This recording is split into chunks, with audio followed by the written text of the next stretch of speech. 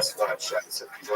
Unfortunately, no show next week due to the Comedy Store wanting their staff to have a Christmas and spend it with their family.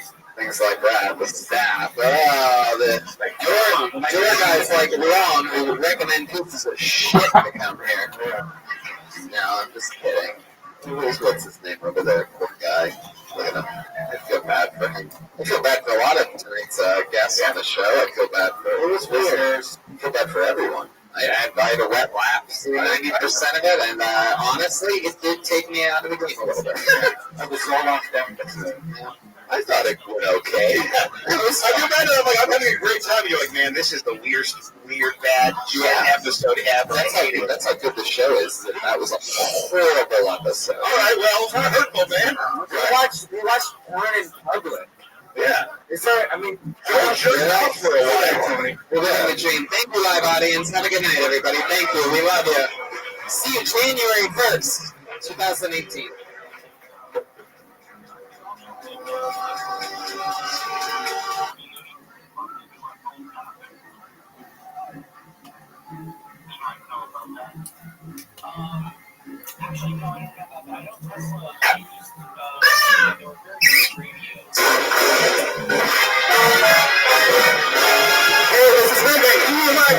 It's Comedy Store 2018 for a brand new episode of Kill It Tony. Get up for Tony. Let's go! Fuck yeah! Welcome everyone. Hello, look at this packed name here. Make some fucking noise. Yeah. We are here at the #1 live podcast in the world. There's Josh Martin right there. There's Brian Redfin, everybody. I'm with the Cruise. House artist Ryan J. Evelt is here drawing tonight's episode while you all sit there lazy. He's actually making history. The new Kill Tony the book is my new favorite thing that sits around my house. And it's shipping now. Yes, finally shipping now. RyanJEvelt.com to get the new book. Now, we would like to make a huge announcement. Do you guys like huge announcements? I know I do. February 1st, Kill Tony live in Houston, Texas. That's our third time going to Houston in a year. Ooh, another announcement. Double breaking news. Friday, February 2nd, Kill Tony live in Dallas, Texas. Every show we've ever done in Texas was sold out, so this one will be no different. Get your tickets immediately. Great comedy shows also. We're doing Kill Tony and comedy shows. Yes, stand-up shows the rest of the weekend. Me, Red Band, the band. So that'll be a lot of fun. See us all live doing Kill Tonys and stand-up comedy. Did I forget the fucking thing back there? Yeah, I forgot the hair cutter. Hey, can somebody give me the hair trimmers? Yeah, I'll go grab it for you. Why do you want to get hair cutters, Tony? For those of you that don't know, this entire month of December, one of my funniest friends and I, the great and powerful Jeremiah Watkins, have been trying to put on as much weight. How many of you know about the weight gain challenge for the month of December? Well, a lot of people know about it, and what you might not know is that here tonight, this could be used, this hair trimmer, on the Golden Goose, Jeremiah Watkins' hair. If I gained more weight than him, then we cut Jeremiah Watkins' hair here tonight. Jeremiah, where are you? You guys want to bring out Jeremiah Watkins? Make some noise for the great Jeremiah Watkins, everybody. Woo-hoo! Where's he at? The anticipation's killing me. You would think we had all day to prepare for this. Oh, look at that fatty. Wow. Oh, he's bringing the entire band with him. Who would have guessed that he wouldn't be man enough to come out here on his own? What, like Red Band in my corner? It's okay. I'm bigger than both those guys. Oh, yeah. Three guys. Jeremiah, how do you feel? You look sluggish. I feel terrible. For those of you that don't know, we've taken two completely different approaches. If you haven't been following along on Instagram, I have been trying to work out and gain muscle mass under the tutelage of my coach, Joe Rogan. And Jeremiah has taken the approach. Yeah, everybody wants Joe Rogan. And Jeremiah has taken the approach of diabetes, right? Yeah, Colonel Sanders, and decided to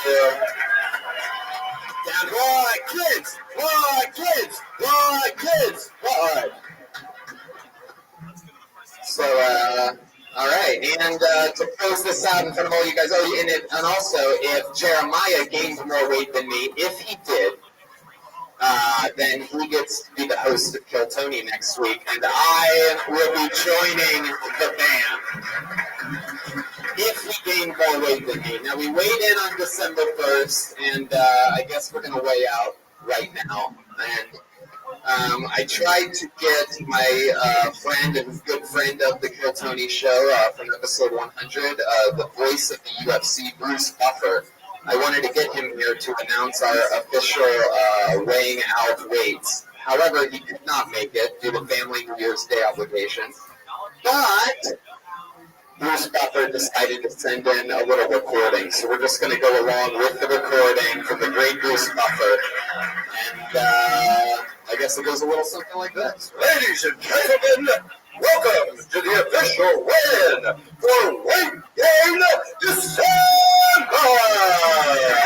Brought to you by Kill Tony, Death Squad, Golden Pony Productions, and Squirt, a refreshing beverage since 1963. And now, it's time!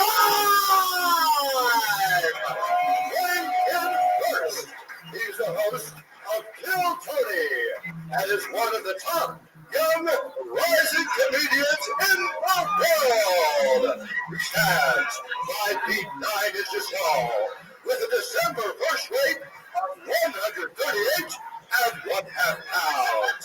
From Youngstown, Ohio, via Los Angeles, California, he is the reigning, defending, undisputed flyweight comedy champion of the world, Tony, the Golden Pony, his class.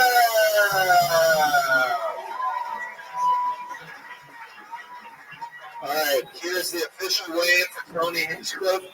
He was 142 pounds. What did you start off at, Jeremy? What did you start off at? 138.5. 138.5. By my math, that is 3.5 pounds.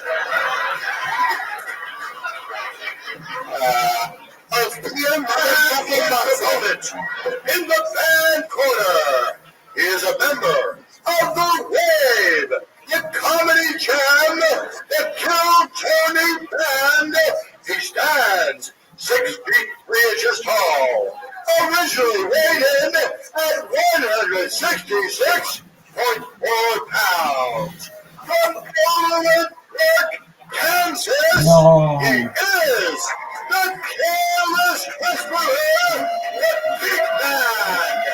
Meg Ryan, if she was missing a chromosome, he is Jeremiah, the Golden Goose.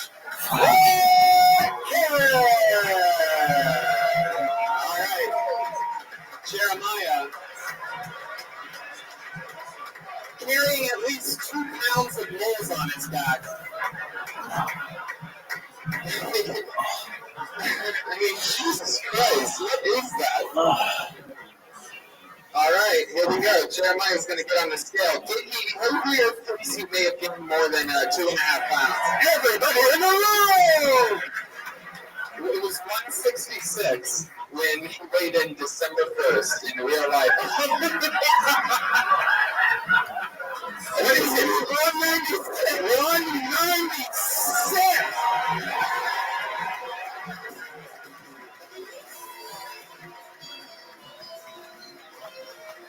Oh my God.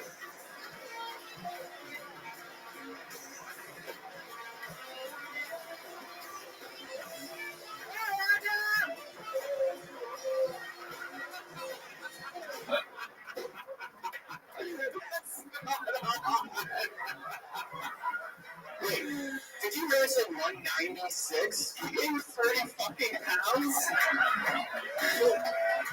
30 fucking pounds. A pound every single day of the month of December. The same Joe Rogan that bagged Tony Hinchcliffe told me that I would die this month if I kept this up. Well, guess what, Joe Rogan? I gained 30 pounds in a month, and I'm still kicking. There you go.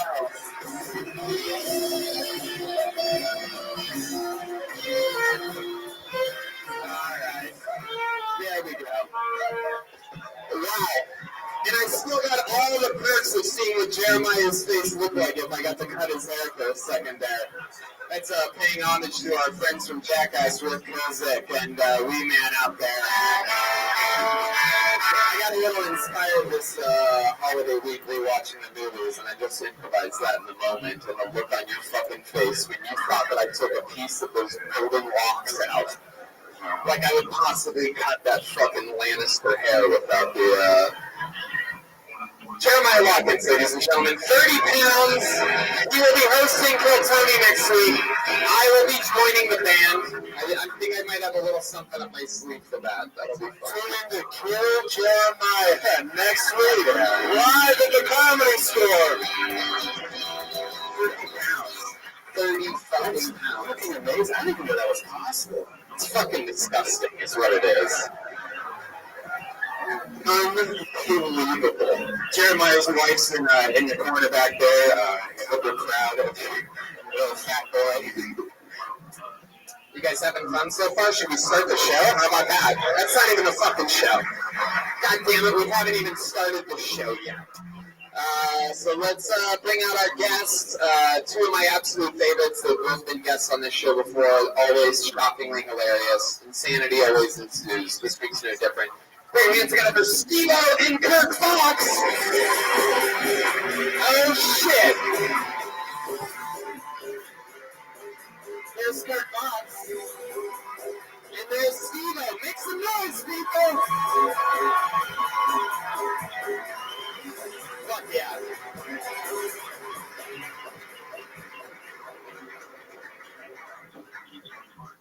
What do you guys think about Jeremiah Watkins gaining 30 pounds in a month? Not bad, not bad. Good start. I just want to know if he enjoyed it. Because if I did that, I would love it. He really did. I would just Reese's. I can tell you for a fact he did. Not because he end though, he actually hates it now, right now. He can't wait to eat coffee now. I mean, he went to the doctors and actually they said, you're pre-diabetic right now. Like, your cholesterol and everything is so high right now. We're all pre-diabetic. He probably had a bet with someone else that he could get diabetes. He might be hosting somebody else's podcast. Dude, the doctor told me I'm pre-diabetic. Really? Yeah, he said I'm skinny fat. He said that it's a real thing. Like I've got fat all over my organs, and like he said, keep it up. In 5 years, you'll have diabetes. So keep it up, man. Stay strong. Trust yourself. Complete something. That's right. Well, I'm excited about tonight's show. You guys have both been guests before. Everything's right down the middle. We're going to have another fun episode here tonight. And this is the part of the show where I bring out the band that's going to be joining us tonight. Every single week they commit to characters. It's always different. I never know what they're going to do. They are the best damn band in the land. Put your hands together for the Kill Tony band. Pat Reagan, Jeremiah Watkins, Joel Jimenez, and Chroma Chris. Wow, what is this going to be? Little Enya? Oh, wait a minute. We've never seen this group before. Oh, God. Yoga guys. Yoga instructors? Are you fucking kidding me? Wow. All right. Oh, that's a downward dog. That's a downward facing pig. 30 pounds, you fucking pig. He's lost big monster. Oh, look at that. Look at those flaps. Wow, okay, they're doing... all right, it's missionary. Clearly, this is...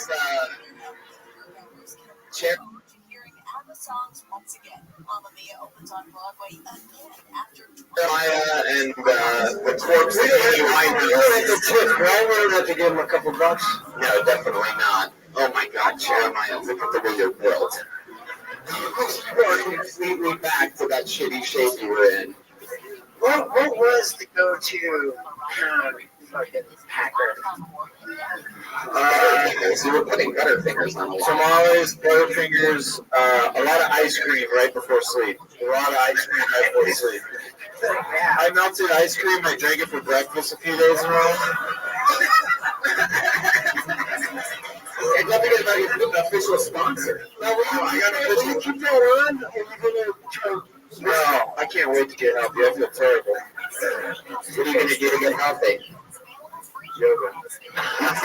So you guys are yoga instructors.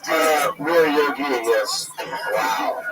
It's so cool when like Robert De Niro does it, like Christian Bale, like for like major acting roles. Like, do you have any real reason? Kevin Nealon asked me, he's like, "Oh, so are you gaining weight for a movie?" I'm like, "Well, yeah, I haven't booked it yet, but yeah."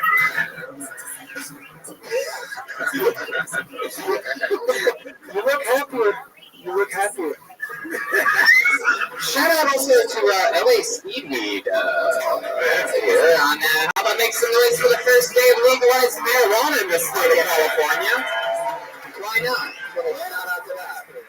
Shout out to Kill Tony. Look at this room. It's fucking packed. Yeah, shout out to us. It's episode of 2018, which for us in 6 months is going to be celebrating our 5-year anniversary of this show. Doing it for 5 fucking years. Moving along. You know, geez, it's like 2018, and I decided this is the year when I started saying it 2018. 2018? Yeah, it took, what, 18 years. Does it sound better? Does it sound better when you say it? Is it quicker? Quicker? It's quicker. Yeah. That's the thing, man. It's occurred to me, like, fine. Surprised you got through those other moves starting wrong. So everything's in position. We have the band, the guests, everything's ready to rock. So let's just do it. A bunch of human beings signed up earlier. Their names on little pieces of paper on the patio out front between 6 and 7:30 for the opportunity to get pulled out of it and perform 60 seconds on this stage. Sometimes it's a brand new, amazing comedian. Sometimes it's an insane person. How many of you out there are fans of the show? How do you guys know how it works? It's your first time signing up. You get 60 seconds if you're pulled out of the bucket. You know the 60 seconds is up and you hear the sound of a kitten. That means wrap it up then, or else you're going to bring out the angry West Hollywood bear. Coming in a car this week. Drove here. All right, very good. You guys ready to start the show or what? Let's do this. It's Club Tony. Live from the Comedy Store. Mayhem. Steve, why don't you scoot in this way a little bit? Oh, yeah. So people can get through. That over there sounds like Jeremiah's stomach, probably. Hungry, growling. Maya, what is that you have wrapped around your head? It's just hair. Alright, I pulled a name out of the bucket. You guys ready to start this fucking show or what? Here we go. The first person performing 60 seconds tonight goes by the name of Jason Rodriguez. An uninterrupted 60 seconds coming from Jason Rodriguez, who's coming from the farthest corner. Here he comes. He's making his way up. Here we go. Put your hands together for Jason Rodriguez, ladies and gentlemen.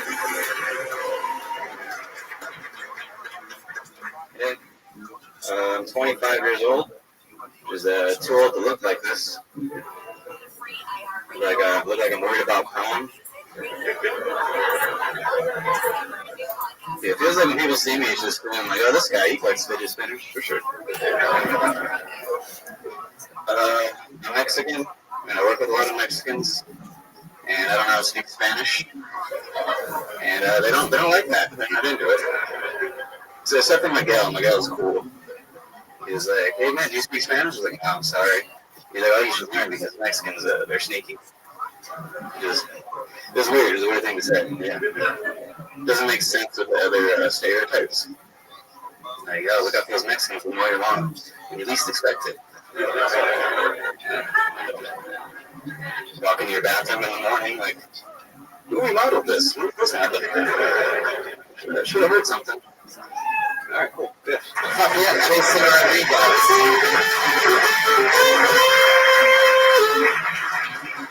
So first time on the show, right? Yeah, it is. 25, huh? 25, yeah. What do you do for work? I work at PF Chains. Ah, Yeah.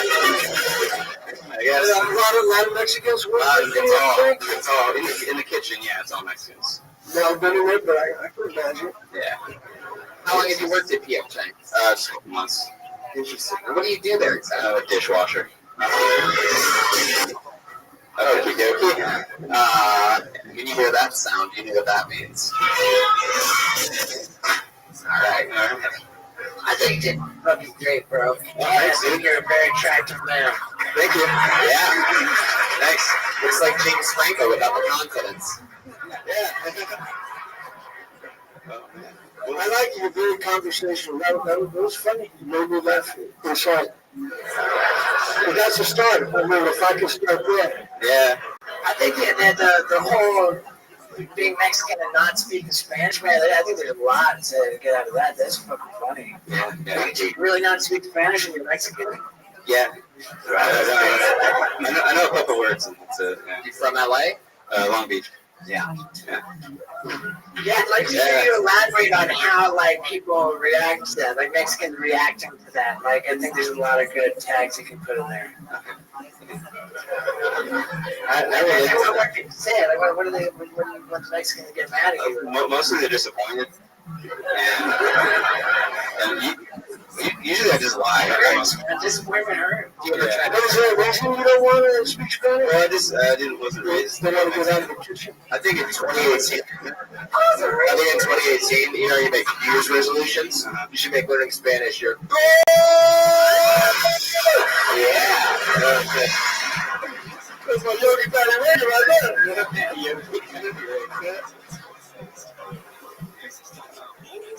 Do you date outside your race? Sure. Yeah. Sure? Yeah. Like, what other races have you dated? This is like white.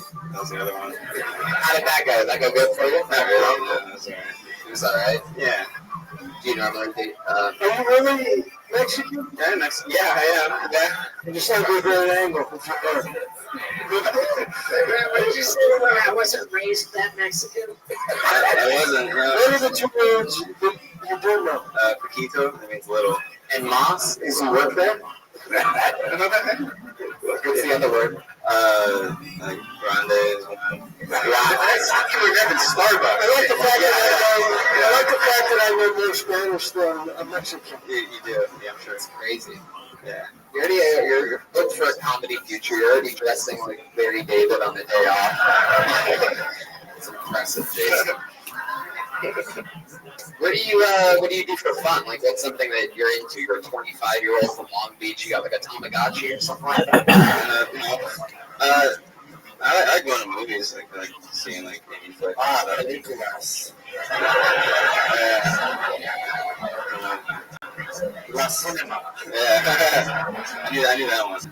Fruto del gato.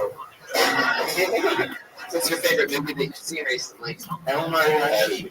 I just saw Star Wars. I liked it. Yeah. Yeah, I liked it a lot. So what would you like about it?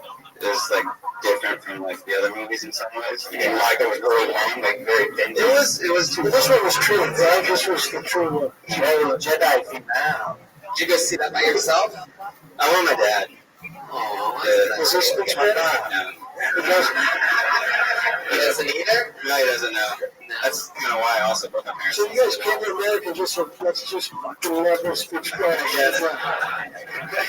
So that way you won't know no Spanish and then I can stay here. How many generations of the family live in America? 3 or 4, I think. Oh, okay. I'm really proud of you.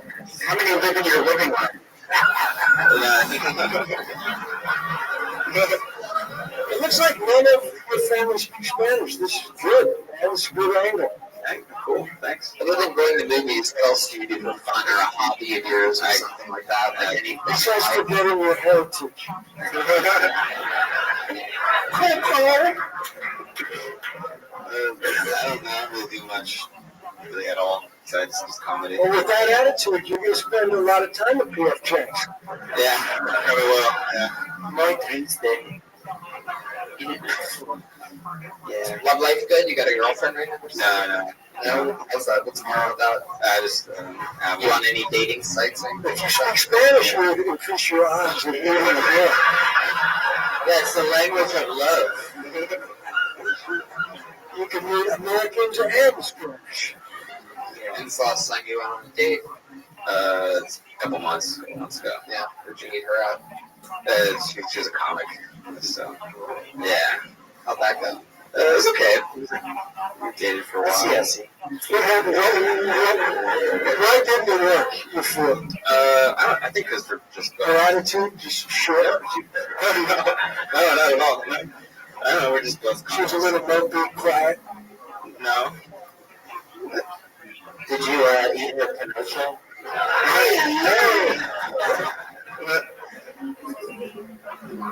I think you're funny, man. We're settled. That'll work. Yep. Thanks. Yep. It's nice to meet you, Jason. All right, guys. Jason Rodriguez. 60 seconds from Jason Rodriguez. His first time on the show. It's fun. Good job, man. Meeting a young bud from Long Beach. I've seen guys like that coming through the ranks. Matt Edgar, those fun types. Matt speaks Spanish. Yeah, Matt does more Spanish than him, and Matt is white as fuck. All right, this looks like another new name. Put your hands together for Josh Soma. Josh Soma. I'm not seeing any movement, though. This could be him. I believe this is Josh Soma approaching the stage. Here he comes.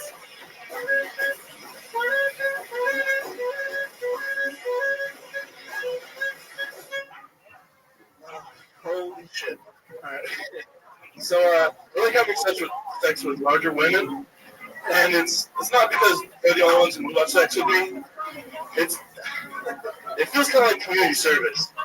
Because at first you're like, oh shit, I don't want to do this. But then once you're doing it, this whole thing's kind of bigger than you realize that.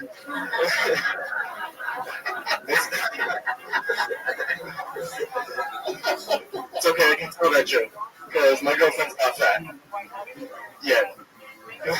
Working on it, definitely. Oh, and I forgot my last joke, I think. I had one more. Tell the first one again. First one again?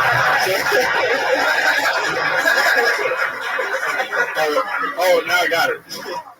So I love my girlfriend. I think we could get through a lot together, even if she went blind. I think I'd stay there with her. I'd really help her, and I would probably learn sign language.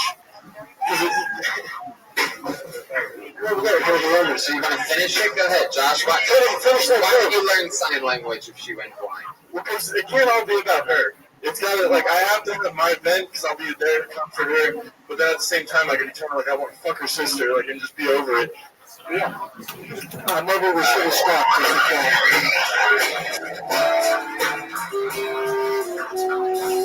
Am I crazy right now or, like, out of it? Why would you learn sign language if she went blind? That doesn't make any sense because she's blind. Because I need to vent. When I'm comforting her with my voice, I can be sign languaging whatever. Oh, that's so weird. That's more like a joke for like a cartoon or something like that. You literally have to like paint this The beginning of the joke. You have to picture it. You have to say, picture it, everybody. You have to say, can you do that? Say that, Josh. Picture it, everybody. There you go. There you go. Is fatophobe a word? Because we're really fatophobic, huh? Like, I like having sex with larger women. it sounded good, but then you just keep going after it. Like you're really angry at heavy people. Is this really true? You really like hooking up with larger women? Yeah, I enjoy them every time I've done it. Yeah. How often do you have fun?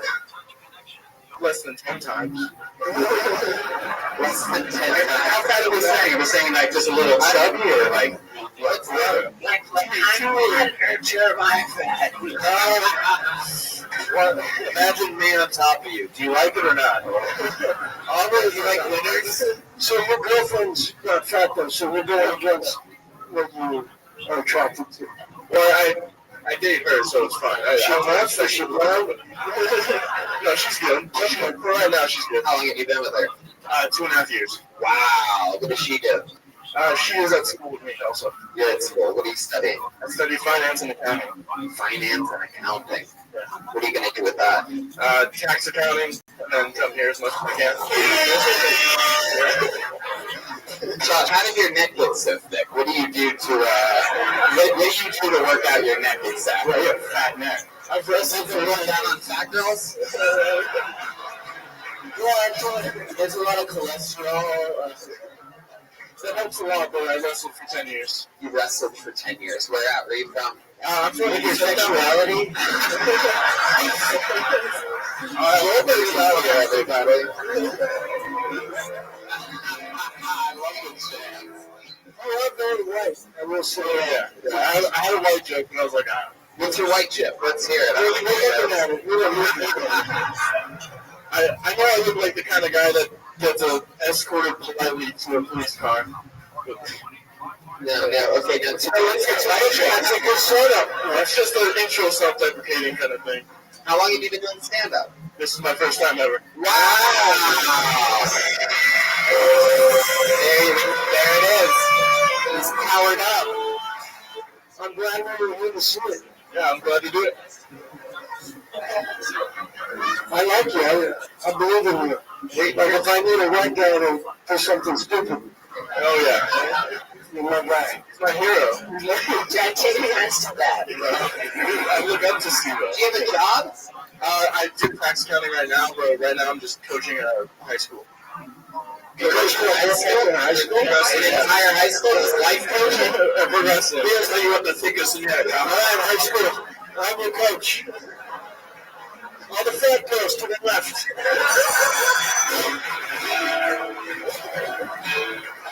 Who knows sign language? I'll take you to the championship. What are you coaching, Josh? I'm coaching wrestling. You're a wrestling coach. How long have you been doing Be that? careful with that. I did it like volunteer. I volunteered for my high school when I was in high school for like the kids team. Years. How old are you? I'm 21. 21, and is it legal to do people's taxes before you graduate high school? I'm just an intern right now. So I do taxes, but I don't like sign off. It doesn't turn I can't sign my name now. So your dad made you wrestle when you were younger. That's the only real way to get into that, right? My dad made me play baseball, and I hated baseball. So then he's like, You don't want to play baseball, then you're gonna wrestle. My brother bullied me into it. all right. Why do you hate baseball? I was not good enough. I'm too clumsy. And how long have you been wrestling with your past? Every Is your day. dad proud of you? You're doing stand-up tonight for the first time? Is he really encouraging No, he you? doesn't really care. He's like, no, just keep doing taxes. What does he do? He drives trucks, What kind of trucks? like semis. Like a truck driver. Yeah, So he's a truck driver. sadly, yeah. I don't know, man. I think like there's like some money laundering scheme going on over here. All right, so you just got a high school in the back of this truck. So, you think your dad's really a truck driver? Or is that just how he cheats on your mom?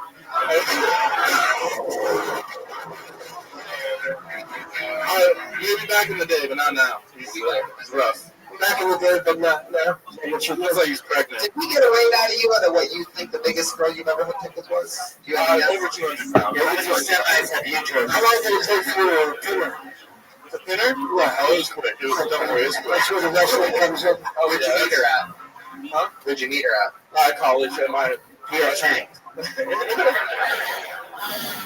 What do you remember most about, what stood out to you about her weight? Like, were the lights on when you guys had sex? Oh no, the lights weren't on in here either. I was pretty gone. Have you turned them back on yet? Huh? But you've turned them on since. Correct. There's lights on and it's Oh yeah, I've done it. Seems a little dark. I'm just kind of. How many times do you think you've gotten a concussion out there on the wrestling? Oh, that's why I stopped wrestling. I got 8. Wow. Yeah, what was the question? Right, 8? How many concussions? Oh, I thought you said erections. No. How many erections have you got when you wrestle for? Good question. 8. That's why I had to stop. He's not even saying what's going on. The last one, I pinned him and I fucked him at the same time. But he's had his hand in his pocket this entire set. I don't know what's happening. Keeping the erection down. Everything you do, you do less than 10 times. You BBWs less than 10 times. To the second thing that you just said, you do that less than 10 times, and you done stand-up less than 10 times. Everything he does, too much. How do you know you have a concussion? How do you know it's a concussion? Like you can't. Right. Well, I've been knocked out twice or 3 times, but then every other time I get a searing headache and I can't really think straight.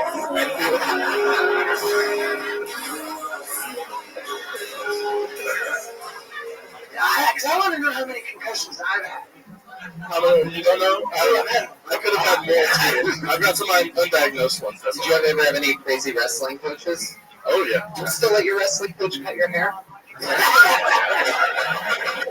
No one cuts my hair anymore.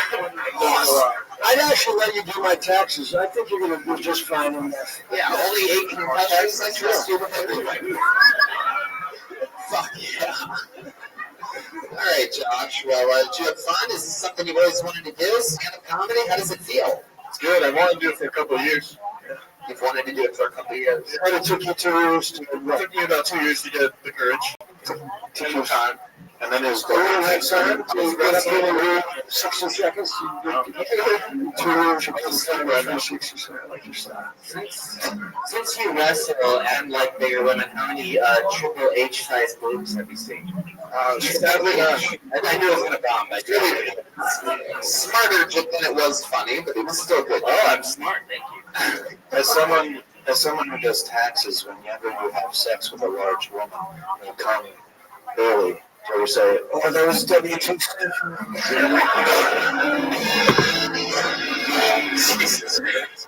You should open with that next time.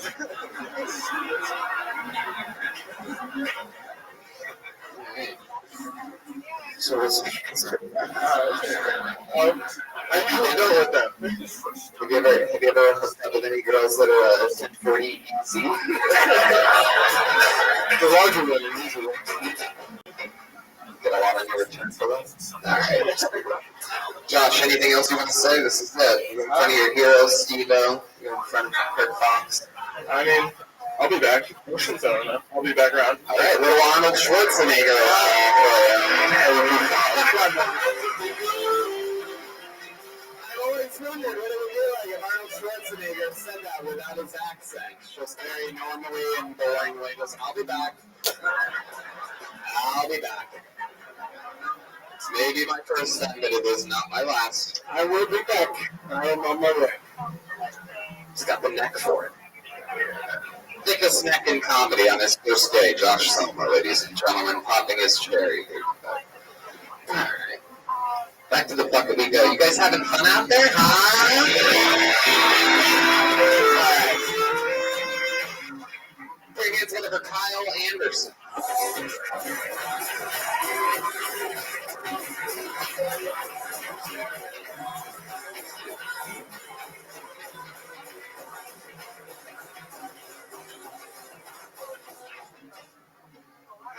I was on the road recently. I had to sell my blood plasma to get by.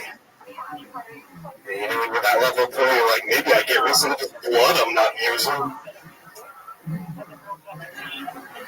Some of you guys judging me, that's fine. It's the first of the month, thanks to. I got $85 burning a hole in my veins. Start to think about money in a whole different way. You're like, all right, car insurance, that's 3 pints. I want to take out the girlfriend, that's a pint and a half easy. This guy gets it, this guy gets it. You guys can laugh, Jake, that's funny. Joke's on you, I'm a gallon away from a trip to Europe. I'm going to see the sights. I'm going to be losing every day. Fading in and out of petting. Blood bank, that's not fair, it's not equal. You know, ladies, though, and you bleed every month for free. I'm running a small business out of my left arm. Oh, no, thank you. Kyle Anderson. Oh, yeah, hello. Welcome. Nice to meet you, Kyle. This is your first time on the show, right? Yeah, man. How's it going? Great, man. Long time listener. This is awesome. Thank you. Fuck yeah. You guys ever sell plasma when you were younger? College or anything? I used to do it all the time. I think that's just a thing that guys that are shaped like you and Kyle Anderson. Hey man, we got a lot of extra plasma. You guys literally look like twin brothers or something like that. I'm sorry. To be fair, they turn away guys Tony size. They don't. What? What did you just say? Yeah, that's what I'm Say? I'm sorry. I don't know to test drugs on me for money. There's a lot more money in that. Yeah. Yeah, I got like $2,000 in a couple of weeks. What was the drug? It's called ractopamine hydrochloride. It didn't make it. It's not legal. There's legal so you give it to pigs and cows. Pigs and cows have more muscle and less fat. But why did you take it? Well, because if it's something that enters the human body, you have to like determine how much the human body can withstand that. So yeah, it's, Did you sign up for that, or did they go looking for you? the more dangerous the study, the more money there is. So you want to go big. Are you strapped for cash? I had no idea. This was in January 1994. Oh, I get it. Yeah, what's the craziest thing you ever put in your body? Oh man. You look like you eat turkey legs daily. Like those big ones. Like that one. Could you ask what is the craziest thing he put in his body? Yeah. I guess it's still in there. Is that I did at a party. I got really drunk and like ate the worm from the tequila bottle. So I was. I don't think that's a big of a deal. How many times has your car been flipped over by a brontosaurus rex? What? It's a Fred Flintstone joke. Wow, very topical. Yeah, 65 million years ago. Sorry, I got a question for Kyle. Yeah. Kyle, did you feel like pressure coming up here, like high blood pressure? I thought you did a good job, man. I liked the whole bit. The beginning confused me, though. You said, like, I saw my plasma, and then you said, so I'm thinking, okay, you sell the plasma, then you're talking about the blood. Do you sell both? Like, Yeah, I guess I can. clarity. Diversifying multiple streams. Welcome, Frosty. Oh, there you go. There you How old are you? How you living? Wow, 20. What do you do? What's good? A video that I just threw last month. From where? Yes, that's where it came up. All you need. Okay. I thought you'd get tired of it. Jim Grande. I guess. Jim Grande. How long have you been? Almost. Oh, almost. Well, then you better be fit. That's actually given blood. Do you think you'll ever go back to RuneScape, old school RuneScape? I got a sweet video editor job in LA. Yeah. So, like a channel, really comedy. I'm ready for it. For, funny stuff. But You headed for a YouTube channel? yeah. Sweet ass fucking job. Sweet ass fucking job, brother. Is that able to afford dress pants that look like sweatpants? It's because I keep ripping them. These are stretchy. Wow. You rip them a lot, huh? Yeah, I was going through there was a period of the summer where I would just keep getting in my car and just another pair of shorts. Just car. At a certain point, there's a point where I don't have time for that graph, but I like to suggest. What kind of car do you have, Kyle? I have a No, you're absolutely fine. I understand. So that's. Is that a bigger one? Thank you for doing it when you did. It's an XJ. It's like a grandma car, like a.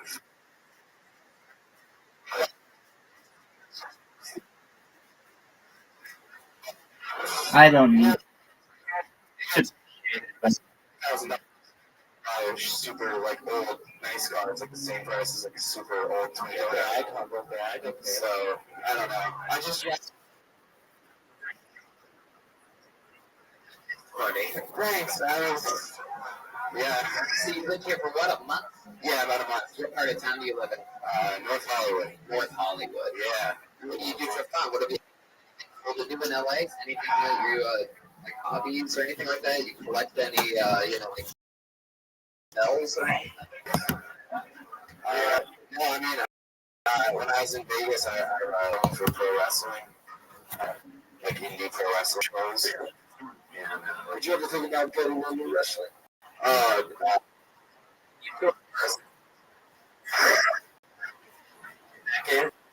Yeah.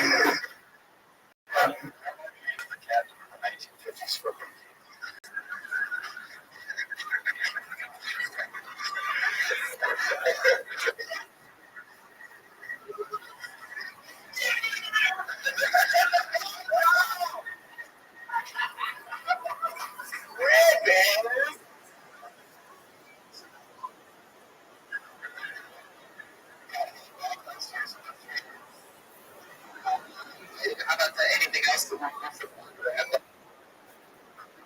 Really interesting. Anything stand out to you different than Vegas? Better than Pokemon?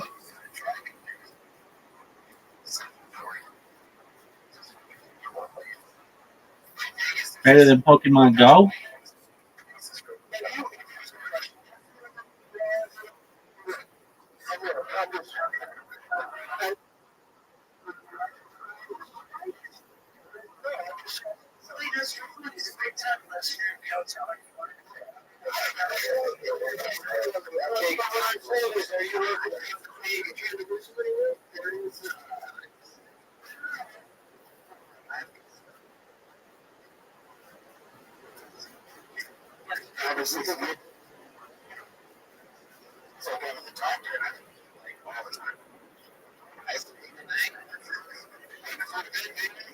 What's your weapon of choice? Like, what's really like your guiltiest pleasure?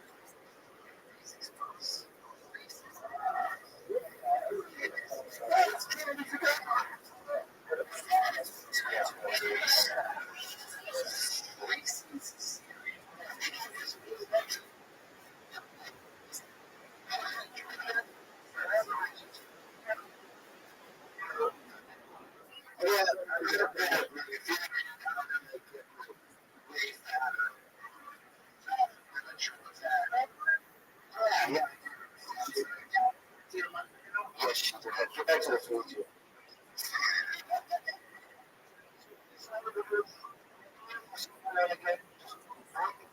That's the other option. The other way.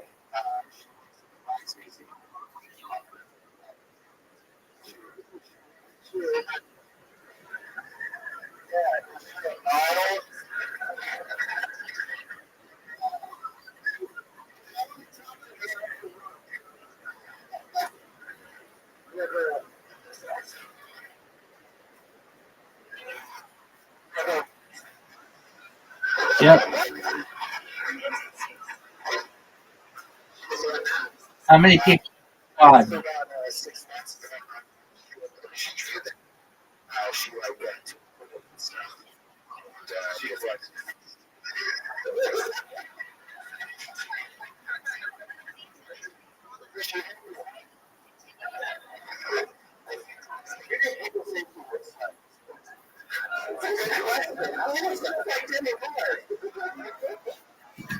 What do people say you're perfect? It's like, describe it.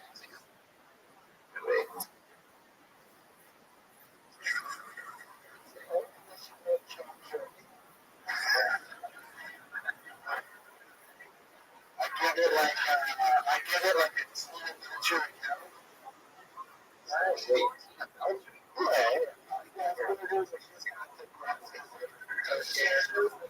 Character is the description of your my girl is like what's oh sure. What's going on?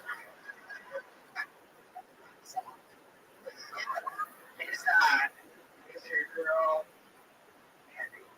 no, she's smart. Really? Did she ever tell you like you're hurting me? She just stops breathing and like you ever wake up like and you stop breathing and stuff like that. Is that what it is? My dad does that, so I'm just all those tricks are everything I got.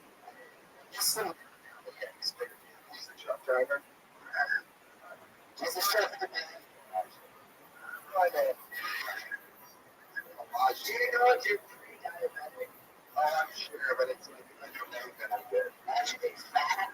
I get it. Can you imagine being fat and still fat? I want to see fat and I'm fat on top of the city fat. It's so great. Are you surprised?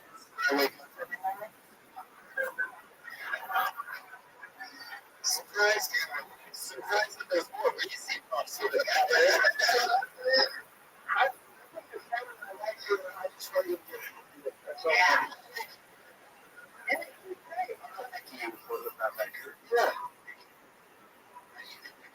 You have to start getting healthy. What's the first thing you would do tomorrow? Shower. That's it. I start off. Your comedy, do you have jokes about being fat? Oh, yeah. No, it's very good. When I look like a joke. Best picture. It's accurate. Yeah. I've seen crap shows like that.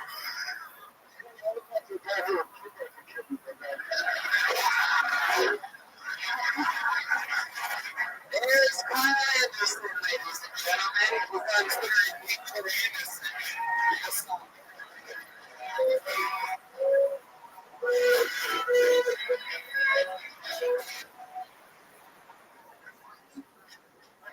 Back to the window. All right, we're Sam Love. Sam Love.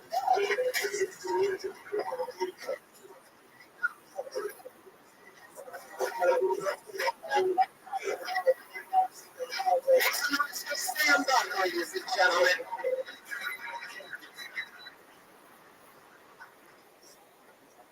I was driving home the other day and I passed by a house that had an official city sign that said "Deaf Child" on it outside of it. That's fucked up for that kid. Not only did he not hear anything like My Amazing Comedy, but every time he looks out the window, he sees a sign announcing to the world his disability.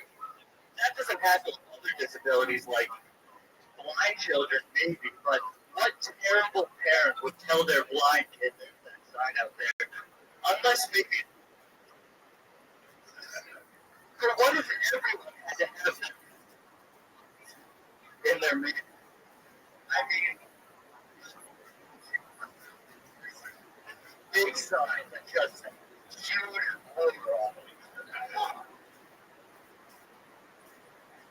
And that's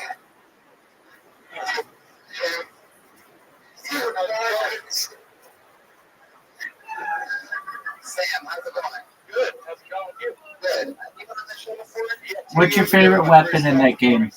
How's it been going the last 2 years? Looks like it's been a little bit rugged on you. Yeah, it has. Yeah. It's time performing.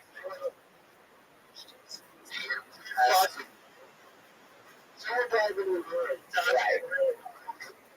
I got a lot of time, extra time in the laboratory lately.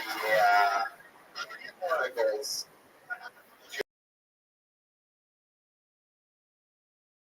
Love that. What do you do? I dream on Cape. All the way in Cape Cod, Massachusetts. Sandwiches here if you want to do. Welcome. I live on. Okay. And then I am a production assistant for Harvard making movies, and I teach little kids archery. Oh, yeah. So how many kids are in Kids Act from archery? 4 people. Just have to attack. Now holding your back down. Oh, archery, huh?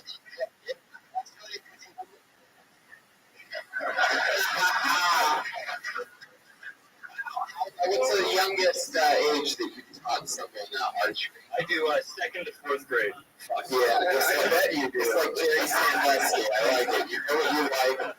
2nd to 4th grade, anything than that, then you're fucking jerk off, man. Subway, but not. Stand behind the kids with a little hand bag with them. So you got the pelvis. Yes, sir. Against each other.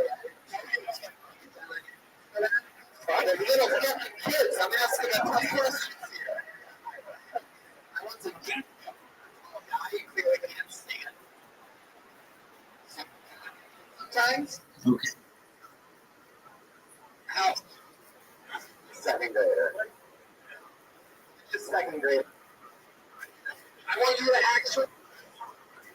Second grader. It's not that hard Okay. of a question. I don't know how to do it, and then they imitate. All right. So how do you do it? Show her.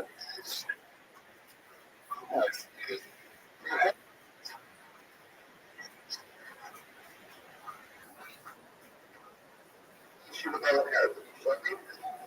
Yeah, Jeremiah's the second grader. Like that. Show Jeremiah how to do it. How did you show him? All right. You just rest your balls over there. Completely straight, I think not, my friend. I mean, I do have the people here, so what is that do? Alright, wow. I don't use my license. You have a license? I do. I have a license. I just gave you a permit. Yeah, dude. Show now. How are you? All right, so the funny business. Be serious now. You keep your shoulders apart like you're almost swinging a baseball bat. Left arm straight, and you bring your right arm back, shoulder straight, elbow up. Okay, moving forward, and you let go. Don't be scared of the strings. Don't be scared of the pressure that you feel like it's straight out. Wow. There you go, Jeremiah. That feels straight out. You were going like Jared. Oh, I get a little feel. I've gotten Jared. Oh, I mean, you fast. You're 23? Yeah. I just processed it almost. 23. Yeah. What was your. Did you go to Hunter System? I did not go to Hunter, no. They're just hiring anybody out there. Yeah, exactly. What's Harvard producing? They do like master classes.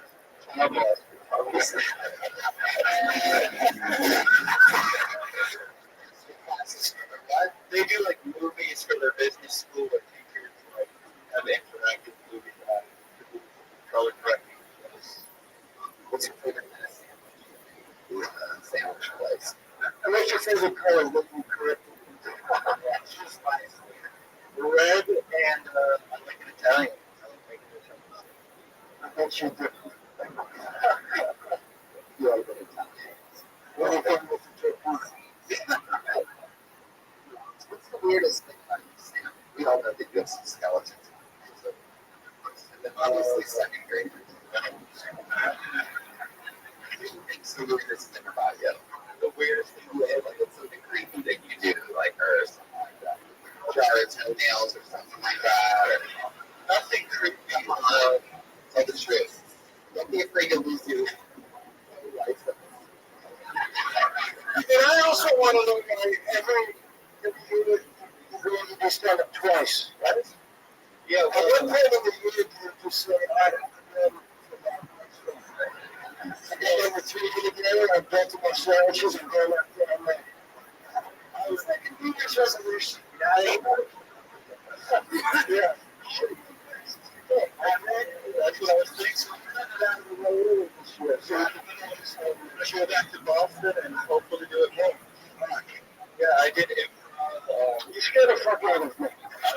I'm sorry. I don't apologize. I just like to play something. No, I can shoot you.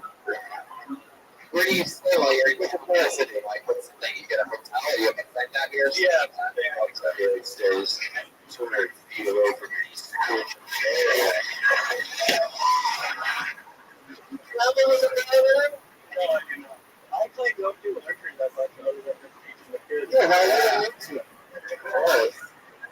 I mean, you need such a thing. You ever practice the craft when you're not small children. Did you advertise? I mean, did you advertise for the rapid practice yet? I don't get hired to teach archery. I got in there, yeah. What's your love life like, Sam? I just didn't have a relationship. Like most comedians. Yeah, like that. I graduated before you were 7 years old. We dated for like 2 years and I broke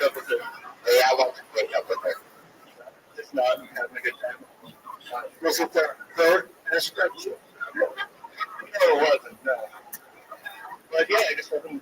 Why everything changed? What you notice? Like the difference 2 years into this thing. So I don't want She I don't want to listen to period. I cried. She cried when this person cried. She was with you.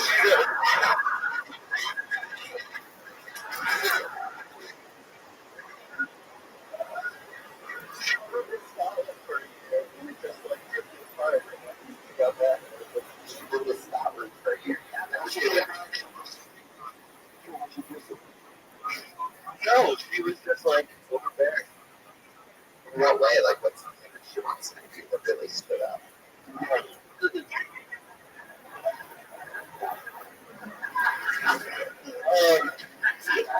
it asked, like a couple weeks past since we had the morning I had broken up with her. I'm sorry. I'm sorry, everyone. Yeah, I didn't apologize. She texted me, broke my heart with your cum dripping out. Wow. She was like a Harvard writer. She said like a Harvard.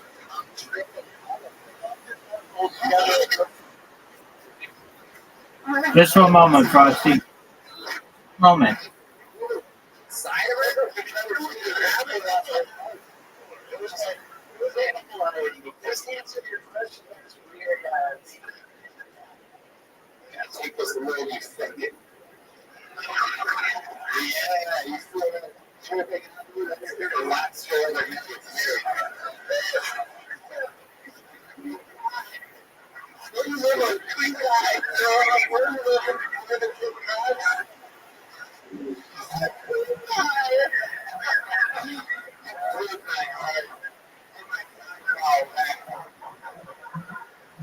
your fucking mid is falling out of me. I think you shoot like a massive move. You see when you're together, just like crazy, holding it back. Yeah. Crazy fucking hair balls on you. Just stretch your foot hard. Okay. It's like, yes. Yeah, it's like it's the fucking ceiling.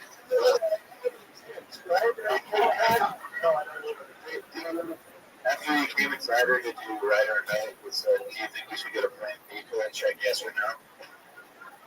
Wait, I got a question. I pulled out. I don't know why she texted me. I pulled out of the relationship.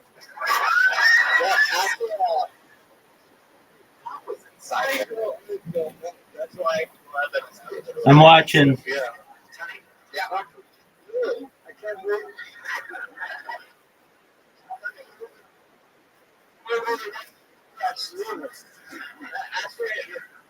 I should say make her a sandwich.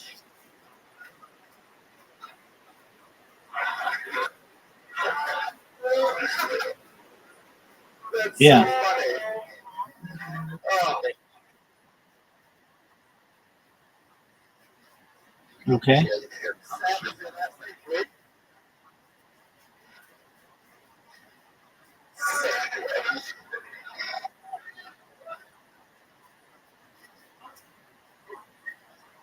Well, let's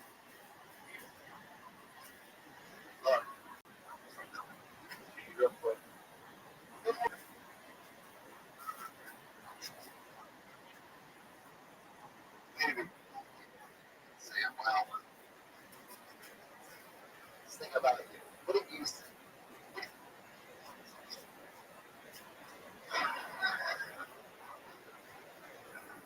This is fucking weird. I gained a lot of weight really quickly and lose it and then go back and forth. What about that? I should have been. Losing a lot of weight. What's the most gonna be? I was a 15.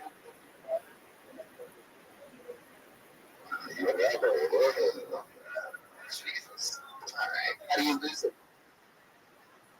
Side of it, not move.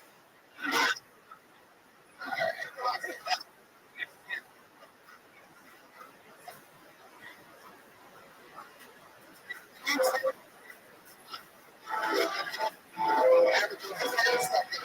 That's a new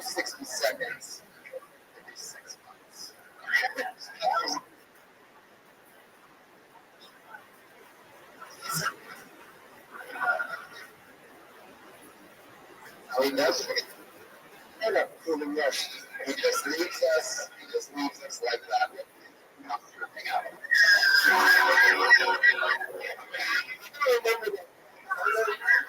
Today wasn't the last time we had duck.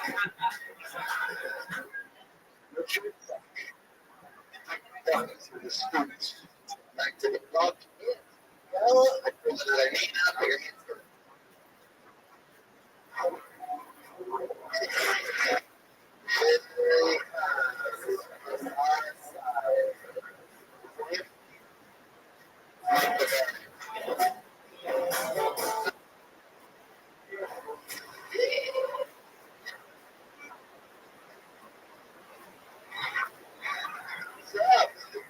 some guy came up to me. He's like, "What kind of Asian are you? What kind of Asian are you?" I was like, "Whatever the college scholarship wants me to be." He's like, "Filipino." I'm like, "What?" I'm in college right now. My favorite class that I took this semester was Chicano Studies. It's a super easy class because regardless of what the question is, the answer is always racial injustice. Yeah, the professor was like, yeah, I didn't hear the question. I was like, yeah, I think it's unfair how Mexicans get treated in this country. We need to stand up and fight for their rights. People of Mexico! Then I kicked the ball to something. And then the professor's like, dude, I'm just taking attendance. This did not go as I planned. Yeah, so. Thank you.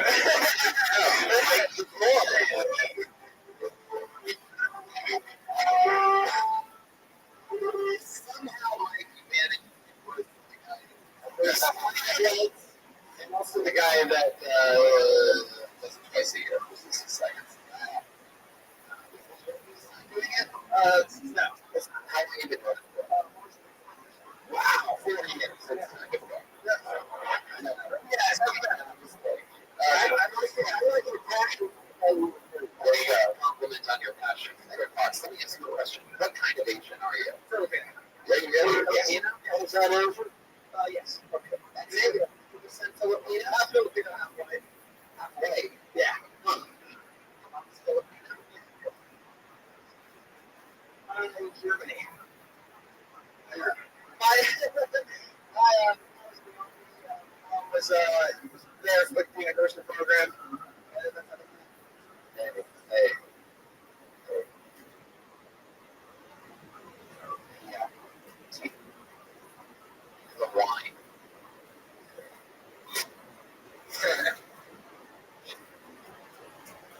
Mike. Yep. Oh yeah. You have an interesting look to you, though. You seem like a young super wrestler. You look like you gotta be no. This, I guess. What do you think you look like? What you do? You ever like in the microwave as a kid? Do that. Just eat a lot. Yeah. Yeah. What do you do for work? I'm actually Steve. I'm a GI Bill. So that's so simple. Oh wow, there you go.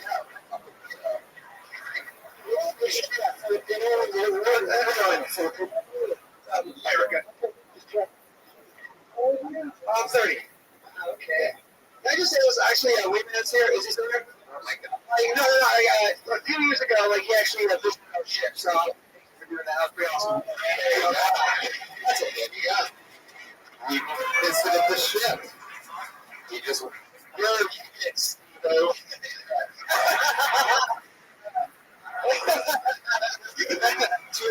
Wayman didn't mean to. He just went in the ocean with his floaties on every current.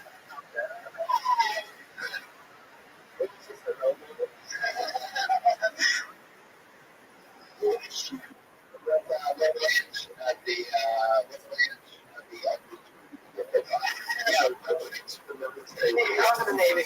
Right? I was in the Navy. I was an intel specialist. Really? Yeah. Intel specialist. Yeah. Just built PowerPoints. What does that mean? Just literally PowerPoint presentations all the time. Was your value like homes or something fun? No, it is.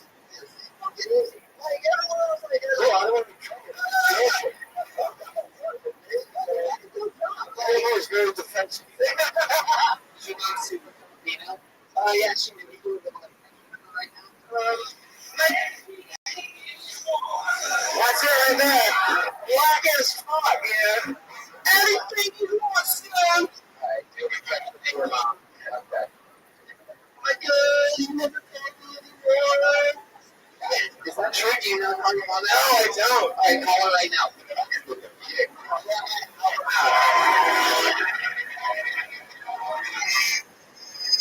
There we go. When I talk to your Philip.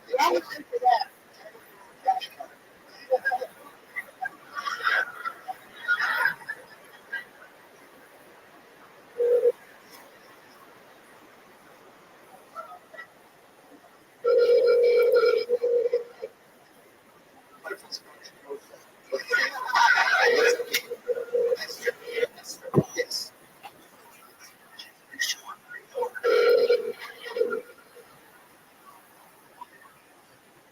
She doesn't.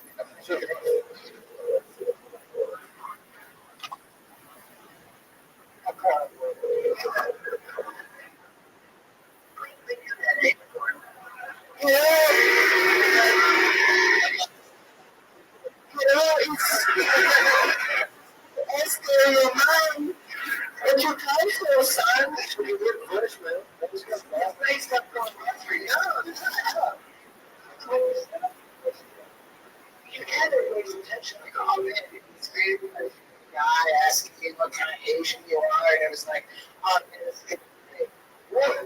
was the whatever the college was? It was what the college scholarship wants to be.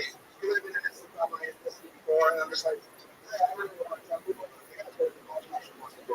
Such a great opportunity there, really good fit. What do you do for fun? I watch on Twitch. Watch on videos. That's what you do? Yeah, for fun. Yeah, it is. What else? For fun. Spend time with my wife. Oh, yeah. Been in movies together for 13. Wow. Watching a lot of Twitch. That's some weird cam girls. Yeah. Yeah, no, it's just people play video games online. I got Red Man. That is cool, so. Your wife, right? She's Mexican. She speaks Spanish. I speak Spanish. And she does. We her on the ship. No, it's that's cool. Yeah. She's in the Navy. She's in the Navy. Yeah. Yeah, she joined the Navy before I got. What does she do? Americans? I just want to go. She's actually an info specialist too. Really? Yeah. So whenever local kids goes, so you get it. Flash get away. Exactly.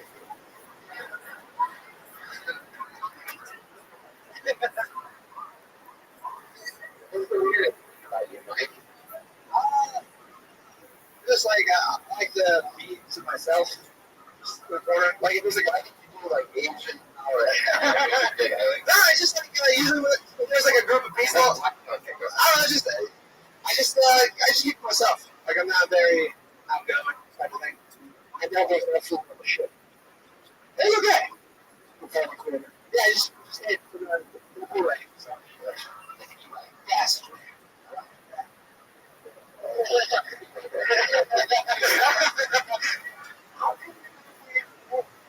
No, I fucking got that and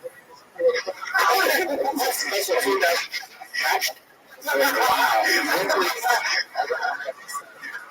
How did you know when it was time to move the ring off?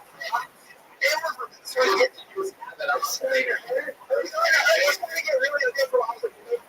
Why is it fucking putting on circulation? And like, yeah, just the shit. Which guys want You put it into Sauron's diet.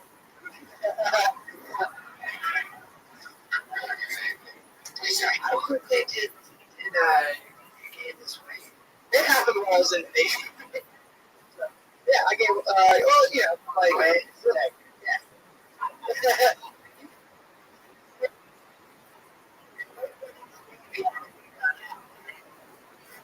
You're on ice skates? She always wanted to join the Navy. They were stationed up in Washington. Baller. It's a boy. It didn't work out. So when I told her I was going to get out. Oh, yeah. So that was after you got married? No, this is we were there. She said, how could I do that? 4 years. So confused right now. Like, their marriage is going about to stand up. This is how the timeline's very confusing. Can you make a PowerPoint for that?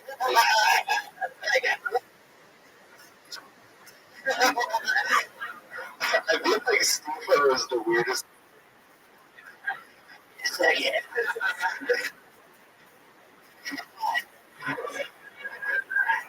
She went in the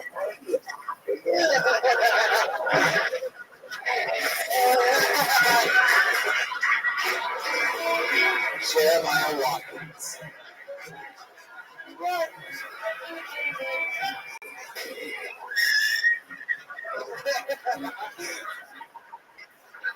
Steve, you've seen the news. I'm not.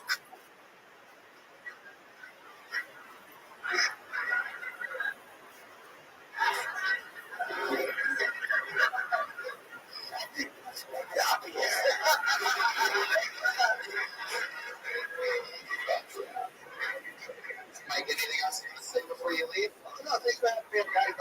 There you go, Mike.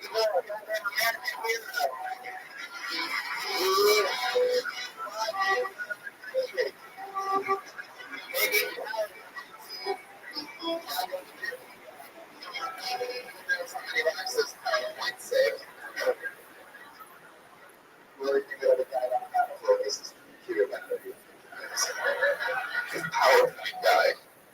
Where the fuck's up?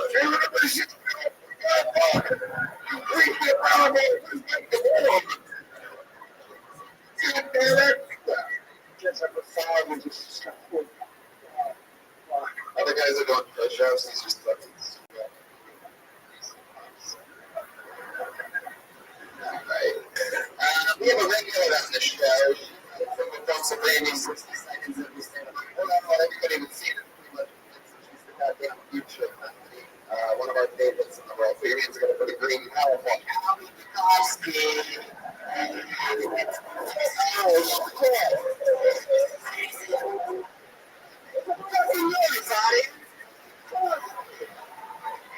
Hi. I hate the new year because it's always people who like believe in crystals who want to tell you how they're going to change. I believe more in people who do crystals than people who have crystals. People have crystals that are like, I love jewelry, but I really want it to mean something.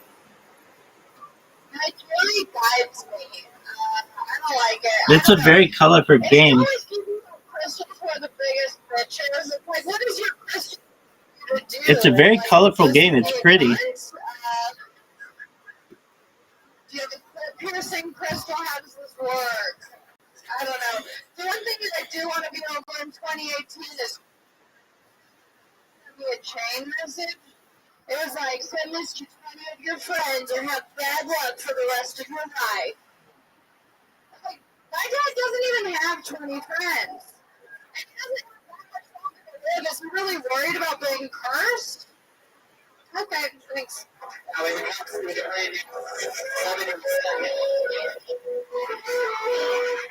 Hi, Allie. Hi. Here. That was nice. Yeah. Yeah. Party. And just kind of watched the fireworks. And then my boyfriend told me he loved me. I know. I was like, is that really what? No, well, he said it. He said, I love you. And then he kissed me right after, so I didn't even have time to say it. I was just processing it the whole time. Yeah.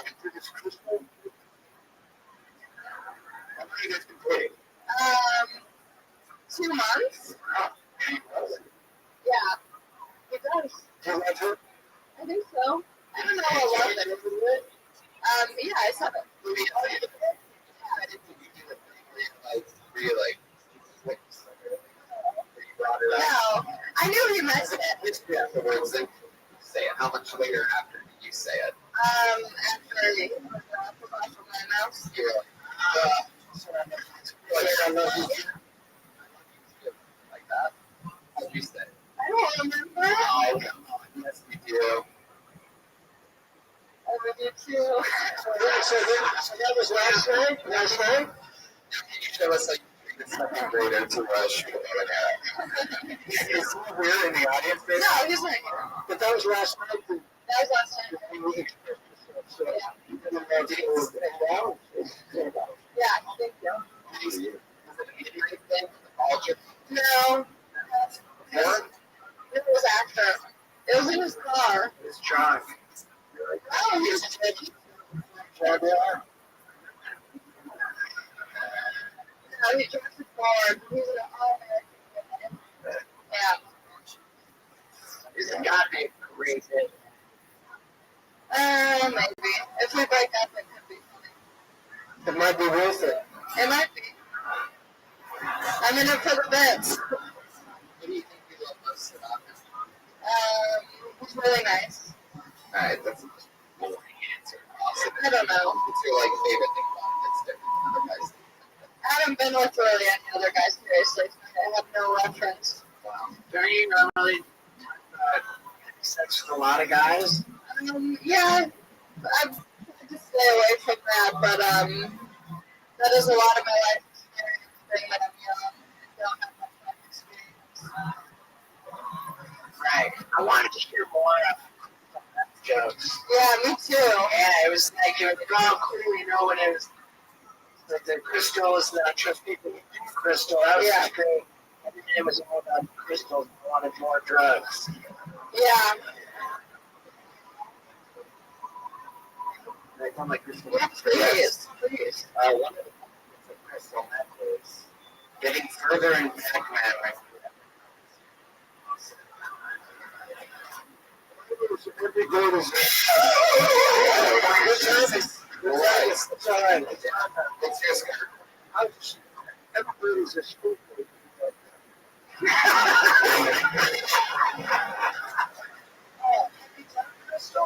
No, I haven't. Oh, yeah. No. I'm sure you'll never. Anything else been interesting since you've been on the show? Yeah, Will Uzi Vert was down at work today. Will Uzi Vert? The rapper? Yeah. How was that? It was great. We pulled up, there were two Maybachs that pulled up outside of my work. Yeah. And then he just popped out shirtless, and I was like, this is the best. That was the highlight of my 2 weeks ago. Yeah, and it was crazy because the last time that I was on here, I was talking about Will Uzi Vert, and then I manifested it. It could be the crystals. All right, Allie. Well, there you go. Another brand new minute from your regular Allie McCarthy. Good job,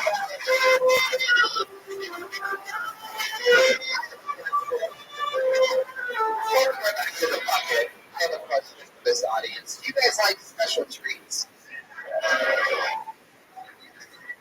What did you like a special treat? How about we do something special?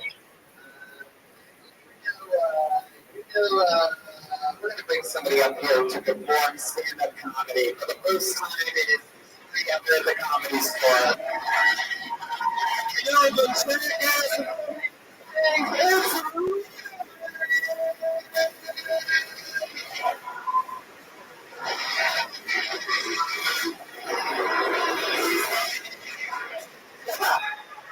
Alright, so I was in yoga last week. I take yoga. I really get broken so many bones. I have to take yoga. And I was living there, and I'm getting all like ready and fat, and this wind just comes across me like, oh fuck, dude, who do you hear? And I look over, and this lady with like jewels and stuff on, there's her head down, right next to me, and I'm just staring at everything. I'm like, oh my god, what the fuck is that? I can't there's no way I can be in yoga right now and just breathe this. Like, I'm not gonna die. But I'm like, fuck, I just have to do it. Just be there the whole class. Fuck, I hate that. Yeah. No joke. Class. I'm like, oh, it's me. She ain't coming today. Boom. And I'm like, fuck, there's a hot chick next to me. If I run over, she thinks it's me. And I'm like, no, this is not, I'm saying something. So we're all getting up and we get down into like doggy position. It's called cat cow. No, it's cat cow. And I'm like, lady, I just want to be nice. And I'm like, I'm saying class, brush your feet.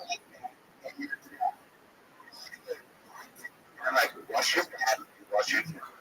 She gets up, pulls her mat, and storms out of class. That's the best. I love this class. Yoga's good. Looking at me, I'm like, and she goes, yeah, I smelled something, but I didn't know what it was. And I'm like, it was her. It was her. She goes, yeah, I smelled it. Didn't smell what she had.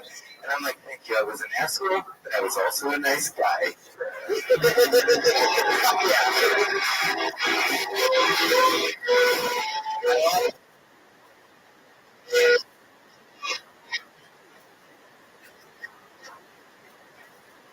Yeah, that's what you really want points for. Oh, let me just put it all the way down. That wasn't hard. Yoga, you can actually download fix an actual job. How do you think I take yoga? Yeah. With the class and me. You know, it's the best. I'm telling you guys, what can you do? Yes, it is. This was interesting. You got mad at this lady. We got to see a little bit of your short.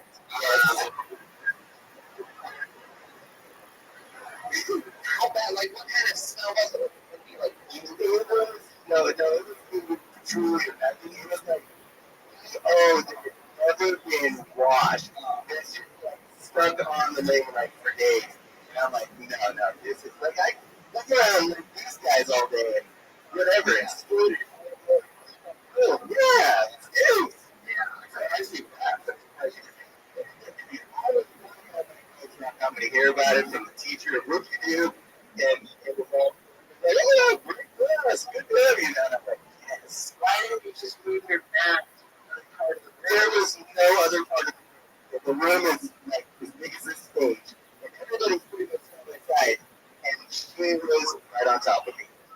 And I'm like, I'm fucked. I'm seriously fucked. What do you use it for like a yoga? Or something like that?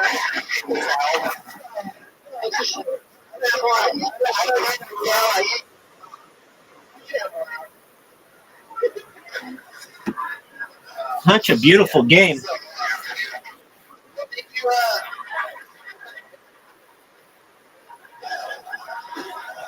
it hot yoga? Yeah, hot yoga.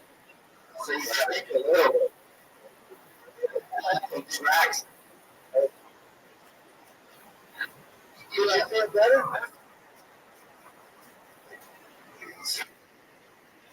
4 years now. 4 years? Drink.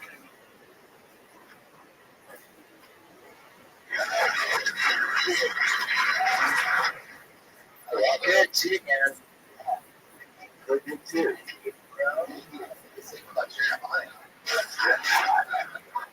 He shouts and everything.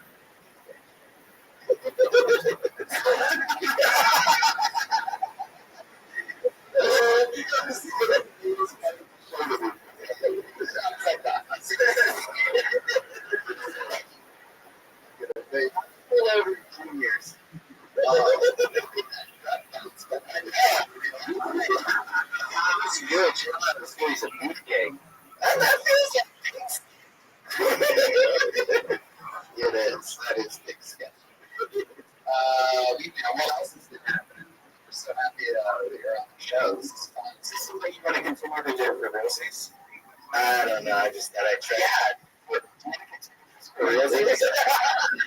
Like those, like, you were like, you see like a feature in this or what? Yeah. I don't know. I just told the story. That's all I did. So. Sure, more, man. It'd be great if you got to start doing this. Where do you see yourself in 5 years? in 5 years, I already have a 5-year plan. Yeah, I'm moving somewhere where it's a lot of acreage, good ground part, the land of Oz. No,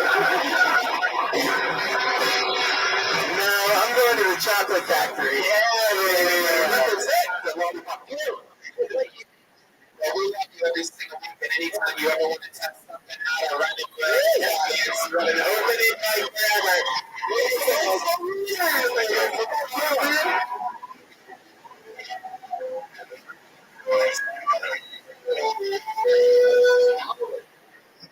life's crazy. You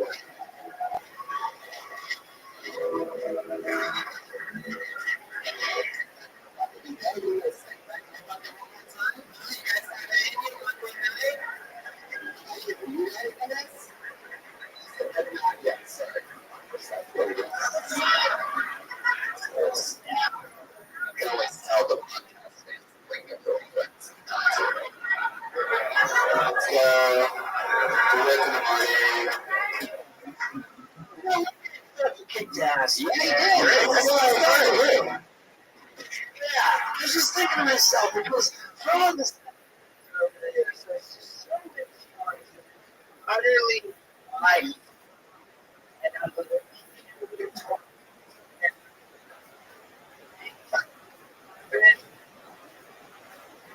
lovely, man. That is not very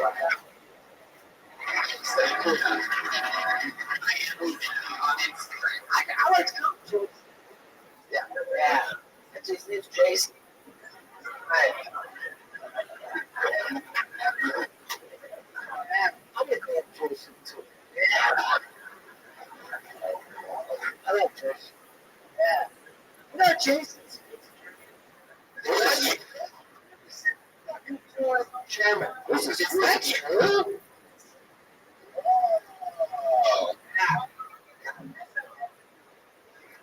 Oh, shit. Yeah. You guys like Jesus, actually.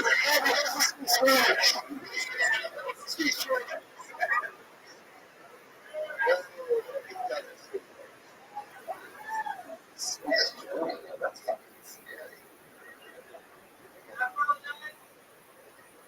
This is nice.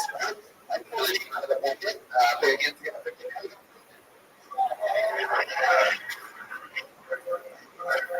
There's a human being running towards the stage. I like to think it's kind of sleep.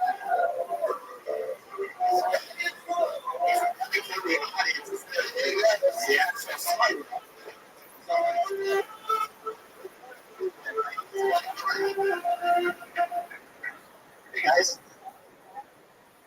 So I don't really get along with tough guys. They're always intimidated. Like right off the bat, when I meet a tough guy, they shake their hand. They want to squeeze my hand really hard. Like they're trying to prove that Democrat should kick my hand's ass. No, but I know like masculine guys in my family. Like I got these uncles.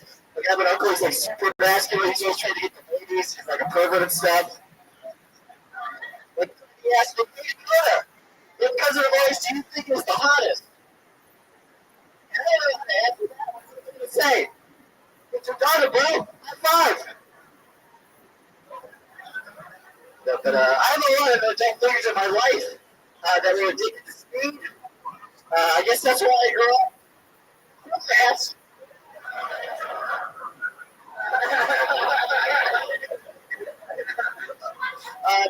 Back to tell you guys that my mom, she was pregnant with me for like half the pregnancy. She was just drinking, smoking, doing drugs. There were strobe lights.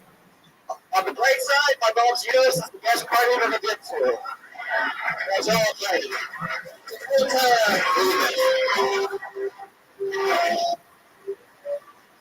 It's Steve, I think we all agree. Set of the night right there, Dakota. You should be proud of yourself.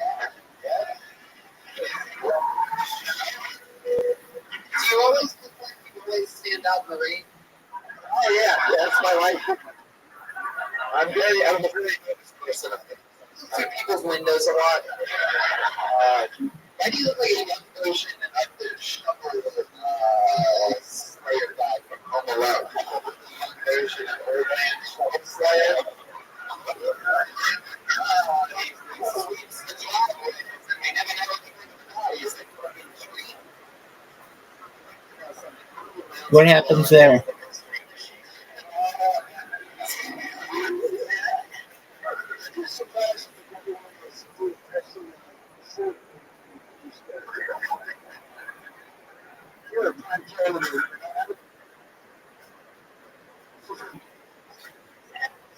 Like a character that you actually like that. Yeah, this is me. I pick it out all the time.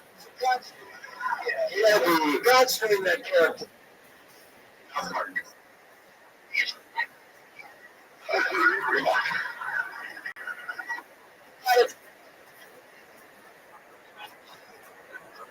Going to be great.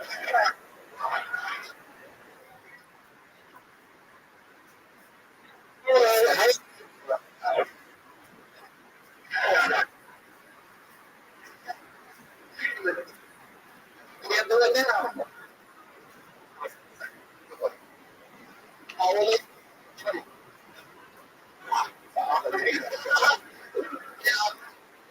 He's not stupid football guy.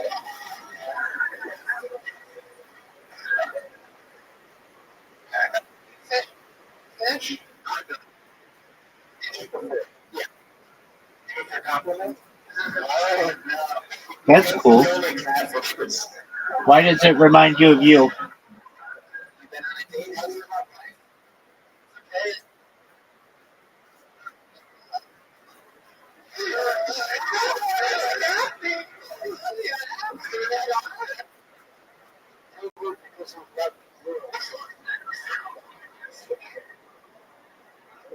I go on the Tinder, the Facebook, the Twitter, the Instagram. All these applications that have Snapchat groups. They're like a young Gordon. You go on like something like that, like those words of these stitches. Yes, I think it's about it. I feel like you go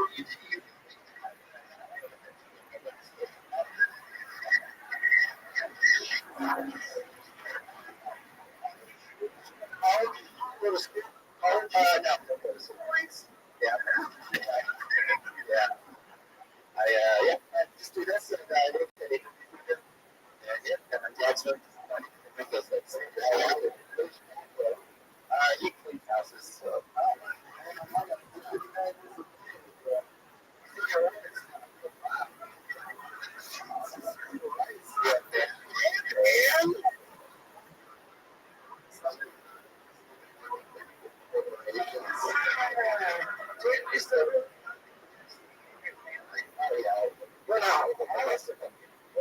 I have like, I have about this is why I look at this. So maybe it's a baby. Yes, my mom, like, I don't know. I think I have the crack person.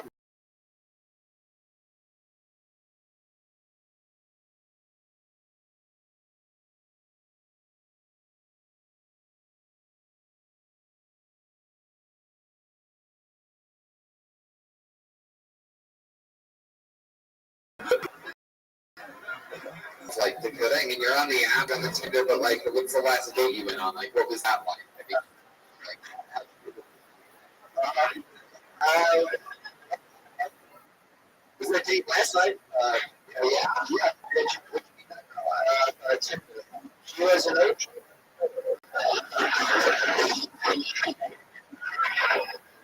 Where's she playing? Where's last year?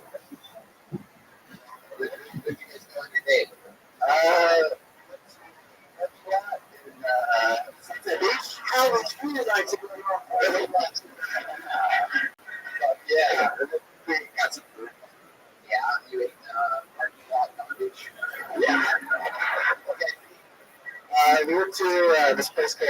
house. Got some chili cheese fries. Had them today. You know, sometimes you want to just go to a parking lot to see. Nothing better to feed a girl than chili cheese fries. Hopefully, getting. Is she part of your house? No, she didn't. She didn't part of it. You drive, you park? I don't. I do public transportation. So you met her in a fucking parking lot after getting off the bus? She was locked up.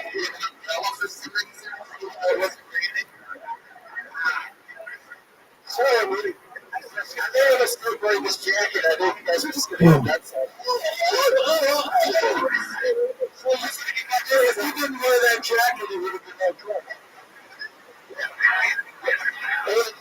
It's more the fact that you also coordinated.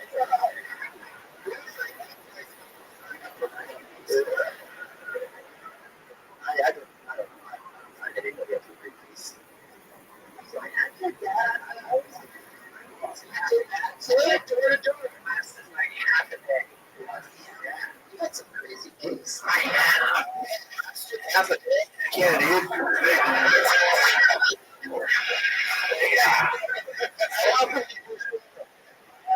Try to like ideally every I don't know, have some family obligation or something. Yeah. What would a family obligation be? I guess it's like having some dinner and get the whole family together in a parking lot.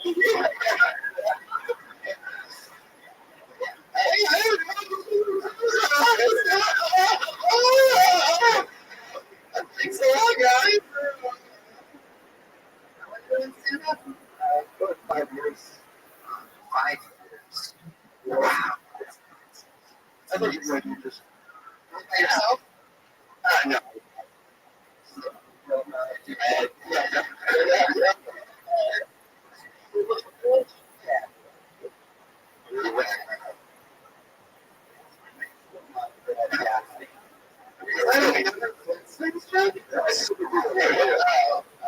She looks like it's probably what you're watching. Let's say some Roman. That's a Roman number. Sorry.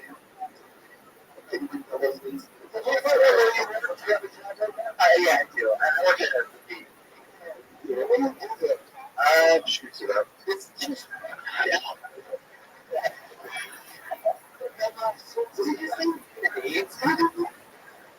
What is the magic nuts? It's the 80s. No, ANC. What do you do? You just take it. He looks at your hands through. I'm a master. It's like a mixture of both. On top of those concessions, take tickets and stuff. And sure that every store is right and waffles now. They do have meters open up the bars and you get like a beer, nachos, or something. After that, you can chicken waffles. Sometimes I think you will sneaking out a good price. If you listen to a podcast separate, they can just put chocolate in your tits.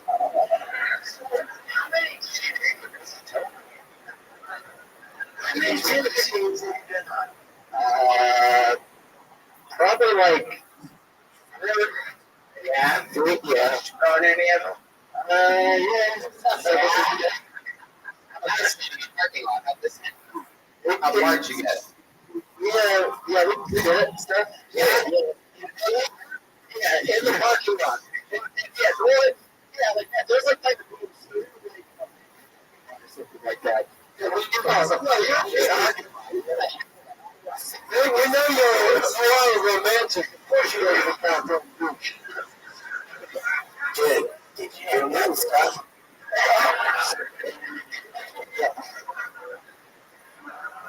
Did you fuck her on a yoga? Did you bring her while you're coach?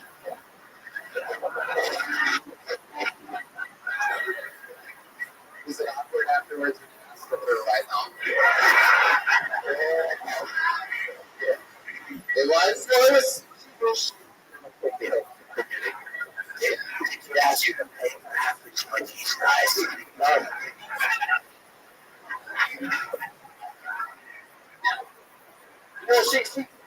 I did ask, but she kind of like I was fine to do it, and then she kind of like just placed the car and said that's fine. I don't know if I'm supposed to do this guy's like, yeah, just, you know, it's like the breeze is not crying, and drop me off in my house.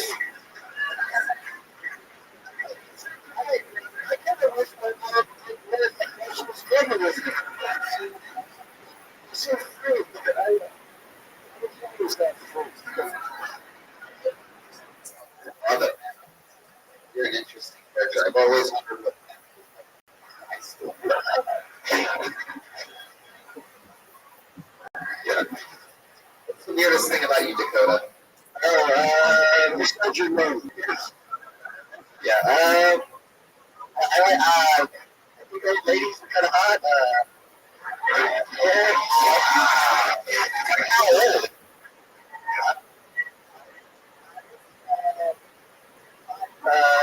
Yeah. Very specifically. That's how. She's not like what year? It's the 23 clubs. Right? So many 23-year-olds. How old were you when you born as a 45-year-old?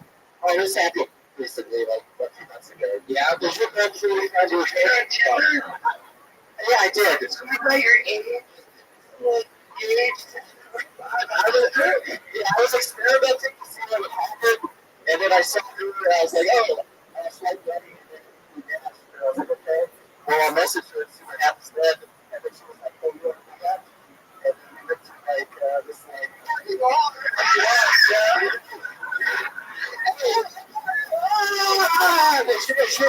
your profile photo. She was there.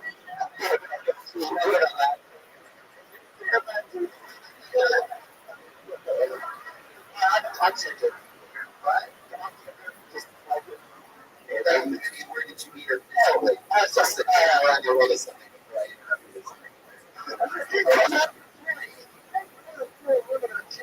Right?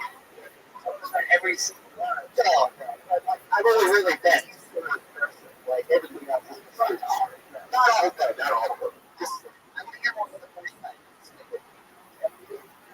You guys met through each other on Tinder. Would you meet up physically? It's just like I just we had like this hotel called like the Big Happy Place or something, and it's like a if anybody knows about it, the shoe has hotel. You can remember something good, but you really the yeah, it's like a big company for parking. That's like the gimmick. Yeah. She told you to meet at something you know about. You get there and what was different? This is like yeah. It was just kind of like a real good place, just full of little walls, like kind of retro looking, I guess. There's a TV that's on the wall that she said she's watching for. Yeah. I guess she's done like a thing she did on the regular. All right. You know what she did for a living? I think she's a teacher. Oh, yeah, she is. $1 million question. What's different looking up this 45-year-old that's different that you notice is different than looking up to a younger girl? I guess she just like she really knew what she wanted. Yeah, she's that. Yeah, she wanted to have sex. She wanted to do that, and I was happy to oblige. She'd give us an example of like something. Give us an example of something that made you think that she was really wanted to have sex with. She say you.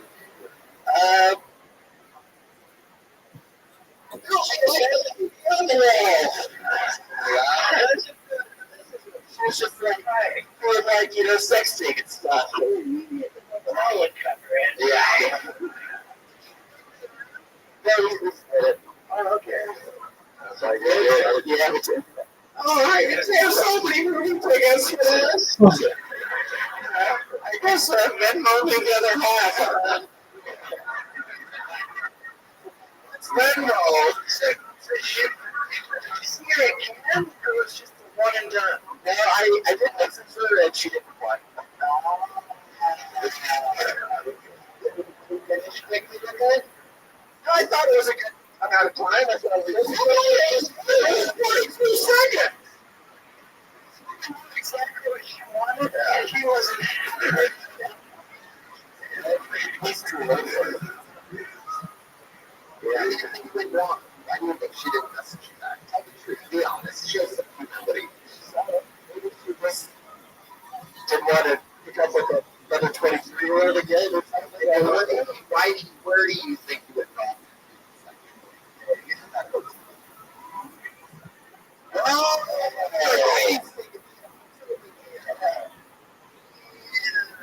I think you did a pretty good normally I don't embrace or allow that for anybody kind. I'm Aphrodite on the show. She's a superstar in our world. So I'm going to follow up on Aphrodite's thing for a second. Do you have minutes Aphrodite notes? Big notes. Just size big 3 inches. It's not 3 inches. It's kind of more. I found it for I'd say like 5 or 6. I would say. I think that's an average fish. I think so. What are your balls look like? All right. Well, I go to Freeman. It was nice to meet you.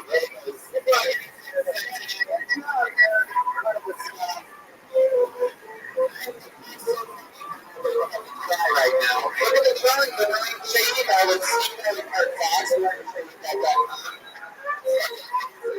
you that. The book is available at RyanShaheed.com. Get that now. Those on sale and shipping. Proximity Houston, February 1st. Proximity Dallas, February 2nd. Huge announcement regarding Salt Lake City, Utah, coming next week. And that's the episode of tonight's show. Sir Fox, anything you want to No, I'm about to go to bed, big dog. Okay. Let's see. I got this. It's coming out January 17th. That's a beautiful game. It's a beautiful game. I'm glad you did it. Next weekend, I'll see you down there. I was there on fish, right? Yeah.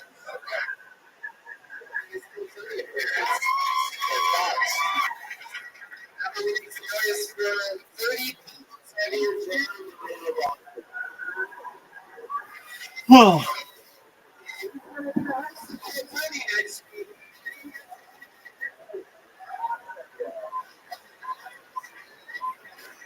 What else do you want to play? I'm headlining down to San Diego on January 18th. So check it out. I got some shorts up at JeremiahWatkins.tv/. Is this your favorite game right now?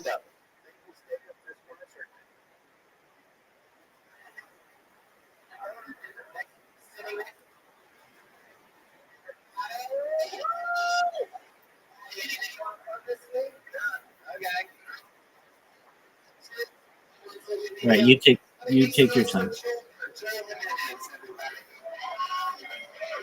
Social media, sorry, all one word. This is one of the years of my life. Thank you guys for caring and coming out, man. I love you guys. I'm also performing in Chicago the second weekend of January and Philadelphia the last January with a bunch of my crazy friends. So that's all available to me. Thank you for playing. We're coming for you. Yes. But take care, big man. Turn to frosty, everybody. Thank you so much. Have a great night. See you next week.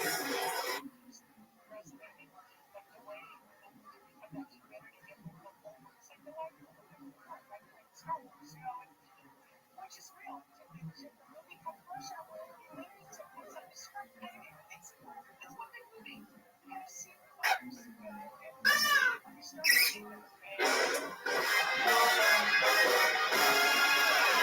this is Rabbi coming to you live from the world famous comedy store for a brand new episode of Kill Jeremiah.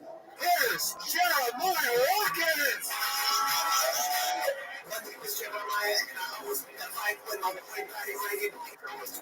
So the place I say is fresh and I'm right. Watching out, ladies, I'm just taking it flight. If I should enter in this fight, I'm putting it in. I'm already different way I can sing. It's flowing, it sounds like it's a show. I want to be like.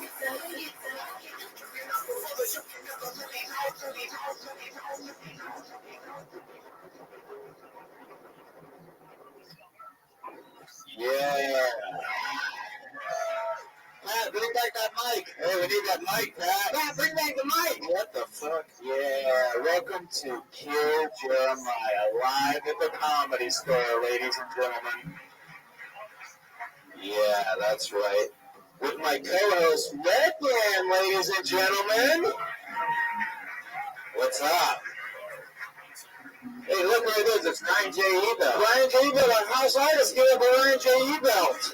Wowsies. He draws every episode. Yeah, this one's going to be a doozy tonight. Oh, man, I'm so excited to see what happens. Guys, give yourselves a round of applause. Let the internet know. We got a full main room tonight. Jeremiah, congratulations. You are Kill Jeremiah tonight because you won the weight gain challenge of December. You gained 30 pounds in 1 month. Tony Hinchcliffe gained 3.5 pounds. He gained 3.5 pounds. Yeah, Brian. Pretty crazy. If I lost, he would have gotten to shave my head live on stage, but that didn't happen. You're watching Kill Jeremiah now. The golden goose has taken over. We got a couple of announcements real quick. Guys, do me a favor. I think it'd be really cool if we could get this show trending on Twitter tonight. So everybody pull out your phones right now. We're going to read a couple ads and go through it. Everybody pull out your phones and tweet something to either at Jeremiah Stand Up or at Rabbi, hashtag Kill Jeremiah. Let's get the hashtag Kill Jeremiah going. Yeah. And let's start trending on freaking Twitter. What do you say, guys? GuestSquad.live. Those of you guys who are watching at home, help us out. Tweet out hashtag Kill Jeremiah. Tweet us some questions that you maybe want us to ask guests, and we'll make it a little bit more interactive with the show. How's that sound? Yeah. So if there's somebody on stage and you're sitting there with some insider information, like this person has 2 dicks, hashtag Kill Jeremiah. Exactly. That would be worth tweeting at us. Yeah. That's a good idea. We should have done that a long time ago, right? Welcome to Brilliant Ideas with Jeremiah Watkins. Yeah, we have tit stains. Yeah. Already working hard. I'm fat, guys. I'm still sweating. All right? I'm already sweating on this show. So let's plug a couple things while people are tweeting. Hashtag Kill Jeremiah and some questions. Guys, you can see the headline at U31 Bar in San Diego on Thursday, January 18th. I'm bringing Jamar Neighbors and Willie Hunter from the Wave and Roast Battle open for me. Yeah, that show's produced by 33rd Street Entertainment. Stand up on spot every second Tuesday of the month. Come check that out. And you can call me on social media, guys, at Jeremiah Stand Up, of course. Reach out to me. Yeah, I get it. You're not in control of the show. I'll do plugs the entire time if I want to, Tony Hinchcliffe.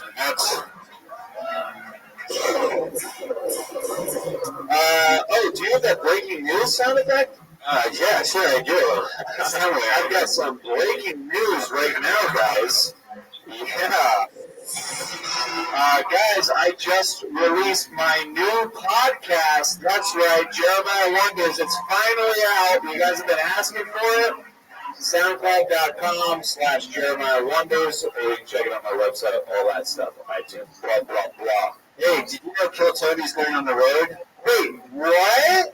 Yeah, February 1st, we're going to be in Houston, Texas. We're bringing the whole band. So Jeremiah Watkins, Jordan Reagan, and I bring the bass guy.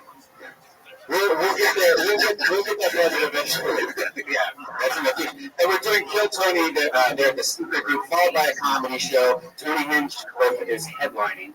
And then the following day, we're going to Hyenas Comedy Club in Dallas, Texas. We're there the whole weekend. Also doing a Kill Tony on Saturday night. And go to TestSquad.tv, click on tour dates for them. Frick yeah, everybody. Frick yeah. Speed weed. Speed weed's the speed you need. This weed, the more the weed, the speed you need. Speed weed. Yeah. Yikes. Stake them. Get them hot while they're in the frozen aisle. Clappers Comedy Club in Burbank, California. Use discount code George Carlin is dead to sign up for your spring MC workshop. Also, squirt the soda better in your mouth than inside your bed.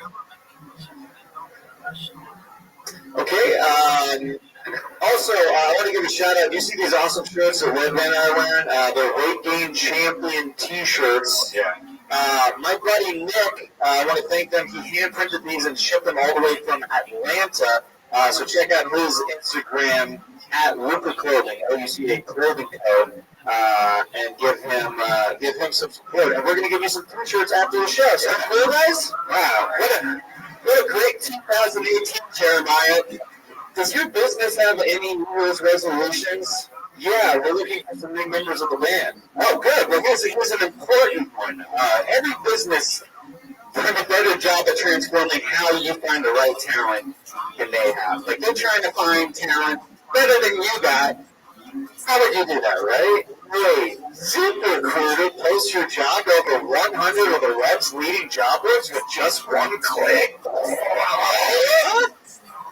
Then ZipRecruiter actively looks for the most qualified candidates and invites them to apply? No wonder 80% of all the employers who post on ZipRecruiter get a quality candidate through the site in just one day. What? Find out today why ZipRecruiter has been used by businesses on all sites and industries to find the most qualified job candidates with immediate results. And right now, my listeners can post their jobs on ZipRecruiter for free. That's right. Free. Just go to ZipRecruiter.com/KillTony. I had to read that one. That's ZipRecruiter/KillTony. One more time. Try it for free. ZipRecruiter.com/KillTony. We're going to love it. Yeah. We're almost there, guys. Yeah. Hey, we're going to have a special, very special end of the show tonight. If you stay and accept a challenge that we're about to do, you get to do 2 minutes where you didn't get your name called up out of the bucket, or you have to do something, and it involves milk. That's your first. That's the teaser. That's the teaser for this. So, if you didn't get called up at the end, you might get called up and you might have to do a challenge, and you might have to like spicy foods. Well, let's welcome our guest of the show. You see him on Showtime's Dying Up Here. You may have seen him on Workaholics. I absolutely love this guy. I handpicked him to be on the show this night. Please welcome my buddy Eric Griffin, ladies and gentlemen. Come on.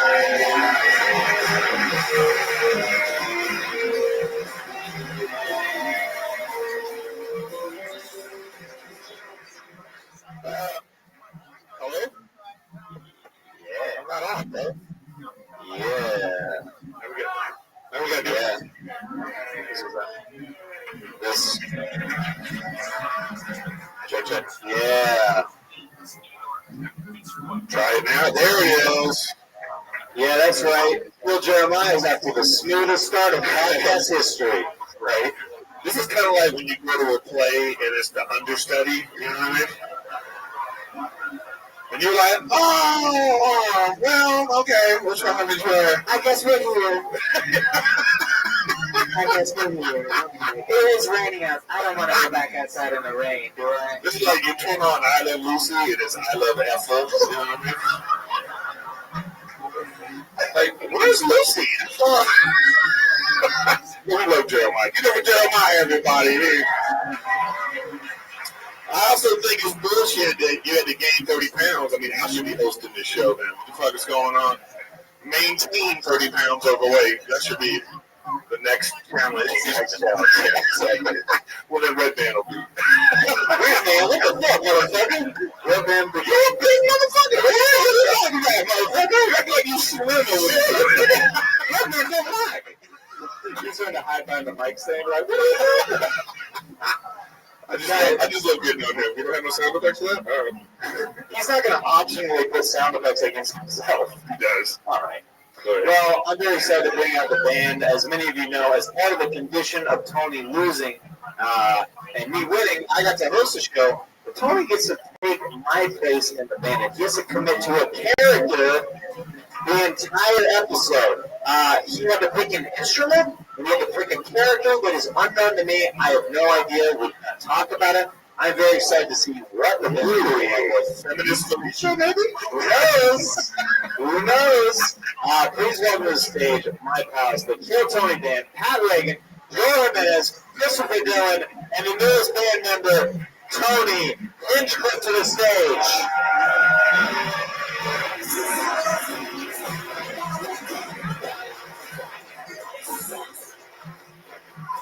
Oh, no.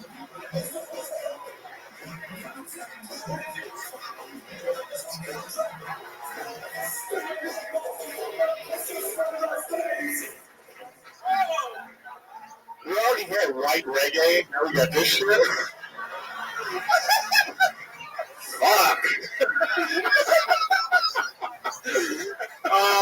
Tony Hinchcliffe joined the band. I've never. What kind of instrument is that? What is that?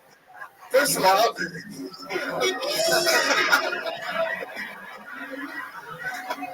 Oh my god. what kind of instrument is that? It's a fucking melodica, dude. So we actually know these characters. Props to Brian Red Band on his timing, dude. Fuck yeah, bro. Jeremiah, do you have anything else you wanted to plug before the show? Great start, kid. Fuck yeah, man. That's your born host. What is this character? Okay, so that's what I was going to try to get to. So we've actually seen these guys before. They're a bunch of douchebags. Yeah, they're face-loving douchebags, and I'm really surprised that Tony proved to be a douchebag. That's quite a stretch for character work for Tony Hinchcliffe. Shit's pretty fucking easy, dude.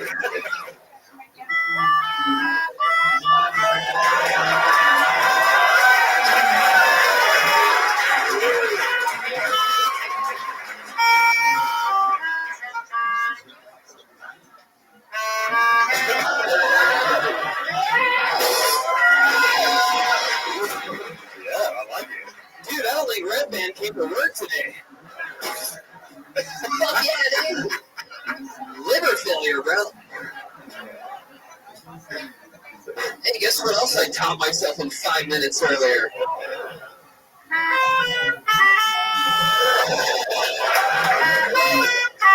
He's really making your job look really easy. You over here fucking up the hosting and Tony. In 5 minutes, he's.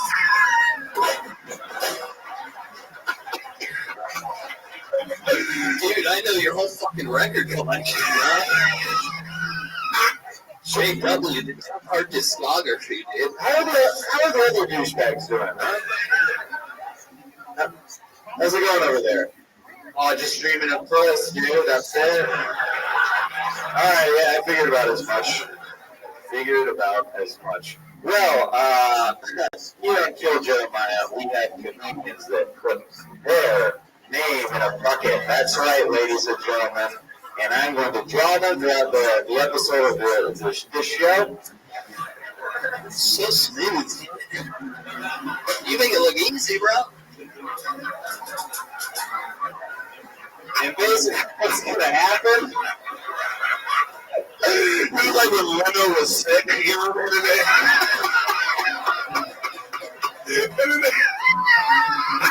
Look at Joe Rivers over here.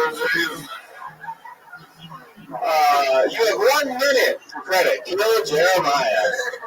Yeah, that's right, guys. guys. But whenever you leave 2 minutes, you better wrap it up, or you're gonna bring out the golden goose.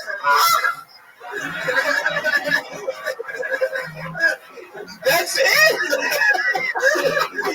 And if you run over there, guys, you're gonna bring out the sultry sounds of Baker Street.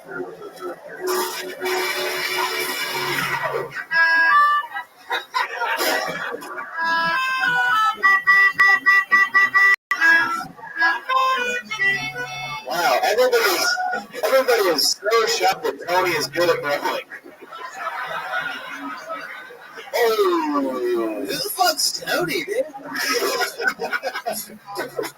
Sorry, Brony. All right, Brony. Without further ado,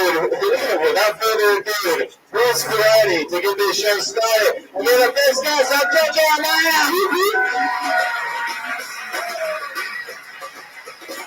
All right, I'm mixing it around real well, and I'm choosing for Inkapod's Bucket of Destiny and the Force. And the stage is Kyle Garcia, ladies and gentlemen.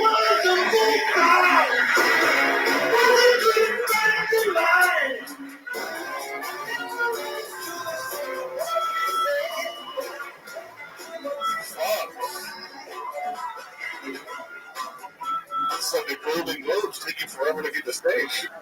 Alright. Well, just a PSA for you guys today. Don't throw anything at somebody on mushrooms. It's a really bad fucking idea. Like throwing things at people is a bad idea to begin with, but when they're on mushrooms, yeah, you just enter the fucking danger zone. Don't do that.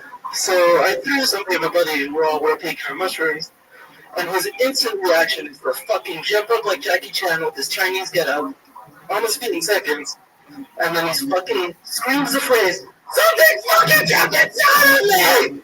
Not all, something's crawling at me. Something fucking jumped inside of me. So the second he says that, I forgot that I threw the rock because I was fucking petrified that something's gonna jump inside of me. So I was like, oh fuck, I'm gonna see what's from over there.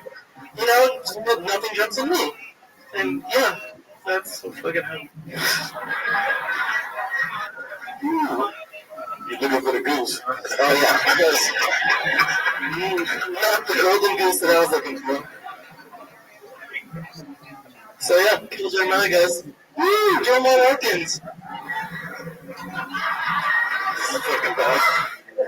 Thank you. Guys, give it up for Stephen Kyle Garcia. Really stretched that 20 seconds. Stephen Kyle and Garcia. Yes, sir.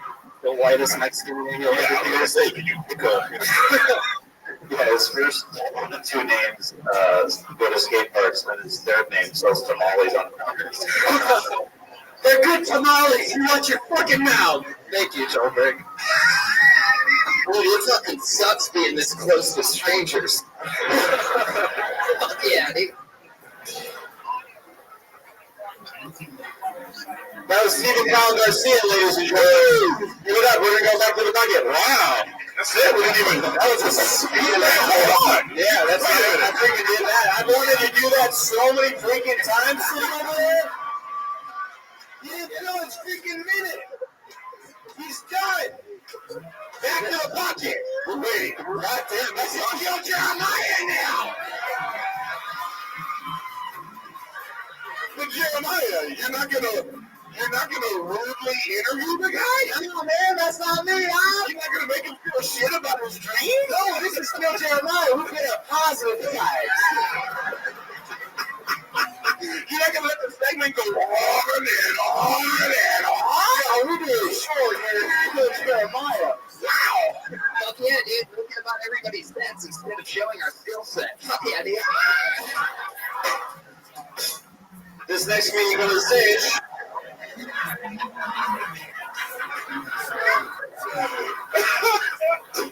I'm so glad. That statement showed a lot. Anyway, next meeting on the stage is Adam Alamo. Adam Alamo. Last name is Alamo?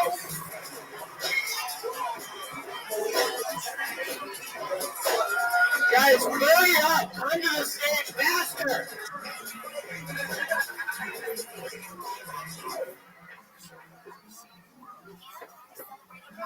How y'all doing? Hey. So recently I started wearing Magnum condoms because just for the job you want, right? Not the job you have. Thank you, thank you, thank you, thank you.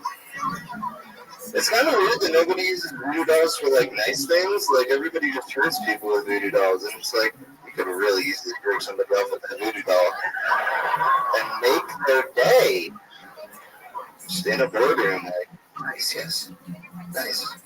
Folks, that's how I come. What else? You know, that's gonna be it. That's gonna be it. And Lamo was his name.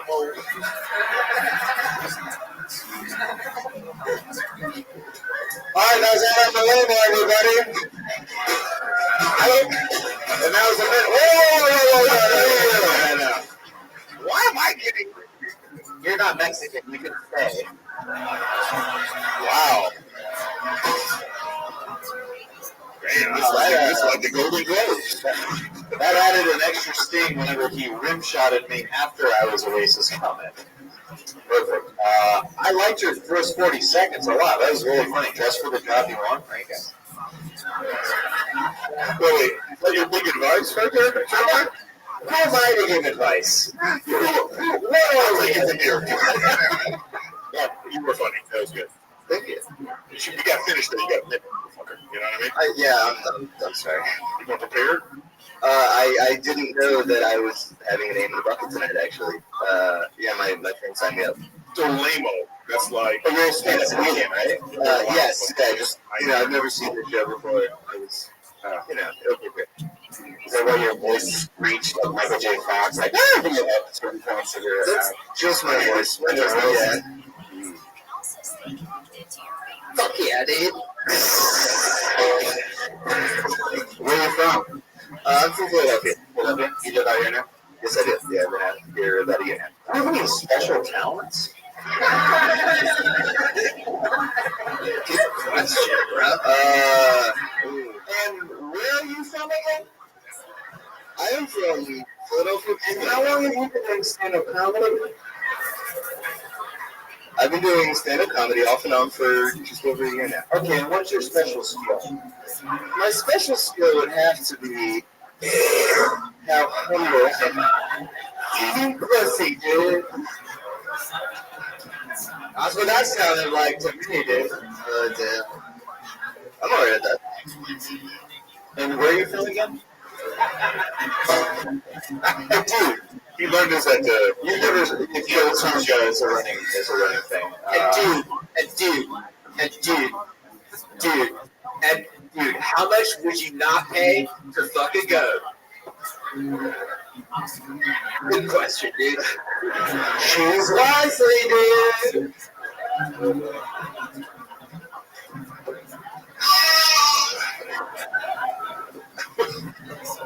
Hey, that's Adam Marino, everybody. It's Alamo time on Twitter. Yeah. Hey, if you want to go to hashtag kill Jeremiah, yeah. What was up with that goat? That was cool. Tony Hitchcock throwing down, playing an instrument. He clearly learned to play that within the last week. I was thinking more like questions and comments. Yeah. Eric, how are you doing, buddy? I never thought I'd say this, but I kind of miss Tony.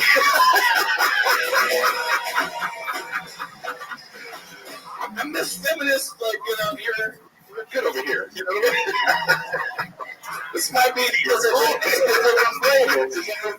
like Ringo trying to sing, you know what I mean? I take offense to that. Ringo's a good singer!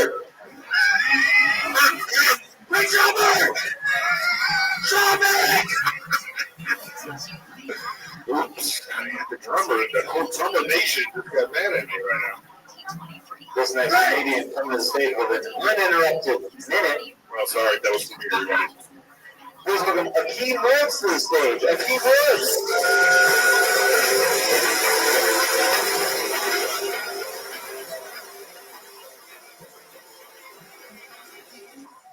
Black people, yay! Thank you. My name's Akeem because my mom loved the movie Coming to America and shitty name. A little bit more about myself. I am recently gay. And I love this sentence. I'm not recently gay. I've been gay. I just got caught. Like, that's all that happened. I forgot to lock the door. That's what happened, you guys. No, you gave my kid. You right, dude. I skipped away. That's what gay people be skipping suck dick. Sometimes at the same time, but it's complicated, but we do it. And one thing I said about being gay is like I'm terrible gaydar, so I'm constantly on straight people. But I realized that's dangerous. But the way to do it is you got to be discreet about it. Like, for instance, if I'm trying to fuck Tony, which I am, I can't be like, yo, Tony, we fucking? Like, no, I got to be discreet about it. So what I do is like, hey, Tony, do you have a girlfriend? And if he says yes, I'm like, yo, me too. Vagina's amazing. And then we high five. And then I smell my hand. That's my time, guys. Look at it. Woo! Give up for Akeem Woods. I did it, guys. What was that last time we played? Charged it. That's fucking right, dude. Nice. Awesome. Awesome. Awesome. Awesome. Awesome. Awesome. Awesome. Awesome. Awesome. Awesome. Hey. You just said awesome for an hour. I don't know. I like the show, I guess. But I don't know about you guys, but I'm having a blast right now. That's my pony, Tony Hinchcliffe. Awesome. All right, Akeem. Great set, first of all, until it just kind of got a little creepy there. That's what you got to do. You know, Tony's white. That was the whole point. Who's not Tony? Yeah, who's Tony? He was the Brody. I get that.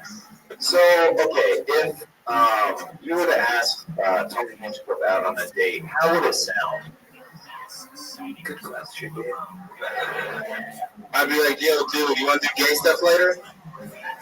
That's it. Aren't gay people that straightforward? Yeah. It's the best thing about being gay, dude. We just wow. Yeah, it's pretty dope. You should try it. Have you ever had sex in a bush before? In a bush? Like outside? Yeah. Yeah.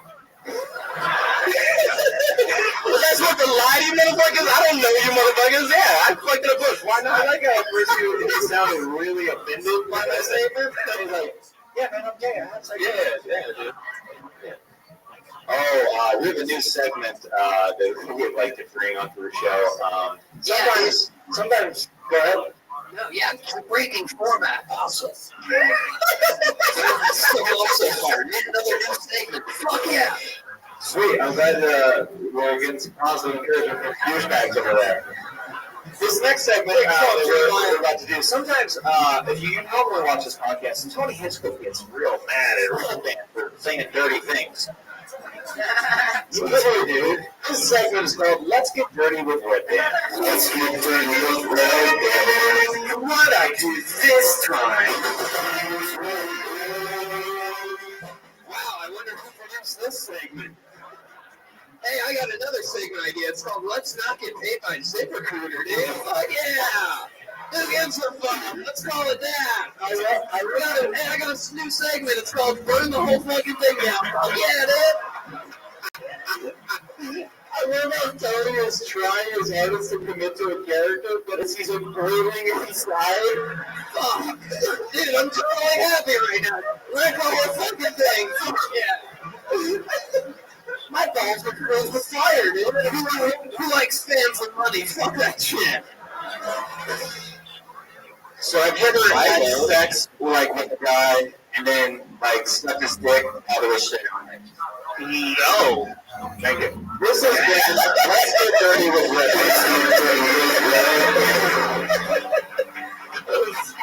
That was a really grasping my head. That was a great segment, dude. Thanks, dude. I like that, but honestly, I feel like you have. No? Probably that time you were in the bush, bro. We couldn't see in the bush. That's just regular sex, dude. I use condoms. That's good. Yeah, I'm not at home. I don't know why, but I love hearing a man say, I'm not a hoe. Yes. Man, I wish you did use condoms, dude. What is happening? Which one of you said it? That was Joel. No, I mean, if you want to do it, we can do it. Like, I don't know. His name is Joel. No. I like TLC. I think you should wear protection. I think you should, I don't want no screw. This is exactly what I imagined. You just told me that you said that you recently were gay. Yeah, I came out like 2 years Now, ago. is it true that you got caught having sex and that like kind of pushed you out of the closet a little bit more? Yeah, and then I came out with Gays Way Possible via Facebook. Like, hey, everybody, guess what? Like, motherfucker, we knew. Did you make a Facebook video? No, I just made one of those long-ass posts. Yeah, you're right. I just made a long-ass post. And everyone was like, oh, you mean the kids not getting pussy? Well, we knew. But, The status said closet doors don't lock. That's fair. I'd be unsupervised. How long have you lived in Los Angeles? About a month. Doing this so far? It's alright. Yeah? Yeah. I'm not a huge fan, but I'm not against it. We'll see what happens. Okay. Yeah, I like that. Good. It's good to have passion, dude.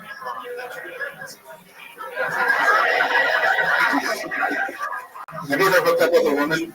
No. No? That sounds terrible. What about a guy that looked like a woman? No, just dudes with nice dicks. That's it. That's what I'm doing. Wow. Yeah. I kissed 3 chicks because I kept losing at spin the bottle. Like, that's how that happened. I kissed 3 chicks. So you're a bottom? Nah, it depends on the dude. I do both. Yeah. Are you trying to fuck? Because we can do it. Like, if you're trying to do it, because I'll fuck just because I'm bored. So if you want to do it, I just think when you say good dick, like if you're a top, who cares if he has a dick? So No, I top thought you were like just dick saying too. bottom. top likes both. Like, I like both. Dick, butt. I think a bunch of those two fall in love over there right now. Yeah. Some of them redheads.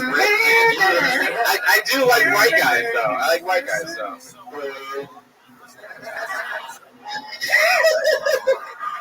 And that's how you get Spanish dudes on the low. You just say, you like white guys, like, oh, yeah. I thought your set was funny. I Thank you, think dude.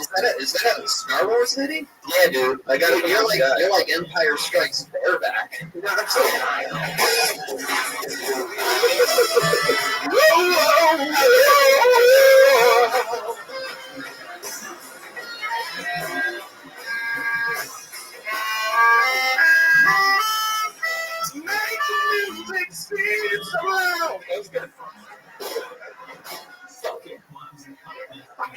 You couldn't help yourself. You got it in. Yeah, you got it.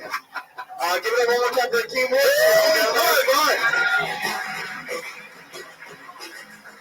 Hey, Josh. You say hi to my girlfriend who's watching live right now. I'm Rachel. Rachel, what's up? Yeah. Aaron Griffith's girlfriend. Yeah. Josh, can I have a drink? And Jeremiah? Could I get some milk and chocolate, please? This next meeting on the stage, I don't know. You want to read it for us, Eric? I think it's Sean Karen. Sean Karen, come on up the stage.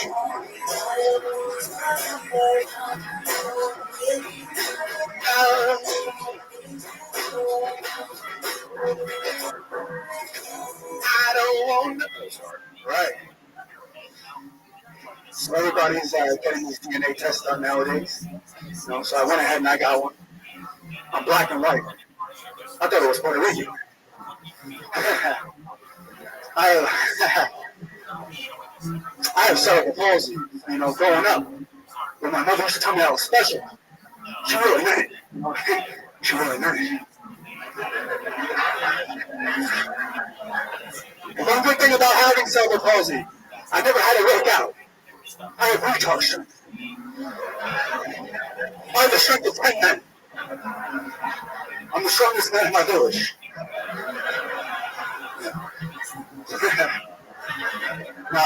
Though, in high school, I was a wrestler in high school. You know, I was like a team's rally dog. But at the end of the match, during the practice with telepathy, my teammates would look over at me. They would be like, "Even he's doing it." I was like a human Gatorade commercial. It was like, "Gatorade edge. Even Sean's doing it." Thanks, guys. Sean Garrett. Yeah. Don't take this the wrong way, but I've never seen this cerebral palsy guy with so much swagger before. Oh, thanks. Yeah, you must be good at the cerebral palsy bar, right?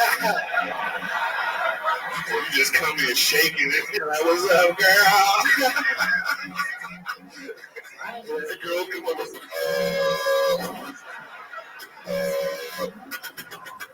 "What's up, beauty?" Actually, by the way, regardless of cerebral palsy and all that, you were really funny. I think you came up here with a lot of confidence, and that was like, you know what I mean? So a lot of you, like, people that don't work hard at comedy with all your fucking excuses, you know what I'm saying? Get your shit together, all right? Yeah, put it together. Oh, yeah. I got something sincere to say. I didn't even. You trying to fuck him too? What's going on? Hey, fuck yeah, we went from bareback to bendback. I didn't hear a word of your set, but it was funny watching you from the back. I felt like you kind of like you were just funny even without hearing what you were saying, and I think that's something. You gotta be funny without being funny sometimes. Joe, that was maybe one of the most sincere things you've ever said. Thank you. That's why I'm here. Hey, dude, I break character and say something sincere for a second, right? Sincerity, some people don't like sincerity. Moving on. I have some sincerity too. I think it's great that you support your dry cleaner who also has cerebral palsy. It's wrinkled, bro. He's right next to me. How long have you been doing comedy? 10 months. 10 months? Yeah, 10 months. Twitter user wants to know what's in this dude's pockets. Yeah, what is in your pockets? I got my iPhone. Yeah, he's got a phone. Probably like a Wallet. You keep it in the front, right in the back. I got my car key. I got just a key. Where you Yeah, what kind of car do you have? Yeah, my car has cerebral palsy. It's like mental health insurance. fuck yeah, fender bender. Your eyebrows are on fleek. Oh, They're still saying that? I wish you had pulling shit out of your fucking pockets. Oh, I got more though. I actually got this a bottle of Milk Magnesia. This wait, I had this decorative wristwatch. Okay, that's my boy, Patty Reagan. This is a good question. Veronica Morphin asked, was it difficult getting tattoos with your disease because, like sitting still and stuff? nah, I just smoked before I went in, so loosened, I make sure to smoke or eat edibles before. And that was just, it was a blast. So it was cool for me. That's awesome. Right. It sounds like the cure for cerebral palsy.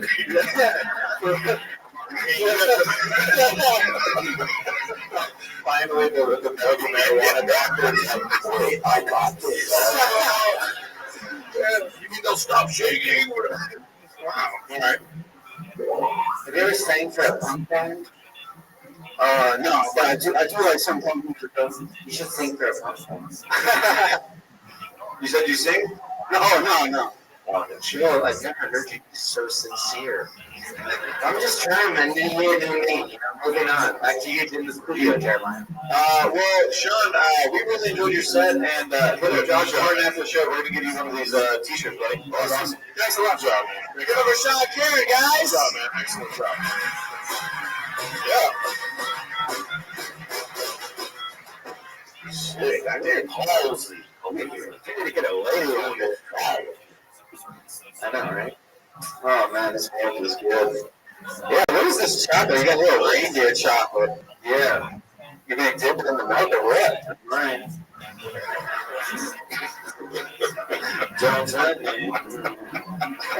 Fuck yeah. You know what? That last guy was great. You guys should like give him a t-shirt or something like that.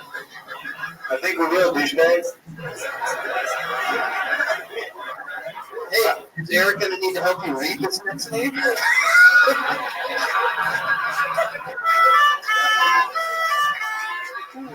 trying to bring it include the guests over here. Be a team ensemble. Okay. Eric, wait.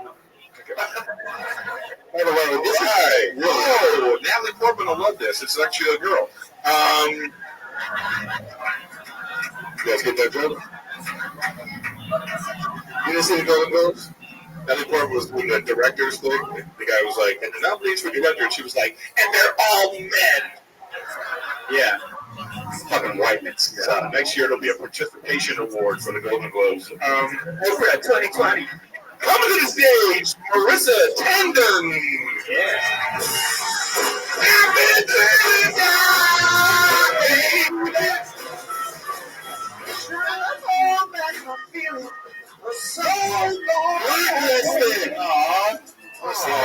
And this is why we don't nominate women. There it is right there. Hot take. Just kidding. Everybody, just relax. I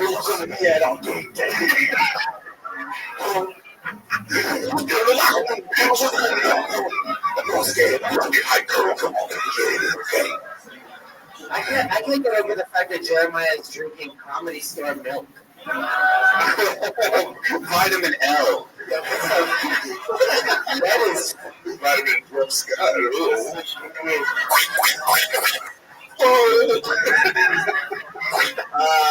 We do have a lady come on stage. She's very funny. She's been on the show before. Please welcome Jihan Sabir, everybody.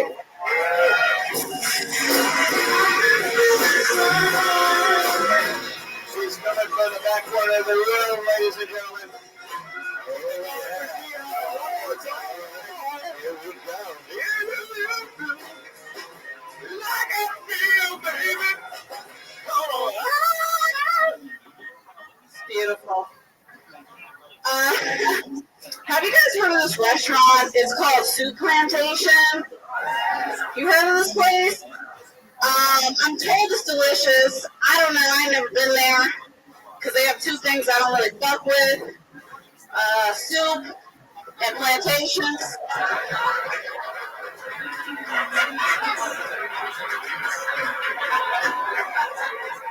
Like, plantations make me nervous for some reason. I just want to know, like, what the fuck was that meeting like to name that restaurant? You know, they're like, well, we gotta have soup in the name because we sell soup. But what else? Soup museum? Bigger. Soup farm? Bigger. Soup plantation? That's it? Thank you. Jihan Sabir, ladies and gentlemen. What's up? I'm so happy! We're so happy to have you. We killed Jeremiah! Yeah. Super excited. You've been on the show before. I have. Done really well. In past episodes, people listen to the show, and this set was, again, really good. I enjoyed it.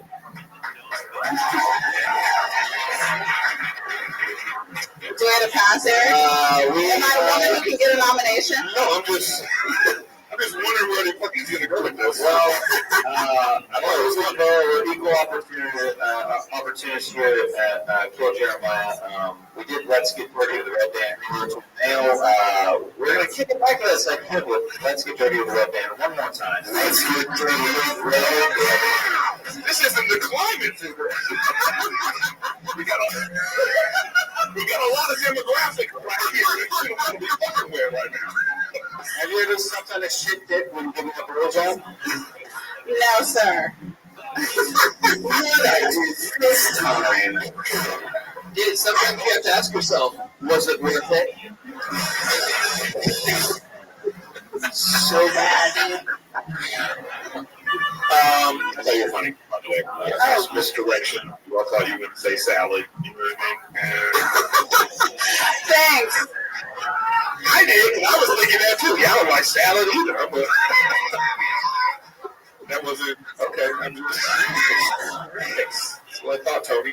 I don't know much, dude, because I'm just a lowly douchebag melodica player, but I think your Sioux Plantation joke is so good that you should rework the whole second half of it and make it even stronger and better and talk about more shit and change it up, because the original punch is so fucking good. It's so good that it can be even like better and greater, and that big laugh that you get, you're like milking it, but I think you can do even better and bigger. It's even bigger. Like maybe you can ask yourself about like how many black people work there and things like that. You know what I mean? Yeah, I didn't get to the rest of the joke, but thank you. But I did. Wow, like, you're fucking Fred Durst impersonator is really insightful. Yeah, I don't know. That's just a douchebag's opinion on it. yeah, I'm a big douchebag. You look like you did it all for the cookie. Fuck yeah.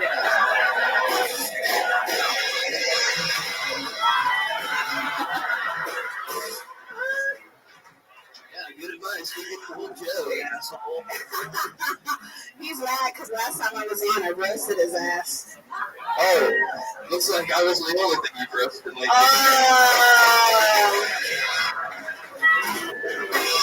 What have you done for That's all you got? That's all you got? That's all you got? Fat jokes?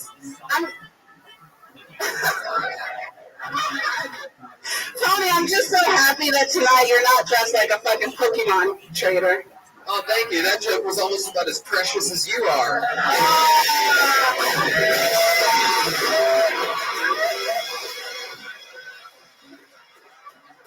Okay, and 1, 2, 3, 4.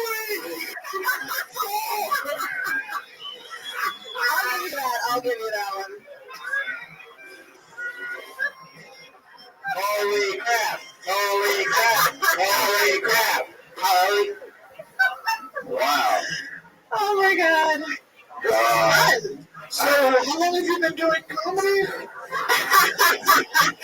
I think this is the first time that Jihan's not going to go back for seconds.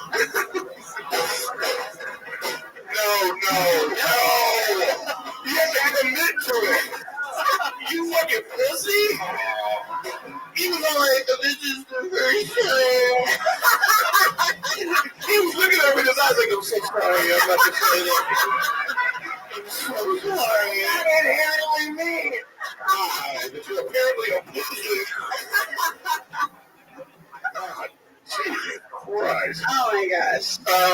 It was a good thing. You got great chemistry. You got good stage presence. I enjoyed how you put the joke together, and I think you should keep doing it, obviously. And, it worked. Thanks. Yeah.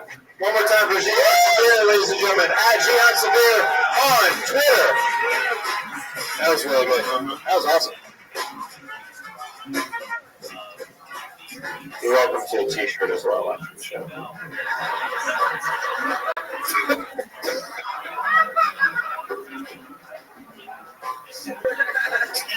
Piece of shit.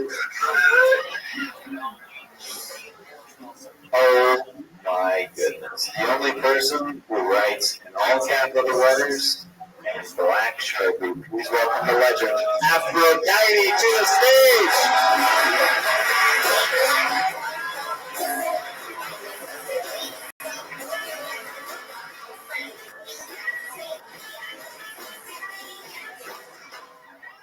Fucking Jeremiah. I gotta tell y'all something. I got problems. I got some fucking problems. A while back, I was homeless and I got 8 days at the motherfucking Cecil Hotel. But the only thing, I thought it was a good deal, but I didn't know it had a history of motherfucking serial killers. I stayed 8 days in the hotel with motherfucking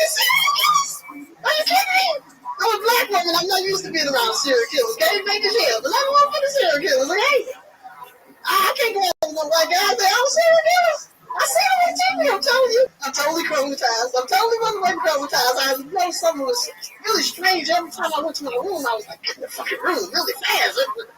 I probably spoke to Richard Ramirez in the other.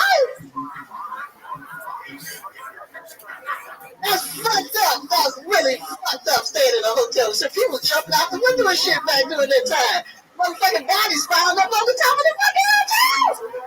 What the fuck?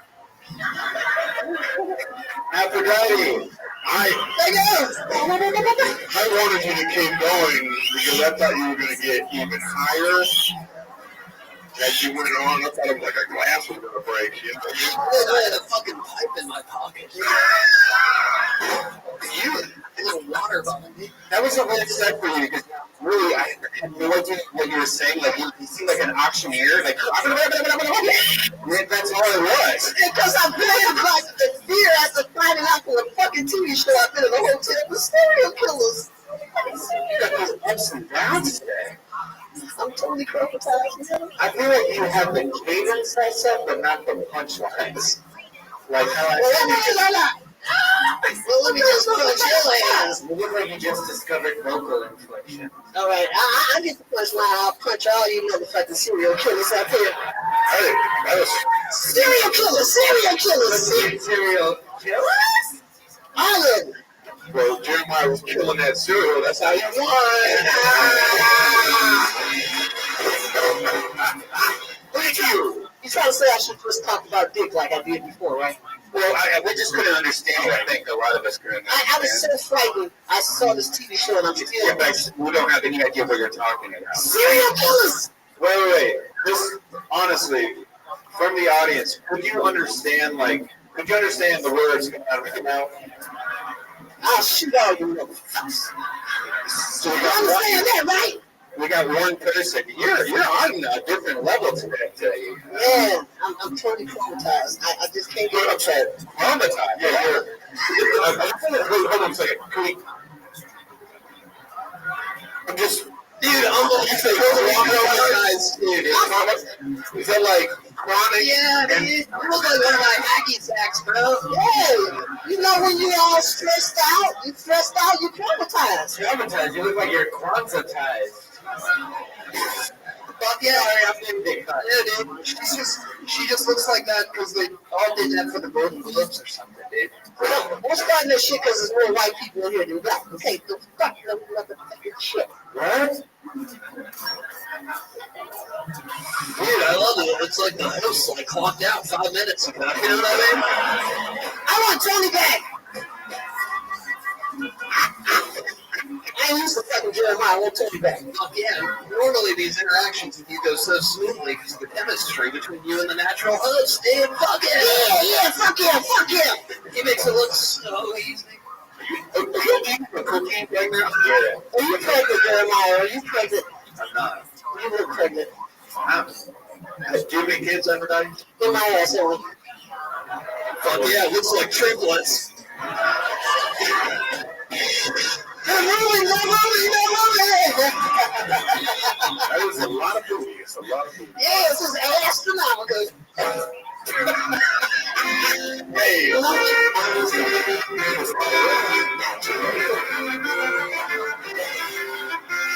Pat Reagan in a while. This is a segment called "What's My Bloody Reagan Thinking?" He's frozen. I'd rather not share. No, come on, Pat. Do tell. You get some trouble for you right now? Say something. Come on, man. All right. Well, we always talk about your ass. Your ass is kind of like an upside down triangle thing. It's like kind of like lumpy in parts. It's got like a big lump. It's kind of like triangular.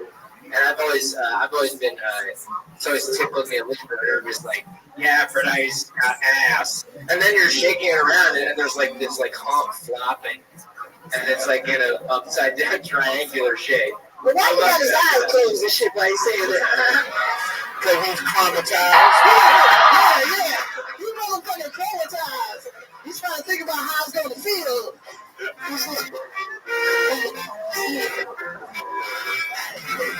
Sounds like Dr. Dre's third That's album. my word because I get tired of white people making up words I don't know how to use. Wait, you said white people make it Yeah, y'all got too many motherfucking words. You got too many words. Too many words. Okay. And that's why I'm traumatized. Do you have any other words that you make up? I just make up all kind of shit. Like, I got a word because I don't believe in forgiving people. Okay. Because I think when they do shit, they mean to do it. So my answer is fuck you. Fuck you. Yeah. Fuck goodness. It's healthier. I'm sorry. Forgiveness? It's healthier than forgiveness. Because you fuck them No? into forgiveness. No, you just don't give a fuck. And you're not giving them any motherfucking thing. Did you get into like a box or something today that had a bunch of things in it? And you're like, what are these things? And they're like, needles, pills. I had trouble getting out of my dryer today. Dryer? Oh, so you would get into a box of shit and you slept in a dryer. Yeah, it's hard when you got a big ass and doing dryer. Like a double load. Yeah, it really is. It's all fucked up. I'm traumatized, man. What would you do to Tony if you were alone in a hotel room with him and he was amped up to a bed? I would have to take his motherfucking wallet first. But I know he got some money. And if you don't have no money to go, I'm going to beat his ass. I think we all want to see that. We all want to see White people always got money. I'll take it wallet, but white people always got money. Trust me, believe that shit. You need to meet some more white people. Yeah. Look around this room. There's a lot of broke white people in here. Yeah. Got money all back in this shit. No food stamps, none of that shit. Y'all don't even know what the fuck that is. Section 8. You motherfuckers don't know what Section 8. You in Section 8. Read it. You're completely different than the last couple of weeks. Like, you're talking different in the mic. It might be the weed somebody gave me outside. Oh, 100% is the weed. Bullshit weed. You are totally different than you usually are. Except the lipstick is still on the teeth. No! They're lying. They're all fucking lying. They're all serial killers. Even if she's high, like, I'd like to think that if she got high, like, she'd perfectly put on the wigs. They like it like that. They freaky. They know they like it when I put the lipstick on my teeth. The motherfuckers are freaky up here, okay? They all in pornos. Eric, you know what I look for in a woman? Tell me, Jeremiah. What you look for? I look for a woman who's stoned out of her mind and puts on lipstick all over her teeth. That's the black woman, baby. It's the black thing. You know what I'm saying? I don't think black people are happy that you won't think that with them right now. Where you at, black people? I don't see it. Well, all the black people out there. I ain't go real good. Listen to what I do. Come out. You can't see the black people. Come out. You can't see the black people. We do that. Dude, you're always really good at that fucking character thing, dude. You should do that shit more often, you know? Isn't these black people back there? I don't see no black people. What are black people? Y'all are faded to black. I don't see none of y'all. Dude, after tonight, you're fucking out of it, dude. You're crazy tonight, bro. I'm totally crazy. I'm totally crazy. Yeah, we have one more time for Aphrodite at Aphrodite Love on Twitter. Can I get my new song right quick? Can you do what? Just one line for my new song. All right, sure. Give me a song. Yeah, give me a beat. You'll never have to worry. I'll be there in a hurry, and I'll just serve a little love.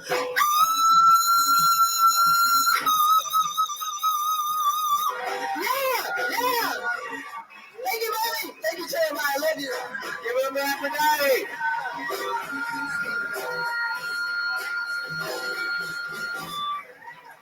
You know, every time I come, I say, this is going to be the last time.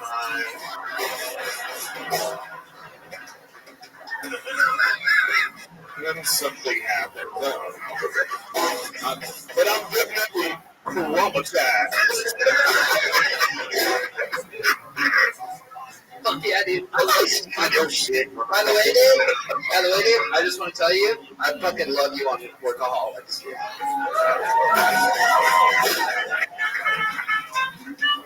Thank you. Next comedian comes to the stage, Willie Simon.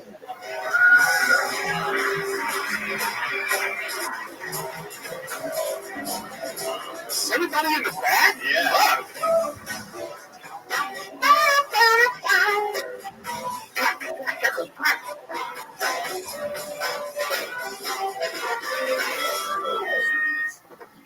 I was raised by lesbians.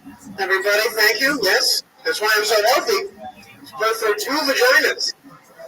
That's it. No muscle here. It's all placenta, actually. That's all it is. What's wrong with it? It's great. And my mom's was really masculine lesbians though, so it's almost like I had 2 moms and I got 3 dads. Yeah. I get home from school, my mom wouldn't be like, "Oh, honey, how was school?" She'd be like, "The old Navy men's things that was sale on cargo shorts. You still the same size as me?"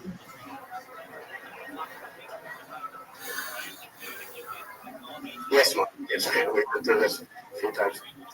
No, but it's cool being raised by lesbians. You know, you learn a lot. Like, no matter what, gay, straight, or otherwise, nobody deserves step-parents, right? That's it. They're awful. There's nothing good about that. Like, a step-parent's just a big sibling that bangs your mom, right?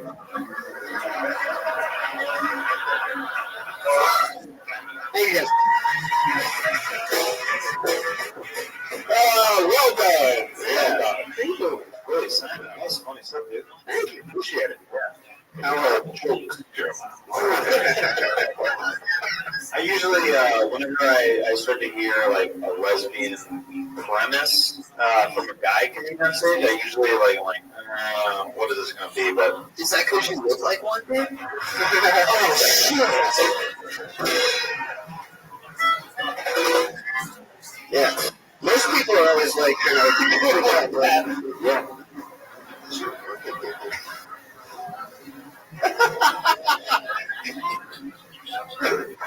And you really were raised by? Like, yeah, they're super gay. My mom, fucking gayest lady ever. It's weird. I don't know.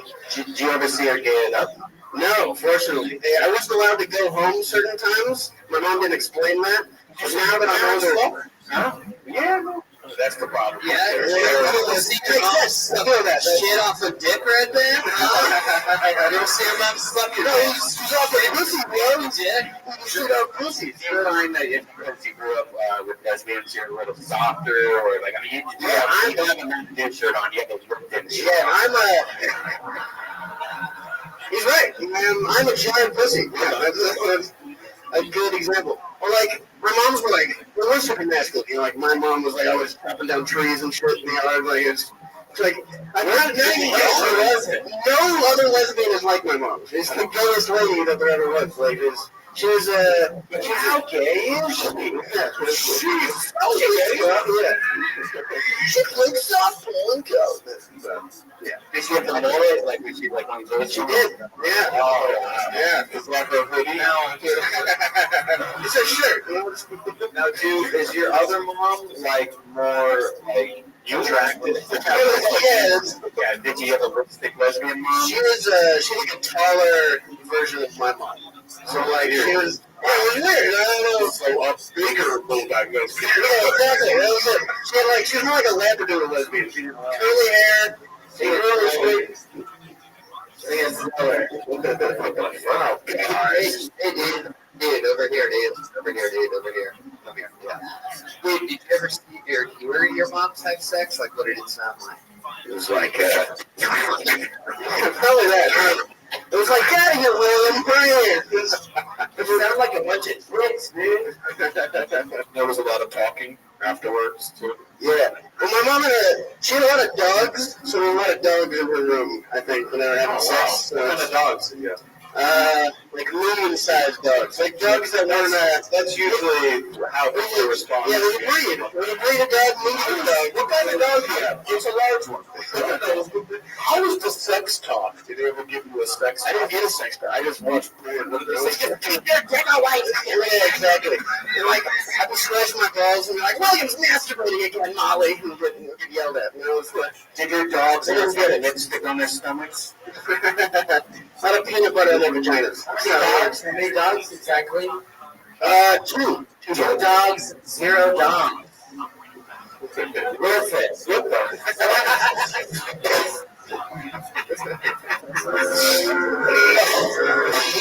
are off the rails now. It's off the rails. Is it me or are the drums extra loud? It's always that way, bro. Well, I thought your set was funny, by the way. It's not Well crafted. I thought we learned something about you. It was very interesting in that 1 minute. We all were like, I wonder if he was doing what he's supposed to be. I want to hear more. So continue that. It'll be a sitcom on Bravo eventually. Fingers crossed, eh? Let's go to give it up for Willie Simon, guys. Hey, you guys. At Willie Wyman on Twitter.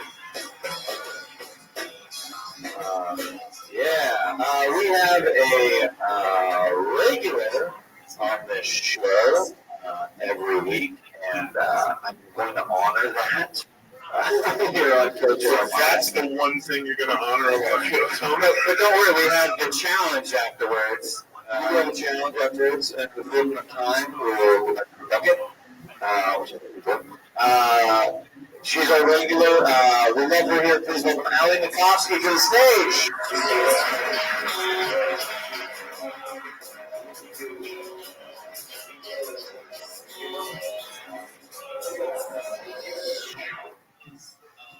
What an intro.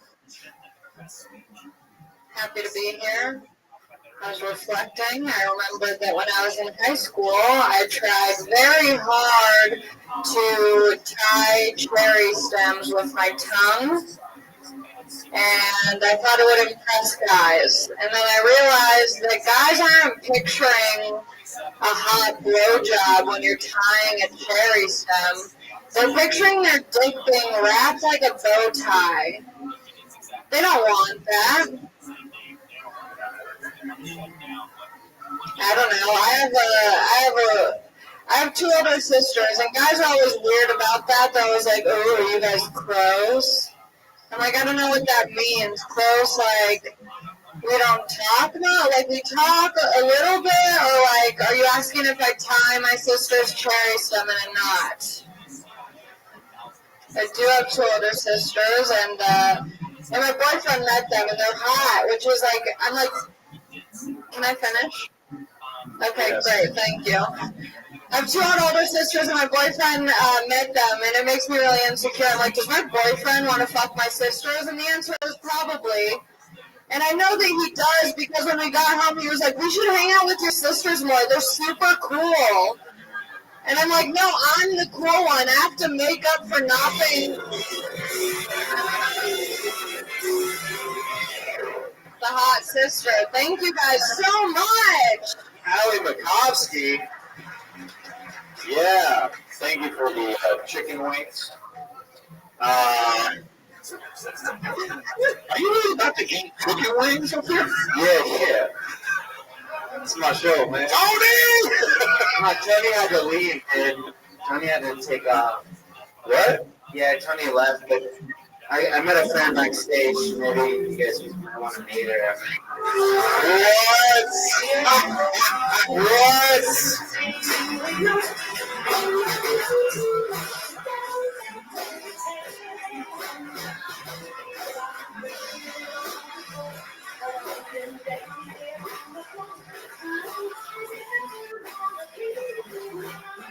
Sick and tired of this goddamn sausage mess. I'm watching.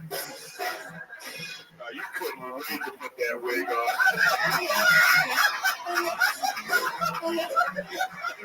What is your moment?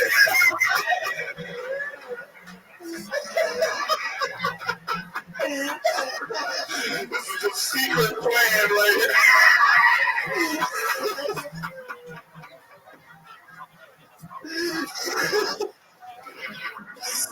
Assholes. Wow. Oh my goodness. It is. You haven't pulled a single woman out of the bucket. Yeah, we did, and we had Jihan earlier. And after that, did Black White not count to you? Oh. Wow. how dare you? How dare you? Racist Stacy up here.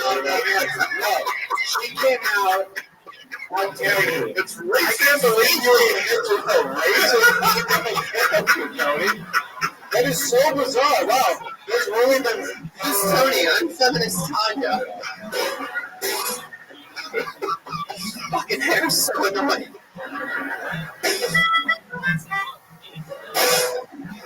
Man, Rocky knows Michelle Obama or something.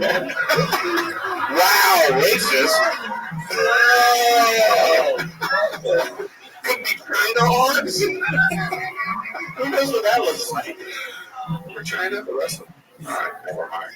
We got it. All right, Tony and Laura. That was her name. Allie, you were, you're working on it. I like that new joke.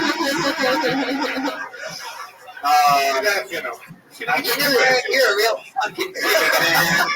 She does a new minute every single week. How often do you write, piece of shit?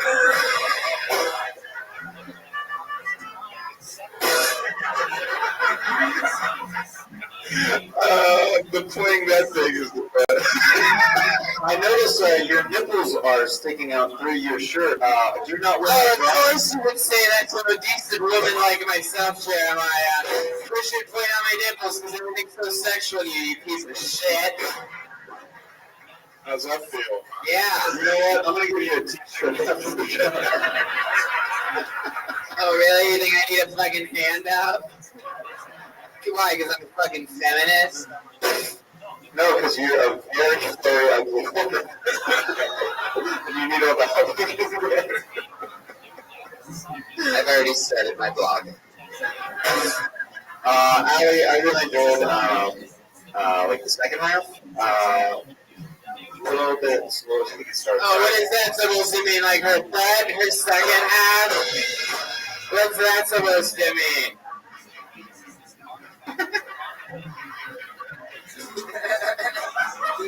Yeah, Jeremiah, but that's supposed to mean. Yeah, that's the guy I've been fucking Patty Reagan.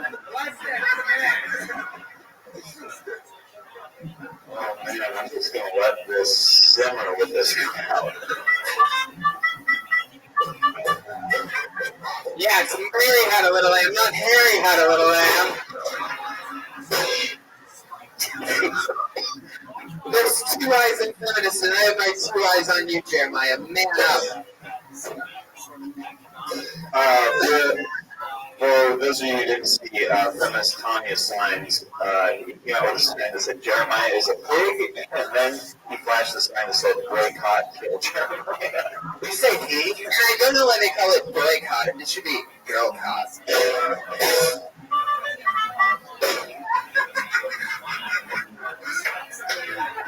Now, because he's not in your stick. No. Look how easily he's transformed into a woman. He's way more comfortable in this character. It's better than CGI. Wow, I'm really. He looks like the weirdest Star Wars character ever. Or a UFC fighter.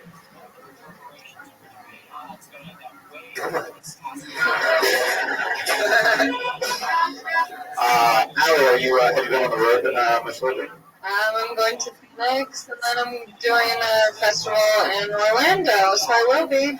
Awesome. Yeah, I'm doing some shows with Russell Peters in Phoenix, and then I'm going to do my own shows in like 2 weeks after that. That's awesome. Making it happen. Look out for Allie in Phoenix and Orlando. Thank you for doing another great minute on the show. Thanks, bye. Yep. Hello, everybody. Want to do one more than the challenge spot? Yeah, let's do one more. Let's see here.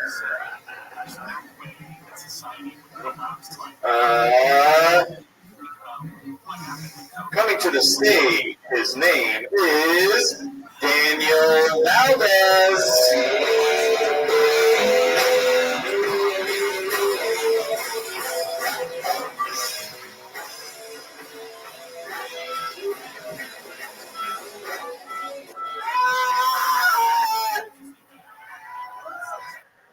I call that piece dad.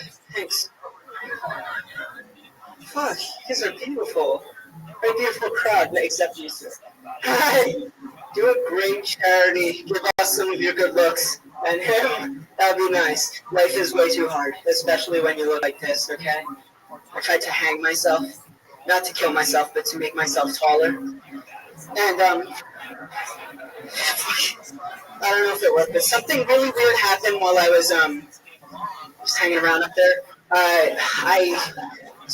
All the blood just rushed to my penis, and suddenly I got one of the most largest throbbing erections I've ever had in my life, and then I orgasmed.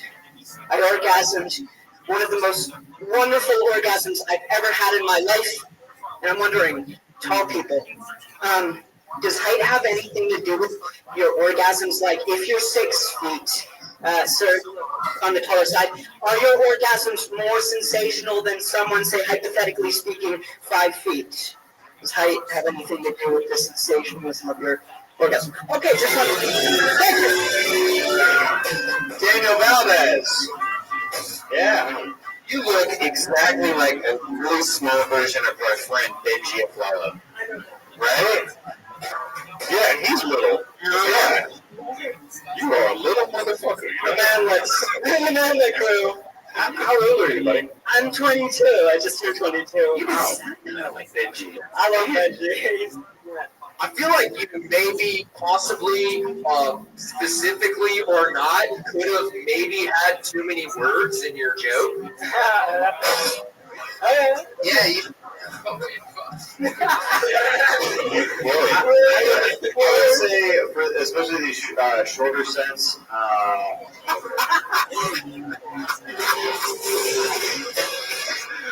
well played, sir. Well played.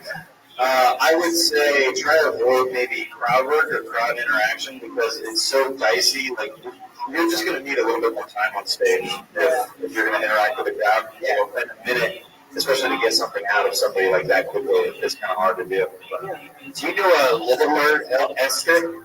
Yeah, Esther Buttons. Look at their glasses. When this joke world, you know a small version of her. So you guys could do your own show. My girlfriend, 90%.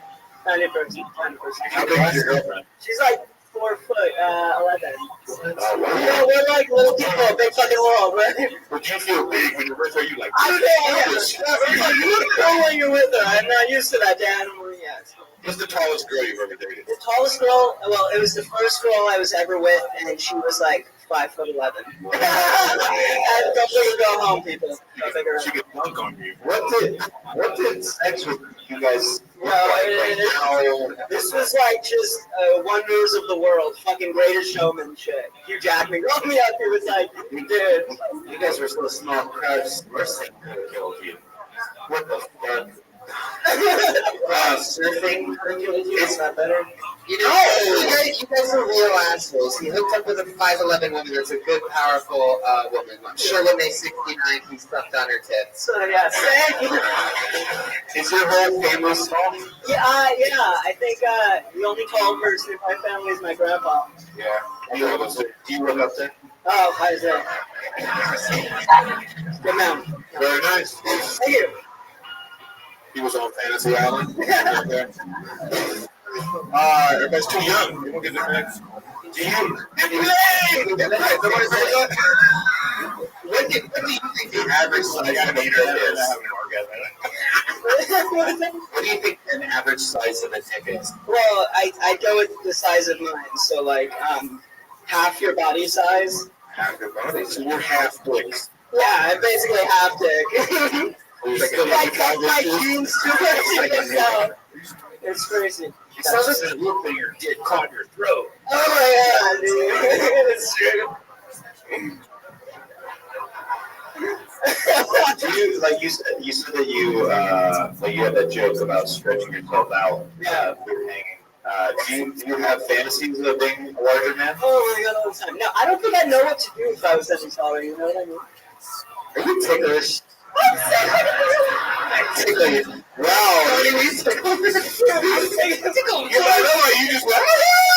I question tickle like words tickle me. Oh man, this is adorable. Have you ever been bench pressed? Dude, they bench press me all the time. That's like the starting, like, I tried to go to the gym and they just picked me up and started using me. They're like, Tony's been going to the gym so much over this last month, he could probably see it. He was going the muscle route, so I think he's probably pretty strong. What are you going to say? What do you think? I'll hold this. Who's Tony? I'll spy you, bro. Get him up, Tony. I'll spy you, bro. Who's Tony? We got Tanya. we gonna do this. We can do it. Who's Tanya? Tanya, give it up for Tanya. She's gonna bench press. You got space right there. I can't do.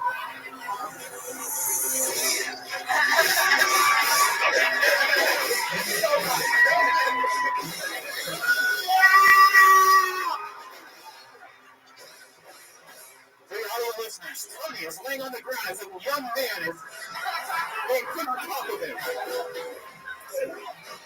Whoa. Yes! Oh!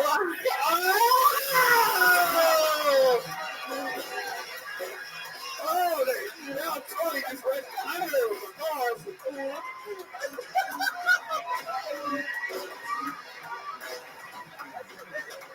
Wow, yes, all women.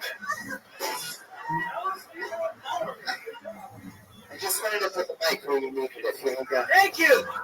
Thank you. Give up for feminist Tanya, ladies and gentlemen.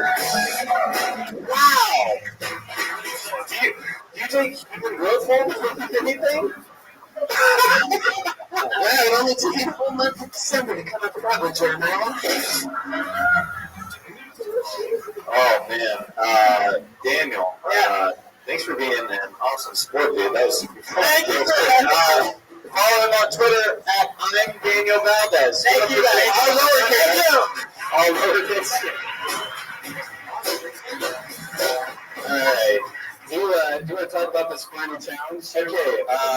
This final challenge was a new thing that's never been done before on the show.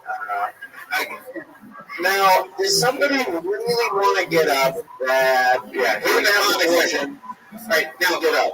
Who out of these people like spicy foods? Oh, wait. Okay, so we got a comedian. All right. We got a couple. Like this guy, you know who this guy is, right? Who has his own hot sauce. He likes spicy foods.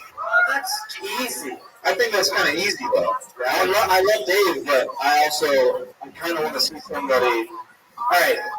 So there's this thing. Have you been on the show recently, Dave? Come on up. All right. There you go. All right. So I'll say that. This is the Pocky One Chip Challenge. Have you heard of this? This is sold out on the internet for months. And a Tony fan gave me this once. I don't know if he's here in the audience right now. What's your name, sir? Justin. What? Right. So, we gave her this, and this is the One Chip Challenge. This is the hottest chip in the world. Like, it has Carolina Reaper all over this shit. We actually have a contract that you have to sign. I want you to read this over and you have to sign this contract. Are you willing to do this? Like, this is, like, dangerous. Like, it's one chip that has Carolina Reaper all over it. So it is the hottest chip in the world. Red Band, you might have to explain to everybody what the fuck your little internet sensation thing actually means. That's what I'm doing right now. Carolina Reaper is not. Carolina Reaper is the hottest pepper in the world. So it's been condensed and put on this chip. Like, this is painful to eat. You think you can do this? All right, so to do it, you have to sign this real quick. You have to sign it. Sign there. So what we're going to do is, you're going to eat this, and immediately you get to do 2 minutes. And when you're done, you get milk, and we have water for you also, okay? Hey, comedy's for milk, so be careful. We also hate you for this. Hey, hey, look at the great idea the men were able to come up with. Announce him right after he does. Not only do we not get the zipper cleaner, we get the whole thing afterwards. You have to put the whole thing in your mouth, crunch it up, and you got 2 seconds, and then you have to do 2 minutes. You ready? Great If stuff. somebody else wants to do it. Yeah. All right, here we go. Where am I? Get ready to announce it. Here we go. The whole thing. I want to be not new. Point the audience. Point to the audience. You gotta. Give it up for Lord, ladies and gentlemen.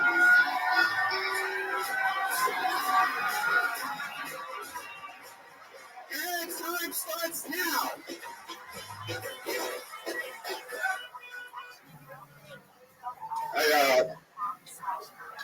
I'm going through a breakup right now.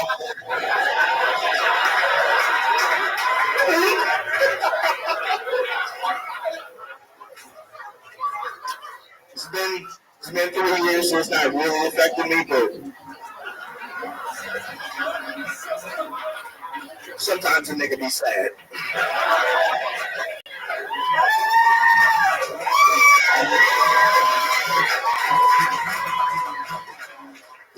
I think the biggest problem is I just have all this free time. And low-key, I'm becoming a sexual deviant.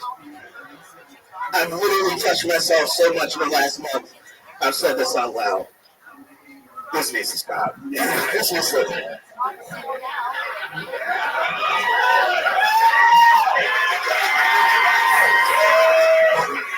Every man in here knows free time plus man equals destroyed Bed Bath and Beyond cows every time.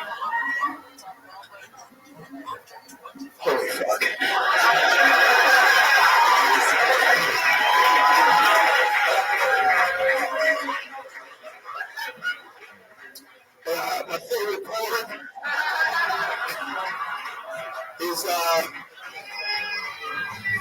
My favorite porn is interracial porn. I like watching white girls looking black dead like a worthy adversary. Real quick.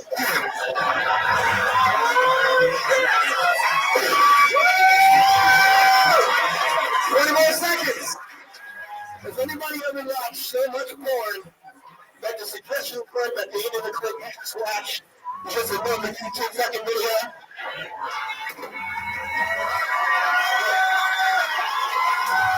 Give it up for ladies and gentlemen!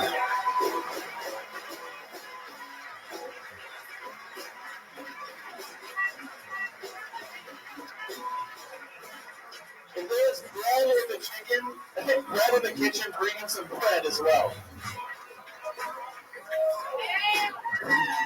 Guys, that was amazing. You just did that, the spiciest challenge in the world, and then did 2 minutes of amazing stand-up comedy. Awesome.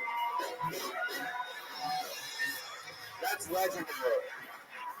How do you feel? Like shit. Show them. What am I showing them? My throat? Well, like it's I mean, like, it's in your face. What's happening? It's just my throat.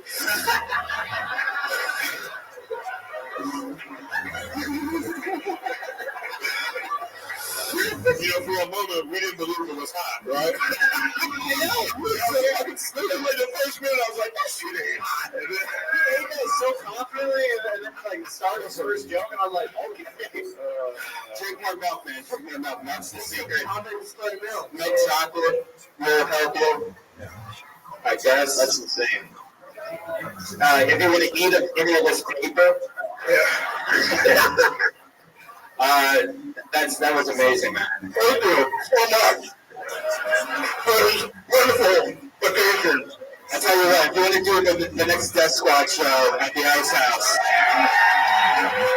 Thank you. I'll talk to you after the show. And guess what? You just earned yourself a regular spot on #KillJeremiah. Yeah, but wait, hold on, but we're never doing King Jeremiah again. This is a... Oh, you can say that again. Robbie Smalls, at Robbie Smalls. But don't worry, guys. At at Robbie Smalls on Twitter. Definitely give them some love on Twitter. Guys, that's our show. Did you have a good time tonight? ZipRecruiter.com/KillTony. Get a free.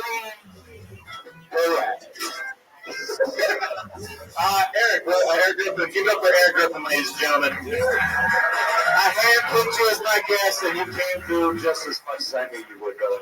Season 2 of I'm Dying Up Here, May 6th. Look, Ryan J. Ebo did. Look at what our house artist Ryan J. Ebo drew for us, huh? Give it up for Ryan J. Ebo.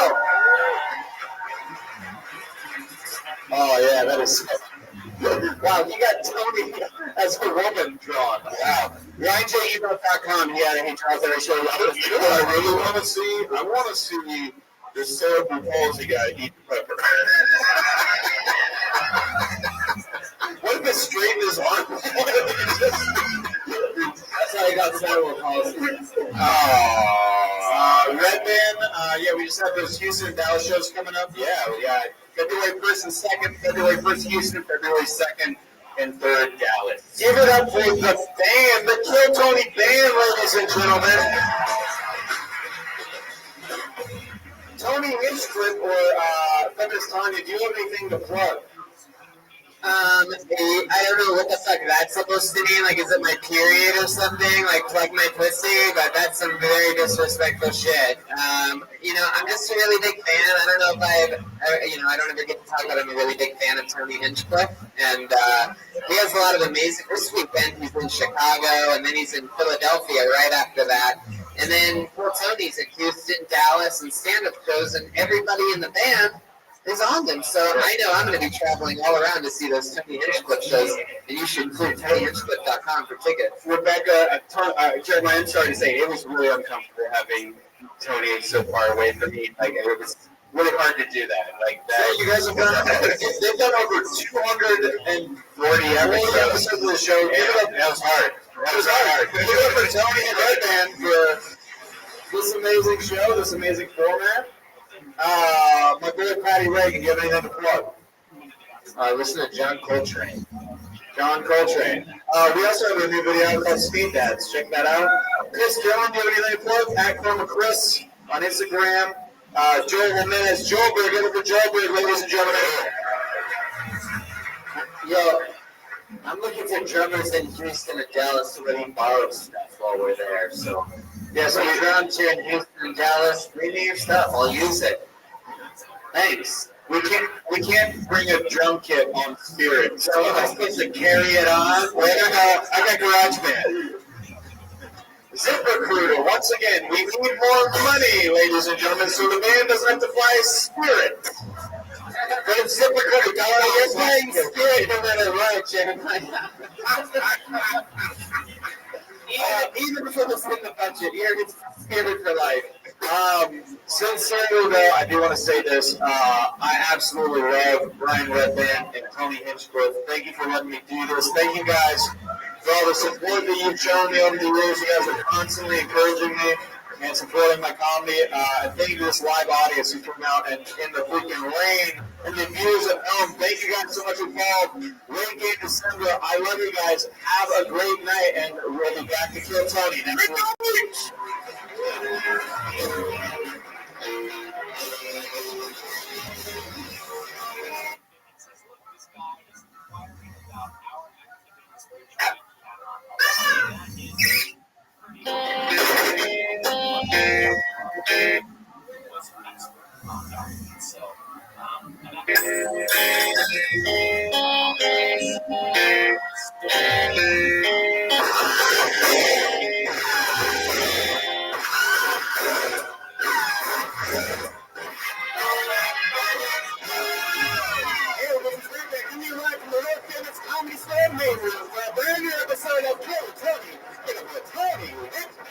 Fuck yeah! Feels good in here. Yeah, there's some real Tony Hinchcliffe fans out there. Look at that. It's good to be back hosting here, the #1 live podcast in the world. How's the audience doing tonight? Listen to that electricity. We're gonna walk in, got them all warmed up. Fuck yeah. Brian Redman's here, ladies and gentlemen. guys. Come on, let's do this. Welcome back, Tony. Thank you. That was fucking weird last week. Yes, it was. Yes, it was. High stress situation. Yeah. You were. Yeah, but the hot chip shit at the end, I love. Oh, yeah. Guess what? I got some stuff coming towards us. We might have to implement that. Ooh la la. You know what else is coming towards us is my new favorite thing in the world, which is Kill Tony the book, drawn by house artist Ryan J. Belt, who's sitting here right now drawing tonight's episode that will one day be part of probably another book. I just signed a bunch of them before the show, and those are being shipped out. You can buy your Kill Tony the book, RyanJBelt.com. We're going to go on the road, Tony. Yeah, we are. Tony, we're Kill Tony to Dallas and Houston. February 1st, Kill Tony in Houston, Texas. February 2nd in Dallas, we do stand-up shows. Me, you, Jeremiah Watkins, Joel Jimenez, Pat Reagan, a whole band. That's Kill Tony, the stand-up show. That's 2 shows on that Friday night. And on Saturday night, we do Kill Tony in Dallas, February 3rd. Obviously, with the entire band and everything for the first time with that. We've done Dallas twice, each Houston twice. And this will be our first time having the whole band. And then we do 2 more stand-up shows after that with all of us. So that's 3 shows in one night in Dallas. I'm also going to be in Boise, Idaho, Philadelphia, Pennsylvania, and Sacramento, California. And big announcements according to Kill Tony news for Salt Lake City and Phoenix coming up soon. Just a little something to think about. Nice. And a fresh new year has begun. And if you're setting new goals for your business, it's extremely difficult to reach the right people on your team. And ZipRecruiter has transformed how you go about finding them. ZipRecruiter posts your job to over 100 of the leading job boards with just one click.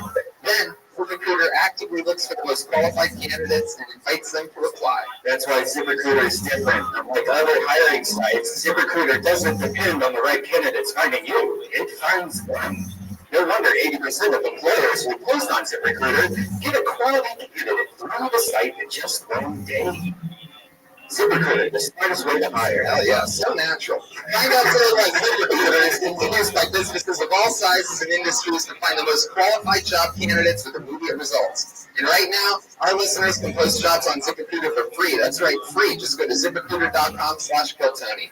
That's ZipRecruiter.com/KillTony. One more time to try it for free. Go to ZipRecruiter.com/KillTony. Oh yeah. That's if you're looking to hire new people. Yeah. If you don't have a business, are you ready to start your new business? Make it stand out. Get started with Squarespace. Dream it. Make it with Squarespace. Analytics that help you grow in real time. Built-in search engine optimization, free and secure hosting. Nothing to upgrade ever. 24/7 award-winning customer support. I actually have been using Squarespace for like 4 or 5 years. I built Death Squad on Squarespace. ShopSquad.tv, the whole store is Squarespace. I made it in an hour, and I've been using it ever since. You can create a beautiful website. You can turn your cool ideas into a new website. You can showcase your work. Blogger? Publish some content, why don't you? Sell products and services of all kinds. Promote your physical or online business, Tony. Yes. You can head to squarespace.com for a free trial when you're ready to launch. Use the offer code KILL to save 10% off your first purchase of a website or domain. That's squarespace.com. Enter the code KILL. You get a great deal, 10% off. Who doesn't like making fucking websites, right, people? Come on. It's actually an awesome. Everybody that listens to this show is extremely creative. Yeah.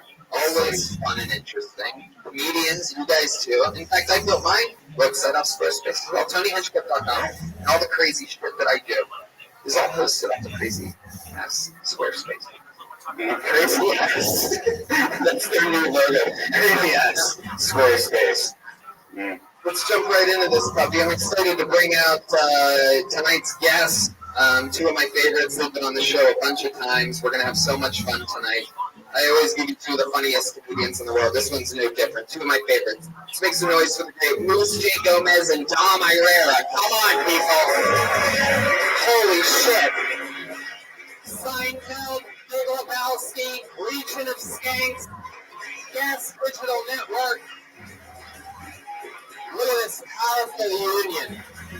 There it is. Louis J. Gomez and great Tom Irera here for 2018. We got a couple crazy shows to kick off the year. I figure let's follow momentum with fucking heavy KO hitters. Let's do this shit. Right on, motherfucker. Hell yeah, dude. I'm fucking pumped to be here. Love Los Angeles. Love the amazing weather, the amazing people. Mexican people, you guys are cool too. It's so nice here. It's so lovely, the weather. How does it make you feel when you walk around those buildings and you feel like dust of shit New York wind to your face? It's the worst thing. I'm gonna get off the airplane and I'm gonna fucking kill myself. I'm gonna put a bullet in my mouth. I swear to God. I was just in Chicago this weekend and it was so bitter, so miserable. Racist, Tony. Easy. It really was. That shithole. You know, it kills me when people say to me, how do you go to Cleveland in the winter? Like I said, what do I do? I go ice fishing? I stay in a fucking hotel. It's a pretty big crowd, Tony. Hell yeah. We've been having fun here in the main room every Monday. People come from around the world now. Remember now, it was like 5 years ago we had you on. In June, it's going to be 5 years of doing this show. God, we were babies then. We were babies back then. I gotta tell you, enough for nothing, we gotta fucking lose this band. They're coming on the road with us to Houston and Dallas every single week. They play different characters and they commit to them. I'm excited that they are back as a full unit tonight. Put your hands together for the best damn band in the land. It's the Real Tony Band. Pat Reagan, Jeremiah Watkins, and Joel Jimenez. And Roman Chris, the bass player. What? All right, it's women. Diner waitresses? No fucking way. You're gonna be diner waitresses throughout the show? Like old school. Pat Reagan has massive tits. Just kept shoving it in there. Wow. A mug of cigarette butts. They really followed through. They really committed to the cigarette butts in the mug. They are really smoked cigarettes. Hell yeah. I mean, I'm just going to go with my gut here and guess that you guys are like old school diner waitresses. Yeah. What do you want to start off with? Can I get you something? Jeremiah's like a patient in a psychiatric ward. Oh,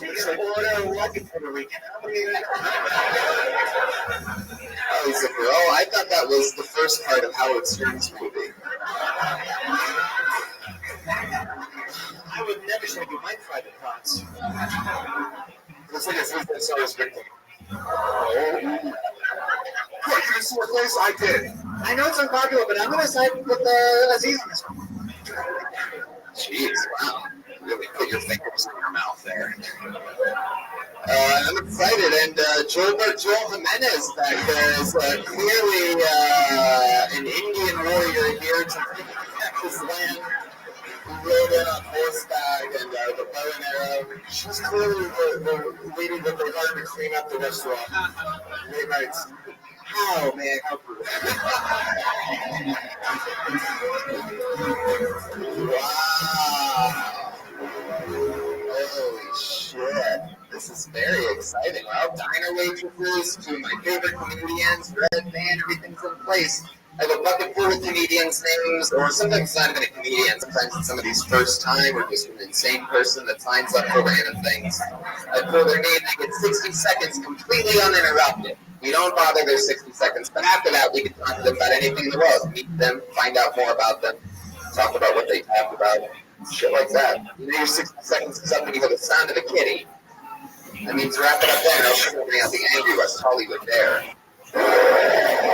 Wow. Alright, you guys ready to start this thing? It's Full Tony live in the main room with diner waitresses Tom Irera and Louis J. Gomez. Alright, let's do it. I pulled the name of the bucket, and the name that I pulled out is that of Noah Tidwell. Here we go. I see movement. There's a person jogging towards the stage. Coming this way. Ladies and gentlemen, make some noise. Getting us kick-started in the commercial spot. It's Noah Tidwell. Don't worry. I'm not a school shooter, but I do look like one. Call that shit usually rolls. I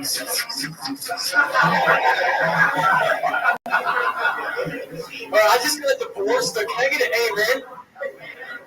Yeah, thank you. You know, it was really depressing, but it's still depressing though, so it's cool. Yeah.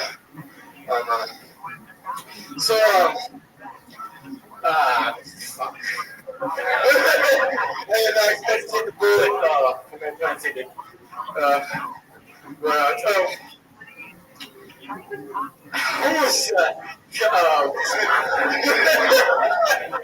Homeless Prince in LA, huh?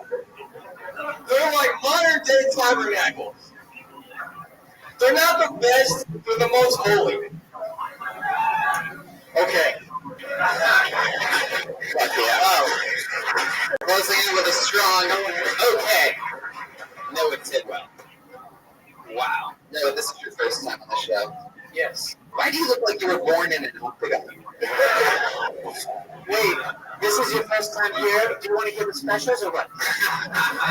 Yes, please. Noah, you might be one of the specials, Noah.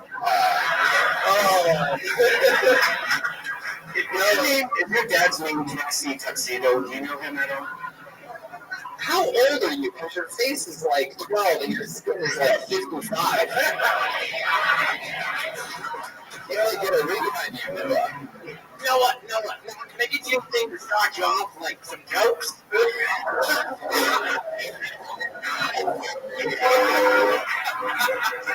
Noah, over here, Noah. That's my Gloria Patty. Noah, how long have you been doing stand-up? 5 years. Wow! Are you kidding me? 5 years and you hesitated after 30 seconds? It's amazing how much just clean material you get in 1 minute. Seriously, good job. Keep it the work. Well, we just spent 5 years. I said your name. I went, no. Where are you from? Texas. Yeah, what part? Dallas, Fort Worth. Dallas. I just moved out. Dallas, Fort Worth, West. It seems like everything's big in Texas except his laughs. Yeah, I moved out here 6 months ago. I live in San Diego. So you moved out from Dallas. What were you doing before you left Dallas? I was doing stand-up there. What were you doing? I was an electrician. An electrician? Did you get went to school for that? Just dinner. That's why you look the way you do. You were an untrained electrician getting jolted by 35,000 watts per day. I don't know if that's a lot. There you go. See, we have a sound effect just in case there's an untrained electrician. I'm qualified. How do you make money now that you live out here for the last 6 months? I'm a free cook for KFC. Yeah. You don't call them cooks, you just work at KFC. I'm the best cook, all right? I got a certification. You're a KFC employee. Yeah. That's it. You're not a line chef. Thanks, Brian. Electrician turned KFC cook. Well, actually, I worked KFC first, and I was an electrician, but I couldn't find no work out here, so I never went back to KFC. Gotta go back. Everybody knows that's the secret recipe for success. Holy shit, no, it did well. What's one of your favorite things about being a cook at KFC? Just making chicken, spit. Jack it off on why do you do that, you fucking minute? Maybe chicken's your answer. Your favorite thing? Making chicken. That's the most generic shit I've ever heard. They brainwash you? Nah, making a chicken, man. It's like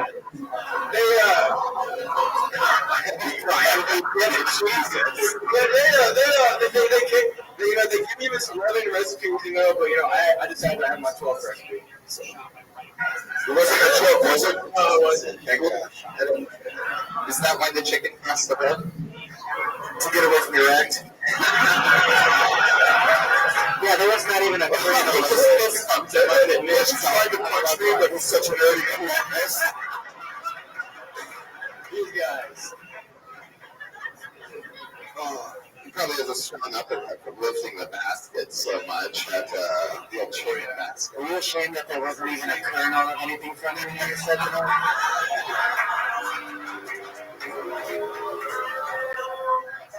Oh, shit. So, Noah, wow. So you lived here for 6 months. Like, what else are you doing other than doing stand-up? And, like, obviously you're going to open mics and stuff? Yeah. I'm in school for creative writing. Oh, really? I can tell that by your act.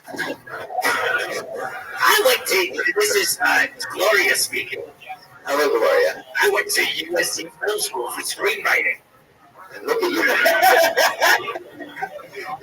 I can see it. Yeah, shut up. Noah, what do you think is the creepiest thing about you? It might be the Paddington Bear Jackson.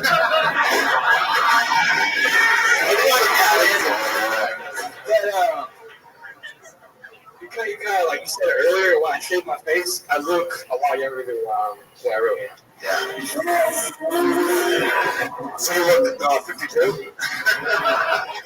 I've been told that too. You're by yourself? No, I'm with some friends over there. You have friends? How many roommates do you have? No rest, by the way. 2 people. 2 people. Small place? Oh no, I live with my mom, you know? I live with my mom. Was your mom moved here too? Yeah. Was she trying to move away from you and you followed her? Yeah. Is that true? You really live with your mom? Yeah, my mom and sister. Oh, are they really here? Oh no, not here. I'm with friends here. Yeah, I wouldn't really give up. What does your mom do? Social tech. What? Social tech. A what? A surgical tech. Surgical tech. A surgical tech? Wow. Yeah. Holy shit, I'm doing this. What does your sister do? Other than jump you when you were a kid. My sister's actually younger than me, so I have to drink her. That's sad. Yes. No, I'm going to let you go. Thanks for coming. Anything else you want to say? There he goes. Noah Tidwell, everybody. Come on. There he goes. The one and the only. 5 years in the game. 42 strong seconds. That's almost 10 seconds per year. He just touched me. He definitely touched me. One of my least favorite things. If it was up to me, I'd be in a fucking glass box like Robin Quivers on this goddamn thing. Will somebody give me that, like, for a present someday or something? Glass box. Just a squirt bottle when you get out. All right. I pulled another name. Are you guys having fun out there? You get it? You just met Noah Tidwell for the first time. He lives with his mom and his sister from Texas. They all moved out here 6 months ago, and he looks like that. Your name's going to be next to you. Herrera. Herrera? U-R-R-E-A? I think I got it. Here he comes. Jeff Herrera. Thank you guys. It's Jeff Urea. Recently single. I was engaged. You've asked me, Jeff, what happened? Like, there's a one-sentence response to like 4 years of relationship didn't work out. I'm like, she's fucking Joe Nices. You know, like, the honest answer is, I'm a comedian, so I sacrifice the romance for the joke. Like, one night she came in, I'm not wearing it. I was like, well, she probably do some laundry then. Why was her laundry? So she did laundry, and then I found her Spanx. I didn't know she wore Spanx. I found these things like, what the fuck is this? Is this like, this lingerie? It's like, and she's like, this a wetsuit? Look for a symbol? Like, is she playing crime at night? That'd be fucking awesome, right? Anyways, cut them on.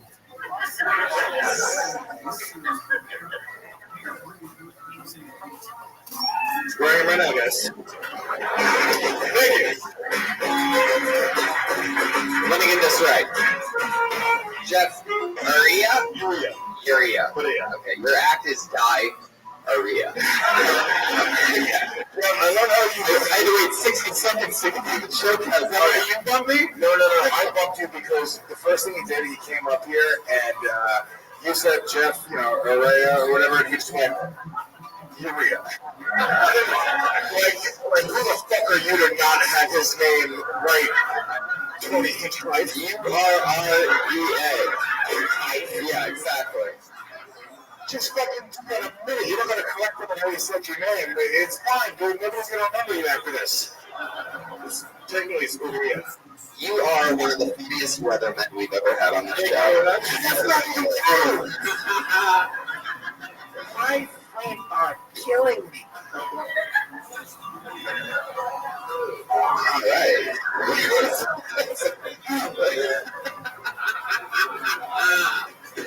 All right. Jeff, what's your story? I've been seeing you around the comedy. This is your first time on the show, right? First time on the show. Okay, I've been seeing you around the comedy store for what, like 6 months? 4 months. 4 months. Yeah. And so what's your story? I was manager of the Ventura Harbor Comedy Club for like 7 years. This last week was 11 years of me doing stand-up comedy. And I was engaged, and I was the vice chair of the Ventura County Democratic Party, thank you, Trump. And I quit everything and moved down to LA to be a comedian in the program. How long ago, when you say you were engaged, that means you're no longer engaged? No longer engaged. We're not giving me anymore. So how long has it been since you got not engaged? It's been 6 months, and we officially, we try working things out. So this is an interesting thing. All right, I'm intrigued. So you were engaged. How long were you with the girl? 4 years. Wow. She was my first relationship when I quit drinking, and they say never to get in a relationship when you quit drinking, and that's why. It never works out. Yeah, it really broke your heart. Huh? I mean, it really tore you apart. Tell us about that. Yeah. But someone talks about it, so I'm thinking about the other guy that's probably fucking her right now. Now go. Oh, that's just Where did things go wrong with that? Like, what ended up happening? Because I've never really heard that drinking thing with a relationship. So tell me more. When you're a comedian and you're an alcoholic, having drinking me. So for me, just things changed, Like I had dreams, and if you're an alcoholic and you drink, it's like having a car with no gas.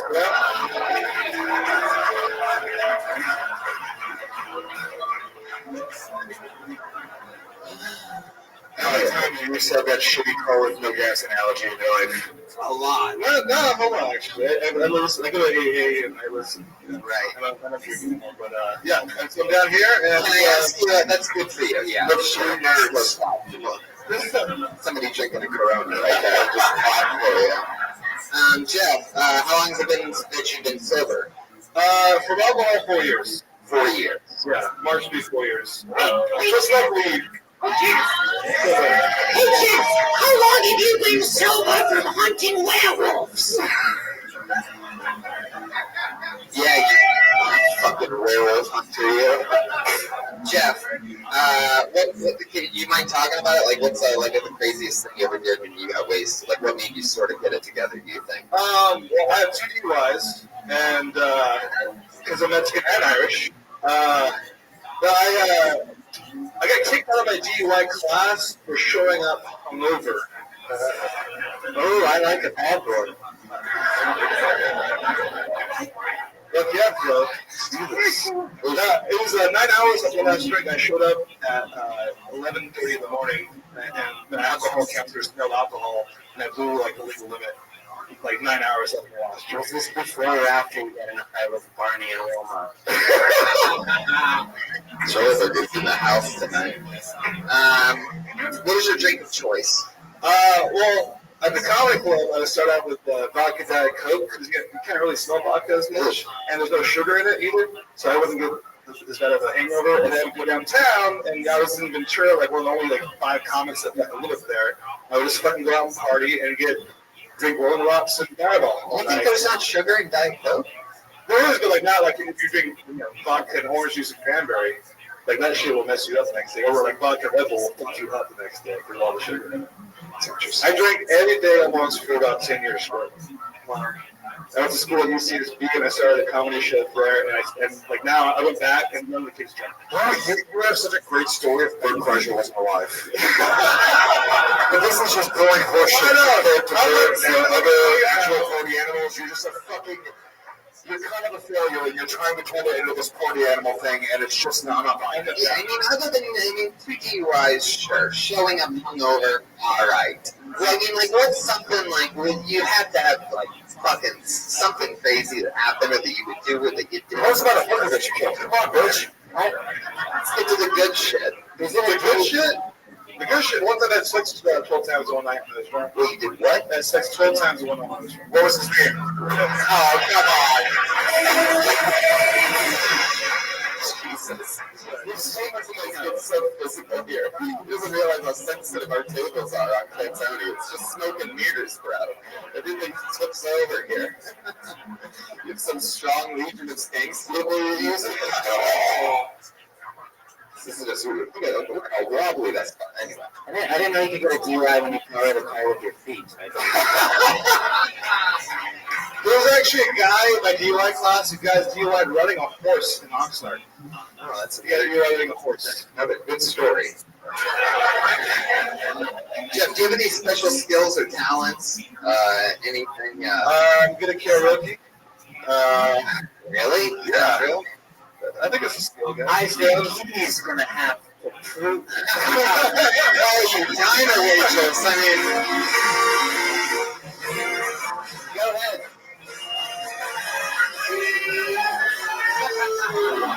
I thought that was awesome. You see that? That's what we're Yeah, but Dabba do not. Yeah, but Dabba, me too. All right, Jeff. Well, I guess we'll find out more about you next time. Hey, thanks for having me. You guys are awesome. Yeah, definitely. Keep coming back, guys. Not only is he sobering, so is his comedy. Jeff Faria.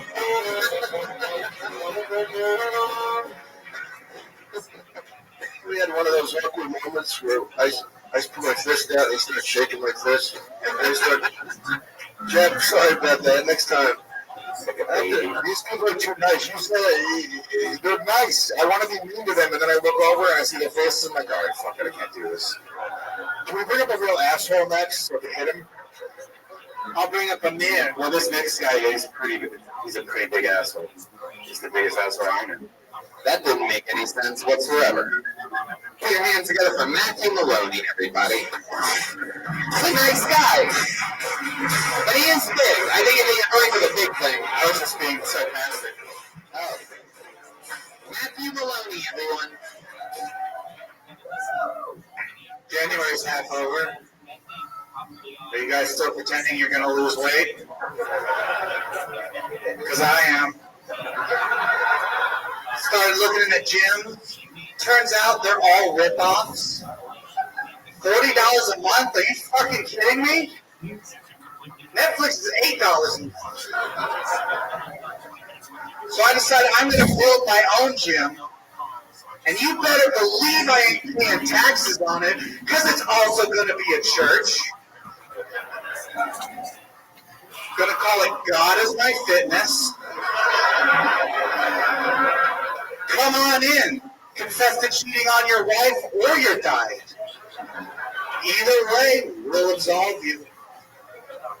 It's going to give whole new meaning to the term CrossFit. Thank you very much. Heck yeah. Bowing out after 45 seconds. Matthew Maloney. Was that a breath? Yeah. How are you, Matthew? I'm doing good, Tony. How are you? Good. It's been a while since you've been on the show. Have you gotten bigger? Yes, I am. I'm getting ready. What's going on? Like, what's your diet consist of? I've been eating a lot of creme brulee. Really? Just straight up creme brulee? How do you even do that? Why? You make it yourself? Vanilla custard? Do you flame the top? Yeah. How do you flame the top? I got a kitchen for it. You have a fucking kitchen for it? Wow, just so that you can make yourself creme brulee. Is that even on the menu, ladies? That hasn't been on the menu for years.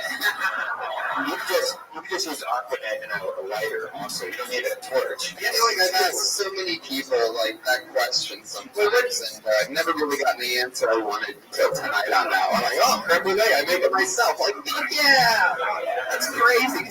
I mean, you're just eating straight up. Like, I mean, that is just eating the worst parts of the cow, like the fattiest, fucking just most creamy, whole fucking buttery. That's just bastard. I'm getting horny.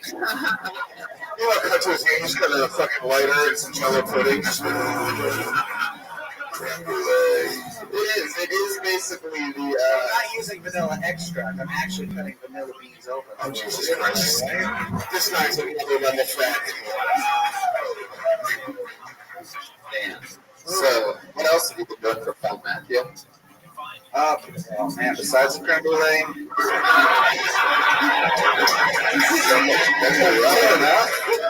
I see an album name, a TV show name, and your merch all happening. You can be the creme brulee king.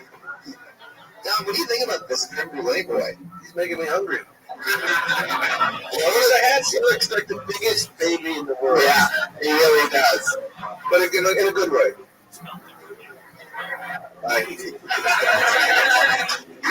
Does everybody in your family have that baby face?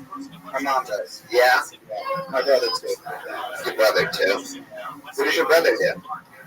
He went to school to become a pilot, and now he's working as a bouncer.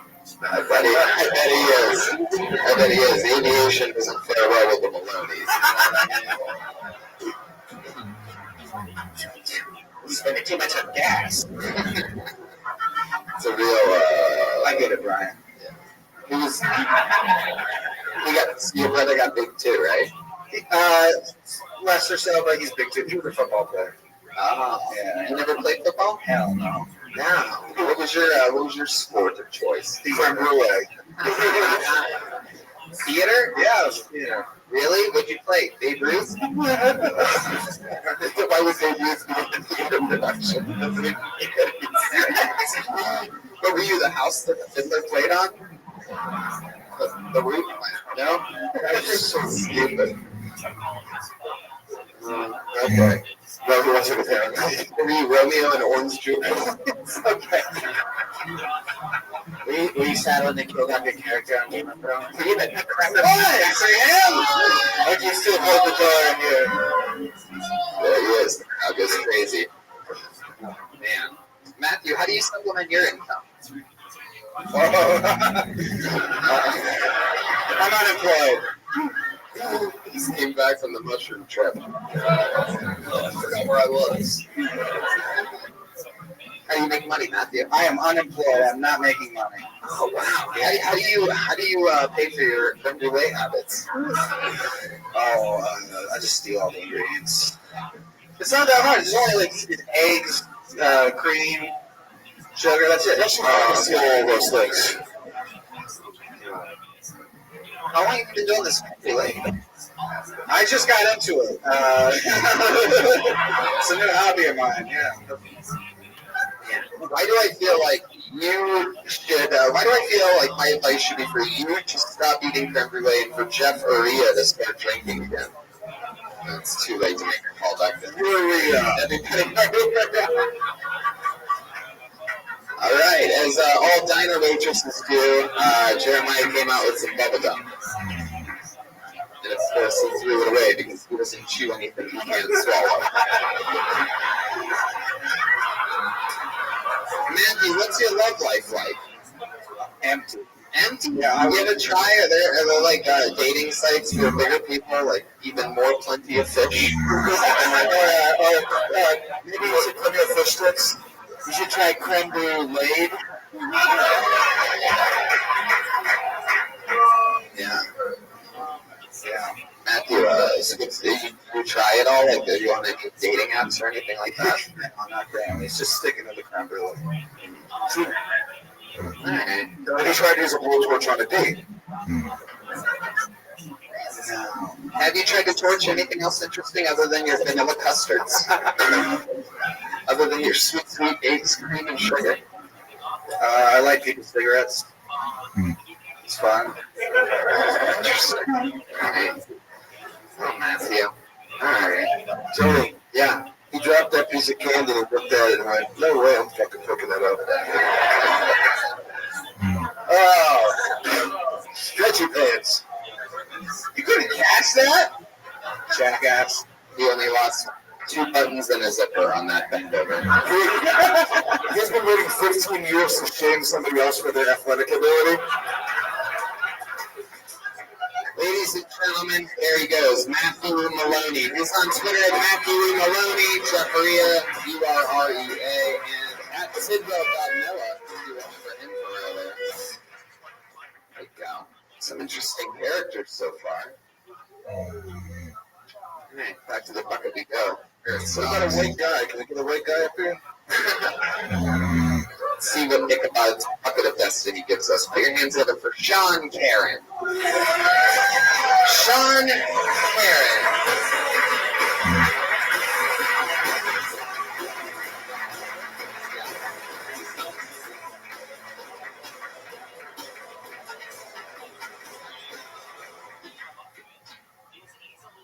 So everybody's getting these DNA tests done nowadays. So I went ahead and I got one. I'm black and white. I thought it was Puerto Rican. So I got to be real with you guys. And my first reaction was, oh, I'm not white, I'm not black. I want to go one thing. And then I was like, I got bigger things to worry about, man. I'm bald. I'm bald.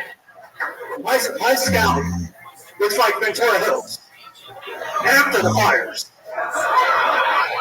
I'm holding on. I need AIDS. Send AIDS. You know? I need to call one of my boys like, yo, she left me. Who did it? Her mom.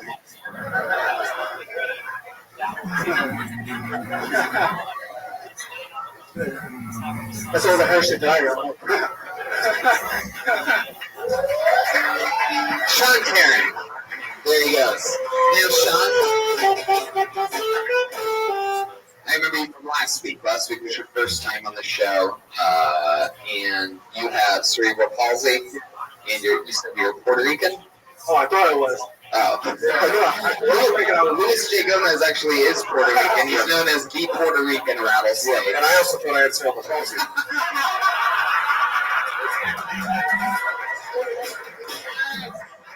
I like you. I want to tell you one thing I really liked it. I like the fact that you didn't compliment that was the only thing that you talked about. You know, I think a lot of people, you know, whether they have a disability or they're black, they will only go to that over and over and over again. And I was watching, I was like, there's something fucking wrong with this guy. But I guess not, because he's not even talking about it. So, get on you. It's like it was a good instinct to be thinking about different things. Yeah, I remember specifically a week ago you absolutely killed. It was very, very interesting. And unfortunately last week I wasn't hosting the show. So I didn't really get to delve in and figure out much else about you other than the fact that you had cerebral palsy. We had a host that wanted to move on so that he could, I don't know what. Yeah, so what kind of skills do you got? I haven't even asked that tonight. I love that that's like your go-to expression. Anyway, Sean, so like, what kind of skills do you have? I'm a man of many talents. Yeah? I'm a wrestler. I'm a lover. I'm a poet.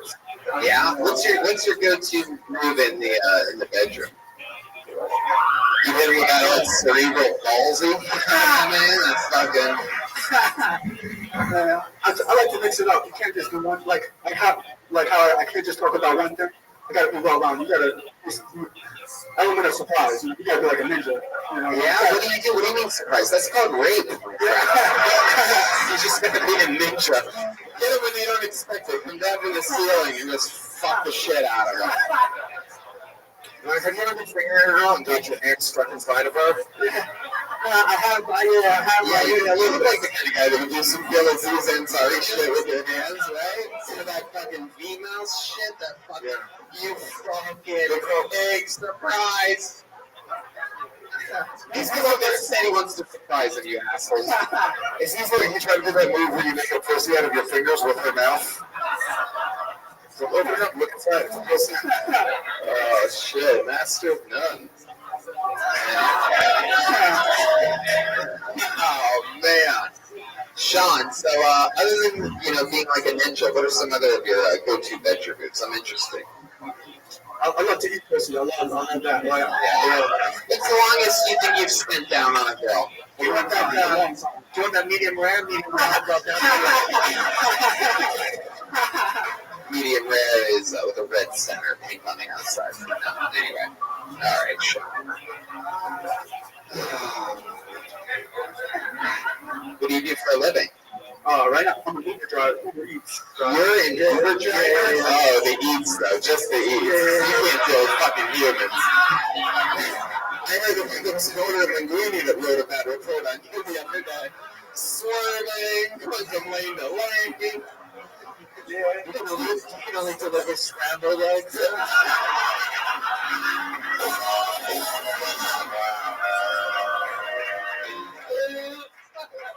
Have you ever ate from the food when before you delivered it? It's like you were hungry and just had Fries. Oh, shit. The shoestring one is so good. It's so gross. Shoestring just means that you touched even more fries. You know what I mean? The quantity of fries that your hands, which seem to be hairy and a little bit with that natural CP curvature to them. It's perfectly formed, you know what I'm saying? Streamlined. Oh my god. That's interesting. Shoestring fries for a guy that wears a Velcro shoes. Come on, people. It was a joke. Because he has cerebral palsy, and sometimes he wears a special handicap Velcro shoes. It's a good shoestring reference. You're like the only shoestrings that he deals with. You know what I mean? If I really wanted to smell it. And we just make the rest of the show watching him try to tie his own shoes. Yeah. When's the last time you really laced those shoes? That seems like you just, it's a long time. Longer, what is it, longer since you laced those shoes, or, alright, forget it. What else, Sean? Give us some more Sean fun facts. Very, very, very funny. You killed last week, had a fun set this week. You opened up with the same joke that you opened up with last week, though. We don't like to repeat jokes on the show since people only get to do 60 seconds. Interesting. You fucking asshole. You killed last week, and it didn't get much this week, and it's the same joke. What else, Sean? Tell us some more interesting stuff. Funny guy. What else? I'm into tattoos. Like, before I wanted to do comedy, like I'm going hard with comedy now. I hope you're not giving the tattoo. Oh shit! No, I actually wanted to. And then I was like, no, you actually physically can't do this. Get out of here. Yeah. Move later. Here's your admission money to tattoo school back. We're sorry. We've got a chance in the NBA, kid. Yeah. He draws Dr. Katz videos. ULA State. Anyway, so Sean, tell us more. I'm from Long Island. Where are you from? Long Island. New Yorker. Fuck yeah, Rabbi. How long have you been out here? Where are you from? 6 months. 5 months. 5 months. Yeah, 5 months. Where do you live? Thai Town. What? Thai Town. Ooh. What's your favorite thing about living in Thai Town? Asians. I love Asians. Yeah. Asians said no one ever. Do you ever been at massage parlors? Yeah. I always want. I research. I Google like how do you ask for the? How do you ask for the? I don't just want to just ask. No, you just go right away. You just start rubbing it away. That's not how it works at all. When you said you love Asian people, what do you mean exactly? Like, what do you love about Asian people? Oh man, they're raw. They don't care. They'll just be like, "You smell. Why do you do that? What's it? Or like, why do you walk like that? What's wrong?" But they're genuine, so like it's cool. I'll be like, "Oh, he's special. He's special." You like the fact that they bully you. They tell it like it is. Yeah. So you're saying that sometimes you do smell? Yes. Okay, I guess I'll take that as a involuntary, like fries and butts. Now, I'm going to sort of ask you the same thing I asked Matthew. Do they have like a special dating app for you or like anything like that where you can hang out with other people that sort of like, can't walk? It's called Shaker, Not Stirred. Total Harmony. right? Nothing like that. Not that I know. There has to be an app for people with special needs, 100%. Sounds like cerebral Paul A to cerebral Paul Z. Oh, Jesus. We're smart. All right, bye. That's what we were thinking. Too smart. That's sincere. Dumbo. Yeah, fuck everyone in this crowd. How about that? Dumbo was good. You do Tinder? Because you guys are always falling down. All right. Anyway, Sean, what's the last date you went on? What was that like? A while ago. Oh, actually, I'm going on dates. I'm not, especially now, because I'm going hard with this. I'm just going on mics. But like, I went to after a show. I hooked up with somebody like because we had a show at a bar, so like at the back of the bar. Oh shit! In the bar? Wow. You went all the way in the back of the bar? Yeah. Yeah. Really? Wait, I can be honest with you, like, I guess this is special needs that would be described as, right? You're very attractive. Oh, thanks. You're like literally the best looking special needs person I've ever seen in my entire life. Yeah. You're a handsome fucking guy. Yeah. And he's got a good smile, good face. Yeah, but if there was an app for retarded, I don't want to say retarded, I don't know if that's what it is, but if there's an app for that, you'd be crushing piss on it, dude. Yeah, you'd be like the Bruno Tards.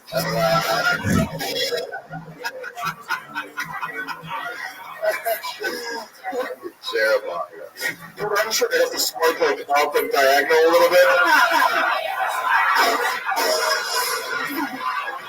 Yes.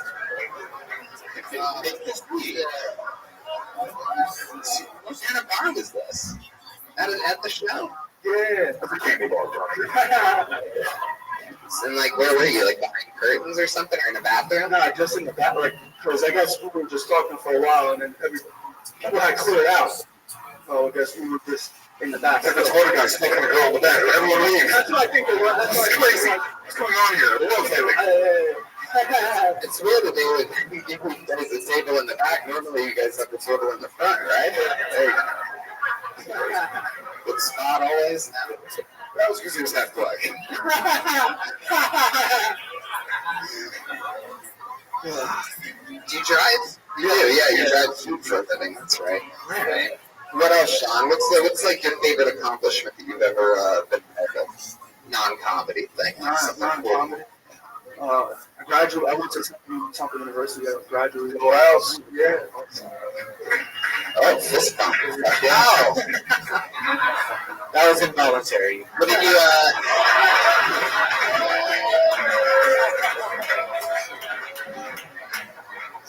what did you major in? English. Oh, wow. Yeah. Oh, very cool. What's Temple's like big sport? Basketball, huh? Yeah, they're big into basketball. How long of a set do you have? Like, how long is the longest you've done? Oh, probably 6 minutes, 7 minutes. I could, without like stretching like with punches, also probably like 6 minutes, 7 minutes. But always. And we know it's hard for you to both stretch and punch. Anyway, Sean, there he goes, 2 weeks in a row. Sean Karen. He's got the luck of the bucket. He's on Twitter at Sean is building. SHAUN. Is that balding? Sean is balding. Balding? That's what it says. Well, we might have a cure in a future episode. Ooh la la, that's right. Stay tuned. Alright, I pulled another name out of the bucket. Yeah, this looks like a new person. Put your hands together for Jenny Griffin.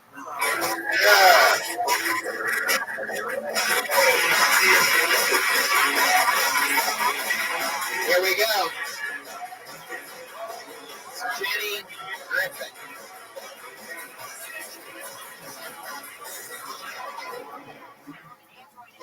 What's up? All right, so a little bit about me. I recently got out of an abusive relationship. Thank you. I'm doing great. I just finished serving my time. Yeah. That fucker did call the cops on me, and I did go to jail. And that wasn't it, though. That if you did, I have a restraining order too. Yeah. And it's my baby daddy. Yeah, so we have 2 kids. I'm a parent. Anybody else? Yeah? I know, fuck kids. So. I love my kids, though. They make me laugh. They fucking make me laugh. My mistake was sharing a dating story with them. My daughter never keeps it, but she substituted me for Cinderella. So the story goes like, once upon a time, Cinderella. There it is. All right. Go ahead, you can finish. All right. So once upon a time, Cinderella goes on a date, and then she has diarrhea, so she has to go to the restroom. And that was it. Her date left her. The end. And that's a true story that I share with them. There you go, Jenny Griffin. Okay. Here we go. Let's just jump right into it. Right now. Who the hell is watching your kids? I split custody with the baby daddy, so he is. And the food makes you laugh. Listen, how many times do I have to tell you we don't split checks here? Jenny, how long have you been doing stand-up comedy? 3 years. Oh my God. Jesus fucking Christ. I was 100% sure this would be one of those ones that was like a first time or something. First night. Wow, that's crazy. How many times have you done it in 3 years? No, skip your kids. No, I see that I have 30%. He has 70%. So, I'm the baby daddy. You better leave me at least 20%. Jeremiah. Let me explain to you guys something, because I'm in a co-parenting relationship. You have to be such a dangerous psychopath for him to get the majority of custody. Wow. Yeah, what about you? The woman never, ever doesn't get the majority of custody. Because I am terrified to be this fucking close to you. I have no idea what she did, but she's not a good person. It really is. And here's, what's interesting. You had amazing setups throughout this entire thing. I was waiting for so many punches. There was setup. I have So was the baby Friday.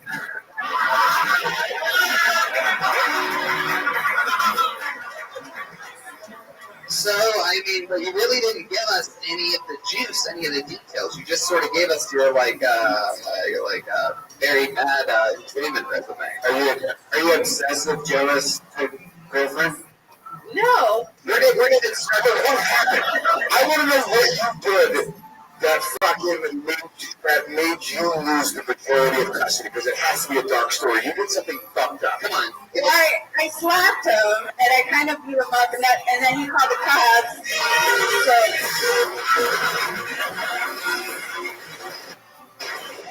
Slapped him and kind of beat him up.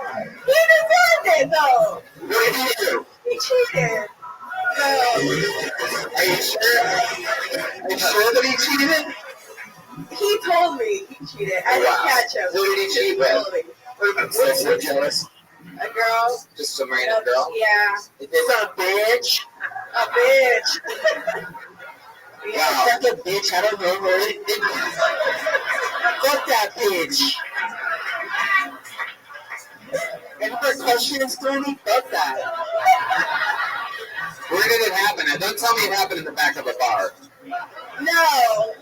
We live together in our apartment. Well, she was just holding the kids when it happened. Wow. Where were you when the kids when it happened?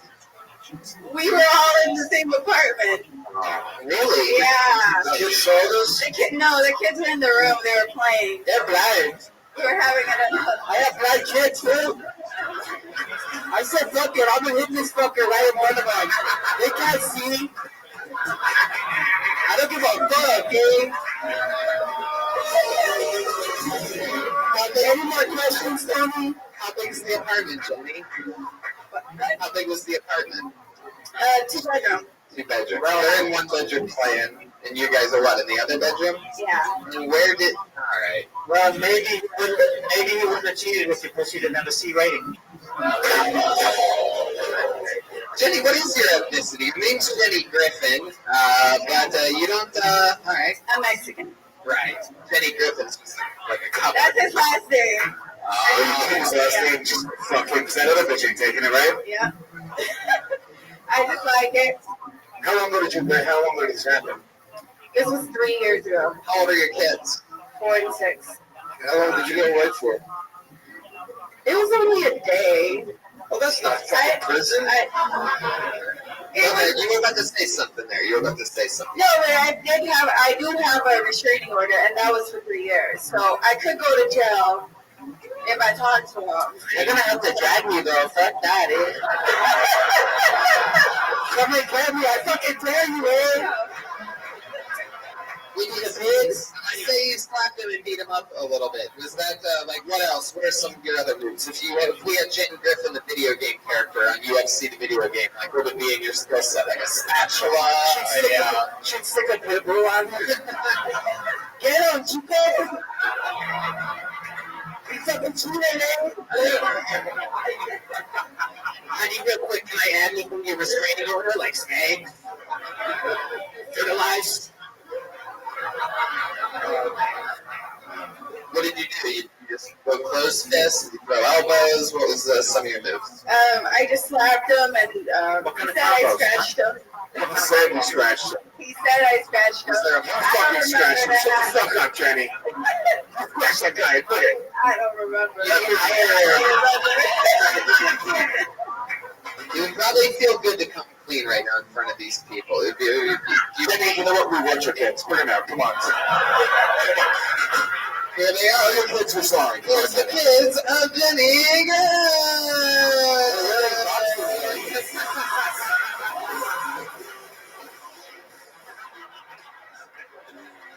Oh my god, this is so fun.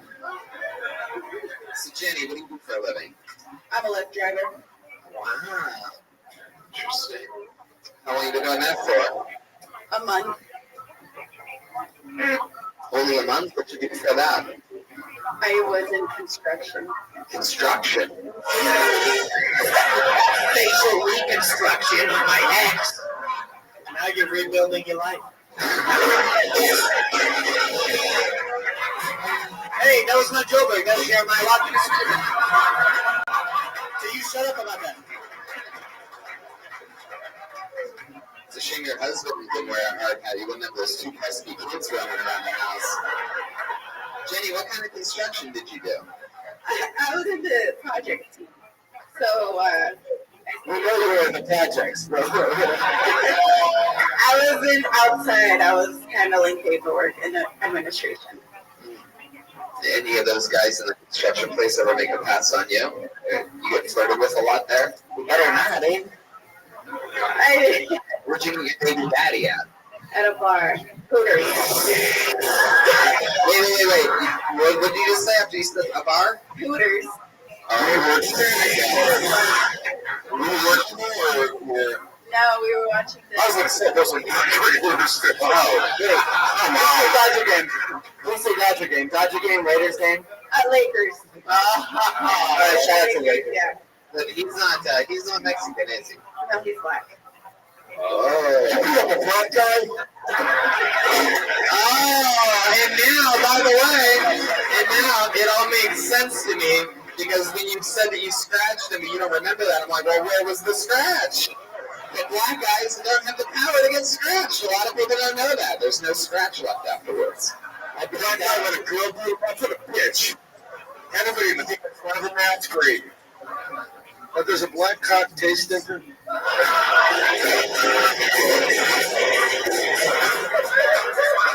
don't think so.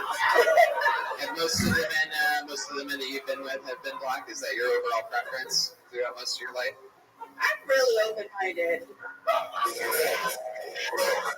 Seems like you're pretty open-baked, too.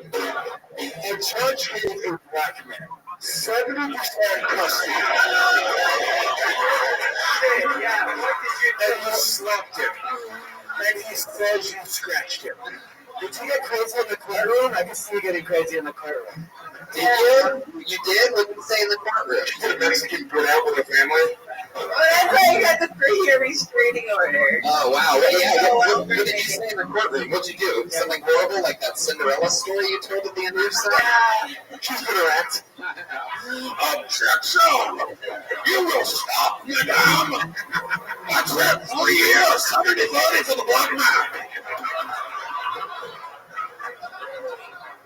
Alright.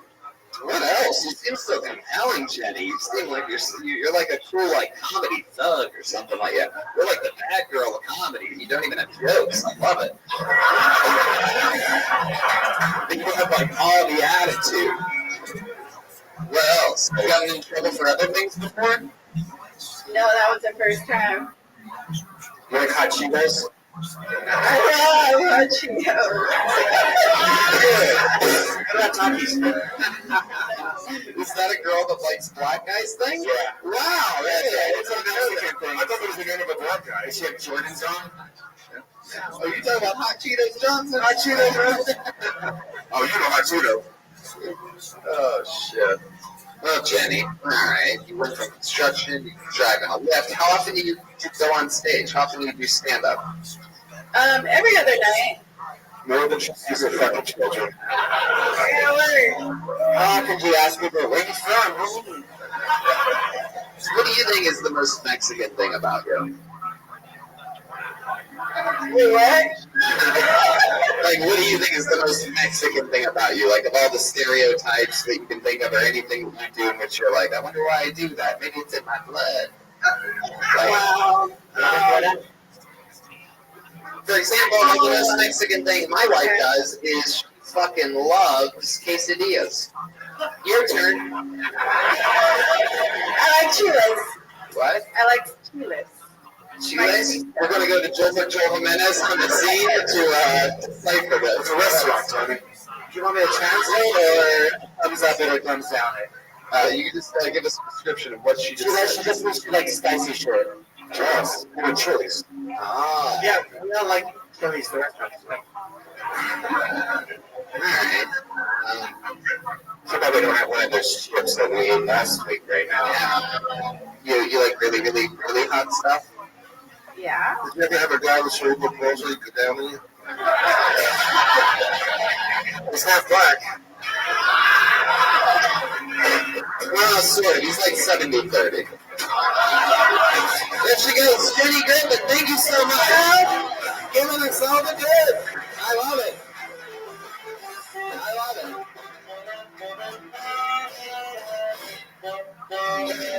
Welcome back to Kilmore Garbage. One time for Jenny Griffin giving us all the fun, exclusive Jenny Griffin information. We just learned a lot about her. She's really open about it. Yeah. Absolutely. Hide and share or something, but no. Internet. Maybe, who knows? Maybe next time she comes back and it's just all punchlines to her setups that she gave us tonight. We never know. Let's go back to the fun again. Here we go. You guys having fun out there? Huh? I could use a break. Put your hands together for H.A. Faji. H.A. Faji.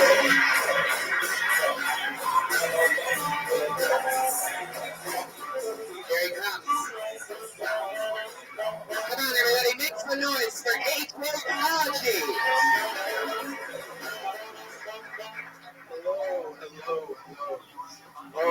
I just moved here from Texas a few months ago. I'm doing a single, so I'm doing an online dating thing. It's weird. I feel like people have codes for what they want in a relationship. For instance, you get online and the girl in Texas is like, I'm a country girl.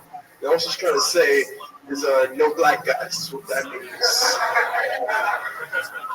Or if you get online and the young lady's like, I'm a Southern Belle, what that means is, no, seriously, no black guys. Upon extended research, you begin to those are just codes to try and keep people out. However, once I go online, and girls like, Hennessy's my drink of choice. To which I said, get in the car, we're done here, right? I mean, I'm Nigerian, might have noticed a little bit of an accent. Sometimes people will come up to me and want to connect. One thing I get off is, hey, Faji, you speak so well. You speak such good English. And granted, that would be a great compliment if English wasn't the only language I spoke. Do you know what that's like when somebody comes and compliments you on some shit you do in your default setting? There you go, AJ Logic.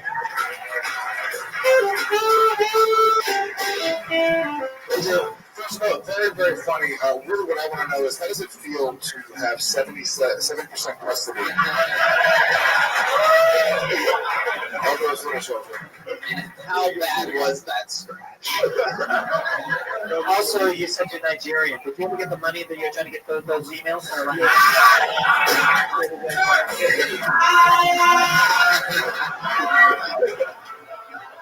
I knew that was going to be the first one for sure. I knew it. Were you born here in America? No, I was born in Nigeria. How long? I was born in Nigeria. I lived there for 6 years. I moved to New York City, lived there till about 11, then moved back to Nigeria. That's how bad New York City is. There are way too many black people on this island. Then, I moved back to Nigeria as a teen, moved to Iowa for college, and then to Dallas. You went to Iowa University? No, Drake University. Oh, Drake University. Hell yeah. Oh yeah, started from the bottom, now you're there. Yes, Nigeria is the bottom. I love it, but I mean, it is pretty bad. I mean, if you're soft or whatever. What made you pick Drake University in Iowa? I actually didn't give a fuck in college. I mean, in high school, so like I had good grades and everything, but I couldn't be bothered, so I just was filling out applications to schools that didn't require me to send an application fee from Nigeria and didn't require me to write an essay. It's too much work. Wow. Well, instead of writing one essay and spending 4 years in one place, decided to just not write one essay and spend 4 years in Iowa? I realize in hindsight it seems pretty clear, but going forward it wasn't that simple. Right. When it says essay, they make him write to one Mexican guy. I'm interested to find out some things that you think we would find different about Nigeria, like the real shit. Like what kind of like family situation were you born into and stuff? What was that like? I had 8 siblings. That's pretty cool. Could you tell us how black people are like this and white people are like that? You ever do one of those? No, don't do that. No, let's specifically about Nigeria. No, let's do that. I really like to hear that actually. Nigeria is pretty rough. I mean, life is a lot cheaper out there. Like people,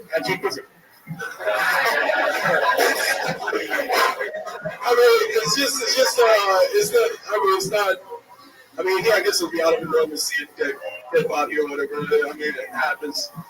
Like how much cheaper? Like I remember I was in middle school or no, just after high school. We were out at the bar. Dude came in the bar.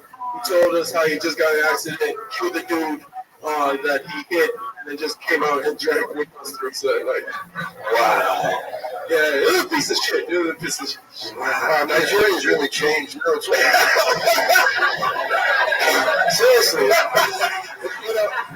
It's all black now. You just live in a living blue up at night. Dumb motherfucker. Oh, God. Wow. Do they have some American things in Nigeria? Is there like a McDonald's? Stuff like that? McDonald's did, but we got KFC a few years back. I bet you did. And Popeyes. Yeah. We got a guy that works for KFC. You want to meet him? It's like reverse slavery. They want a white guy in the kitchen. Does Nigeria force you to join the army, things like that? No, but after you graduate university, you have to serve as part of like the youth corps for a year. As a junior? You look like Kazam, that's why. That was a hell of a stretch. You spent, so how long have you been in the States since your last return from Nigeria? Since I got back from college, I was 19, so 11 years. 11 years. How many white vaginas have you ruined? My fair share out of it. Fair share. How many times do I say you're men before you appear? Oh my God.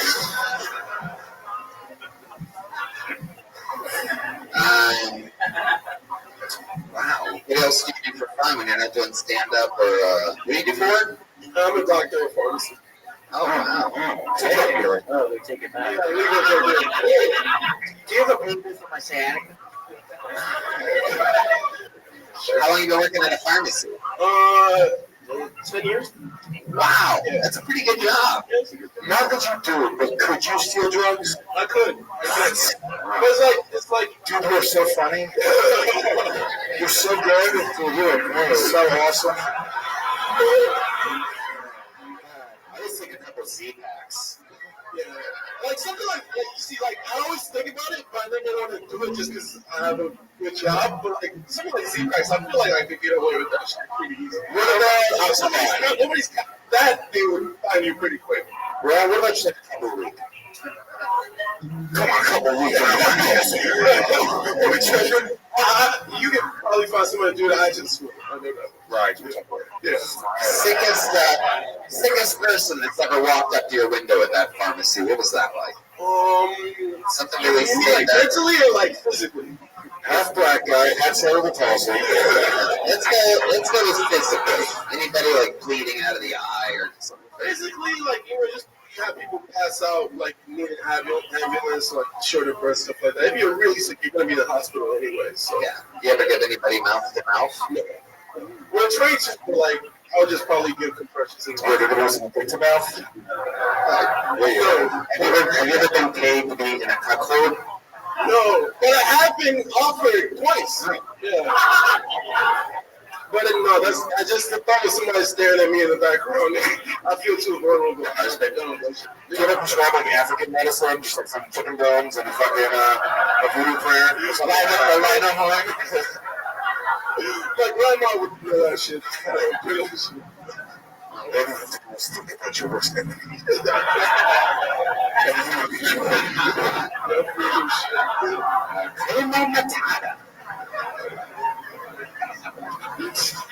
What do you do for fun? I don't think I got an answer. Stand up. Like stand up, I play ball. I like going out and stuff, sports and stuff. Yeah, what type of stuff do you like to do when you go out? I like to go out like when you have like a cool crew. I mean, kind of New Year, so I don't know too many people like well out here. So like, just go out, hit the bars and stuff like that. Try to smash. Your favorite night in LA so far? What did that sort of consist of? You remember that night? Something stand out? Honestly, probably something boring like some stand-up stuff, probably. Alright, AJ. For white chicks, if I were you, I would exclusively just fuck tiny white chicks. Why? Because it would just be awesome fucking like reverse raceless and just fucking smash them out, make them call their dad in the middle of it. I mean, that's a tough one. No, but like I kind of equal opportunity. Oh yeah, it's like He's a colleague back there. Yeah, but if you had to pick between the blonde and the brunette over there, or this Indian man in the back.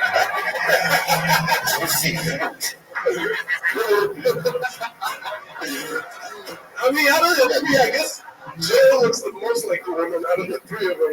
That's what I've always said. I always say Joe. He has like this skin or something. Yeah, Joe Cahantas back there. Okay, so I've lost shirts. Okay, I get it. All right, AJ. I guess we found out that all the people fuck Joe Bird.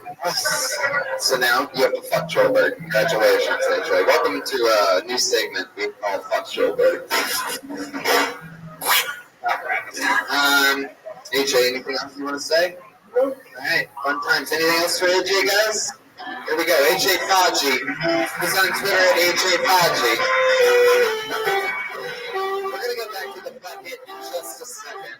But right now, Let's bring up our one and only regular. You know her from her brand new 60 seconds every single week on Kill Tony. One of my favorite comics to watch every single week. Put your hands together for the great Ali Makovsky, everybody.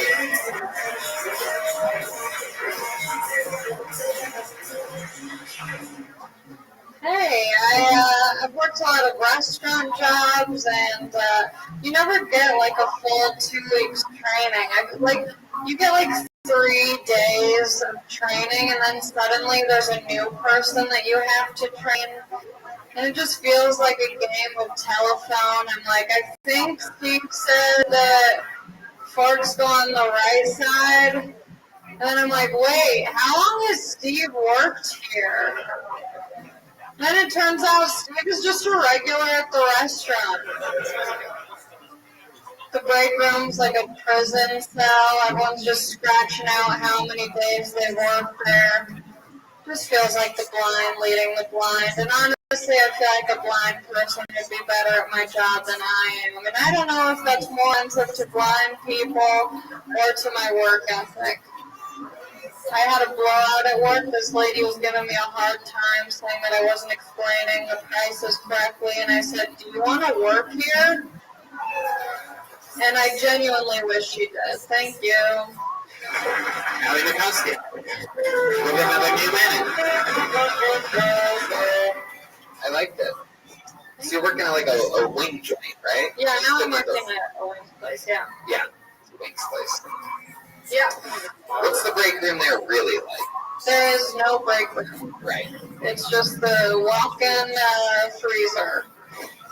I just go in there and cool off.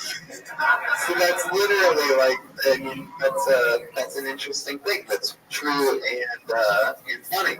Yeah. So you could, instead of saying the break room thing like a prison, you could say the break room, or as I call it, the walk-in freezer.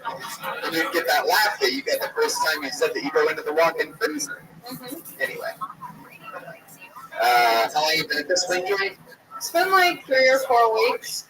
It's great though. Yeah, I love that we won't name the wing joint, by the way, because we don't want to get. Well, the thing is, I didn't like when I first said that I started working at a wings place. I made a joke about it, and then a guy literally came in the next day and said, "Hey, I heard you on Kill Tony," and I didn't even use the right name for it. Well, then we better wing stop right now. Now this is about right. Just hope it's not wing stop, but it probably is. It's not. It's okay, good. No, I'm not. No. Wing-a-wings. And nice. The Big Wings place. I bet it's the Big Wings place. It totally is the Big Wings place. Kenny Roasters. Right? Kenny Riders Roasters. No, there's tons of wings. Nah, it's the Big Wings place. Don't fucking lie. When someone finishes their order, do you say, "I'll wing you up over here"?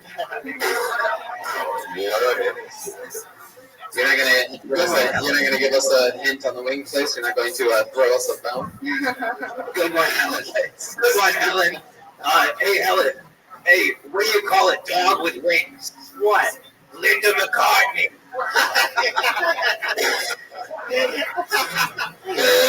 That's so great. That's my waitress, Patty Reagan, right there. Linda McCartney. So the band Wings. All right. You come home smelling like shit Yeah. every night. And I have to like refill like the ranch and all that stuff, and it just splatters all over me. So I just have ambiguous stains on all of my clothes. But it's for some leftovers, you know. You like waitress there, right? No. You're the girl who I just kind of hang out. at the register. Yeah. So it's like one of those welcome places. All right. Maybe. You were one of us for a moment, but no. No. What's the ratio on races? How many black whites? people. All blacks. Mostly, yeah. White people always get boneless, and I'm like, come on, quit playing. Do you have a tip bucket or you don't even bother? I get a lot of tips. Black people love me. Yeah. I think it's because of my haircut. Do you think you're My Nelly? size.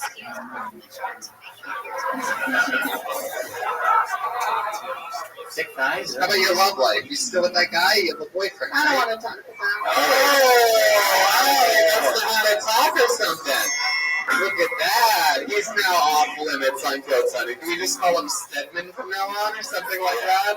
Seeing Peter's secret superstar identity without addicting anyone ears. Did you get mad that you talked about it on another show? What? Did you get mad that you talked about it on another No, show? I don't think he listens to this. I just don't want to talk about it. Not a Tony Hinchcliffe. Wow, now I'm doubly in. I don't like this guy, and I don't He trust loves him. comedy podcasts, just not this one. Wow. Wow. All right, so what else is going on in life? You know, I don't know, nothing. Things are good. You're opening for us for Peters, right? Oh yeah, I'm good. Thank you. Yeah, I'm going to Phoenix on Thursday and doing guest spots with Russell Peters at Stand Up Live. Yeah. Awesome. I'm excited. Love that. Every time I do stand up, they give me a check spot. I don't know what it is. You're great. Thank you so much. I really like The black guys don't like me apparently. You're like Patty Reagan. Yeah, Jeremiah looks like if somebody put Dorothy and the Wicked Witch in a microwave together. The hair of Dorothy, the nose of the witch, and Yeah, I think that you needed to explain it further. They didn't get it up the first time. maybe they didn't notice what I was talking about exactly. You know what I mean? Maybe it went a little up and around and over almost over the heads. Joel looks like he just has standing rock. Actually, I just got kicked out of the Red Hot Chili Peppers, so I started working up this time. All right, Allie. Well, you're a rock star. We love you here. Congrats on opening up for Russell Peters. Hopefully, who knows what's next in the great world of Allie McNaughton.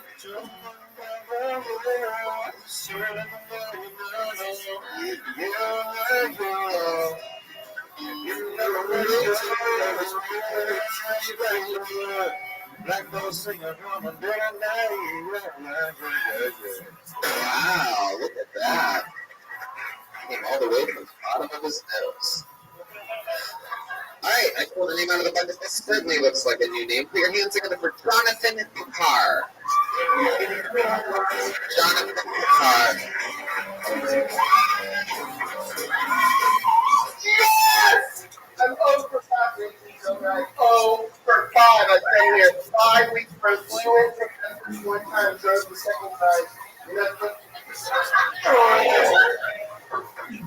You don't know me, but I know you. Thank you. Taking it. No, suck.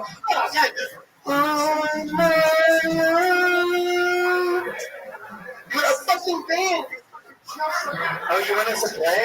No, I want you to sit there with your legs open so I can look in the black freaking crotch for the last, like, that. Jesus Lord. Oh, my God. Okay. Drove all the way in from Memphis, and I'm, like, so worried. I'm like, oh, my God, please don't see a dead dog along the way. Don't see a dead dog along the way. Oh, there's a pillow. It was a pillow, Tony. A pillow. It's a little pillow. This little fucking pillow. There's a baby in the back seat. Mama, where's my pillow? Mom's like, I don't know why you're making it. Ooh, get here. Get here. Ooh. I'm not trying. Thank you, guys. Even the microphone's giving you 2 thumbs down right now, Jonathan. It's amazing. It's amazing. Alcohol doesn't seem to affect you. Guys, give it up for Zach Gallup, a crackhead. Almost funny. Okay. Guys, give it up for the amazing Jonathan. I gotta take that one too. Okay. Wow, yeah, you're just really, really bad, Jonathan. That's the one I came up with. How's it going, man? How are you? Talking to the mic, sweetie. Talking to the mic, sweetie. What? Talking to the mic, sweetie. It's a live podcast. It goes as the #1 live podcast in the world. Talking to the mic. Did Black Crotch just say that? Oh my fuck. Okay. Jonathan, you seem a little bit loopy. You been drinking a lot tonight? Yes, I'm really 0 for 5 with a few drinks in. I really didn't think it was going to happen. What do you mean 0 for 5? You signed up for the show 5 times. So at that point, how many times in would you like, I'm just going to get so fucking drunk that when I do get called, I'm just going to make that the theme? Well, the last time I got jinxed, I didn't want to smoke before. I didn't want to jinx it. And then I ruined that. And this time I was like, I'm going to drink and have no material. just get up, I'll wing it, do good, and I will never do that again. All right, wait, can I say he said he was like, I didn't think it was going to happen. I remember this, dude. Jonathan was standing there, pacing back and forth, before Tony got the name, and then as he sort of used the word, Jonathan started walking toward the stage like he fucking knew. Is that true? I swear to God, it was psychotic. It made me think the whole show was a fucking sham. I was like, does Tony actually tell these people they're going to come up here? No, it's no sham because I've been trying for 5 fucking weeks. That's 60. Bananas. I just watched that happen. Well, you should pay attention. Jonathan, how long have you been doing stand-up comedy? I'm a paid regular here. I haven't hung out for quite a while. Hold on, stop. Yeah, bring it on. You're a paid regular here? Remember, check my fucking emails. It's priceless. On the episode in which and this asshole is a paid regular here. Okay. Maybe I think that's what made him back out. Thank you, Jeremiah. Jonathan, what year were you made a paid regular here at the Comedy Store? It was probably 1997. 1997. Did you showcase for Mitzi Shore? Yes, I did. I was making paid regular after 3 performances at the Orchestra. Wow! Holy shit! Did you just go in and wing it and start singing Michael McDonald, and it was a band that actually followed what you said and they just killed the entire time? No, I kind of planned things a little better than quite so much. So, Interesting. It was a little more organized. So what did you do after becoming a paid regular? Heroin. That's pretty kind of close, but no. I just did my best. I started out doing those spots and worked my way up, and then she painted my name up, and I ran away. After you got your name on the wall, you're like, that's it for me. No, I just did by luck, and then all of a sudden I decided, well, fuck, if I can do that, I can go do anything I want, so I went off to film school. Okay. Where'd you go to film school at? USC Film School was my little fight on. That's right. Screenwriting department. 2006. That's right. You look like you're still a student there in a very Wilder-like situation. Something very college. I can buy I'm a fucking 30th year senior. They're called doctors, but it's film. Hell yeah. So you went to film school. What have you done since with that? Produced Sharky. Wow. I think though, but Shark Week is really nothing more than pro wrestling. Though. That means I pour blood in the ocean and wings. I mean, honestly, that's what it was about. But it changed my life. I got my name painted up on here. Those poor young children. Huh? He's so close to coming every time, too. That's really close. I mean, Dom, we've got the big Lebowski limo driver right here that just shocks me to no end. That it's emotional with Dom, and I'm waiting for him to fuck with me. Don, we ought to be open up for you probably like 15, 20 times. Jonathan, nobody remembers you. Oh, well. See, they didn't laugh at that. Now they're turning on you, Tony. Holy shit. But Jonathan, they fucking hate you. Trust me. No, it's true. You're not winning them over us. I promise you. We're so uncomfortable, and they're now getting uncomfortable. That's what's happening. Wow, that makes me feel bad. It should. It does. Well, Jonathan, you seem to have like a real negative attitude. Do you often get like mean sometimes when you drink? Only when I'm driving. A little bit sensitive. Yeah, no. I'm pretty. Wait, look at that. You got a real laugh. There was a break to that paid regular from 1991. Now it's good. So, alright, so you reached Shark Week, and now what? You probably got rich off that, right? Yeah, fueling this money or super party. Do you still work with them? No, not really. That's kind of lame. I've got a little small thing. My day job is, making other films and little projects and stuff. Okay. Elaborate. Yeah, what kind of Instagram stories, mostly. That was almost funny too, and I'm drunk. Everything should be funny. Jonathan, it's funny. We're the #1 live podcast in the world. Why would you not think that I wouldn't know that? And that's why I'm so happy to be here. I've come 0 for 5 and sit here and watch every week. And last week with you in the pink wig, it was something else. I really thought you enjoyed it a little too much. And I was there you go. All right, Jonathan. We're not keeping over Tony. Do not make him leave. This is bad. He is so uncomfortable. Look how much you're doing to everyone. You know how much fun we were having before you? Really was. Half-assed and tossed up with the beautiful art of stand-up comedy. I don't want to be, and then accuse all of the amazing comics up here of not being funny. Are you fucking on? I want to go piss on your fucking head in the side of this building. It's making me furious. I hit my nose too high up as little. That's right. Never make it up that high, so. I got a little pecker, guys. Get it? Looks like we're getting real facts. You fucking nailed me, guys. I got a little bit. All right, Jonathan. There you go. It's Jonathan for 5. Over 5. He was over 5, so on his 6th time, I guess that's like a big deal. I really thought it's good. I've sympathetic that guy more than anybody that I've ever hated on this show. He really is. It's like if he wore me out. Yeah. He was just the worst. He might not be right for the show. I'm not. We made me so fucking angry. That was almost funny. Fuck yourself. Yeah. It's like, why did Chris Farley have to overdose and he survived? He smells like onions also. All right, I pulled the name out of the pocket. I'm excited about this.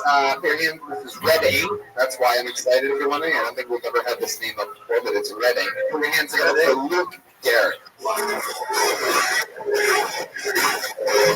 Here we go. Wrote his name in Redding. Good handwriting. Good stride. Luke Garrett, ladies and gentlemen.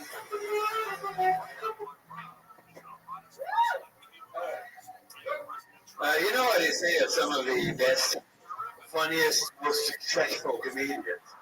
When you get to know them in private, they very often turn out to be these unfunny, miserable, lonely, suicidal douchebags.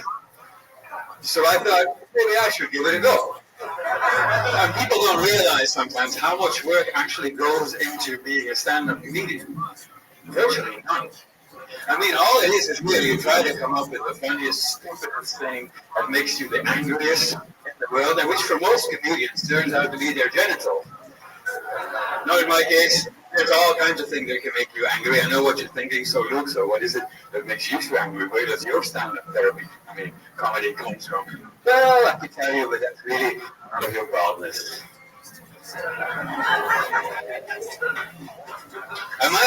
Do I still have time left? That's it. That's a minute. Luke Garrett. Oh, yeah. Welcome to the show, Luke. Where are you from? You have a little bit of an accent. I do. I'm from Belgium. Belgium? Yeah. Oh, yeah. You said we come from all around the world. I'm from Belgium. I'm a little bit annoyed because I listened to somebody speak earlier, and she was going on about Belgium, and it wasn't very good. Oh, that was that different room? Different. Yeah, it was like the first. Okay, what did she say about Belgium that made you mad? That we're all genocidal, and it's really only some of us. I mean, that's a gross generalization. How long have you been doing stand-up? 2 months. 2 months? Yeah. Look at that. Wow. How long have you been here in America? 2 months. 2 months. Wow. I came specifically this winter to give stand-up comedy. More than a double, I guess. How long have you been making offers? How long have you been what? God. Making offers. You needed some time to think of something Belgian, didn't you? Wow, everybody's taking shots at the band now. I don't know what's happening. Rothschild, I didn't know where that was coming from. You speak Flemish or French? I speak Flemish. Beautiful language. Yes, well, and by the way, beautiful people there. I love Belgium. Yes, we are. And I love you. Thank you. Just wanted to give me a different side of us. What are some things you did for a living when you were back in Belgium? Well, I actually don't really live in Belgium, but for a living I work on cruise ships. Oh. Yeah. Yeah, what do you do on the cruise ships? I'm the host and the cruise director. Wow, that's a pretty big deal. What kind of cruise? Well, it's not ocean cruises, though. It's river cruises. So these are not floating cities, okay? So it's not like 4,000 people. But still, it's 200,000. They are river cruises. It is a big deal, but not as big as you might think. How many people are on the ship? Well, it's about 200 something. I know a guy that does swamp cruises, crazy business. Mm-hmm. There's 200 people in this group right now. Well, exactly, yeah. So it would be like managing a group like that and arranging. Well, you have the little guy who has Down syndrome managing this room right now. Yeah, well, that could have been me. What would you say to these people if we were on the deck of your ship right now and you're the cruise director, you have a microphone in your hand? Well, ship is, don't say ship. Why? It's smaller than a ship. We don't call it a ship. What do you call it? A boat? It's a boat, except when it happens around. And then what do you call it? You should open with that. So if this was a ship and I would basically be telling you we're in Nuremberg tomorrow, and then I'll have 15 minutes to tell you about Nuremberg and make it interesting or entertaining or funny, except when it's actually Nuremberg, there's nothing funny about it. What's the saddest thing you've ever seen happen on a cruise ship? The saddest thing? Yeah. I've had people die. Really? That's comedy gold right there. Which is pretty wrecked. No. You see, I've only been doing this for 2 months. You're doing a great job. Yeah. Wow. You thought it was considered your fault? No, I'm the cruise director. I'm not. I'm not in charge of killing the people. How did they die, the people on your boat? Well, people generally old when they arrive. People going on river cruises, they're generally like 70, 80 years old. Right. It's not really a sad thing. That's the way to go, I'd say. What's one of your Belgian horrors? Say what? Oh, that's it. Let's see if we can think of a third thing from You have the accent of a guy that is into very, very, very kinky shit in the bedroom.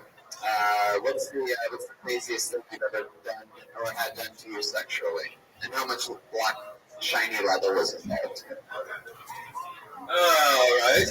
I can't think of the top of my head or something, even though I had lots of time to come up with something, because I know that question comes up all the time. No, pretty boring, I'm afraid. Yeah, I even said that boringly. Have you ever had a finger in your butt? Say what? No, you're not here yet. I said, have you ever had a finger in your butt? Oh, yeah, my own.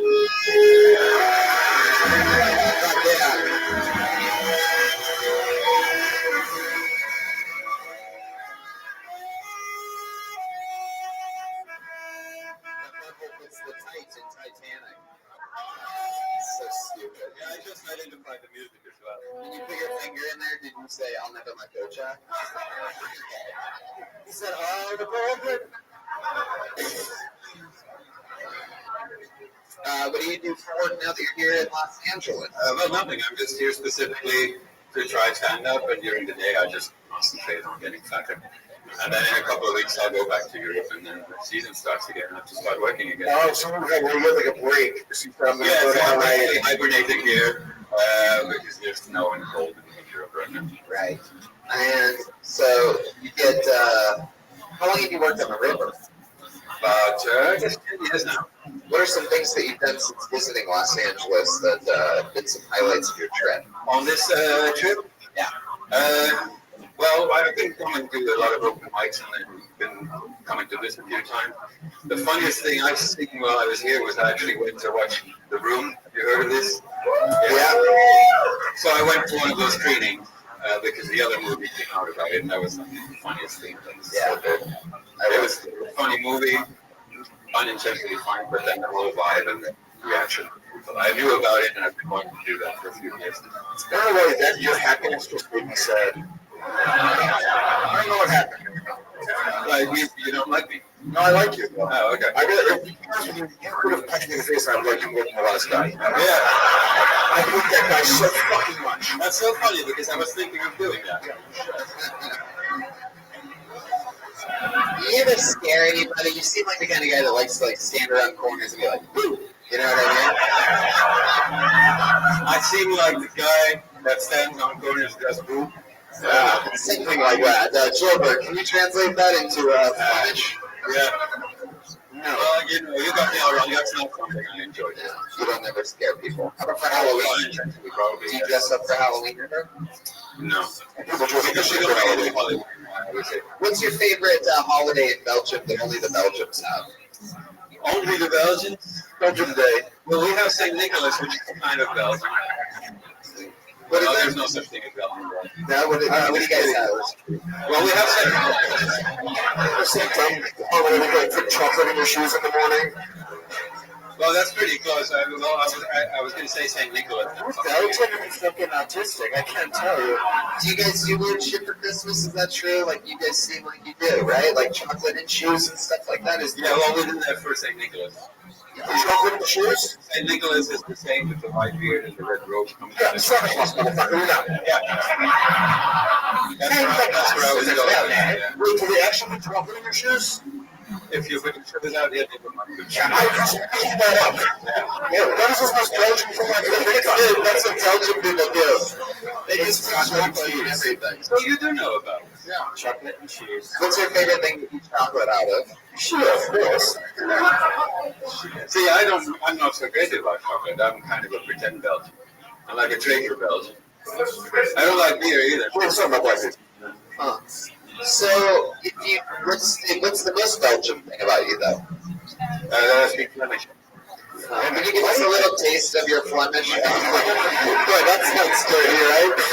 Can you maybe taste your Flemish? Can you say something like like something that you would say on the riverboat, like that just sounds normal, like a welcome to the riverboat. I'm your captain, tour guide guy, like whatever you would say. Like, give us a nice. I do the river cruise in English though as well. Oh, okay. Well, that's for American. Yeah.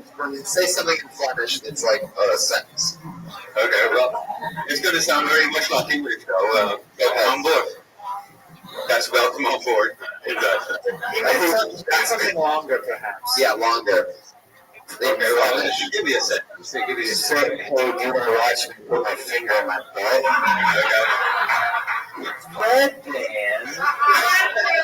Okay. Okay, zal ik mijn vinger even in mijn gat steken? Delicious. That was that. What am I watching? A music commercial? What's going on here? I was actually hoping to show this to my friends at home, but I changed my mind. Oh, no, you got to show them. Let me ask you a question. Because you came here, I'm assuming you wanted to try stand-up for a while, right? Well, I wanted to see if it's something I could do, yes. You're pretty funny. I'm honest with you. You've been doing it for years up here that weren't as good as you. You did a pretty good job. Are you now, like, in love with it? And is it something you're considering doing and maybe moving here full-time or moving to New York? I'm sort of torn. Well, yeah, I know you from the U.S. We know that, but yeah, that's the question. Well, just a few days ago, I was actually kind of bored with it, and I was thinking of going back home early. And I thought, well, I haven't done this yet, so I better come and you figure this.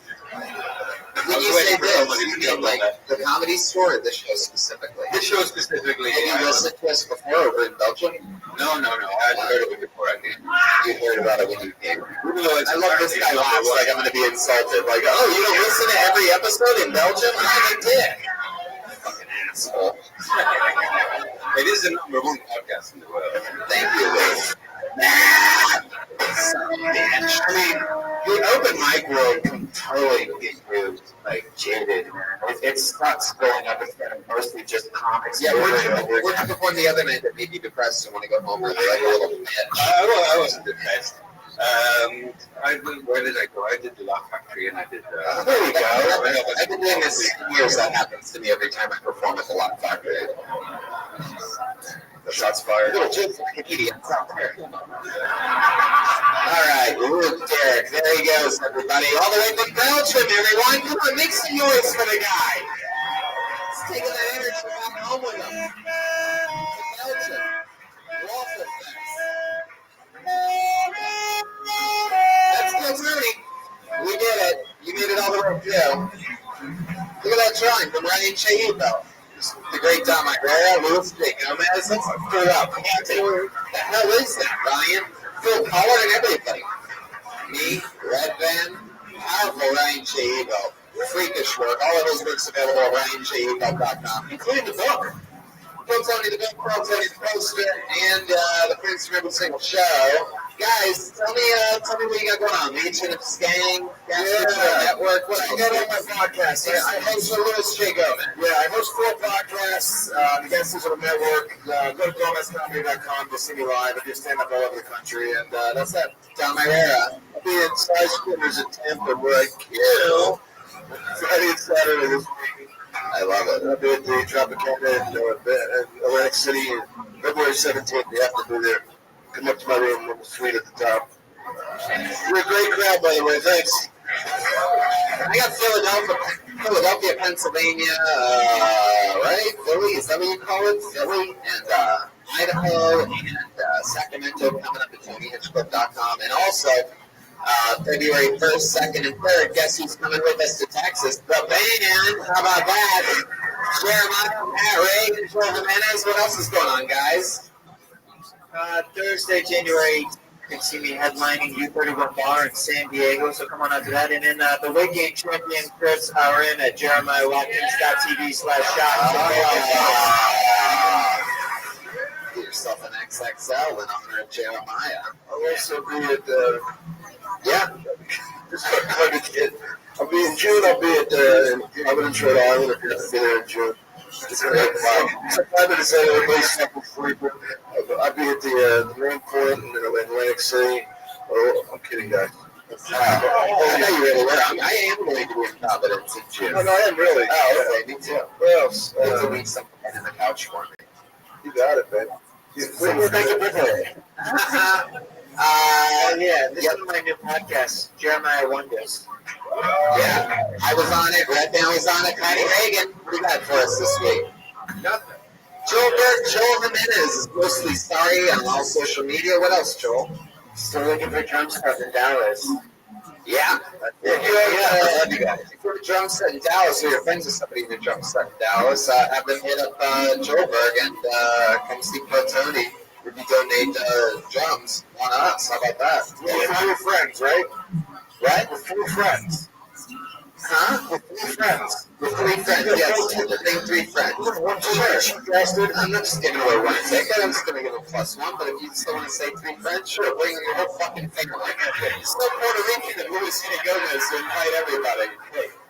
But no, seriously, though, fans, I can't tell you guys how excited I am that the entire band is coming with us, not just for those Kill Tonys in Houston and Dallas, but also for 5 total stand-up shows in those cities. So that's going to be so fucking much fun. I'm excited about that. Red Band's going to be there too. Tony, this Sunday we're having a huge Death Spot show here in the main room. We got Jeff Dye, Jeremy Coleman from Entourage, Taylor's here, John Henson, a bunch of people, Smash Brothers. That's this Sunday. It is right. Business is booming. And if you have your own business, start a new website with Squarespace and hire people with ZipRecruiter. This has been Kill Tony live from the Media Live audience. Thank you. We love you. We'll see you out on the front patio or something like that. We'll be hanging out. Have a good night.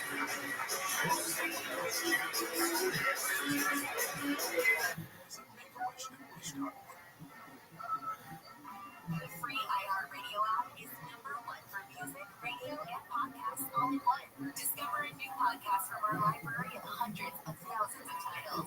Here's an iHeartRadio podcast preview.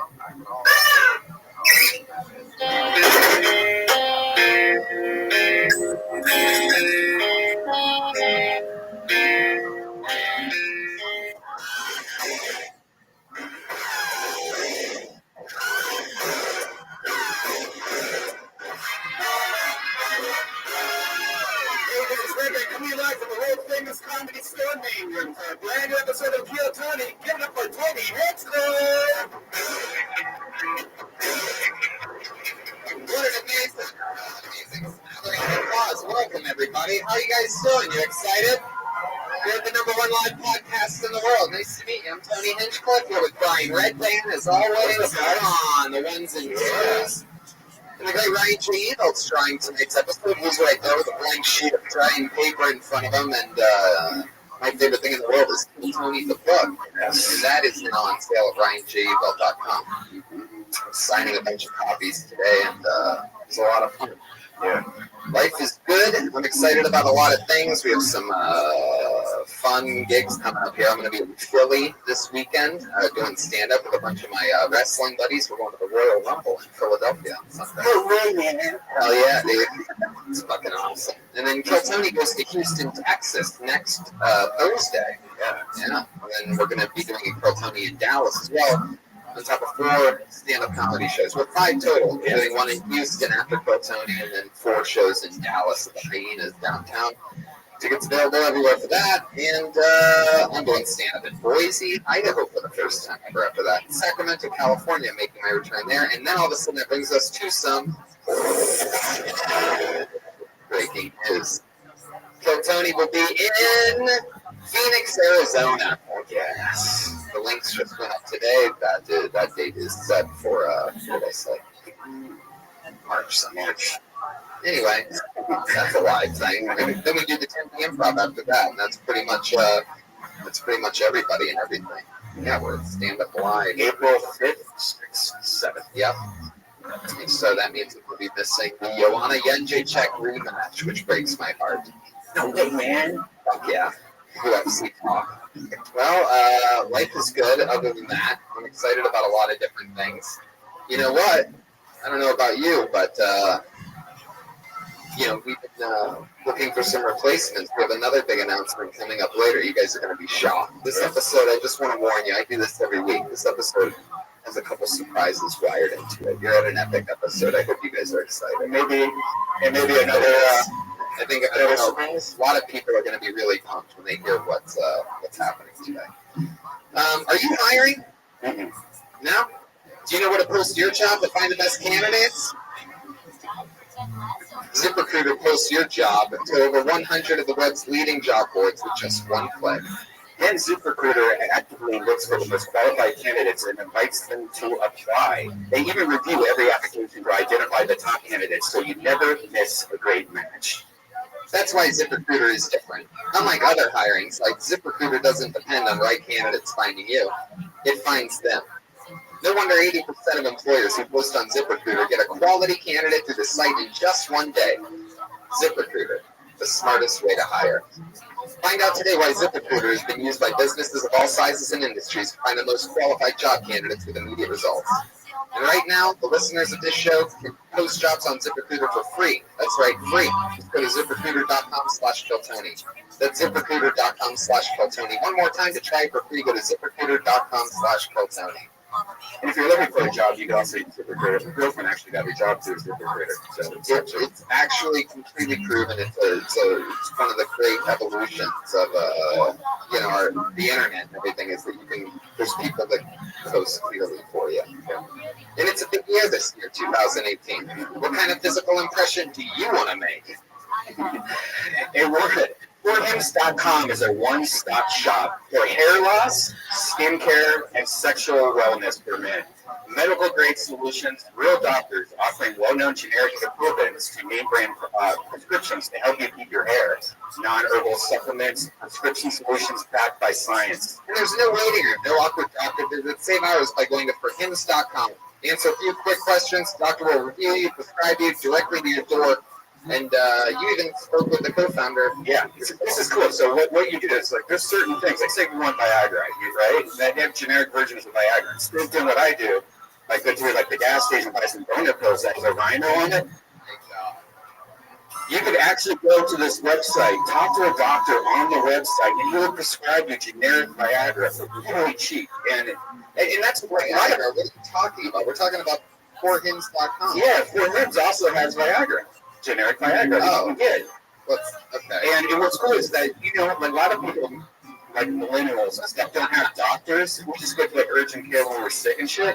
Well, you can actually just go to this website, not be embarrassed by actually seeing a doctor, and get your boner pills for cheap. Order now. Listeners get a trial month of everything you need to keep your hair for just $5 today, right now, while supplies last. See website for full details. This would cost hundreds if you went to the doctor or pharmacy. So instead, go to forhims.com/KillTony. That's forhims.com/KillTony. Forhims/KillTony. You guys ready to start tonight's episode or what? You're live. We're in the mix. Crazy shit happening tonight. I'm pumped to bring out. Where should we bring up the guest? Let's just do it. He's one of the funniest comedians in the world. He's the star of I'm Dying Up Here on Showtime, which I absolutely love. One of the great comedians and actors that I get to work with all the time on so many fun things. Make some noise for the great Andrew Santino, ladies and gentlemen. Making his return yet again, because we always have so much goddamn fun. Was that Ruby Soho? Is that what that was? You got Rancid? Yes. Isolated, no other guests could bother us or get in our way. We're going to have some fun tonight, meet some human beings out of this fucking bucket of destiny. So, you know how it goes, so let's just jump right into it. First of all, where's I'm Dying Up Here coming back out again? May 2nd, we're back. May 2nd. I fucking love this show. If you guys like this show, it's an absolute fact that you'll love that show. Same thing. It's stand-up comedy, but in a different era, and it's largely, sort of based and has the vibe of the place that you're at right now. Right. You like this fucking place? You like that? It's as authentic as it gets. And Maybe. We've done this show before, and we're going to have a lot more fun. Let's meet the band. I'm going to bring the band out. Yeah, get them out here. Ladies and gentlemen, we have the best band in the land on this show. It's a bunch of master genius friends and improvisers, great comedians who commit to a character every single week. I never know what they're going to do beforehand, but they do jokes out of that character throughout the entire episode. They're so much fun, and they're a hell of a band. It's the Kill Tony Band. It's Reagan, Watkins, Joe Jimenez, and Chroma Chris. You gotta make more noise than that, people. You're at the Comedy Store. It's Monday night. Oh, shit. Oh, look at this. Oh, my God. They're prisoners. Oh, shit. Oh, wow. And one very creepy cop. Fuck yeah. Make some noise to the band, That's the gay porno cop version of me. This is like a Westworld character. Wow, some prisoners. Okay, we got Jeremiah, who's, I guess, cross-eyed, has a grill. Nice. That's interesting. We have a prisoner with an acoustic. Oh, yeah, they're both cross-eyed. All right, that's interesting. And we have Joel Jimenez, who clearly has been being tortured at Guantanamo Bay for some time. His beard is literally falling apart. They're also mutes. None of them say anything. Yeah. We have the buggy. There it is, man. What? We're called the Buggy Boys, homie. Okay, the buggy. Oh, I just want to get it right. Yo, now is in the recruiter hiring or what? Yes, you can just go to ziprecruiter.com/KillTony. Yeah. I love thinking about them buying those wave caps at like a little fucking corner store, and they're like, "Do you guys have black man singing things? Do you have colored guy hat things that they wear?" Sally's Beauty Supply, dolls. Is that a plug? How long were you guys in for? Did you guys commit the same crime? And Yeah, rape in the first degree. First degree rape? What'd you guys do? Can you tell us about that night? Yeah. It was a dark and stormy night. Nah, man, we just play with There you go. We just rock a bang, dog. There you go. Street cred on these prisoners. How are you, drummer guy, Joel Jimenez? Prepping for the race war. Well, I love it. All the pieces are in place. You guys ready to throw into this bucket and start this motherfucker? Yeah. A ton of comedians signed up tonight for the chance to get their name pulled out of a bucket. If I throw their name out, they get 60 seconds on stage. You know your 60 seconds is up and you hear the sound of a kitty. It means wrap it up then, or else you're going to bring out the angry West Hollywood bear. Fuck yeah. Sounds vicious tonight. So let's start the show. You guys ready to see somebody get an uninterrupted 60 seconds and then anything can happen? Lately, we've had some crazy shit go on in this room, Andrew. We had a guy last week who said his name was on the wall and that he was a paid regular, and then like he was an insane person. He was completely crazy. So even if their name's on the wall, they could be fucked up. Put your hands together for Jamal Abel Harrison. Here we go. Jamal Abel Harrison is coming in the audience. Here he comes.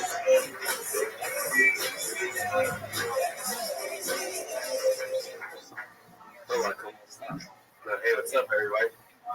My name is Jamal Abel Harrison. I like to drink.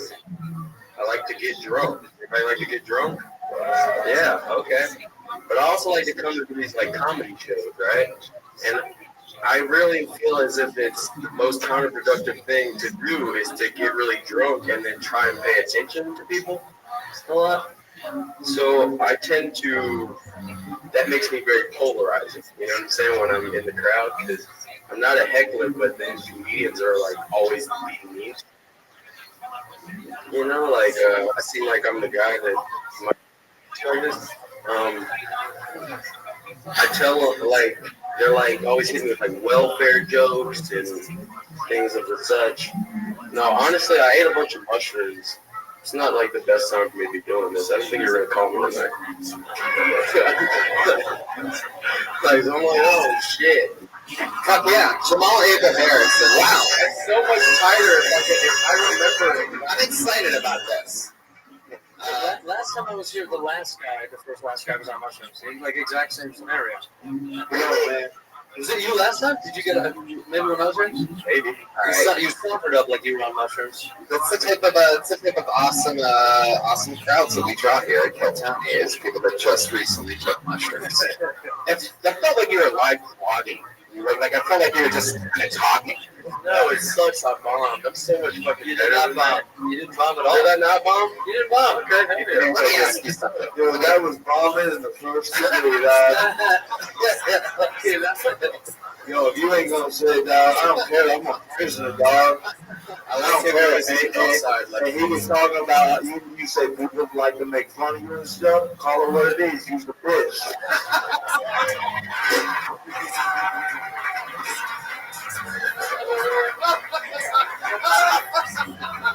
Oh shit!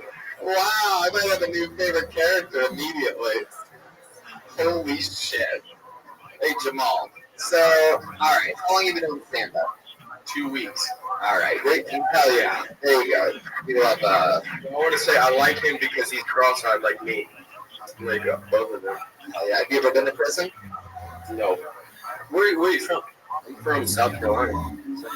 How long have you been in Los Angeles? 6 years. 6 years. When you were growing up in South Carolina, did you have this same style, or did that come because of LA? A little above. It's a lot of LA. Yeah, are all your shoes Velcro? The ones I wear when I'm tripping. Hell yeah. Wow. Oh, look at the mushroom side over here. The very liberal side of this. Yeah. Wow. How many people are on mushrooms tonight? How many people are with you on mushrooms? I ain't gonna talk about that. Wow. Yeah, Come on, man. Jamal, what do you do for a living? No, I'm just kidding. What do I do for a living? How do you make money? Production work. Why does that feel like a lie? Because it is. What do you do? How do you make money? You don't want to talk about it? Why? Jesus, shut up. Springer? Hold on, I'm tripping. How the fuck do I make money? How's the last thing I made money? Hey, yo, dog. I sell vintage clothes as well.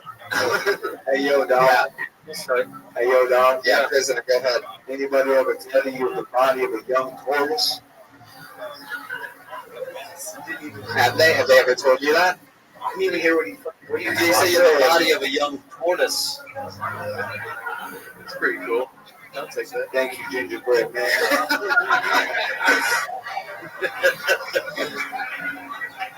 Well, Jamal, tell us more about you. Like, what do you do for fun? You know what? Fuck that. Let's talk about what you talked about. You said that you drink a lot. How often do you drink? Every night? Yeah. What's your drink of choice? Cold beer. Colbert. I like watching him as well. Ever since he went from Comedy Central to CBS. Stephen Colbert. Delicious Colbert. You get money for beer from selling vintage clothes? Yeah.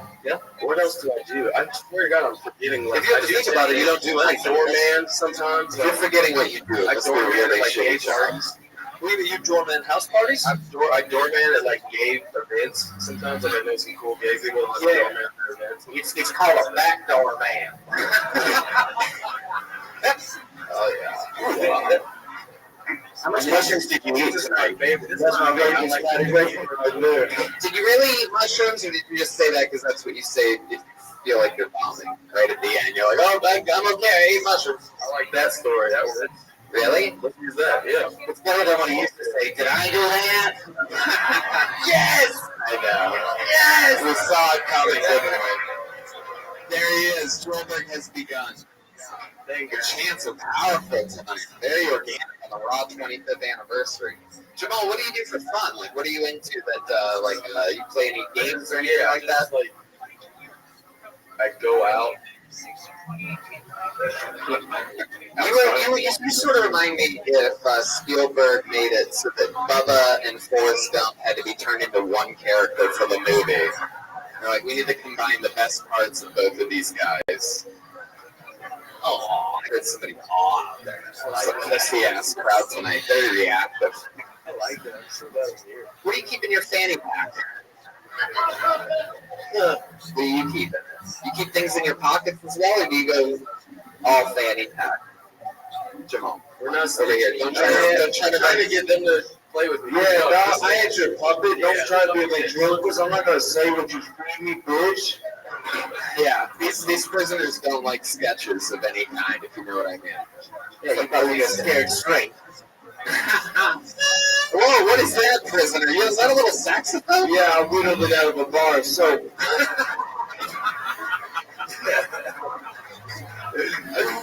Oh, shit. Jamal, how old are you? I'm 29 yesterday. My birthday was yesterday. I made it. Well, you have the personality of a 32-year-old, I'll tell you that. Anything else interesting about you, Jamal? Like, if you were like if you made a dating profile, what would that look like? Oh, you don't listen. It seems like you have no answers, Jamal. No fucking answers. Do you do spoken word, Jamal? I mean, I say things into the microphone. There you go. Yo, that was poetic as hell. All right, Jamal. It was nice to meet you. There he is. 2 weeks into the game. 2 weeks, Jamal. Keep doing it. It's a little tough under questioning, much like our band. But you can find Jamal Abel Harrison on Twitter. It's Slayer with me. When did every black guy look like they skateboard now? When did that become like the fucking... Remember when black kids were way cooler than us and now they're not anymore? Do you remember that? When they were just way cooler than us and now they dress like us now? It doesn't make any sense. We used to dress like them our whole childhood, and now that's me now. That's what I look like now. It's that, and it's also skateboards are easier to steal than bicycles. Way easier, yeah. I pulled another name out of the bucket. Put your hands together for H.A. Faji. Faji! H.A. Faji. Here we go. Here he comes. H.A. Faji. Yo, I moved here to your foreign country a few years back. Started finding out stuff about it. One thing I found out is apparently black people and Africans have beef in this country. To which naturally I said, nigga, what? That made no sense to me. I keep telling all my black homies, and let me know that apparently the beef is because we never came back for them. Africans never came back. Let me make something clear. When we get here, we're not going back. Like, I got a family back home, a grandmother that loves me. They were quick enough, you know what I'm saying? I was wondering how we would even do that. How would we save our black brethren? Like when the planes, let me explain the OVHS situation in Nigeria. When me and my brothers were boarding school, my mom would put us on different flights. Why? Because planes crash all the time where I'm from. So that's what you got to do. You got to stagger your kids out so you don't lose the whole litter at once. You know what I'm saying? Fuck yeah. Very good. H.A. Padre. First of all, I want to give you props on how quickly you took off your glasses and fanny pack. It's very impressive. I wonder how many times I'm going to pull you out of the bucket tonight. Where are you from, AJ? I'm from Nigeria, originally, but Jesus Christ. Dirty bastard. Or what are they saying in that part of that song? That shit. Can you translate that? Do you know what that means? Okay. Low-key, that's racist as hell. You assume I just know what that meant. But But I'm pretty sure that's Swahili, and I don't know what it means.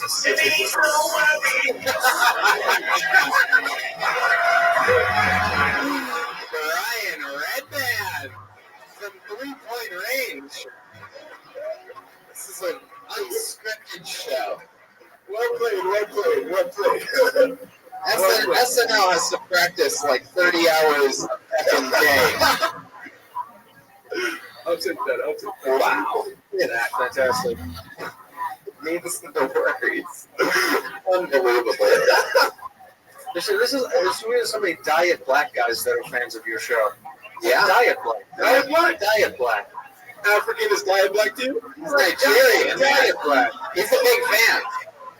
We have a lot of Nigerian fans. They all black extra. Extra black? Yeah. What's that? Let me see this beanie. Oh no, it's just a thing I got in there. It's a diet black thing. That's Sorry, I tried. Let me see though. This is like again. This is that looks like it would be your beanie. Yeah, this is mine. Yeah, man. There's a Kevin McAllister. Stop wearing that. To be fair, it is from the Netherlands, so I guess you do. Oh my God, are you wearing the exact same shoes as the fucking last guy? Are you kidding me? What is that? Are we having an all Velcro shoe night tonight? Has this ever happened before? Artistic Monday. Wow. Jeremiah definitely does that. This prisoner character also has Velcro. Well, they took places at broken. Yeah, well, let's say how wrong, but definitely do have a point right now. They don't let us wear shoelaces in prison because we might strangle the cops with them.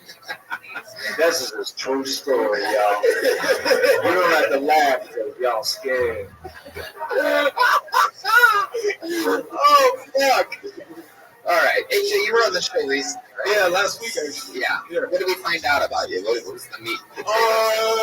I'm a doctor of pharmacy. That's what. Yeah, you're a pharmacist. Yeah, I from Nigeria. Didn't talk about this. Went to college in Iowa. Lived in New York when I was younger. Then Dallas. Where I started doing comedy. What made you decide to run here from New York? To run here from New York. I didn't like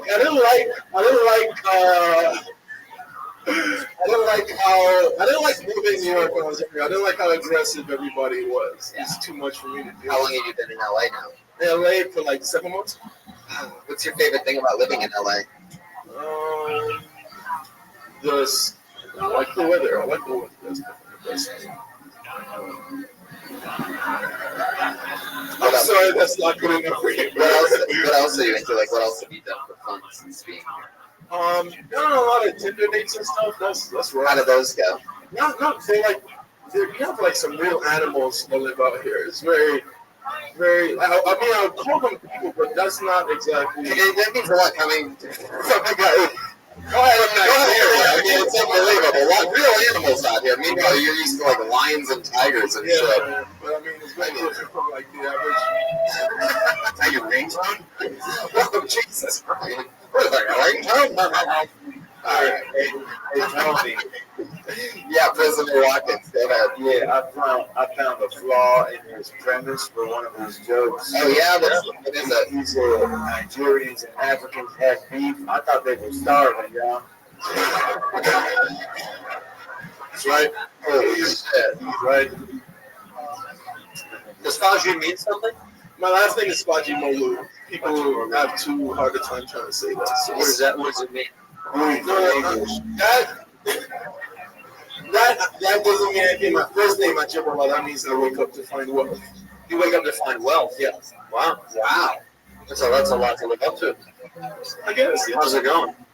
I mean, it's decent. I mean, compared to comics, I'm doing great. But I mean, I think that comics, you You've been going on Tinder dates. What's your racial preference? Do you have that set to something? No, but it's like that. I feel like not as many black girls get on Tinder as so most of the dates that you've gone on have been on quite. No, I mean white, Persian. How did How did you feel about the Persian date? How did that go? Persian, I mean, I've been talking to people out here. People give Persian people a lot of shit. I'm not sure why, but it actually was one of the better dates. You've only been here for 7 months. Yeah, So you'll get, once you see him around enough, you'll get sick of him. Yeah. Well, Yeah, maybe not blackpeoplemeet.com. I don't like dating. I don't like dating black girls that only want to date black guys. It upsets me. I know what you're talking about. I know what you're saying. Yeah. You want I mean, just because I feel like you don't want to relegate yourself to just one. I mean, if you want everybody to be equal, you can at the same time be like, yo, everybody be equal, but like fuck those white dudes and other shit, you know? Yeah. That's the way I see it. When you said that the date of the Persian was one of the best ones, what does that mean? What did you guys do that night? Went to a System of the Down concert? No, it was just nice. Picked her up from a waxing appointment. Went to a dad's drugstore. It was just nice because, like I said, like all the Tinder dates I've been going on, it's just been like a lot of crazy individuals. So like when you just had a regular date, it was just nice to have a regular date. Like I went like one girl I linked with, she I guess is on a show called Transformation. Oh, then she used to have a dick and now she's a woman. Exactly. And then did it taste like she had a dick? No. I kind of shut the shit down at that point, but it was just one of those things. Oh, I want to ask you guys actually, because I don't know, because I'm new here. But like, is it transphobic to not want to date a transgender person? Fuck yeah. Yeah. That's transphobic.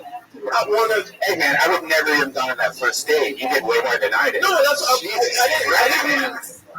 didn't get to ghost dick. Go to forhims.com/Catania. That's forhims.com/fit.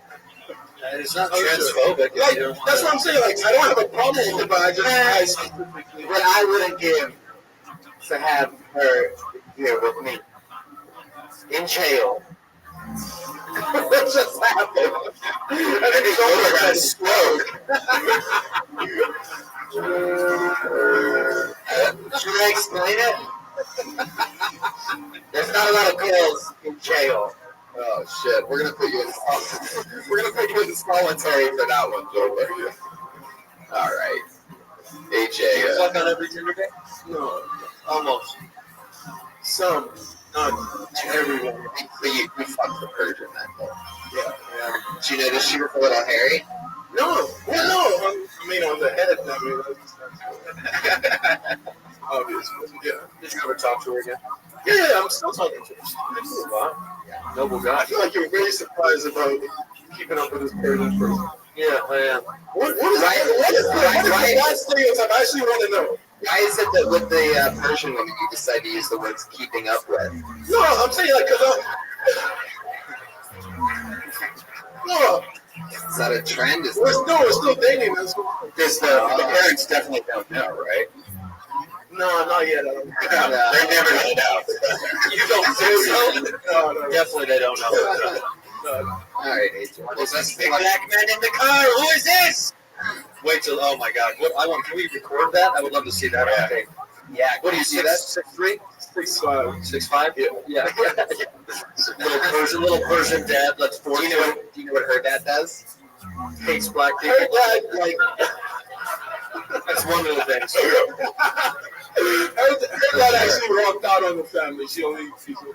So now he really hates black people. Now it's like, he walked out on them? Yeah. Just like, I mean, I guess he calls and stuff. He actually, no, she said he cares about the grandkids, but doesn't care about his actual kids. It's always good to meet a girl who doesn't have father issues. So that's a fantastic start. No daddy issues. You're good, man. No, they're definitely issues. Yeah, I'm being facetious. I know. Her father walked out on her. That's going to be very dangerous for anybody. But good luck, man. Thank you. AJ Fauci, ladies and gentlemen. There he goes. AJ Fauci. It's incredible how short he was able to shorten his name to. AJ Fauci. Where did Prisoner Watkins go? Jailbreak. Nice. All right. He's having severe pain from holding that cross out. He has to go take breaks. He's committed. Yeah. Now we're left with my name's Those Nuts. Those Nuts? Yeah, you know, like these nuts? Yep. Yeah. This dope. All right, Doze. And then you're sitting there next to it, the police officer from the Village People, and we still have Cheech over here. Yeah, man. The different type of people can get along. Get used to it. I pulled another name out of the bucket. 60 seconds uninterrupted goes to Daniel Balshin. Daniel Balshin. Here we go.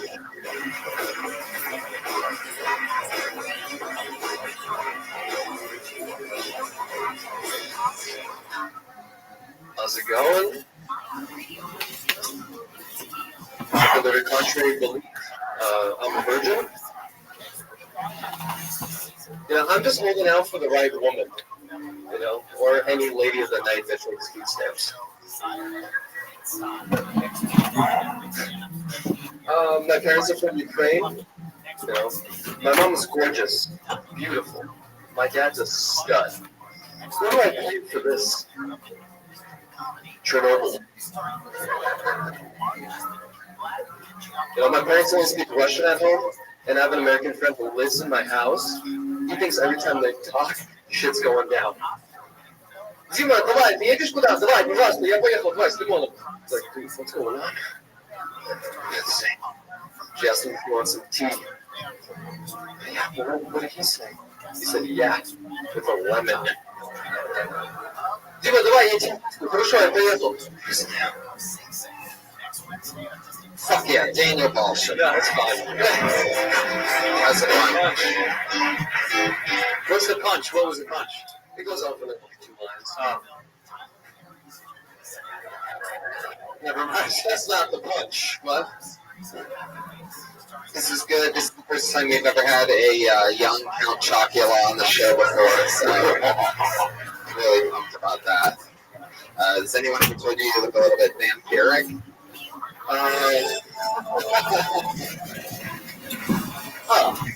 Not vampiric. No, I actually gained some weight. Yeah. Are you really a virgin? Yeah, I am. What the fuck? Why? Really? How old are you? A couple of reasons. One, when I was like 15, my mom told me if I knocked up a girl, I had to get married to her. Are you a virgin? How old are you now? How old are you now? 23. That's okay. That's all right. You're all right. It's okay. It's okay. It's not like I'm afraid. It's okay.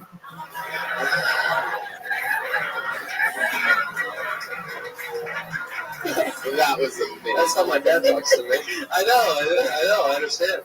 So, I mean, you do know that you could have sex with people and not have babies, right? Are you just cream pie or nothing at all? I mean, what's your theory here? My mom told me when I was 15, if I get someone knocked up, I had to make it so. You're gonna fuck a girl, you have to fill her up. Don't be a pussy. Fill her up all the way. Don't bitch out, Milosh. I like to say I'm very old-fashioned. What is it? Daniel? No, Milosh. Milosh Belskin. How do you say your last name? Balshin. Sounds What's like your ancestors could have been cream piers as well. The bullshits. Call them the bullshits. All right. Is this so? How far have you gotten with the chick? Like, what's your thing? You just the pussy-eating king of the universe? No, I've never gotten that far. Are you?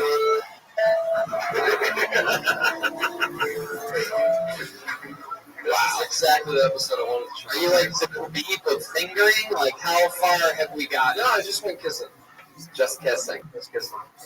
Can you show us on the gay police officer how you kiss? I've never done mustache. Is it sure. be French before? Yeah. That's as far as you touched some titties before? Yes. But they want you to go further. You still know? I just never. But if a girl you take out is like, trying to keep going, and you're like, I gotta shut it down. I've only made out at clubs. Never brought a girl home. So you make out the club, you keep dancing, you just dance the night away. Just dance the night away. Have you ever been making out? Have you ever been making out with a girl at a club, and she's just been like, oh, I just fucking take your dick, just fucking shove it inside me, and you're just like, and you ever respond just like, I can't get you pregnant, like that. I just see him kissing a girl and dancing away her, being like another gay guy at the club. I can't fuck. I mean, I really think you're really cool and you're hot and shit, but honestly, my mom, when I was 15, told me that if I got a girl pregnant, I'd have to marry her, and I'm not ready to marry you yet, so. Well, good for you. You're saving it. That's fantastic. I'm sure there's plenty of women. When you shoot that first load inside of a girl, Fuck yeah. do you jerk off a lot? I wouldn't say a lot. It's a lot. It's a lot. Where are you storing all of it? Where could it be? Who can you get to admit for us how often you jerk off? Since you wouldn't say. So not every day. Not every day. Every other day? Sometimes. So you know how your hand feels? Take your finger real quick. What? No, seriously, take your finger. Take one finger. Just anything. Just take a finger. Now touch the inside of your cheek. I'm good. Touch it. No. Just touch it real quick. I touched this hole. I just touched this hole. I can't put. My mom told me when I was 12 that if I put bacteria in my mouth, I'm going to. You're gonna supercut edit this to him just saying, "I don't fuck girls. I touch this pole." It's gonna be bad. My mom's a nurse, so I see some pretty crazy stuff. Yeah, like what? You go to work with your mom a lot? Actually, I work part-time at my mom's work, yeah. Okay. Really? What do you do there? I was storing files. Storing files? More like staring over filing cabinets of girls masturbating. Come on, Daniel. We know the truth. This was the collusion guy for this website. This is the perfect cover-up. Yeah. Do you have wet dreams a lot? No. How many times have you had a wet dream? 1. 2.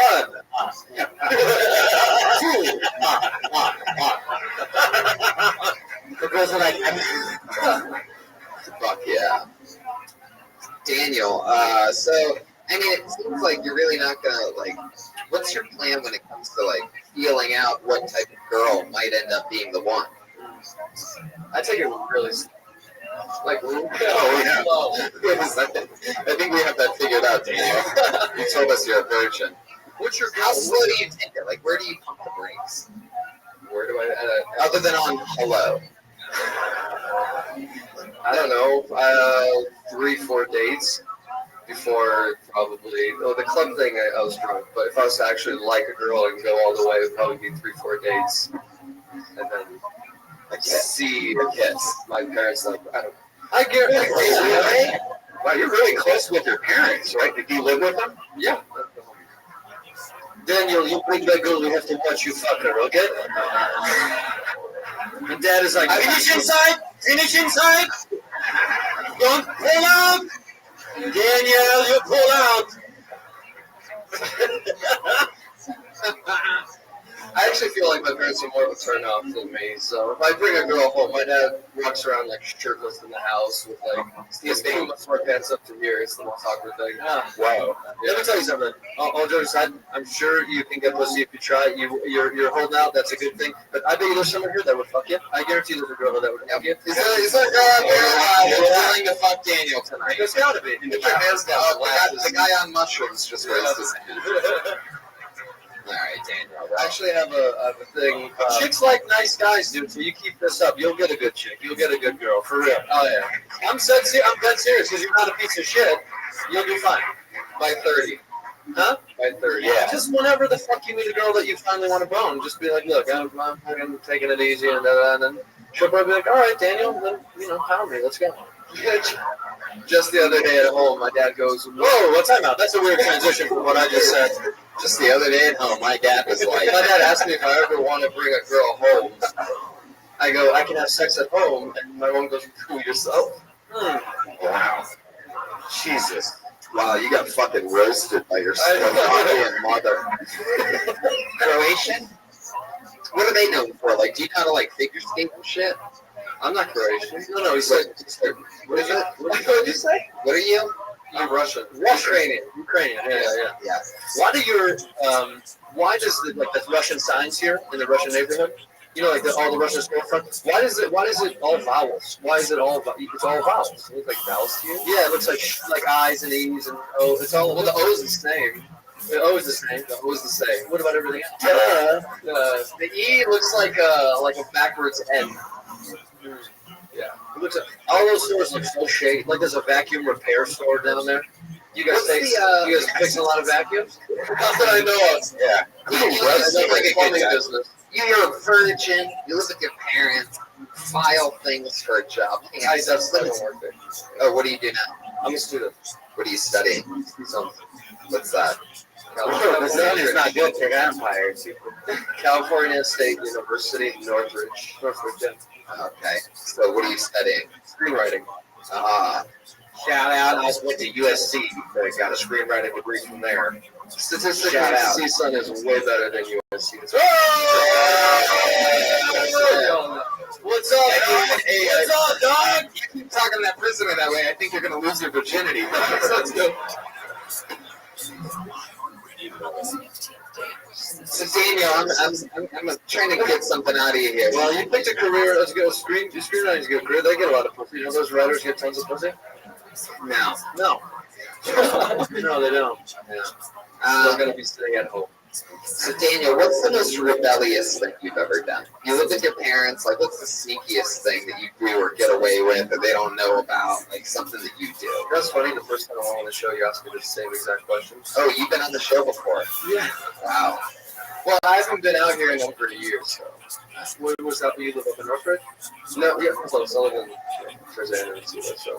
Okay. Yeah. So what time is your flight back? The way you said it, I haven't been out here in so long. So why did I get out of here? The most rebellious thing I've ever done. I don't even remember what I said back then. I just remember it led to this guy explaining how he fucked a chick in a roller coaster or some shit.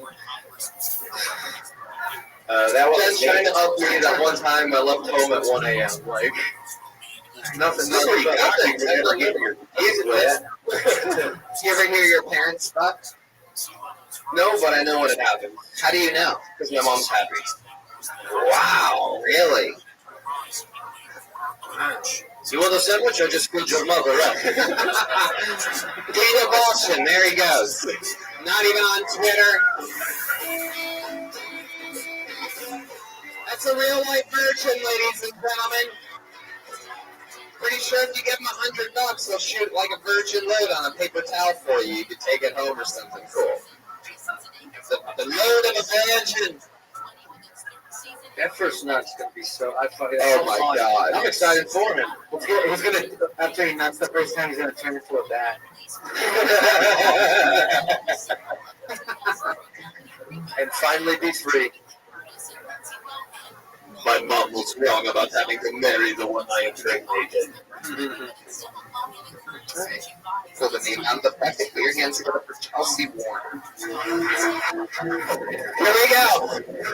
Chelsea Warner.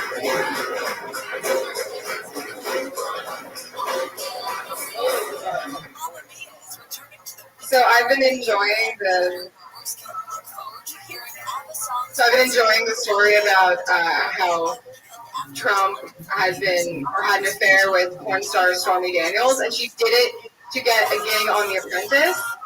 Like that's not that great, but when you think about it, you know, Gwyneth Paltrow probably fucked Harvey Weinstein to get in Shallow Hal. It makes me think like, how much money would they have to spend for me to bang one of these guys? You know, like I feel like Trump would have to liquidate all of Trump Tower just to get me to hug him. So I don't know. I feel like I kind of weirdly respect these women. You know, it's kind of like when Anna Nicole Smith's 9-year-old husband died and people were like debating whether or not she deserved that money. Like I'm thinking like, yes, she does. No one else had to suck a 9-year-old man's dick. That's just like Fear Factor. If I was on Fear Factor and they said you either have to suck a 9-year-old man off to completion or eat a bowl of cockroaches, yeah, I'm gonna go for the cockroaches. Chelsea Warner. Is it true you really go for the cockroaches? Actually, I thought about that, like for reals, and I probably sucked a 9-year-old man. I had a feeling. No, I've lived in a couple of I've lived in Hollywood. Let's say that's all I have to say. What does that mean? I think I've had a cockroach crawl on me while I was in bed with a guy, on my face. A taco all on my face. Wow. Yeah. You guys still fuck? People know. This was like 4 years ago. No. See a cockroach walk? No, actually, no. I never. No, we like didn't even do anything. He really just crashed, and then I like. So you fell asleep after the No, cockroach we say attack? it's probably anticlimactic why I never saw him again because. I got a couple of hints. Yeah. Yeah. It's all good. All right. Well, You've been on the show. hey, what are you afraid of? Me? Yeah, what's your greatest fear in life? Say this is just a recent thing. Flying airplanes. I just took a cross-country train to New Jersey. Oh my God. I know. These people are serious. It's like a phobia. You got like an airplane phobia. Because what? You've only flown a few times in your life. No, I flew like hundreds of times. Yeah, I'm done. I'm not done. I'll do it again. I just want to limit how many times I fly. Because they're always crashing. Well, actually, no. Ever since Trump, there's been no way. That's exactly right. No, actually, I You got think like actually. nasty ass feet or something. You don't want to take your shoes off at airport security.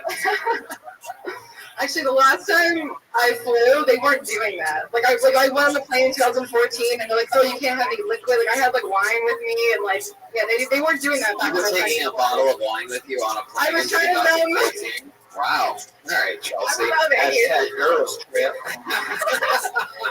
Hey, you got it. So what's your phobia from? It's actually logical. It's actually logical. So I've been on planes many times. Basically, when my parents got divorced, I didn't have any more vacations. You know, I didn't fly anymore. The reason I don't like to fly is you have no control whatsoever. If that plane is going down, I can't save myself. Like on a train, on a bus, there's like emergency exits, a car. I'm not completely helpless, basically. So that's what I can't get over is the helplessness. I'm gonna fly again. That's why I try to avoid You it. should try locking yourself in a storage container. Chelsea. See how you like that shit. So I forgot you've done hard times. So you I will too. I'm style. So you think you're helpless on an airplane, but in a car you're fine. Well, at least I have some sort of control. That's the thing, is having some sort of So if a guy's say. speeding at you and just lets you and kills you, you think you could have controlled it? If train derails, you think I you're mean, I going look to at jump it off. like no one's going that fast with like millions of red lights. When's the last time you were in love? It's a good question. Go That ahead. was a very good I question. don't want to answer that.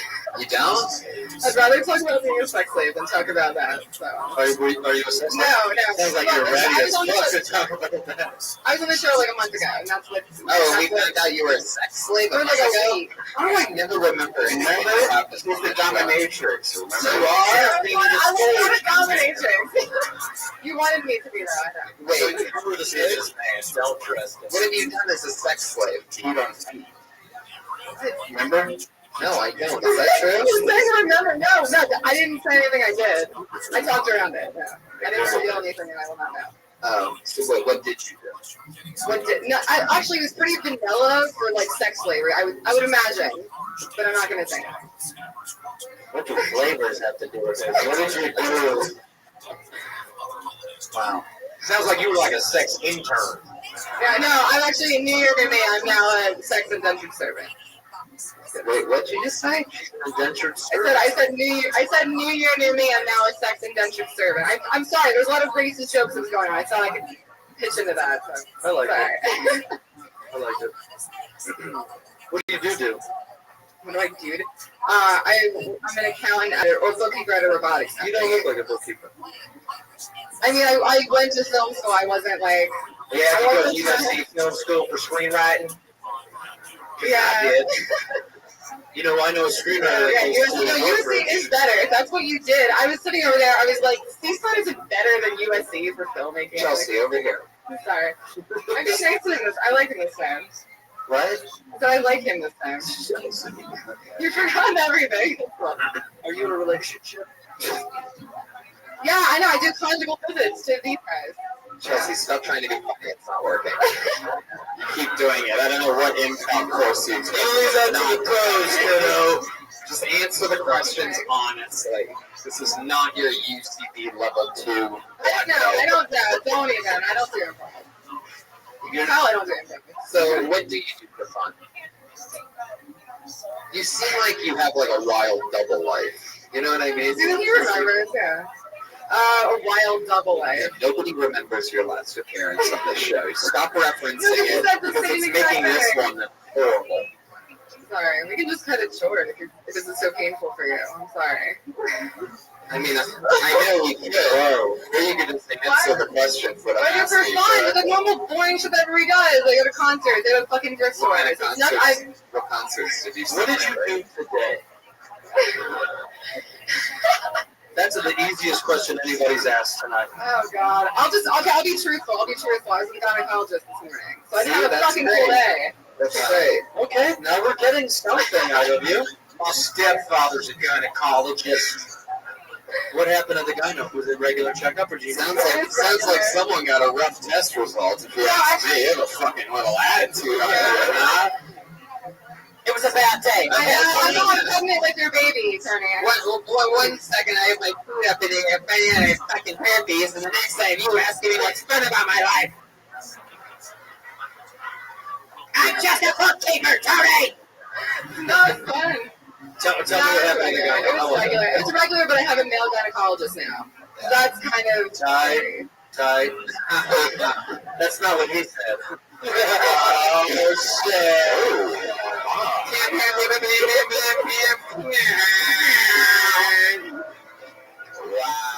That was solid. So it was a good report back from the gyno today? It was a good report back, but it's definitely weird because the guy, they just like shove everything up there with like no regard for everything. Yeah. It's like my iPhone. My car keys. Yeah. Gotta get everything up there. That's your normal gynecologist. I can't afford storage unit in this city. It's gonna be your pussy. Now get out of here, Chelsea. This is what happens when you have Obamacare. You don't get to get a woman. Elbow deep. Wait, is that what it is? You have Obamacare, so you get a man? Oh no, I asked them. I was like, please. I was like, I've never got a man. Obama as your gynecologist in Obamacare. So you guys got a pretty normal pussy. Oh, Sasha, Aaliyah, you got a pretty normal pussy. Michelle, can you identify what this organ is? What is this little dog? I could be really Michelle, so what is it, Michelle? She divorces him. So it was a clean bill of health from the gyno. That's interesting. Yeah, it's like an annual thing. You seem like your pussy would wear glasses. Like little pussy glasses. This picture. Yeah, pussy glasses. And it rests on the I'm frame the of only the one that clip. can It's picture right on the it. clip. It's where the nose bridge is. I could see that's so funny. Pussy glasses is so good. I might start making them. I also had another great idea today. Something's wrong with my pussy. Your pussy needs glasses, man. No. Your pussy's nearsighted. It needs glasses. That was Viagra water. I was like, is that really this? Calm down. All right, Tony, what was your other great idea today? No, forget it. I'm Getting my dick I actually don't want to give it away. Viagra earlier, so. You shit on Trump a bunch, right? Is that what it was? You shit on Trump a bunch? A bunch? I mean, everybody does. I'm not special. Did you march? Oh, yeah. Well, no, I didn't march. I just stood there, but yeah. What did your sign say? Oh, my sign was good. Okay. So it said. Your sign was like, my pussy wears glasses. No, yeah. That would have actually been better. No, my sign Let's said. sell pussy glasses at the next market. Absolutely. I have another idea that I came up with today when I was really high about having necklaces that have like little, and there's just like a little like cage, a tiny little cage on the necklace, and people would be like, what's that? And I'd be like, that's my necklace cage. This is another good idea. This is all going into my new Stoner 5 merch magazine.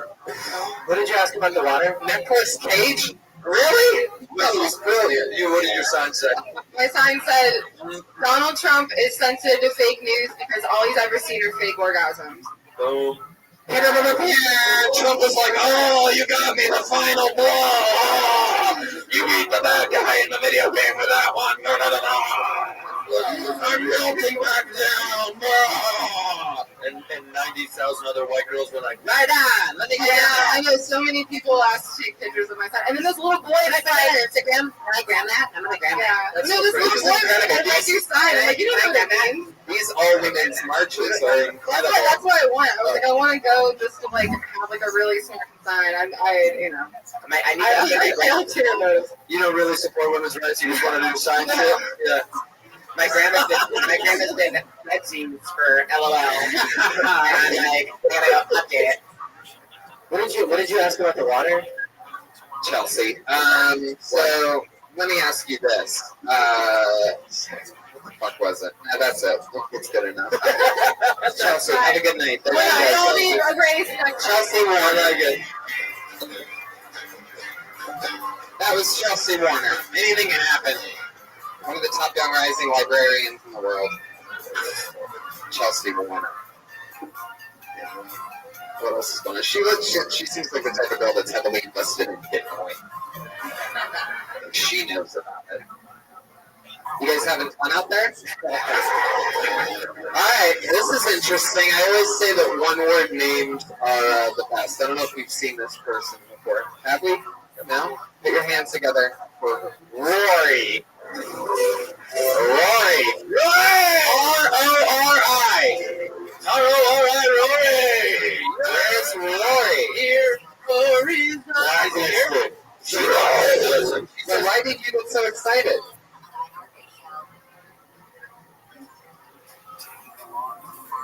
Oh, Rory's not here? She tried to rape Lee, man. She's got, so she's not around? No, she's good.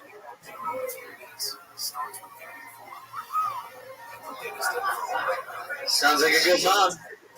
Did she crack the window? A little bit of air for the kid. You know this young man, it's been a long time, I feel like, since he's been on the show. He's been on for years. Very, very, actually, really funny comedian. Put your hands together for Dan Nolan, ladies and gentlemen. Oh, no. Oh, here he is. Yes. The real Dan Nolan.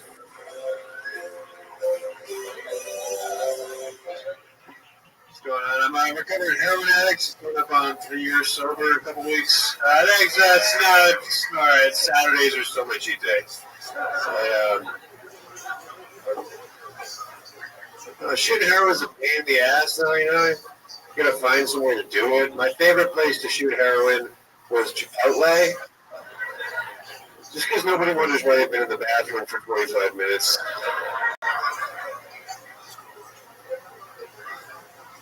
I bought crack one time by accident. I was trying to buy heroin. Simple misunderstanding.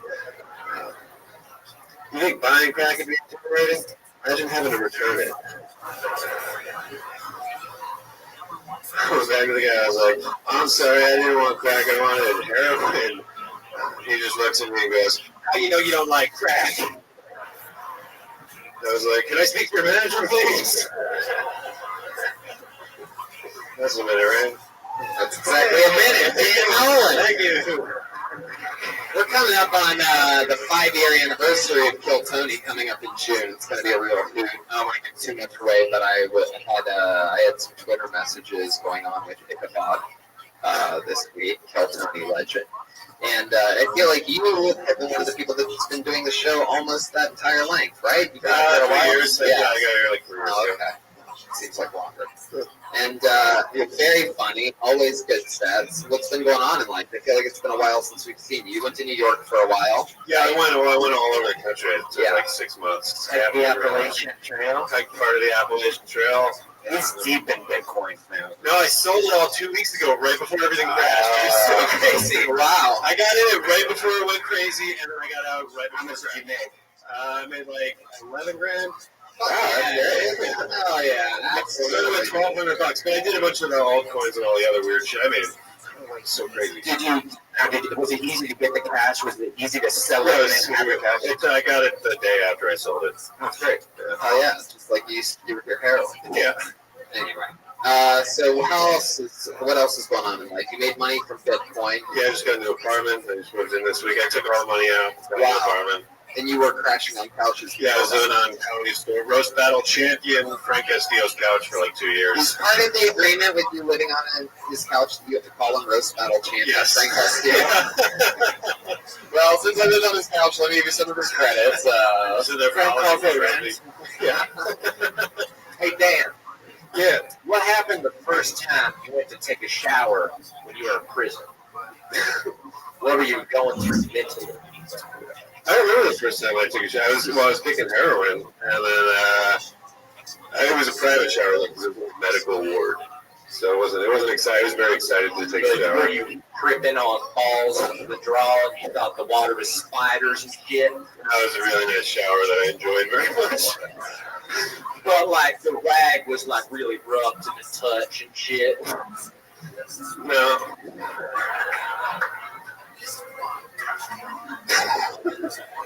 Is that bit over? That's what I was going to ever start. So, what else? Anything else good? You have a girlfriend or anything like that? No, I got a new job. Just started a job. Yeah, what's your new job? I work for a subscription watch company. A subscription watch? Yeah. It's like a watch of the month club. It's for You like, said you would watch every fucking month? yeah, and you don't get to pick the watch. You just send your that other many watch. Why would you have that many watches? I don't know. Yeah, people call up after like 3 months and they're like, I didn't know this was going to be this many watches.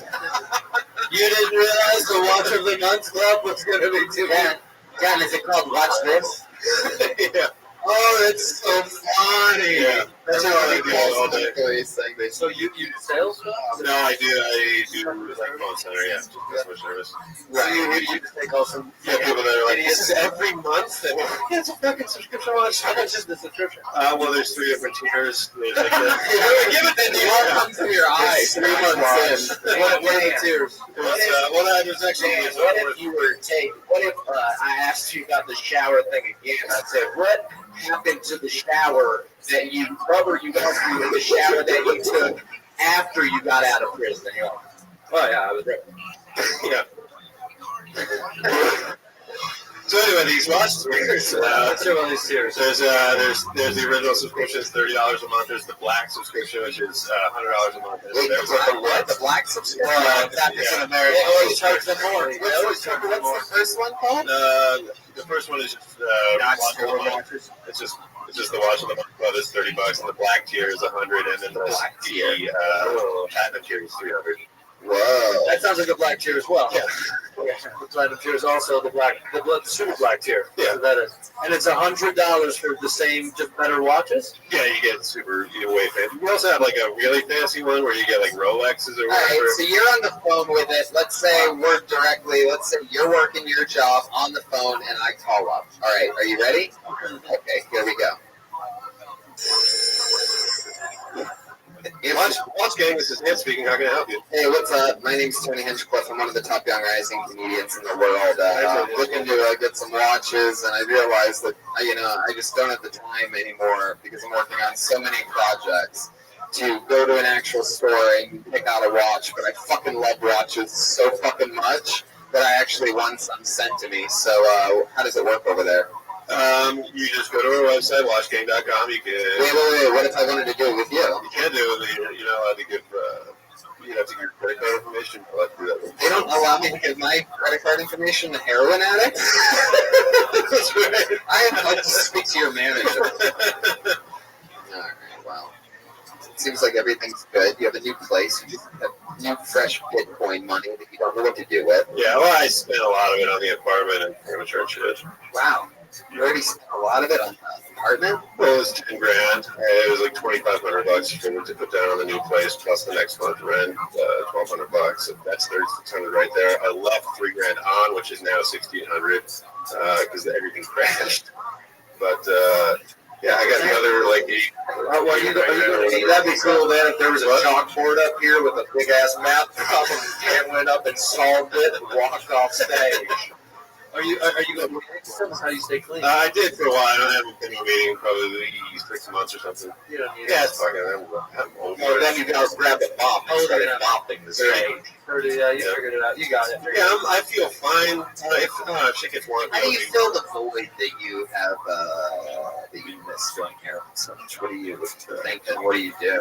I don't know, just comedy and Comedy's a good comedy, pretty much. Like I used to go to meetings and stuff. Like every time I go on stage, 90% of the time I start with, "Hey, I used to do heroin," and blah blah blah, and I talk about it. It's just as cathartic as going to a meeting. Well, you're a great fucking comedian, so thank you. You did great. There you go, Dan Nolan. Great. Goes to show your persistence. 3 years. Always fun. Always. It was nice to see like a real comedian come up here and do jokes or something. That's like a relief. Is that not a relief for so many people in the audience? That's gotta be fucking fun. Speaking of a comedian that comes up here and does jokes, we have a regular on this show that writes and performs a brand new 60 seconds every week. And just want to let you guys know that this is a little fun fact for you. Her final set as a Quill Tony regular. So you're witnessing history right now.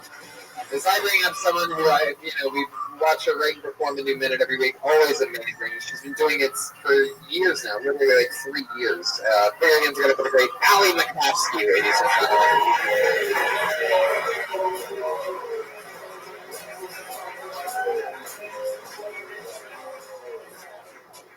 Hi, I'm Allie. I'm a comedian, and when I tell people that, they like to ask me, "Oh, what do you joke about? What do you talk about on stage?" And I'm like, "My life," and they're never happy with that answer. I'm like, "Oh, actually, I'm a comedian, but I talk about my friend Steve, who does kind of some funny things."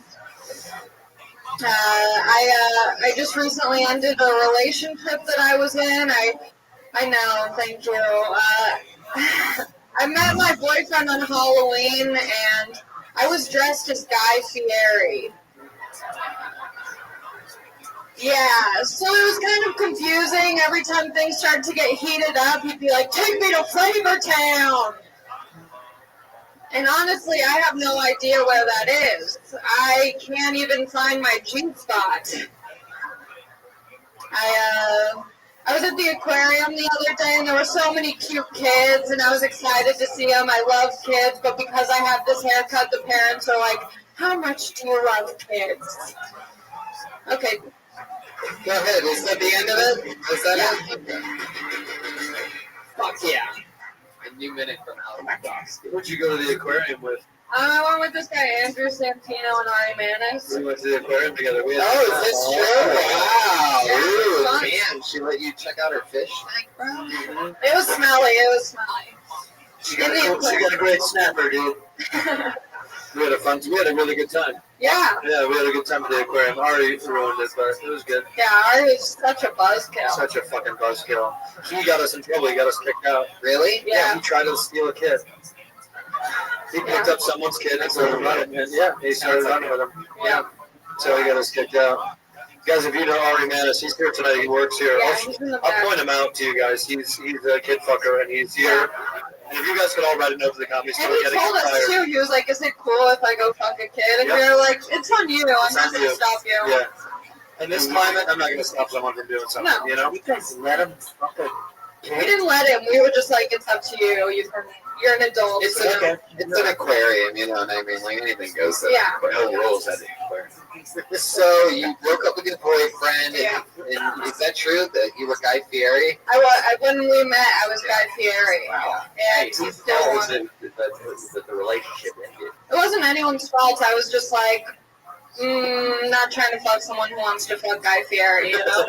There comes a time. You did for 6 months. Like what? We didn't date for 6 months. It was like 2 months. Brian doesn't have a Why'd you want to move on? Did you want to break up and move on? It was also hard because he's a comedian, so I was like, I don't want to go down that route. So it was you. Yeah, I broke up with him. And you, but when did you love him? Yeah, but I wasn't in love. That shows genuine interest right now. This is really sweet. I like this. Go on. So, Allie, you have been doing this show off and on at times before even you were legally allowed to be here, right? Yeah, I remember when I first started, I was 20. Yeah, I was 20, and then 2 weeks after I became a regular, the Comedy Store cracked down. So I only did 2 episodes as a regular, and then I was out until 21. Yeah, and you had signed up for the Pocket previous to that. We had met you through that, right? Yeah. Anyway, so, and here you are, 3 years later, all grown up. Your final episode as a regular. How was Kill Tony? Have you had any experiences from Kill Tony? Like opening for Russell Peters last week, did that come out of Kill Tony? Did you get anything out of this experience? Yes, I got a lot out of this experience. It taught me to come up with premises constantly, and even if they don't work, keep working on them. And Rothschild Peters, I got to do guest spots with him and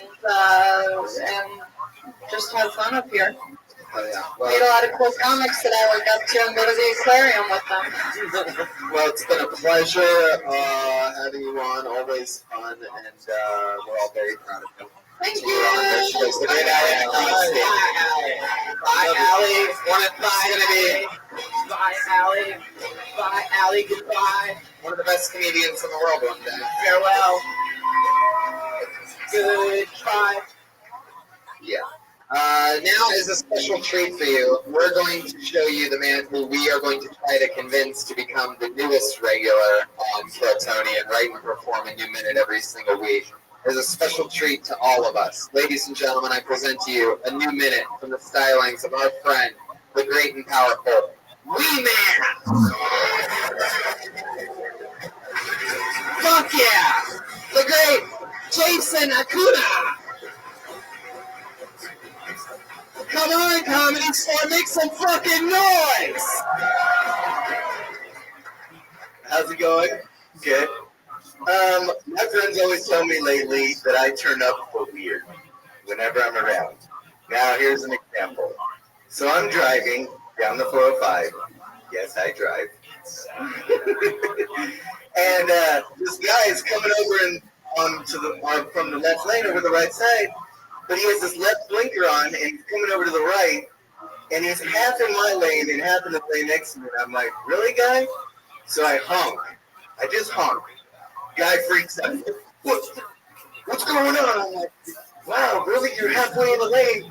So I give him the thumbs up. I'm like, yeah, buddy. Really freaks out, starts pumping the brakes, flipping me off. I'm like, okay, fuck you, buddy. Yeah, whatever. And he's like rolling down his window, he's swerving all around. So I come up and I pull up next to him and I'm like, really? And he goes, oh, Wee Man! Okay, oh, dude, pull over. Can I get a photo? And I'm like, dude, we were about to shoot it out because it's LA and now you want a photo? I'm like, fuck you. Fuck yeah. Sliding in head first on that minute. Wee Man. Fuck yeah, dude. Told you. I love it. I told you. It's so funny. Welcome back on the show. Always a pleasure to have you. I love coming here. That really happened, huh? Yes, that really happened. I was tripping out the dude's driving. I'm like, really? This guy's like all over the place. Not even in the lane. I'm like, well, and I'm always afraid, like, of what people are going to think if I'm like honking. What kind of car do you have? A smart car. Wow. I have a Yugo. What's a Yugo? Is that like a mini Yugo? No, it's from Yugoslavia. Yugo, the ones that used to blow up in the early 80s. Okay, let me ask you this. How many people have to be in the car with you for you to be allowed to drive in the carpool lane? Nobody. I'll drive in the carpool lane and cops are just like, oh yeah, fuck yeah, we man. I love that. Nobody. It's fucking awesome. What do you like to listen to when you drive? Do you listen to music? What are some of your favorite Obviously, music? Black Sabbath. Obviously. Yeah. Slayer. Yeah. I mean, come on. Minor Threat, Bad Religion, everything. Wow. That's so cool. What else do you do for fun? What else do you do? We don't know much about you, really. We haven't really asked you that. It's like, yeah, it's funny. I wake up usually and I'm like, what am I going to do today? Like, I don't have a job that I have to go clock into and be told what to do. Yeah. So. Like all these fucking losers. So what do you end up usually doing? So you start your day, you wake up, and then you go down the ladder from the top bunk, and then what happens? No, I crawl out of my cave. That's where all the little people live in. It's a cave. Together? Yes. Wow. You have breakfast? Do you have those like little cereal boxes? Yes. Everything's ready. So we little Apple Jacks. Apple Jacks, everything. All right. Well, that's fun. You wake up early, though, right? I see something at the skate park at like 6:45 or something. I wake up before the sun rises all the time. I can't sleep much. I don't know what it is. My brain's always going thinking of different things, and I sleep maybe 6 hours max a night. Wow. And I'm even half the sleep of a regular person. Yeah. I don't think a Mexican kid sleep for 12 hours a day. But that's underneath a tree. That makes perfect sense that you sleep that long. It seems like the morning is one of the only things you can see the top of. No, I could see the top of most girls' nipples. Yeah! Fucking nipples! Are you single? You date? No comment. Yeah, actually. Ah. I got a crazy bitch with a 13-year-old in the car. That was going to be his end result. No, I tried to pawn her up on her because I was like, this is insane. This chick will go either way. You take her. You didn't want her either, huh? No. I did her, but you didn't take her, so she had to take her. Hey man, what's one of your secret moves in the bedroom with the lady? It's stand-up doggy style. Oh shit! Full thrust. It's Wow, you fuck like a black bear. yeah. You just And I'm like, fuck that shit. I'm not gonna spank you. I'm gonna just tase you in the back of the head. You're a taser while you fuck? Hell yeah. fucking love Big house production. Exactly. You don't carry a taser? No, I You're not hanging out with the right friend. shave a piece of her hair. What an amazing, adventure. What was like your life like growing up, if you don't mind us asking? Like, I was just rewatching all the Jackass movies over the Christmas holidays and just dying, laughing my As ass a off. kid or Kid. Kid, it was fun.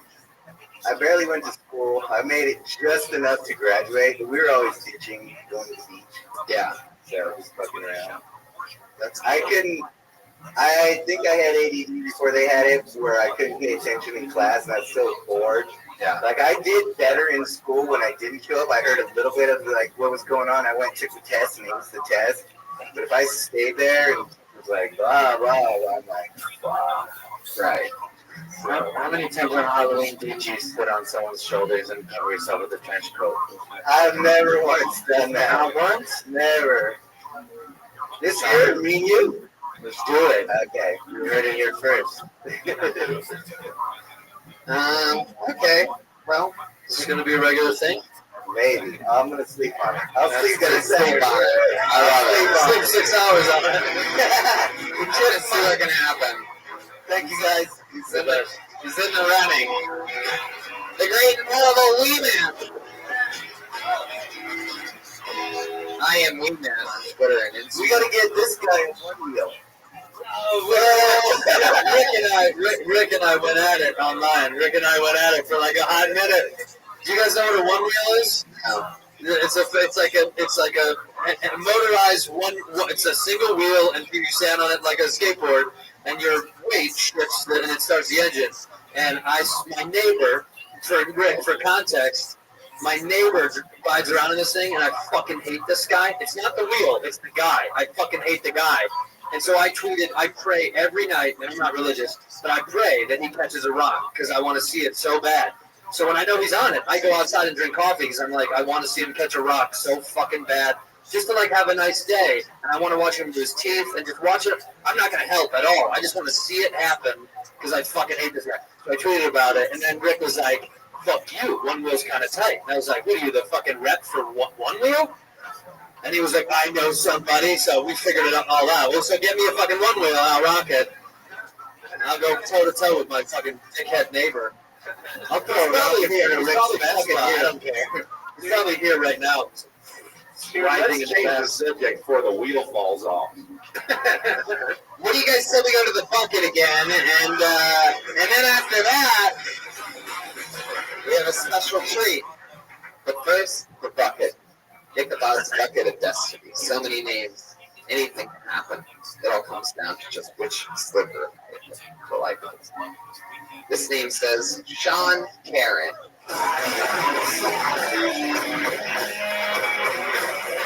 Here we go. Here he comes. Oh, jeez. Here he is, Sean Karen, ladies and gentlemen. So last week, I went to the club. And crowds started forming. They were like, watch out, he's about to start breakdancing. I said, nah, that's just the way I roll. Yeah. A friend of mine asked me, he was like, Sean, you were born with cerebral palsy? I said, no. I caught it right in the subway. I was attacked by rats. I was wandering off. That's why you shouldn't wander off. My mom said in my comedy, she was like, you're not funny. You're not funny. But you got balls. And I was like, thanks, Mom. I got them from home. I try to keep I work hard to keep my dreams alive. Go ahead, finish it. I work hard to keep my dreams alive, to keep my innocence. I was delivering to a woman, and she had a tattoo of a handgun on her arm. Handgun. And she looked me in the eyes and she said, it used to be a Hello Kitty. Fuck yeah. All right, Sean Carey. You've been on the show like 3 times in the past 4 weeks. So 3 weeks? 3 weeks in a row? Yeah. Wow, you lucky fuck. What do you have, cerebral palsy or something? This is how your life karma comes back. You get randomly picked out of jack-o'-lanterns for shows. Life's good. That's your 3rd time on the show. Your 3rd very funny minute in a row. Everything based on your real life. Very fun. How else is life going since a week ago? Anything crazy happened this week? Just basically job hunting. Yeah? What kind of job are you looking for? I'm a job coach. I used to work with other disabled people as a job coach. Yeah. Trying to get them jobs. Yeah. Maybe you could go to a disabled person now and they'll give you a job. You thought about this? Yeah. All right. Did you know that if you go to ZipRecruiter.com right now, /KillTony, you could probably find employment within 24 hours? Oh, no, I know. Good. Even for disabled people? It's actually ranked the #1 cerebral palsy hiring website. Go to ZipRecruiter.com/KillTony. Has your employer-employee situation been a little wobbly lately? Because with ZipRecruiter, you could actually do some of that hair stuff. We'll straighten you all out. Get your backbone up and running again. You hook up with other cerebral palsy people, like girls and shit? No. Only mainstream. You know what I'm saying? Only mainstream. That's yeah. Like special ed and then mainstream. Wait, I don't understand. My God. You don't hook up with other people. What is mainstream? It's supposed to be like in school, right? You'll have resource room or special ed, and then everything else is you have honors up here, but then it's mainstream. That's what they call it. Right? Mainstream. Wow, you remind me if somebody put Drake in a microwave when they were little. Yeah, you're like Sean, legs don't work with Samo. Nothing!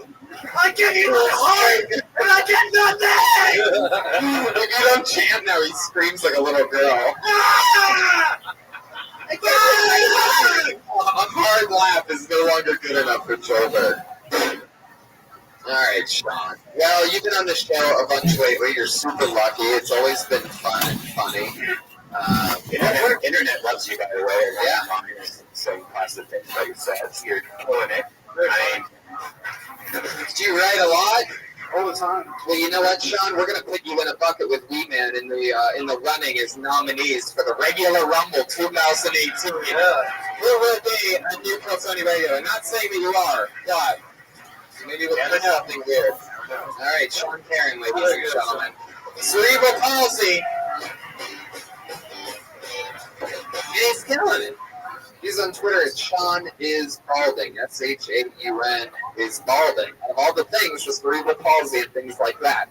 That is what he's decided to go with. Now, we're going to do something a little bit fun. Just for fun. You guys like fun stuff out there? A couple weeks ago on Kill Jeremiah, one of my least favorite episodes of this show that we've ever had, ever.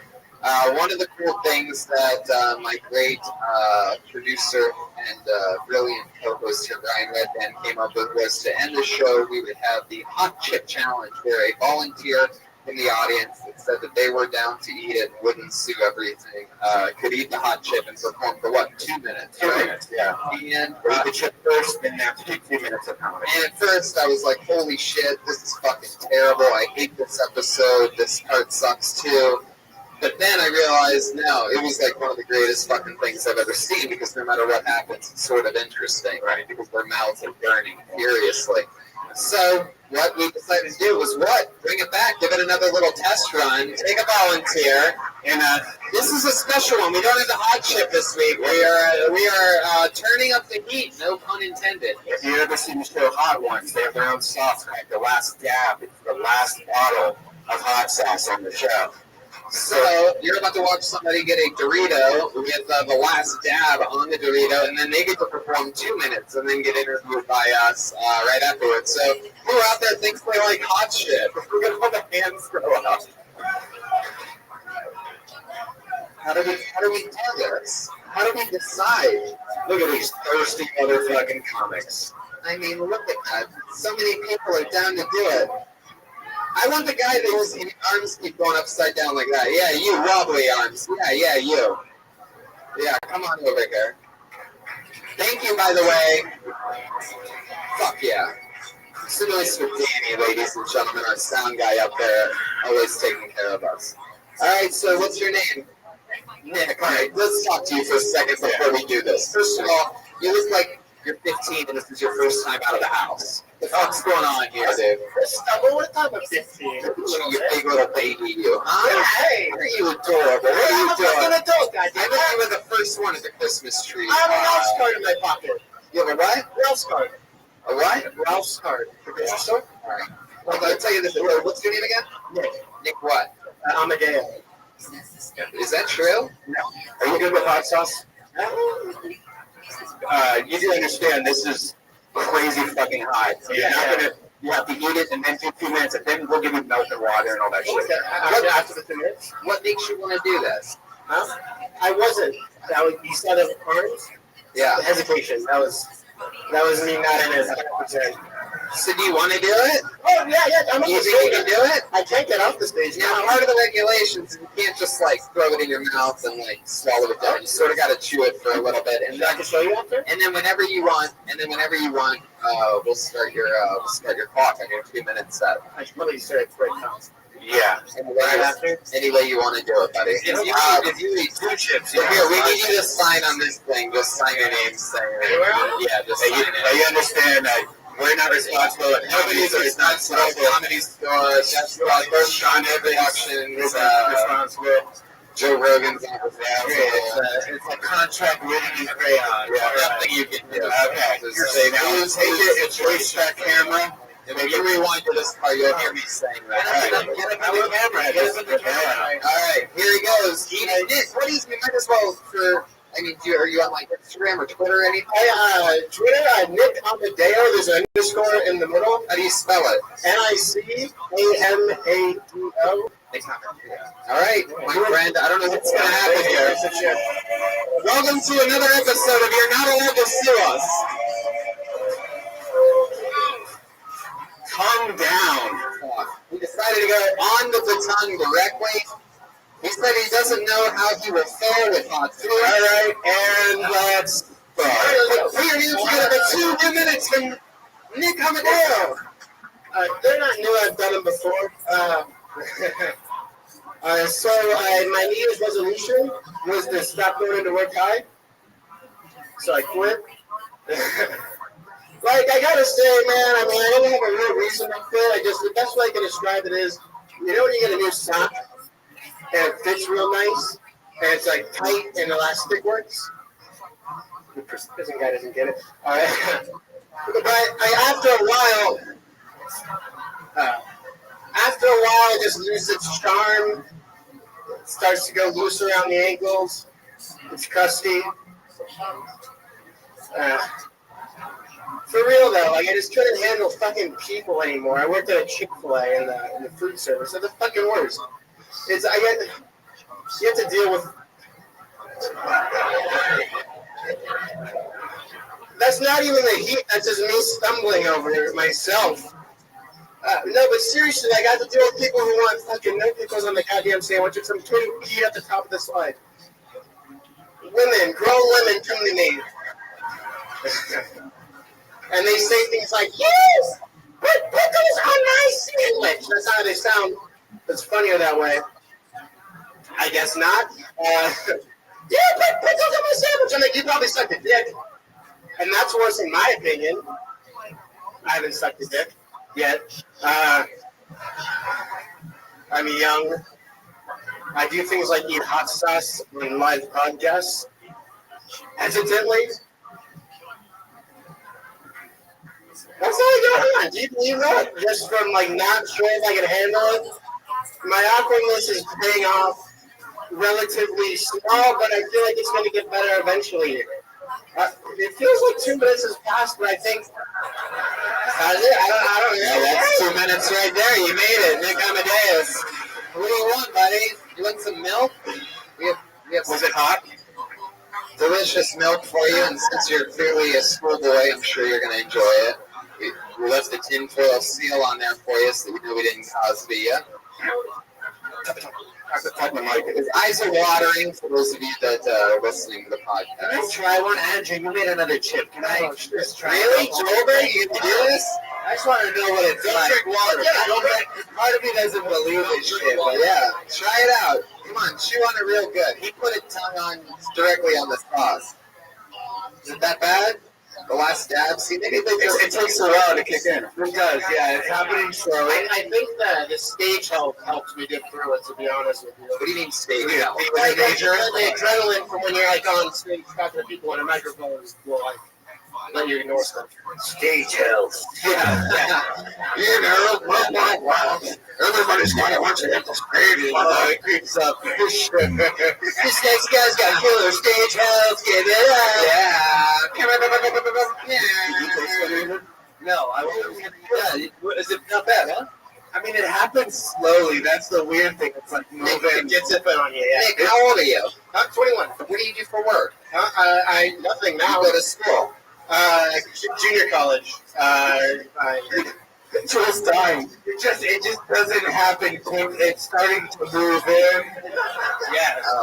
And you're also getting more Iranian. The more the heat goes. I mean, all right. You can do a drum solo with the heat in your mouth? You know, you think you can shut up with my balls on your chin? All right.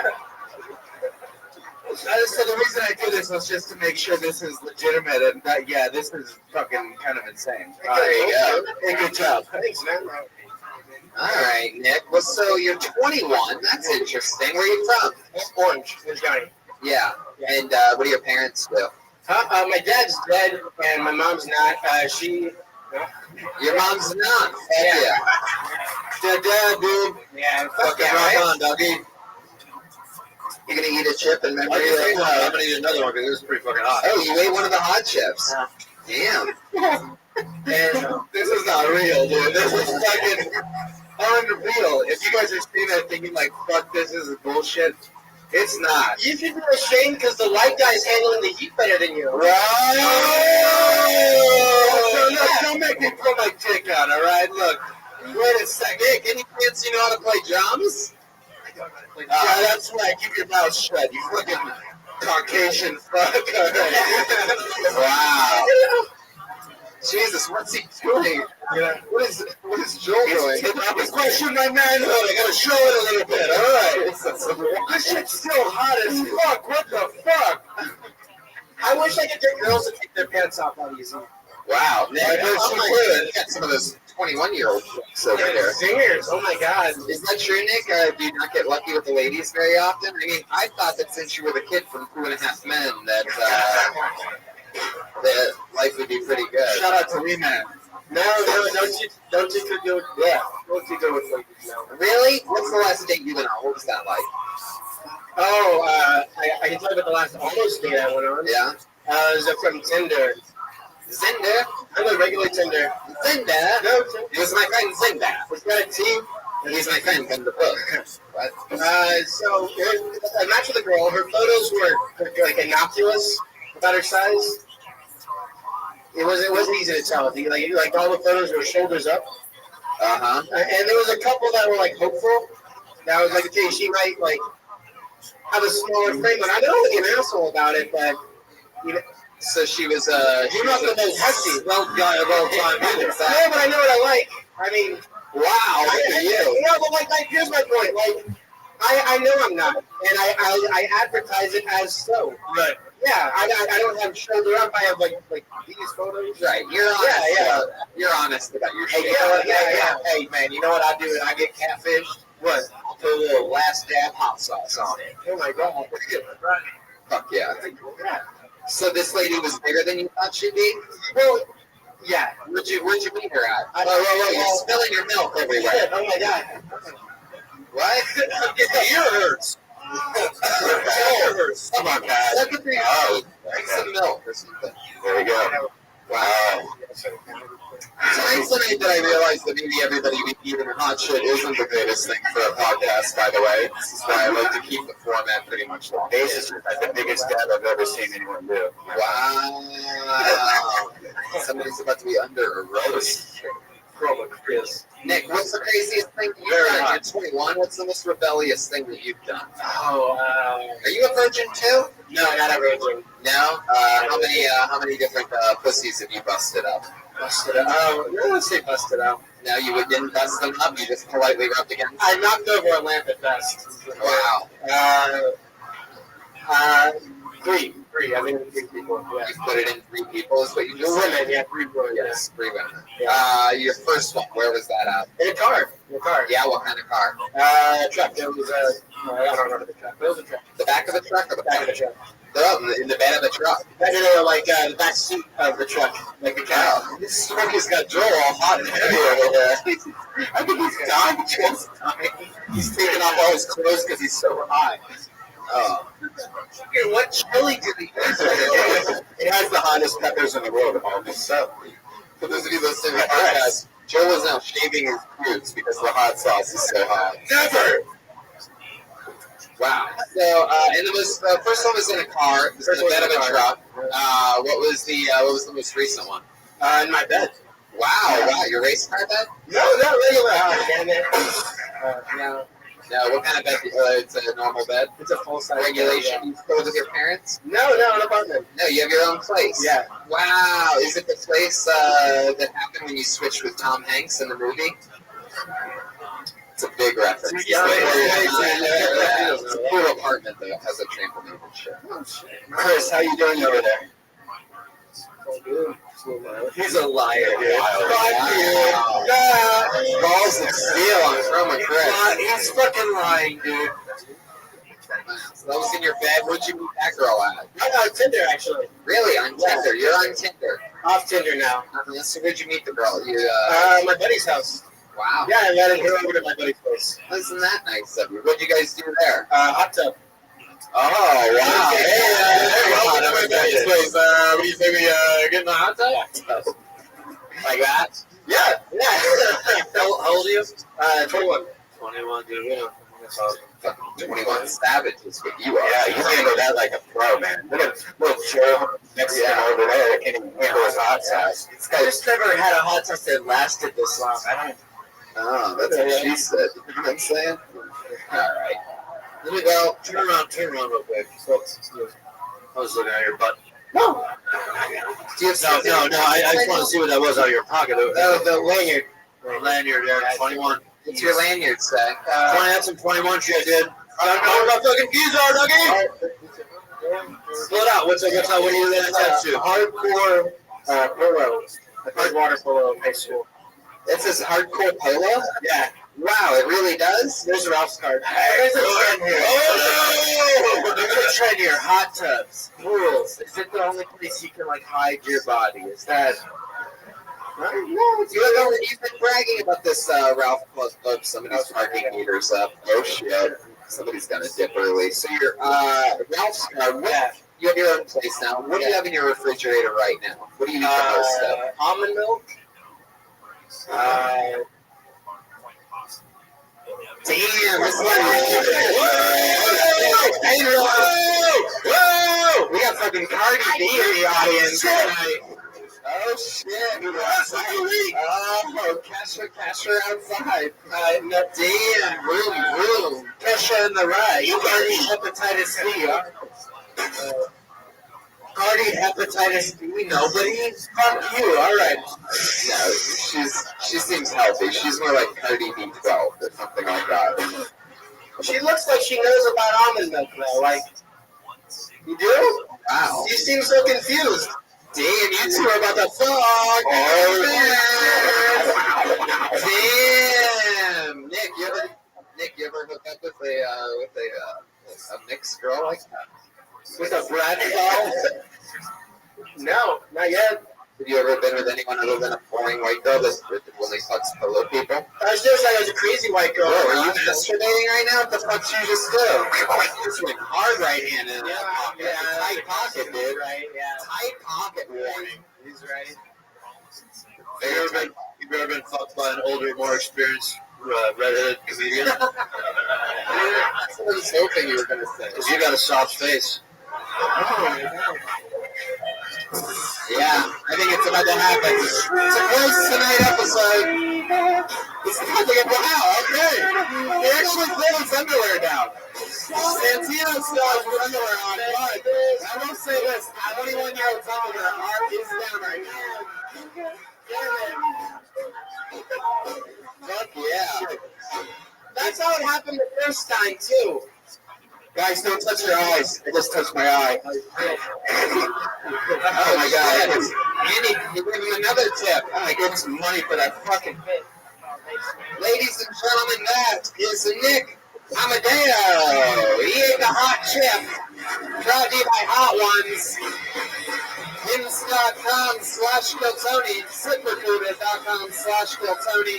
The new season of Undying Up Here premieres May 2nd with Andrew Santino, Eric Griffin, a bunch of other great actors, actresses, comedians, and an unbelievable written, fun show. One of the few, if not the only, show about stand-up comedy, that and Crashing are my two, where it's so authentic and fun that it makes it fun and doesn't make me just pick at it, because it's really enjoyable to watch. That's your drawings for tonight from Ryan J. Eno. You can check that out on the front patio or in the next edition of Kill Tony the Book. The Kill Tony book's available now, RyanJebook.com. Sacramento, Philly, Houston, Dallas, Boise, Phoenix, Tempe, all coming up at TonyHinchcliffe.com. Patty Reagan's over there. I just want to recommend the movie Apollo 13. On Netflix right now. Check it out. Fuck yeah. Chroma Chris ate the hot chip tonight. How do you feel, Chris? It's all right. Anything else you want to plug? Not bad. I can do more. Anything else you want to plug? Nah, just follow me. I come Chris. Yeah, Joel Jimenez held it down. Lost a lot of clothes and the beard. Oh, it's back on. Joel, how you feeling? Everything good? I mean, it was hot. But, you know, shout out to Allie. Everybody here. Yeah, big one more time to the great Allie McCoskey, making Kill Tony history. I truly believe. Wee Man. Shout out to Wee. That she's going to be the best female stand-up comedian in the world one day. I think that's what her legacy holds. She started so young, worked so hard, and we're very proud to have gotten to work for as long as we did. Kill Tony's bringing the entire band to Houston and Dallas. That's in 2 weeks. That's a really big deal. We're going to Phoenix and Tempe all together, too. And those links are up now at standuplive.com and tempeimprov.com. Watch I'm Dying Up Here. Have fun. Treat each other good. Josh Martin is coming with me to Boise. One more time for Allie McCoskey and Ryan Redman. See you guys later. Bye, guys. Insta.com/Kiltony.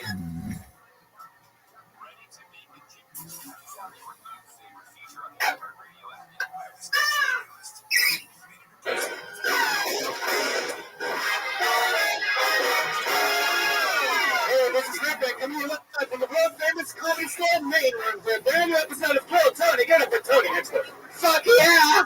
Hello, make some fucking noise, Comedy Squad. It's Brian Redband, that's Josh Martin running around. Ryan J. Efeld's in the house. You are the #1 live podcast in the world, Kill Tony. Make some noise one more time to the hundreds of thousands listening around the world. A lot of fun stuff coming up, Ryan, this Thursday. You, I, and the entire Kill Tony band all travel to Houston, Texas to do Kill Tony Live in Houston. That's at the secret group. Tickets are available all over the internet. Google that shit.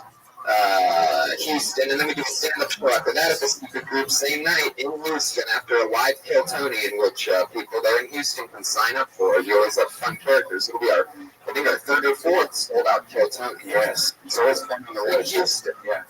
And then the next day, we are doing 2 comedy shows in Dallas at Hyenas. Me, you, the entire band. I headline big crazy shows, and you get to see everybody that you love from Kill Tony there. And then on Saturday in Dallas, we do the exact same thing again. And before that, we do yet another Kill Tony. We do a Kill Tony, and then 2 live stand-up shows on that Saturday, February 3rd in Dallas. After that, I go to Boise, Idaho with Josh Martin and other fun gigs. Sacramento, California, and other fun places. TonyHinchcliffe.com for that. Red Band, how you doing? Everything good? Everything's great, man. Who has more fun on a Monday than us? We do. Exactly what I'm talking about. It's 2018, people. You have to ask yourself, what kind of physical impression do you want to make on people around you? Did you know that there's a one-stop shop for hair loss, skincare, sexual wellness for men? Medical-grade solutions, real doctors offering well-known generic equivalents to name-brand prescriptions to help you keep your hair. No herbal supplements, prescription solutions backed by science. And it's really cool. You get to meet a doctor, or you don't have to go to a doctor's office, and you get prescribed things for your hair, your skin, and generic Viagra for $20 a month. It's awesome. And right now, if you order, our listeners get a free trial of everything you need to keep your hair for just $5 a day. Right now, while supplies last. See website for full details. This would cost hundreds if you went to the doctor or a pharmacy. Go to forhims.com/KillTony. That's FORHIMS.com/KillTony for hymns. /KillTony. Is there an echo in here? It's a little bit of an echo. You hear that? I like it. Am I the only one? Sounds a little too echoey. Maybe like 13. Oh, man. Wait. Sounds crisp and clear all of a sudden. It's almost like we've got an awesome new website. Exactly. Things you can do with Squarespace, man, I tell you.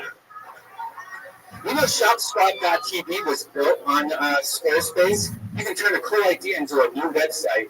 You can showcase your work. I have a whole store, all of Death Squad's merchandise, like this hat. Right now, you can go to ShopSquad.tv. It was all made on Squarespace and made it like in an hour. I would say I probably made that whole website in an hour. Same with TonyHinchcliffe.com. I'm pretty sure the Kill Tony website is Squarespace. I mean, it's a no-brainer. It can hold the bandwidth if you ever get successful or whatever you want to do.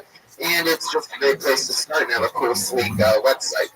You can go to Squarespace.com for a free trial when you're ready to launch. Use the offer code KILL and save 10% off your first purchase of a website or domain. That's Squarespace.com. Enter the code KILL and you save 10%.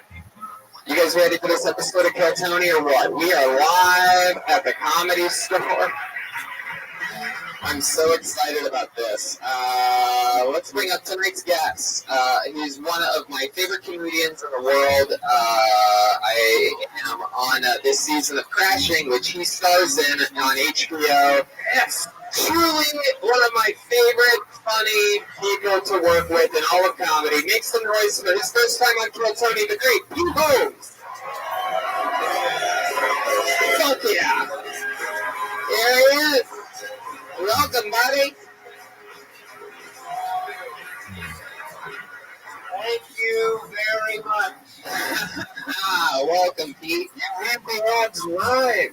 It is. It's fun. We get away with it somehow. I don't know. That's the only way you can make people listen to him without looking for that 15-second forward button. Yeah, exactly. But it's live. You guys just have to be like, okay, if I make a website, I'll remember that. We actually have, it's a very fun system where the listeners of the show want to know.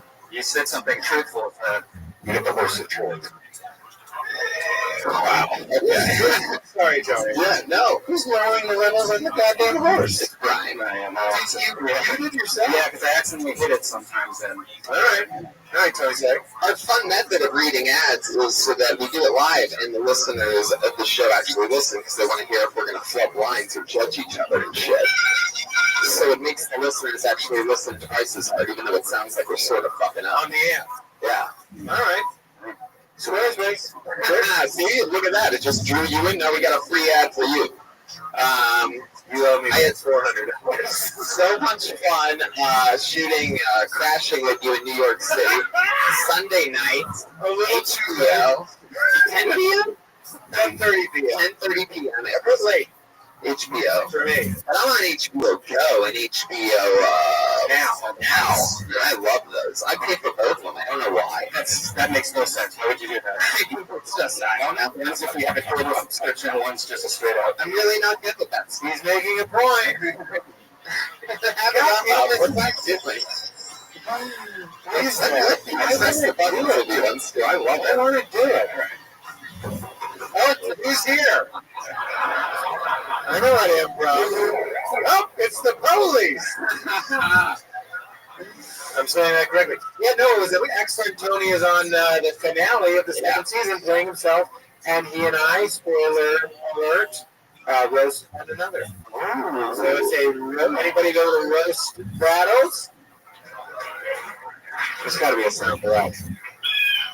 Oh, what are you saying? That was strangely appropriate. Everybody knows There what was so few people that we were in the desert in a cavern for a moment. Anyone here go to the Roast Battles? Not a popular show. So we get to do it on HBO, which you can watch on 2 platforms. Absolutely. Is this a real sport? Yeah. What is the deal? It's just always been there. It's part of like the design of the whole thing. It's written. Oh yeah, and LASpeedweek.com. We put that there to remind me to say that on there. Oh, okay. The blade says Squarespace. I don't like having this. Wow! You're the first person ever in 247 episodes to unsheath the sword. It took you, we are only by all regards, about 7 minutes into this podcast, and you look super long. You have a serious. Don't make me unsheath the rest of the sword. Walk away before you reach with them, because that reveals the true size. I don't know. I think you're pretty good with that thing. With the sword? Yeah. What is this? That's the Bucket of Destiny. Ichabod's Bucket of Destiny. Ichabod. Yeah. Ichabod's a real human from Las Vegas, Nevada. He's probably about 60 years old, but he looks like he's about 235. He's a very good. He's a Kill-Tony legend. He got pulled out of the bucket once and told us his incredible story. I can't wait. I love this. He gave us a bucket one time. Anyway, we have a band. I'm going to bring up the band. They play characters every single week and commit to them throughout the episode. They're our favorite band. They're the best damn band in the land. Make some noise for the Kill-Tony band. It's Pat Reagan, Jeremiah Watkins, Joel Jimenez, and Chroma Chris. What? Wow. Oh my God. What is happening? Oh my God.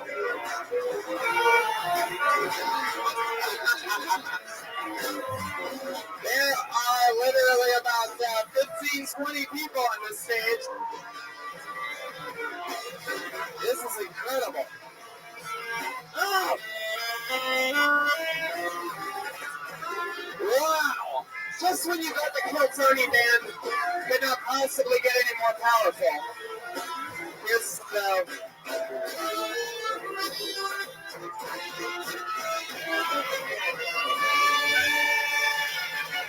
Fuck yeah! Wow! What an entrance for the best damn band in the land. Oh my God. And I'm pretty sure they are committing to being band members. I made a lot of what gave you that idea, Tony. Jeremiah Watkins, Chris chair saxophone, ready to be here. Patrick Clayton, guitar guy, baton guy, happy to be here. I should have smoked weed, man. You guys are smoking weed. I should have smoked some. Do you have any idea how amazing that would have been if I was toasted and you guys came out like that? I'm still not comfortable with these guys behind me. Jeremiah, Pat Reagan, and Joel Jimenez, the drummer, clearly brought all of his cousins with him. Wow. On the bass. And Chroma Chris on the bass. Some paper hats, some real hats. We don't know. You look like M. Bison. What's underneath that thing? What do you got stuffed under there? Oh my God, for the weight gain challenge? There's a weight gain challenge? Tony, why don't you tell me? Well, during the month of December, Jeremiah and I had a competition to see who could gain the most weight. If I won, then we would get to shave Jeremiah's famous golden arches, that lovely haircut that he has there. Yes. We were going to shave his head. And if he won, then he got to host an episode of Kill Tony. And after 30 pounds of gorging himself, he gained 30 pounds, and I gained 3 pounds. We're like the inverted Christian Bale. That's incredible. He gained 27 more pounds than he had to get to host an episode of Kill Tony. Wow. I joined the band and played all the songs he knows how to do. But I hosted the show, and it was one of the high-rated most in the show history. For him. I think we're getting some of those glimpses of Jeremiah's hosting. High-rated. Is it too late? It's a high-rated most show in the galaxy. Is that a bong? Is that a bong? If it was a gift from my grandma. I am so excited about going to be in my bedroom. Quantity of people on this stage. The fact that I'm going to pull a name out of this bucket here at any moment and people are going to perform in front of this is pretty fucking awesome to me. If I pull your name out of the bucket, you get 60 seconds of stage time. You know that time's up when you hear the sound of a kitten. That means wrap it up then, or we're sure going to bring out the angry West Hollywood bear. Wow. It's angry tonight. Don't run that light, people. This is a very, very, very serious show. You guys ready to start this fucking shit or what? Come on, you can do better than that Monday night. Make some fucking noise. This place is... They're treating this like it's a Monday. 30 pounds. Alright. Your heart will never be the same. You'll lose it, but the damage is done. You're dead at 40. You can't do that. I'm just kidding. You're going to be fine. Is that a band hat? Yes, it is. How come you have that very professional one and those other guys is made out of clearly construction paper and a feather? I thought ours looked better than his, but yeah, I made them, so. Oh, wow, jeez. Okay. I mean, in solidarity, you could have won one of the made one. But you had to wear your special boy hat. Never thought of it that way. Joel Jimenez is the only Mexican I know that works in construction. Paper. Wait for the paper. Wait for the paper. I pulled your first name out of the bucket, everybody. This shit's about to happen. An uninterrupted 60 seconds, and then you get interviewed by this insane crew. Put your hands together for Emma Lee Rivera.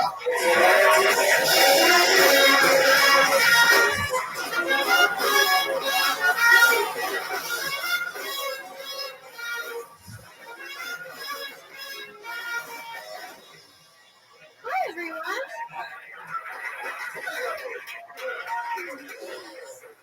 So, my mom kidnapped my dad. That's how she got him. Yeah. Not recently, because she's dead. But, she went over to her niece's house and discovered that she had spawned again. And was keeping my dad in a drawer, like a gremlin. Just near that. So she shoplifted him. She also sold ass professionally for 4 years. The prostitutes were really old by the time I came around, So she turned the brothels into rooming houses. So I basically grew up in a retirement home for whores.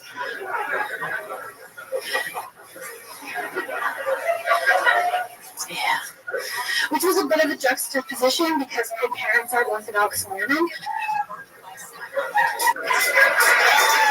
Why do you have a Mormon joke? Emily Rivera. I look so Mormon they let me in the temple. Only a Mormon would get that. Yeah, they let me pet the dragon. Yeah, you don't look Mormon. You look like the target of Mormons. Like, we need to get that one. Yeah, it's true. Sure want to get everyone. Did you do a mission? No. Why not? You're Jack Mormon before you went on your mission? Yeah. That's bullshit. No, they don't send girls until they're 21. And I was already married and had a kid by then. So. Is that right? Oh my God. Yeah. How's your kid? She's almost 10. Wow. You have a 10-year-old girl. Do they look Mormon? Early. No. Yeah, you do. No. That's fascinating. I feel like your first line should have been like, I was a Mormon. I'm not accusing you, I'm just so interested in that. Well, I didn't understand your first line. That's just real. Your ma'am? Yeah. What's a ma'am? Is that Indian bread? What the fuck is going on? Like a grandmother? Yeah. I'm from Boston. We don't say Nana. We don't do Nana. We do that fucking way over there. What's that? You guys don't call them Nans here? No, it's not sweet. That's interesting. So, Nan, I think I'm being real. I might have liked your first joke more if I knew what a Nan was. So, okay. So don't judge it on that alone. No, don't. You won't have to, but I'll never get it. I'm a 10-year-old. What do you do for work? I am a tour manager and writer, and I do this. Are you looking at working at band soon? You guys ready to split $50 12 ways? Pretty much. Minus travel. 30 living pounds. What kind of bands do you manage? They're not bands. It's contemporary opera and comedians. Yes. Contemporary market. And comedians. Yeah. Where do you book these opera singers and comedians at? They're not together. No, just like breweries and festivals and things like that. What kind of brewery can I see an opera singer? Well, there's not a lot of entertainment from where I'm from, so they're just like, yeah, bring anybody. They serve the beer in horns. Sorry?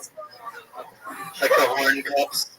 Never mind. Moving on. Oh boy. I liked it. Oh boy. I liked it. I also just thought what you did was so difficult. You hit the stage and you really began. Like, that was good confidence. Good for you. How long have you been doing stand-up? Not fucking A easy. year? What's that? A year? That's incredible. Wow. You should be proud of yourself. I'm the Paula Abdul of the show. You're great. I'm just waiting for Brian to be like, you should have talked about pussies.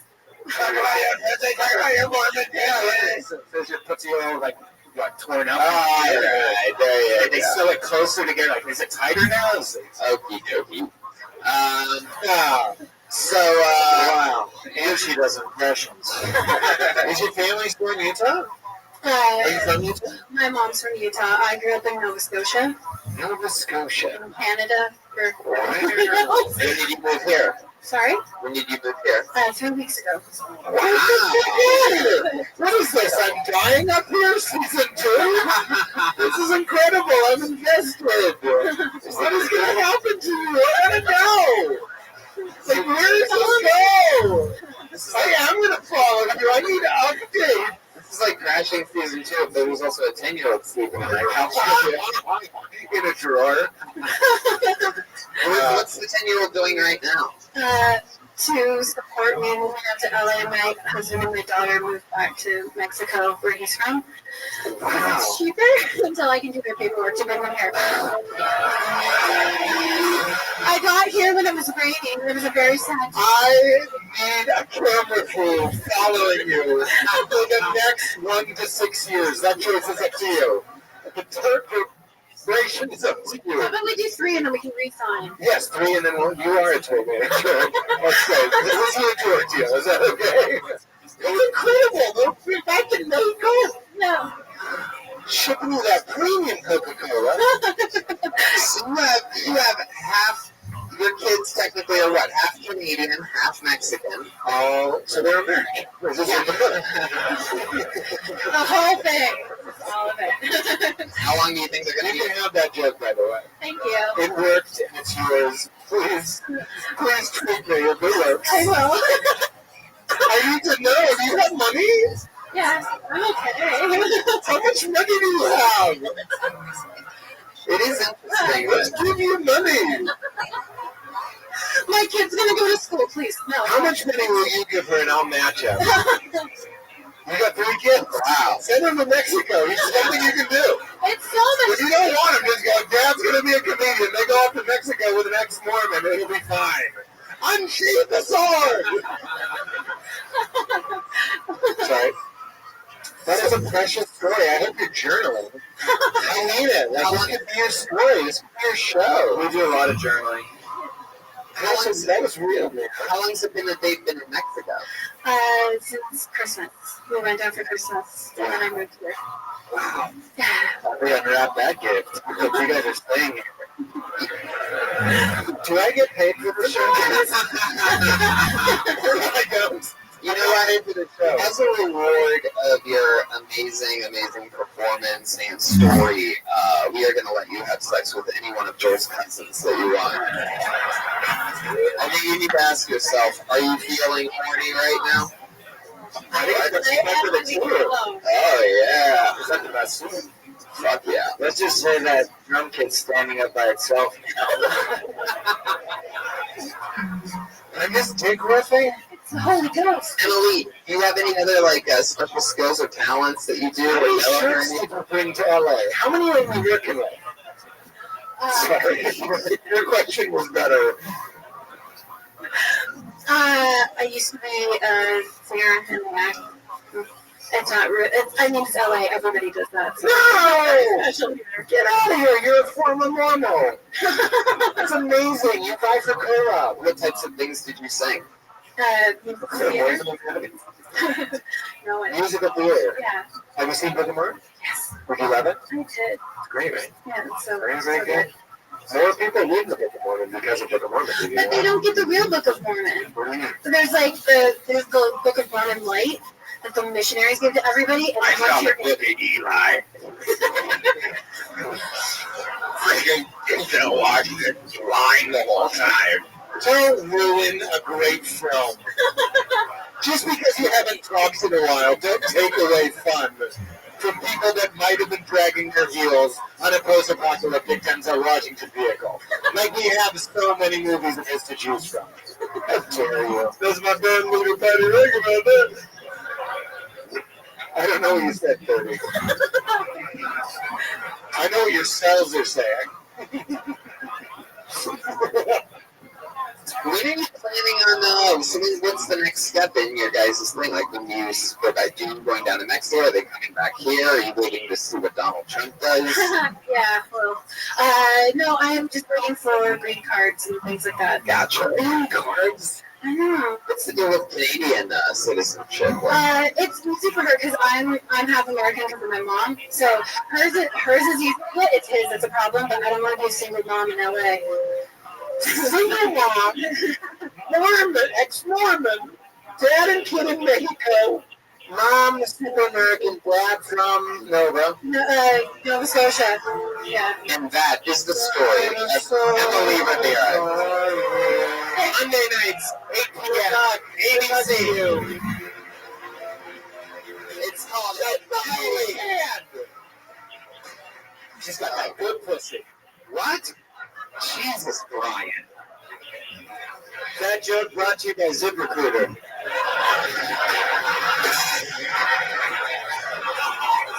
Wow. Son of a bitch.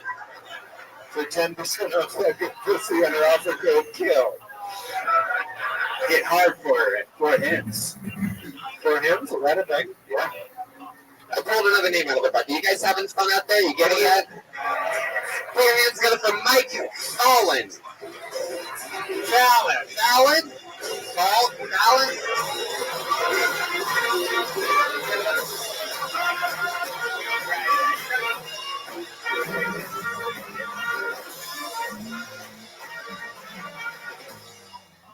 guest list tonight. Is it good? Might as well start. But you guys know I'm not a Forrest Whitaker impersonator because both my eyelids work. All right. I'm just saying that's the only thing I like about Star Wars Rogue One is that he's in the future, he's black, he's a rebel. And that's true about it, Glaze, he can't fix his eye. It's bullshit. That's all I'm saying. It's the truth. I mean, there's a lot of stuff blacks have to go through, like being for Kardashians. Because, they collect like Pokemon cards. It's the truth, man. Like, I always have this one nightmare if I go to Kardashian, go to their house, like plantation entrance, I walk in, I see posters, jingling, chain, ring, tattoo, and a dragon. Very uneven. I'll probably find a book I had black on Instagram 2 days. Stuff of that nature. I'll probably be like Kylie's room. That's not going on. The sunblock he's covering that slaves on was covered in red letters addressed to me, so I'm offended and intrigued. Just a little bit. Yeah, so moved to LA about 5 years ago. I'm still broke. And I think that's my minute. But we're still going. 5 seconds. Oh, yeah, that's a second 5. Say boners. Bonus? That's what you want? That's what you wanted? Bonus is a funny word. There you go. You close with bonus. Yeah, bonus. Is it Valley? Is it bonus? I love this fucking band. This is amazing. Wow, that's so powerful. One more time for Mike Fallon, everybody. There you go. Appreciate you guys. Mike, I'm going to be honest with you. I was listening hard during all of that. You sounded out of breath 30 seconds in. What happened? What do you think went wrong? I'm over 300 pounds. That's what happened. What is it? I'm over 300 pounds. It's actually about 25% higher than the little girl that was just up here. Yeah, you got to... Testing. 1, 2, manhood. Are you there? Testing. Oh, okay, it's there. Good. You guys feel better? You guys good? Okay. Yeah, you were a little quiet. It was hard to hear. I think you. I like your style, but I put into the. I bet you're one of those guys that can really project. Am I right? When you're mad about something, you can really get loud, right? That's true. Like, well, I should put like in my order wrong. Can you do me a favor? Without using the microphone, can you like yell anything you want, like as loud as you possibly can, without the microphone right in front of you? Yeah. Can you guys hear me? Yeah, that's cool. Wait, was that the yell? I'm not like that. That was your most powerful yell that you could do? What are you, Robin Williams, making him grow? I'm just yell at you for no reason. Like, who's over 30? Who's laughing at that riff? That's a dead poet. I'm just trying to stop refunds. That's it, man. I don't want nobody to walk out. Mike, you have so many keys on your key ring that is exposed on the exterior. Yeah. I'm going to try my hardest not to make a janitor joke. I'm going to move forward and ask you, what are all those keys for? I just came from work, actually. Where do you work? Starlight Tuners. Wait, keys, bed eyes. Yeah, basically. So yeah, I literally just came straight here. That's why I look raggedy right now. Do you drive the? Oh, we can't even tell. Yeah, this could be. I mean, who knows? This could be you at your house. I'm like a supervisor there, so basically I sit in like one position for 9 or 11 hours and manage the process. Why'd you say 9/11 like that? Yeah, just like 1 hour. I heard they be scared. I'm black. Isn't your job though talking all day long? And I can't. It's still not. They got really they actually like come to American language now on the computer. A lot is happening right now. Yeah. I do want to say that your first Whitaker joke, I don't know why I'm giving advice. I think it's a good joke. Yeah. And I just think you need to, what am I doing? Is this what you do? I want to say you just need to go 99 times slower and then sell it. Forrest Whitaker is a black guy in the future. He's got 2 robot legs. They can't fix his eyelid. Yeah. Yeah, I know. Thank you, bro. I appreciate it. Yeah, that's a fine joke. Well, I mean, what I'm saying is part of what makes comedy funny is that we care so much about insignificant shit. You know what I'm saying? Also, that's my 3rd time only. Wow, that was a great question. Look at that. So, I'm not criticizing. I'm a big fan of yours. Oh, thank you, brother. I watched all your YouTube videos. Oh, Batman, obviously. That's thank you. Thank you very much. Big fan of yours and Jeremiah. I'll say it the hot. Can you not water down my compliment by bringing in Purdy? Okay. Hey, there's one chance I got. What, you just love everybody? Not everybody, bro. Actually, stay up. I need you losing those pounds. So that's amazing. You should feel really good. That's a good joke. Yeah, I started at the open mic at the Laugh Factory. Around mentioned other clubs. Oh. Yeah, this is your 2nd time, clearly. Where was the other place? The Ha-Ha. But you just had your first time ever on stage. What do you do for work? Oh yeah. So what exactly for Starline Tours? I manage the buses. Like I basically make sure the people are taken care of. The drivers are on their shit. So. Wow. All right, there it is again. Then. I don't get that, but Yeah. He has so many keys. What else? Yeah, there's something else. They're just keys, bro. What's that thing? Is that a weapon? What? What's that? It's the back key thing. Now I believe your job. Yeah. When's the last time you zipped that jacket? That's a great burn. That's good. That was a great burn. That's nice. Wow. Respect. I like that you were wearing a flight jacket because you look like a flightless bird. Yeah. I didn't know we were roasting. I'm trying to help people. No, I always gave the last girl money. All right. I felt bad. What's your PayPal? It feels weird. That's weird. Oh, man. Tony? Yes. I have a question for Ron Lunches. That is funny. Yeah, what's your question? I noticed, can I get a little bit more volume in this microphone, please? I noticed that you're wearing a Big Fur brand thing. Are you a drummer? No. All right. You're supposed to say too much cardio. That's the burn. How long have It's a fat joke. You already made one. We're in the zone. How long have you lived in LA? About 5 years. Where are you originally from? San Diego. San Diego. Yeah. So you've been here for 5 years. What have you been doing with your nights? You just started. I've been writing. I'm usually, because I got hit by a van last year. Wait. Listen. Okay, listen. Now, okay, let me finish. I know. Because I've been a dancer for 13 years. Wait, what? Let me finish. Wow, this guy knows how to be a fucking guest on this show. You see this? Get to the good shit, motherfuckers. Okay. You were a dancer for how long? I've been dancing for 13 years. He was dancing for 13 years continuously until he got hit by that van last year. Yeah. So, like my style's called Rabbi. Everybody, I'm really excited about this. All right. Yeah. So I mean, I've booked gigs here and there. Like the biggest thing I did was you guys watch La La Land? Yeah, the movie. I'm on freeway dancers. You what? Which one are you? Yeah, when in the back of the movie truck, I come up from the side and all that. That is awesome. We're the marching band from that movie. Yeah. I'm glad you got your credits on IMDb for that. Wow. We also have to, you're saying a lot of funny stuff, but you gotta wait for that laugh to fade. You know what I'm saying? I'm just giving tips. I respect it. I think you're cool. I appreciate it, bro. Do you want the sword? In La La Land, the band that you jumped out of, was that an ice cream shop? No. Okay. I thought that's what we were doing, that it didn't work. You thought it was me, the guy. Where were you when you got hit by the van? I was working, actually. What was you? Wait, don't tell me it was a Starline tour. No, it wasn't. It was a Sunseeker van. Sunseeker tour. Those are the rivals, right? Sort of, yeah. Do you think that you did something to piss them off or something like that, and they sent a guy like, hey, go get that one guy from Starline that looks like a blacker DJ Khaled. It's all about locations, isn't it? And you know where the houses are, you can get a better job at Starline. Just more than one of our ads. The individual needs to know where the houses are. They don't just tell each other. No, really, it's like I know in Bernie's, like summer houses. It's like about being a stalker. It's true, all of Brian's. I believe in. I got a cabin from me. I did the city tours. I went on tours. What do you mean city tours? So basically, I managed the double-decker buses, the giant red ones, and then the city tours, the home tours of the small cutoff thing. Hello, Governor. Thank you. You have any other than dancing, any other special skills? No, fuck it, man. What are you doing? Listen to us. We need to know what you were doing when you were hit by a van. I was at work, bro. I just told you. That's not a story. That's a location. What happened? Okay. You were hit by a van.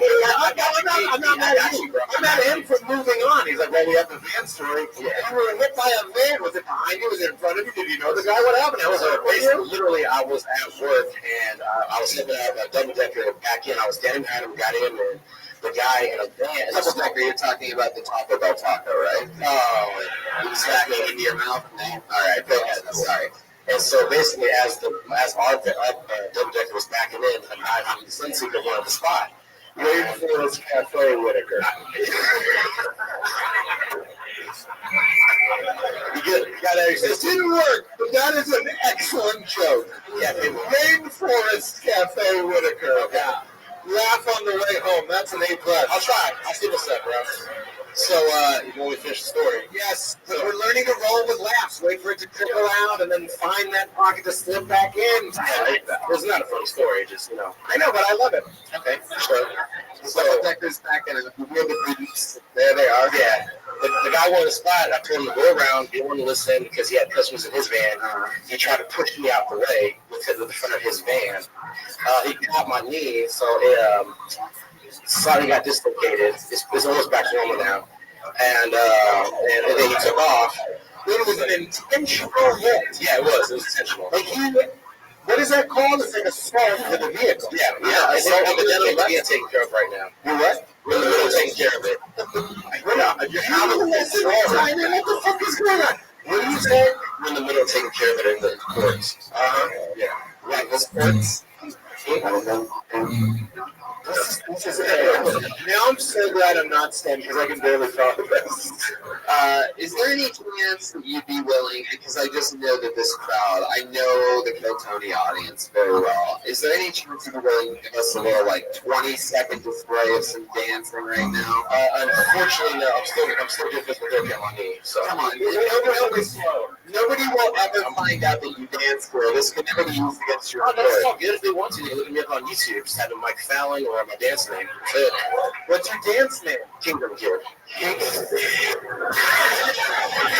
That's all we really wanted to do. We just wanted that one laugh. That's right. Kingdom Kid.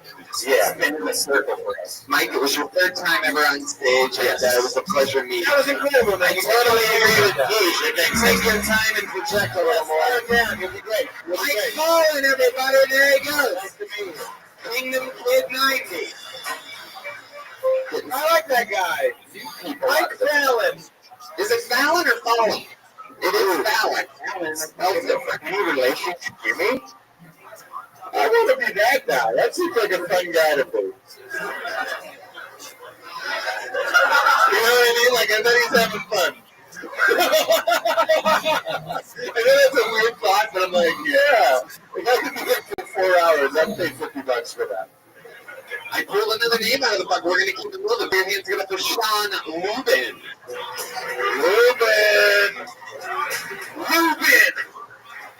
Oh, yeah. Wait, Sean Lubin. What?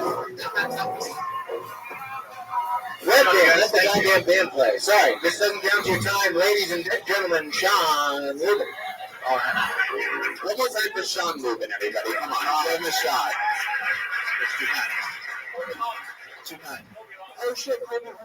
We just made it. Good time to do that. He's going to be on stage. Oh, this doesn't count to his side. He's doing time stand-up. He's like, now's the window. Yeah. All right, ladies and gentlemen, for the third goddamn time, unless that was part of your set, in which case leave now, Sean Lubin. Thank you. Pretty good. My name is, yeah, you know.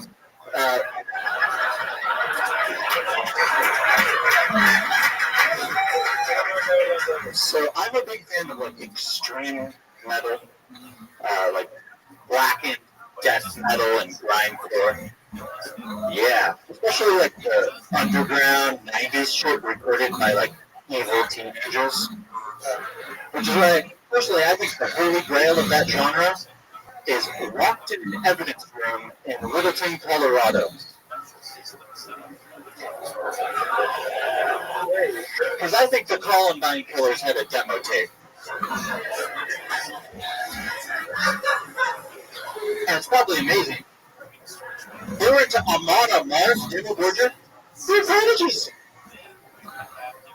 Can the Littleton Police Department please leak that shit on the media flyer?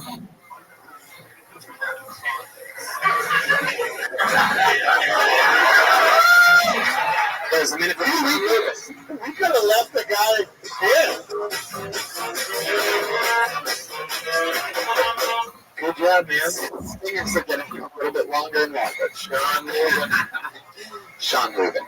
How's it going, man? Is this your first time on the show? My first time on the show. Okay. How long stand up? I want it right off the bat. Started in 2014. 2014, 4 years. Oh yeah. Don't make me feel bad. Yeah. You look like Eddie Vedder's mother. What do you do for work? Barista. Wow. 1 minute you're making the movie The Road, and the next you're a barista. You look like the other guy. Yeah. Tommy Wiseau. Where's your the guy that named Tommy? He doesn't look like Tommy Wiseau. Have you seen any of them? No. Yeah. Tommy Wiseau looks like the vampire that killed this guy. Where are you a barista at? A Vons Starbucks. Whoa! That should be your opening line. I am a barista at a Vons Starbucks, so regardless how the script does, I'm happy to be here. Writing openers. How does that happen? Do you apply at the Vons or do you apply at the Starbucks? You apply actually at the Vons, which is the same company as Safeway. Were you willing to take any job that they gave you, or were you trying to get the Starbucks job? It was a pretty desperate time. Yeah. So don't make it sad. Jesus. Desperate times call for desperate measures. That's a band joke. They have measures in music. Literally playing to the back of the room. How long have you been baristaing at Vons? About a year. Did someone in an orange vest say, "I don't know if you're grocery store material. Maybe you can move a few sacks of beans." Yeah. What made them think you were right for the coffee shop? Do you know? Experience? I think it was. I don't know. They just knew. It just made me better with people. What do you think makes working at a Starbucks at a Vons different than working at a different Starbucks? Oh man, well first of all, because I have a little bit of facial hair, Vons Safeway has this protocol where if you have any facial hair, you have to wear a beard net. That's so embarrassing. So you look like Bane. Yeah, I have to wear a beard net even for like this kind of double length of facial hair. Do they sell them like on Amazon, like cleaners where it looks like your skull or something maybe? That would lead into the death metal stuff. That'd be a good idea, but yeah. Like, I love Avenged Sevenfold as you can press on my beard guard. Yeah. Did they? Dude, I feel like your first line should be, I work in a Starbucks in the Vons. Second line should be, they make me wear a beard guard. Yes. Why are you telling me about death metal when you're there? Try to seem cooler than I am. Yeah, True Town is funny town. The beard guard, that goes up to what? Your nose so your mouth's covered? Yeah, just to cover. They don't want whiskers falling in people's coffee. That's like torturous, right? I mean, how long do you work a day? Sometimes it'd be 8 hours. You don't usually get overtime. I take it. So you just look like a Mortal Kombat character all day. Yeah, dude. And then you see like the regular Starbucks guys have long beards and like gel in their beards and all kinds of crazy stuff. Right, because you're at the Vons, on top of having to be inside the grocery store, which is already torturous enough. You have to go one level lower and wear the beard guard. Yeah. So, Tony, I got a question about the beard guard. Yeah, go ahead. Where did your beard guard grow? Perhaps a beer garden? Love beer gardens. I still feel like I like that top 3 guys to be tonight. Sean, what else do you do? What do you do for fun when you're not writing or doing stand-up? Well, I feel like the elephant in the room, a fellow from my old alma mater, Oaks Christian High School, was in the room. Wow. What are your guys' mascots over there at Oaks Christian? The Oaks Christian Lions. Wow. So let me get this right. That guy, you didn't come here with him, you got called up on stage in the first few seconds, he just was like, hey man, you remember me. Yeah. During your performance. He must have thought I was dead or something, I don't know. Wow. I'm alive, I made it. Is that one of your friends, or did you not even like him that much back at Oaks Christian? He was a grade above me, I believe. Yeah, it doesn't even seem like you know him that well. That's really interesting that he'd interrupt your set. It's like crazy. It's a Christian school known for its football team and all that. What were you doing there? What activities did you take part in? smoking weed. Wow. Getting expelled right before graduation. Have you ever tried to smoke weed through your beard bud? That's hilarious. I think the third line of your action would be I got expelled from Christian school for smoking weed. Yeah, I like that. Is that true? You got expelled? Did I miss that? No, I was selling tobacco to freshmen. Tobacco. So they expelled you? They found out about that. I was already on academic probation. Did you end up getting a what type of On behavior probation. like a GED or something like that? Yeah. Working at a Starbucks in a box. That's as low as it gets. So. Yeah. What did you get? You got a GED. Yeah, I did. Yeah, I did. Yeah. Wow, I'm comfortable here now. He is. He is. Sounds like you didn't get it. Did you get a GED? I homeschooled the rest of the way, so I guess did you really? You could call that a GED. Wait, you're saying you homeschooled? Who else was in the home in which you schooled in? My mom taught me. Oh, really? Dude, first time I was homeschooled. I haven't seen a statement that was homeschooled. I've never. That's crazy. I will say this is interesting. I was sitting right next to a guy who got picked up right before me. Not interesting. Wow, whoever's sitting next, be careful. You could be up here bombing next. No, I'm just kidding, Sean. I'm just kidding. They just like it when I'm mean to people for no reason. They expect it because it's part of my brand and shit. Anyway, Sean. So, yeah, I feel like you have a pair of rollerblades. Am I close on this? No? Do you do anything else silly or fun or cool? I make music. You get a lot of chicks? You say music? I did, yeah. He makes music. You seem like a guy that would do well with the ladies. You ever take them back to your place? Get back to the music! Homeschool them, you know what I mean? Whenever I take girls back to my place, they always ask me these weird questions. Like, do you have a condom? No, like, you say, I got a beer guard. Like, that was excellent. That was excellent. Let's get back to this music for a second. What kind of music do you make? Jeremiah's dying to know. Avant progressive rock and opposition. All right, I am glad I asked. He is a bad boy! That's Fim Rock, right? I'm pretty sure Emma Lee Rivera can book you. Any Frank Zappa fans in the band? Yes, I love him. Huge Frank Zappa fan. I love what he used to do in the mid '60s. Yeah. Do you sing? Yeah, scream. Can you give us a line of one of your songs right now? One of my songs. Sure. There's no bad people, only ones that get caught. I had freedom all along, I just forgot. I recognize a church song whenever I hear it.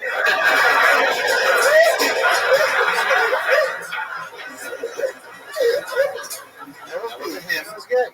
Well, Sean, it was nice to meet you. Thanks for coming. You guys, there you go. John Rubin, Lubin. He's on Twitter. Emily Rubin. Kingdom Kid 90, my following. This is the portion of the day where I don't have to wear a beard guard.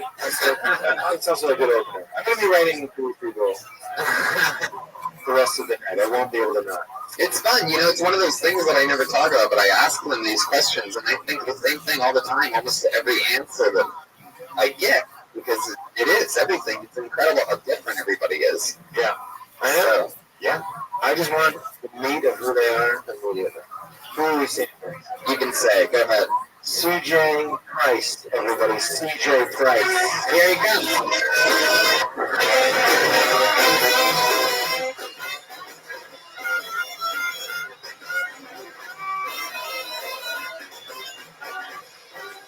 Here he is.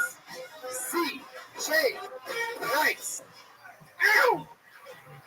Thank you. I've been in a long-term relationship for 7 years, which leads me to believe if she breaks up with me, I'm going to die alone. They say they because if you're in a relationship for more than 1 or 2 years, you're not going to get your game back. Not when you've been out that long. Michael Jordan retired from basketball 1 season. Came back, won 3 championships. He's gone for 7 years. He's a cautionary tale. Now he's a shoe. Now he's just shit. 7 years. We didn't used to do a lot together.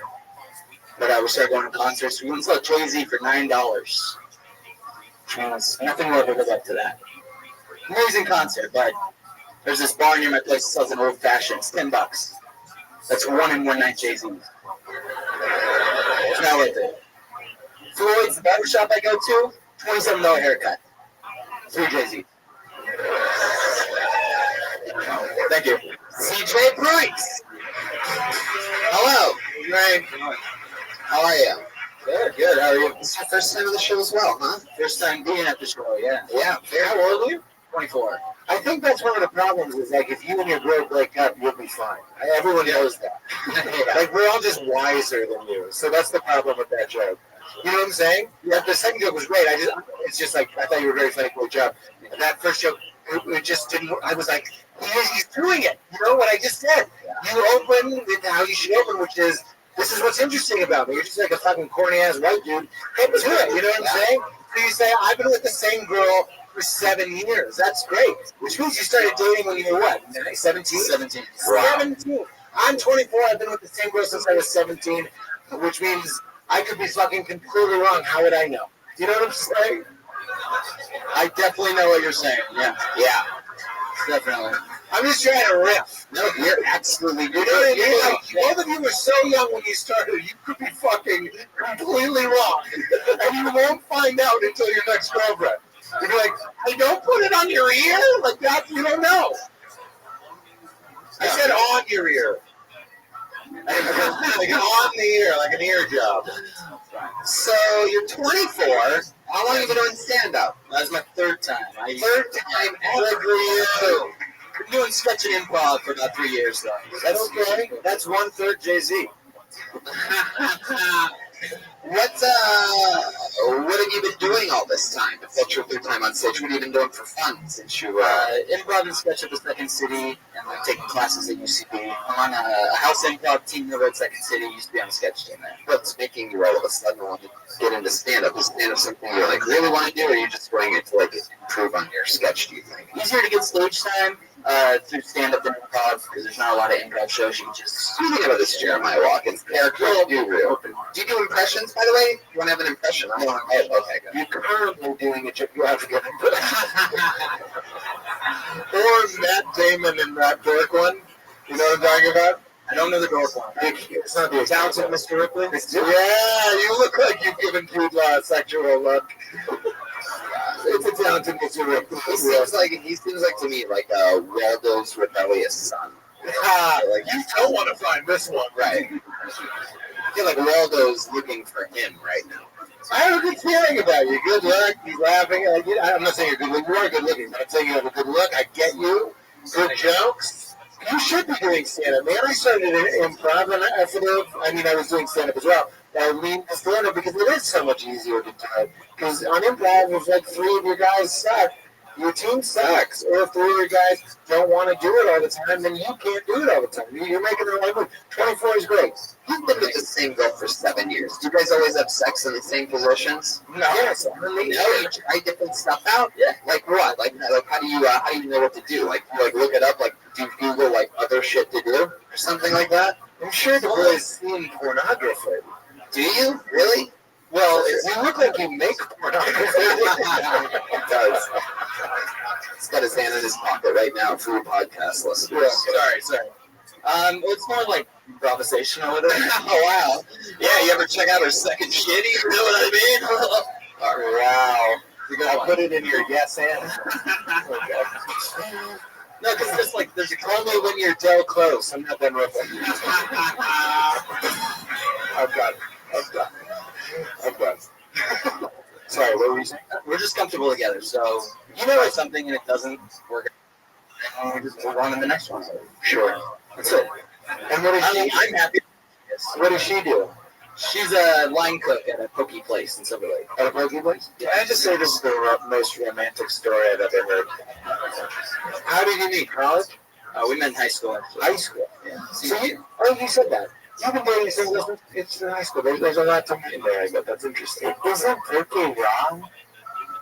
It's just sushi in a bowl. Because you said she's a line. Yeah, I'm just wondering. Yeah. She's a line prep. She assembles bowls. All right, cool. Moving on. Assembles bowls. What do you think? What Give me an example. This is actually kind of a compliment. You know, the Captain America movies where he's trying to be incognito. You know what I mean? He's meeting Scarlett Johansson in the Starbucks. He's like, "Oh, Glendon, that's you right now." Going to the Apple Store. Yeah. You look like you're in the Skulls. You know that. You know what I'm talking about? You look like the rapper Logic if he wasn't half black. Oh shit! That's great. That's great. CJ, you're 24. You look like you're living that wild life. What do you think's the wildest thing about you? The wildest thing about you? Yeah. You know, anything you do dangerous or fun sometimes or crazy or silly or something, anything. Don't really do anything crazy. Just once a year. My dad's in prison now. I don't know if that's really? Wow. What's his second line? How much taxes did he try to evade? None. How many bars is he behind? Oh, okay. What did he get put in prison for? For murder. Whoa! CJ Price's Debbie Killer people! Yeah. It's a shame I don't know anybody with sound effects. Yeah.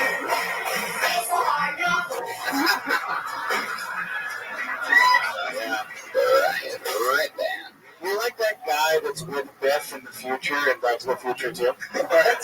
Like a robot guy that's like, when he calls him chicken? Yes. Watch the movie last week. This is compelling as fuck. Is this cool for you to talk about? Yeah. How old were you? It's not an actual place. He's in the can. How old were you when you're at that? I was 20 right now. Who did he kill? Let's just... some guy who broke into his house after my grandma died and stole the jewelry. And he came back to steal more, and then my dad killed him. Was your dad waiting there at the house? Yeah. Wow, sort of like Kill Bill style, sitting there with a shotgun waiting for the door to open up? That was the weapon, yeah. Really? A shotgun, and he was waiting for the person to come. Shot him back, he crawled out, and then he killed him in the front lawn. And is that why he went to jail? Yeah. What the fuck? That would do it.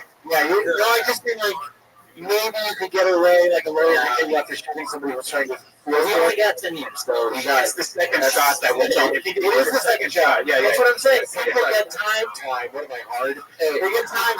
Because if you shoot somebody 6 times and then reload, you can't prove insanity because no insane person would be like, time to get the bullets and load them. So that your dad was stuck the second shot, right? Yeah. No, he's done. But he knew what he was doing because the jury, he probably loved his mom, and the jury probably meant a lot to him. And the guy was probably that he killed, addicted to drugs or something like that. Well, they were both addicted to heroin. It seemed like just like he could be like in an active rage though, like you're thinking, like an emotional state. Was this just a like public defendant that your dad had or something? No, we actually hired the guy who tried one of the first murder cases in the state of California or something. But I don't know what it was. Some amazing qualification, but we got him a good plea deal, so he'll be out. We got him a good plea deal. But was it close? Were they kind of like, look, he shot a guy who was trying to rob him, let him go? No. Why wasn't it close? Because the guy didn't have a weapon on him, and it finished out front. It's because he followed him. So was your dad like a scary dude? No, I didn't think he was capable of murder. Not in my life. Wow. I don't know. That raises an interesting question. Do you inherit your father's murderous traits? Well, I didn't kill up here, so. That's good.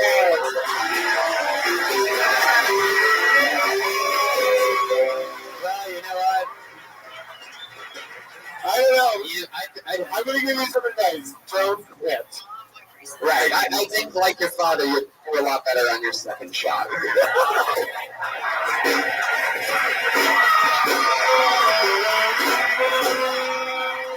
CJ Price, ladies and gentlemen. Let's keep flying through it, shall we?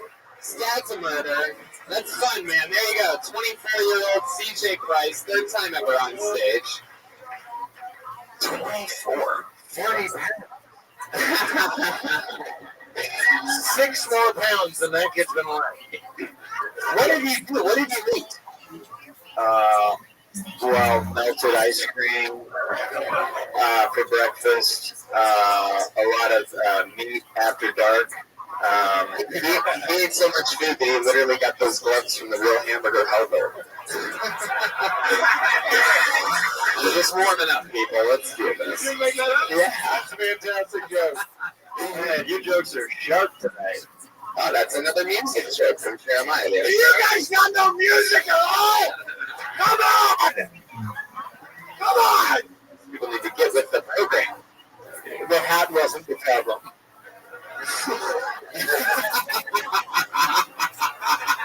Oh my God. There goes his beard guard. Ah!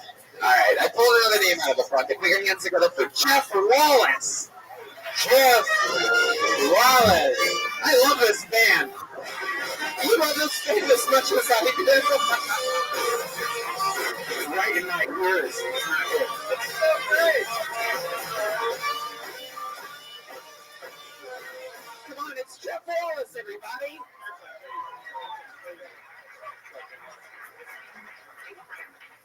This is a little intense. Really? All of them? Holy shit. Joel Heff's great. Alright, gang, how's it going? A little bit about me. Name's Jeff Wallace. Today, considered walking into traffic to pet a cute puppy. Cutest puppy I've ever seen. So adorable. I told my girlfriend about this, and she said, why would you do that? What kind of dog was it? I said, so small. Fluffy. Walked like it had Parkinson's. It was magic. It was just biting at a leash. I mean, it wasn't even on a leash. Just biting at the air. Oh, some magic. And then also that poor owner, when I ran across the street, was like, hello, guys, what's your dog? He reacted about the same way that you did, except you had a can of mace. Alright,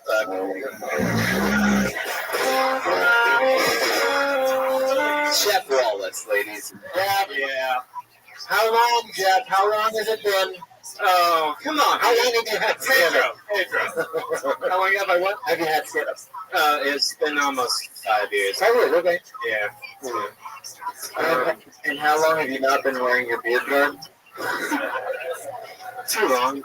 I want to say, you know what's funny about, I don't know, my brain is kind of literal, so I don't know, audience, let me know if you're with me on this. When you say I ran into traffic to pet a puppy, all I'm thinking is there was a puppy in traffic. Am I too literal? Did anyone else take that literally? So I'm like, all right, that's fair. Oh, he's about to say the puppy got hit or something, like that's going to be the bait and switch or something. That was so scary to me.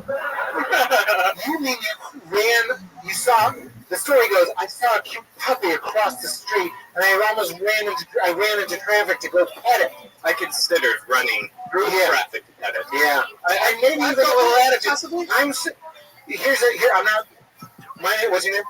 Jeff. My name is Jeff. Fucking stupid. I'll give you an example. I saw a puppy that was so cute across the street, I almost ran into traffic to fucking pet it. I mean, I'm not saying it's a good joke, I'm saying it is. Well, at least you know what I mean? Like, I get the attitude, and I get what you're saying. You're saying I'm an idiot. It's an I'm an idiot joke. Yes. You know what I mean? But if I don't understand your perspective, I can't laugh at the reaction of what your girlfriend said. I'm still thinking about the untrue beginning. Jeff, it's straight up critiquing joke. You're doing an amazing job. I need to go. You are. No, Pete, you're doing amazing. Jeff, have you always looked like a young Charles Manson? You know who he looks like, actually? The guy from Short Circuit. That's a deep cut reference. I think he looks like Jesus Christ if he was deeply affected by not having a real dad. Question for Jeff. I don't think I got that. Question for Jeff. Some of them did. It's okay. How many times have you cried to a inner child? Where are you from, Jeff? West California. Wow, what's that? Where's that at? It's near Fresno. It's in between Fresno and Bakersfield. Yeah, that's about right. What do you do for work? I'm in sales. What are you selling? Fenestration products. Fenestration? Yeah. What does that mean? It's windows and window and door hardware. It sounds like what Louis did. Jack off in a plane? Yeah, he fenestrated. Yeah, so hard. Louis also worked in a lot of windows and doors. with this hardware. With this hardware. That makes sense. What does that mean, window and door hardware? Like anything specific, like a knob or a bolt or anything like that? Just the whole thing? Yeah, it's the European door and window hardware. It's weird shit. Why'd your voice just change when you said European? I don't know. You became European. You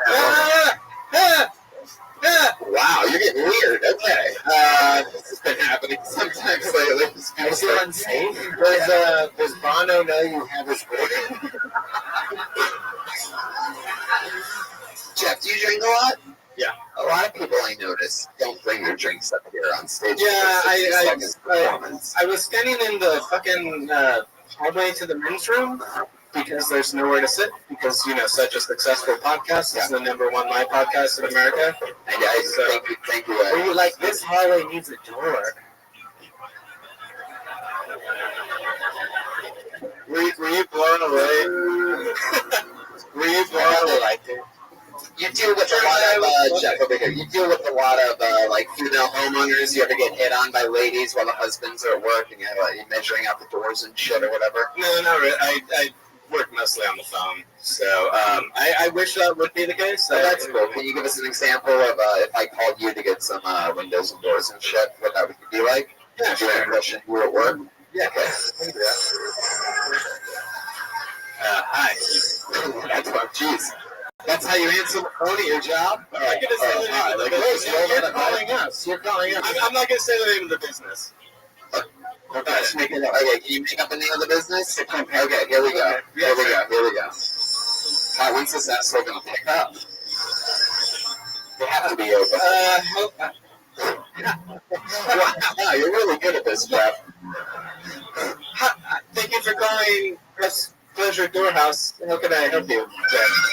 Wow, you see the difference between the second city guy and the, Oh, God, come on. That's okay. So, is there anything interesting about you, Jeff? And how much have you had to drink tonight? I've had 3 Millers. I've had about 5 beers. It looks like if you stroke your hair 3 times, it summons a unicorn. It does. You want to stroke it? When you say 3 Millers, you mean 3 Miller Band songs? I can't do it. For legal reasons, I can't do that. Were you blown away the first time you saw fire? That is so good. I love that. Area. That's the I was working on caveman jokes today, and I didn't tell him I chose the puppy joke, which was a bad idea. Stop. Do you have a roommate or anything like that? No, I live alone. You live alone. Do you have a pet? Weird pet? No pets. You live alone as far as you can tell. The cave is quite dark. How long have you lived alone? Brontosaurus? Just 2 months. Since my Komodo dragon died? Very good. Very good. That's good. That's pretty much what I was looking for. Yeah, I was looking for it too. Have you ever had a weird pet? No, just cat. How straight are your pubes? Oh my god! Dude, ridiculously straight. Are they really I haven't straight? trimmed them in a long time, and it's getting a little creepy. It looks like an emo kid down there. Did you name your nuts the Almond Brothers? That's my boy Jeremiah Walker. The Almond Brothers. Because they're nuts and they have straight long hair. Did they grow? It's like a triple joke that Jeremiah just had. 3 prongs. I go the good Jeremiah Watkins brothers. There's 2 of them because they're nuts. Who was the brothers? Did they really grow straight? They're really? Yeah, it's really weird. So you take care of your hair, let's face it. I mean, you leave-in conditioner or something like Sheer that. neglect. It's, Do you go to forhims.com and take special vitamins for that? I thought about telling a joke about it, but no. They're probably good because I would have lost your sponsorship, but I think you should address the hair right up top. Yeah. Come on. Right. But it's sheer neglect, man. I'm just trying to run shit, It's the hair I know is ridiculous, but No, I'm not saying it's ridiculous. It's noteworthy. it is ridiculously noteworthy. Yes. It's like your Aniston phase or something like that. Yeah. It just stands out. There's something about like normally when we see a look like that, it's followed by the backside of a horse. You look like you give loop lessons. I feel like you're here to recite a poem to my girlfriend. Okay. Your wife. My wife, I know. I love your I podcast. just mean, just for some reason. Is she? Hello. Oh, hi. Hey. You have a crock pot? Dude, yeah. That's I just moved to a new apartment and it doesn't have a fucking stove. I didn't notice it at first. It didn't have that. It didn't have a crock pot, which I cook all my meals out of. What's your favorite thing that you make in a crock pot? I put in like a chuck steak or something and just like some onions and black beans. Yeah. Wow. That sounds so gross. Hey, you want to go to Jeff Wall's house, eat some chuck steak with black beans and onions? He just throws it all in a crock pot. So good. You have to drink like 7 Miller High Lifes before you eat it. That's fucking delicious by the time he cracks open that sweet, sweet crock pot. Once the smell of the onions and the beans fills that apartment, which only takes seconds because it isn't the biggest apartment. No, it's not. It's right. not at all. It doesn't have a stove. It's not normally one of the old 7-bedroom luxury apartments. But we got 7 bedrooms, no stove, you know. All right, Jeff, have you ever gotten away with a crime before? No, I've been caught for all of them. What's the most interesting thing that you've been in trouble for? Fingering my girlfriend while I drive, that was probably... Wait a second, okay. How was that? Wait, did this happen when you were, hitting a guy that worked for Starline Tours? I missed that part. How'd you get caught doing that, though? Unless it was like, she was like, spinning around in circles or something. She reported him, the cop on a motorcycle? No, it was, I'm pretty sure that someone called the cops on us as we were leaving a place. It was like kind of a sting thing, I think. Yeah, sting thing. Oh my God! All right, guys, you know why we're here. Today we are going to get every kid that is fingering their girlfriend in this local parking lot. Operation Finger or more go into a vagina. We get, and we will go. Operation Finger Bang. Now we are going to change the world on this day. In the valley, there was a huge fingering epidemic, and so. What the fuck? Yeah. Where did it happen at? Where'd you get busted? I got busted on the freeway. I was driving home from an establishment. On the freeway. It was the finger way. I don't know. We were driving away from a bar. With From my the what? A bar? From the bar. Where did they see you do the fingering at? On the freeway? We were driving in my car. On the freeway. And she was swerving somewhat supposedly, so I don't really... She was driving. She was driving. She was driving.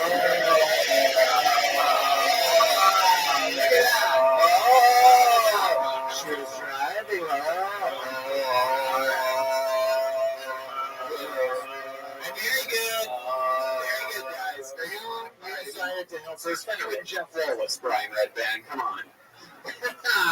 So you're driving on the freeway, she's swerving, and then all of a sudden, right, you're fingering her for how long? A few minutes? In the car? It was a while. It was Pruny? 5, 10. Yeah, it was Pruny. It was in there. Did you ever find her G-code? Very good. Oh, you get that one, you sexual deviants?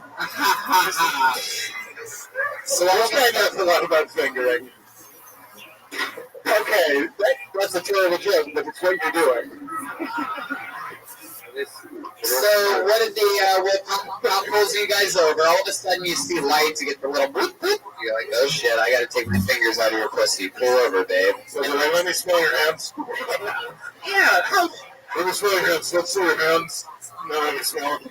Yeah. You didn't get pulled over for fingering. That would be the hardest thing in the world. What did you have 1 foot on the grass? Is this true, or were you trying to be funny? I was assaulted by the police. You were assaulted by the police. Beaten in handcuffs. Not finger cuffs.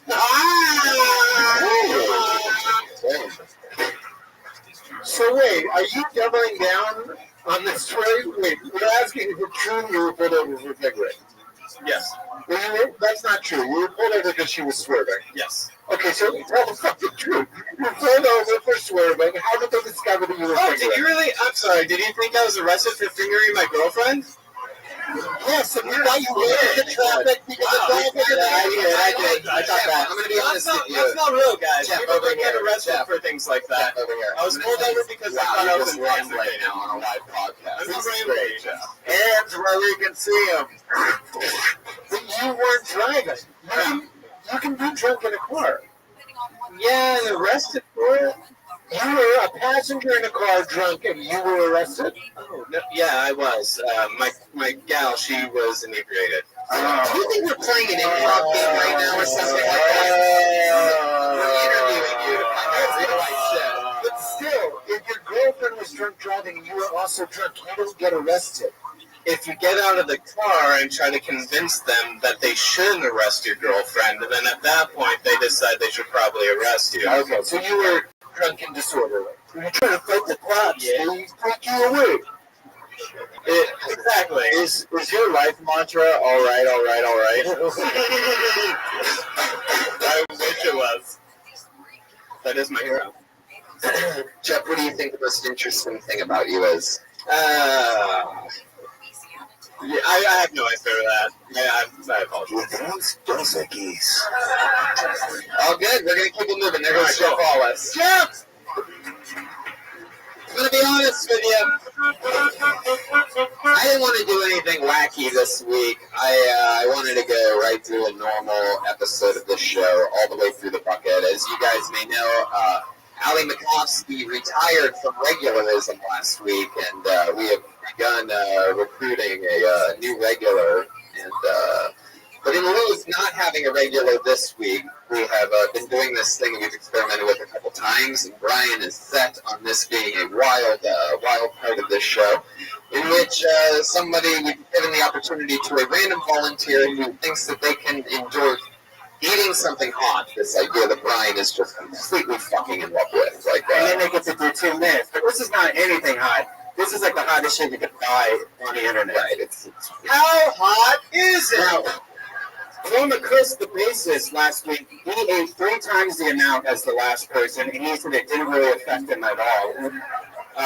Chris, would you like to taste just a half of the piece, or this little teeny piece of this chocolate? Do you want to be uncomfortable for the rest of the show? I'll do a full piece. A full piece? All right. Wow, full piece for Chroma Chris. Balls to the wall. All right. So you can come over here. Yeah, for those of you listening to the podcast, I'm deeply, deeply sorry. Yeah. So here's a full piece. It's about the size of your little fingernail. There you go. Little Asian girl. So we just keep this part moving, for the love of God. Yeah, so Chris can... Here you go, Chris. He's going to throw you the extremely tiny fingernail piece of chocolate. All right. And this is the part where we look over to our left, I suppose, and ask the comedians if anybody wants to eat something hot. Peter, are you excited about this? This is supposed to be extremely hot. Do you like hot stuff? I did something like this, like spicy interviews. I like to use habanero. Yeah, Brian's obsessed with trying to infuse that segment. Chris just ate it. He just ate it. It should take about 3 to 5 seconds until he's dead. And Chroma Chris is a Marine. Is that true? Wow. I put you together for Chroma Chris. I had no idea he was an actual Marine. Is it spicy? Tall Bill? Can't really see anything over there. It's all right now. No. Yeah, that's exactly what I thought. Boy, are the stakes raised now. Trust me. You keep an eye on this. This is the part where all the least funny people in the room put up their hands for the opportunity for. Oh, these are all the see, this is what's over here on this side. guys! It's me homes, everybody. What's interesting, this person gets 2 minutes uninterrupted. They're eating the thing? You can eat the thing and then do the 2 minutes. I feel like the end of the second Bourne movie, where the one spy says to Disney Bourne, look what they make us do. You know what I'm talking about? Look at what we have to do to get on a podcast. Chris, how are you doing over there? Doing all right. Frank, say something. Yeah. It's the worst. It's the worst? Really? Can I see him? I immediately regret this decision.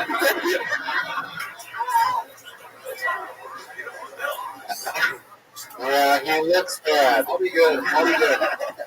Okay. We spotted someone in the audience that is actually one of the Kill Tony favorites, and he hasn't been up in a while, and I think it's going to be a lot of fun to see him try to endure this. Put your hands together for the Instagram douchebag, legend of Kill Tony. It's Kevin Mack. Let's hit some music for Kevin Mack. Okay, there you go. There you go. There you go. There you go. There's a little half and half for you, a little band, and did you eat it yet? Oh, okay, yes. That's the thing, even though we definitely don't have a pen. Brian, this is the stupidest shit ever. Yeah, you have to sign this thing real quick that says, you can't sue Kill Tony, Death Squad, Golden Tony Productions, Joe Rogan, Pete Holmes, Judd Apatow, Lobie. That does not look like a legally binding document. And he ate it before he signed it. Wait, is he already eating it? Wow, this guy's such a douchebag. There you go. Here's another pen. He just knocks pens out of his way. It's a huge dick. You should be already looking. Let's start digging through his Instagram. All right, you read it? And then let's do it. Bring up. Here we go. Here we go, ladies and gentlemen. 2 uninterrupted minutes from Kevin Mack, and then we go back to the bucket one last time for Kill Tony. 47. Go ahead, Kevin. Fuck my ass. Jesus Christ. Comedy's not worth it. I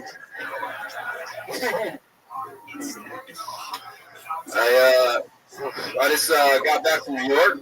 It was cool. Shooting a movie out there. It was cold as fuck. It was, the warmest day I was there was 0. It was terrible. It was so cold that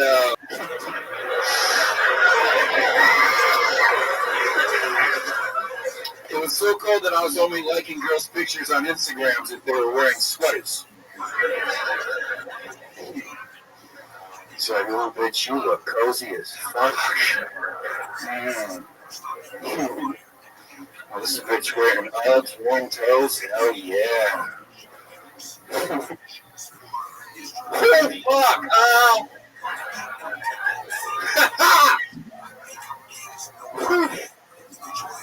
You know, some decisions in life, you're like, yeah, that sounds like a good idea. And then you do it. It's not a good idea. The Kill Tony guys have been getting me real hard. The fans have been getting me real hard on Instagram. Not my dick, but they've been coming at me hard lately. And a guy, he messaged on one of my pictures and he said, hey man, I think you're really funny and I really appreciate the way that you handle things on the show. Keep going. I thought that was cool, so I messaged him back and I said, hey man, I'm glad you appreciate it. Thanks for following. And he messaged back and said, no, you're a total faggot. I was fucking with you.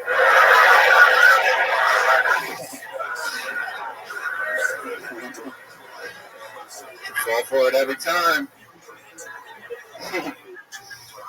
Then another guy direct messaged me and he's like, hey man, you're kind of gay. Can I finish? Go ahead. Yeah, go ahead. Hey man, you're kind of gay. You suck. You're not funny at all. You should kill yourself. And I was like, you know what? There's no way this guy's gonna get me. So I messaged him back and I said, hey man, it's not very nice. You don't want to put that negativity out in the world. And then he messaged back, holy shit, you responded. I'm your biggest fan. That fucker got me too. Fuck yeah, Kevin Mack. There you go. Here's some milk. Want some milk? Want some water? What a douchebag. Played us all like fools. It's like he didn't eat anything hot at all. Didn't really play into anything. I am fucking on fire. Really? You just don't want to, you just like the pain? Yeah, you are. I can't drink that because not only I can't do dairy, so not only will I have fire shits, but I'll have shits for days. Wow. So I gotta do it. Water, I would love a water. Holy fuck. Oh, right here, man. Hashtag shits for days. Thank you so The much. real Kevin Mack on Instagram? Original Kevin Mack. Original Kevin Mack. Now, Pete, Kevin is notorious. At one point when he was on this show, we talked with him about his Instagram account, and it came up that, you know, I feel like I'm in an MMA match right now. he's like a male Instagram model, and sort of. Sort of? Yeah, in a weird way. And he uses a lot of hashtags. That's his thing, to draw more people in. And they always are very, very extreme. And as they go on, they tend to. What are we looking at? Do you have any advice for us, Kevin? What's a douchey? There you go. Oh my god! Look at that. All right, well, we have one. There's no spinning that around at all, huh? It's basically just Kevin standing in the ocean, looking down at ocean water, Acting like he doesn't know there's a camera there. He's just like, What? The sun hitting my legs perfectly. What's a doodle? I made Hashtag dreaming awake. I made my girlfriend's 9-year-old son take that picture. Is that true? Yes. Your girlfriend is a 9-year-old I son. made my girlfriend's 9-year-old son take that picture. Wow. Hashtag set the tripod next time. Hashtag abusive daddy, you know. Well, those are all funny, guys. But we're going to read you his actual hashtags from the actual post that he actually thought would draw him more actual good Instagram followers. Good word. But first, I'm going to read you what he said. Standing in the ocean, looking down at the water as it splashes against his legs. Original Kevin Mack said, "This is a picture of me going as far into the ocean as I'm willing to go." ankle deep, by the way, ankle deep. Oceans are Hear that, ladies? I'm vulnerable. I need a woman to protect me. And these are some of the hashtags that he used after that. These are the real hashtags. This is not made up. You can go to Original Kevin Mack on Instagram and look it up for yourself. Hashtag man. Hashtag scary. Ooh, it's so scary, the ocean. Hashtag ocean. Hashtag agua. Yeah, for you Latina Instagram followers. That was for Joel, actually. Hashtag fish. Did you really see any fish in the ankle shallow length part of the ocean? They were in there somewhere. Hashtag water. What's the purpose of hashtag water? Just so other water fans will find you? Like, yeah. If you put in hashtag water, there's actually like 700 or 7 million pictures with that hashtag. Yeah, and no one's going to ever find you in there, man. You can just stop with that one. No, you'd be surprised how many people enjoy water. Random water people. 70%. I'm Hashtag beach, hashtag sun, hashtag sand, hashtag fun, hashtag Cali, hashtag fit, hashtag fitness, hashtag fit fam. We're only halfway done. Hashtag get fit, hashtag fitspo. Fitspo? What? What's fitspo? Fitspo is Fitspiration. Oh, wow. So that's for like the top 1% of the 1% of all the douchebags. Yeah, it's like understand. One of them says that hashtag I was just in New York filming a movie.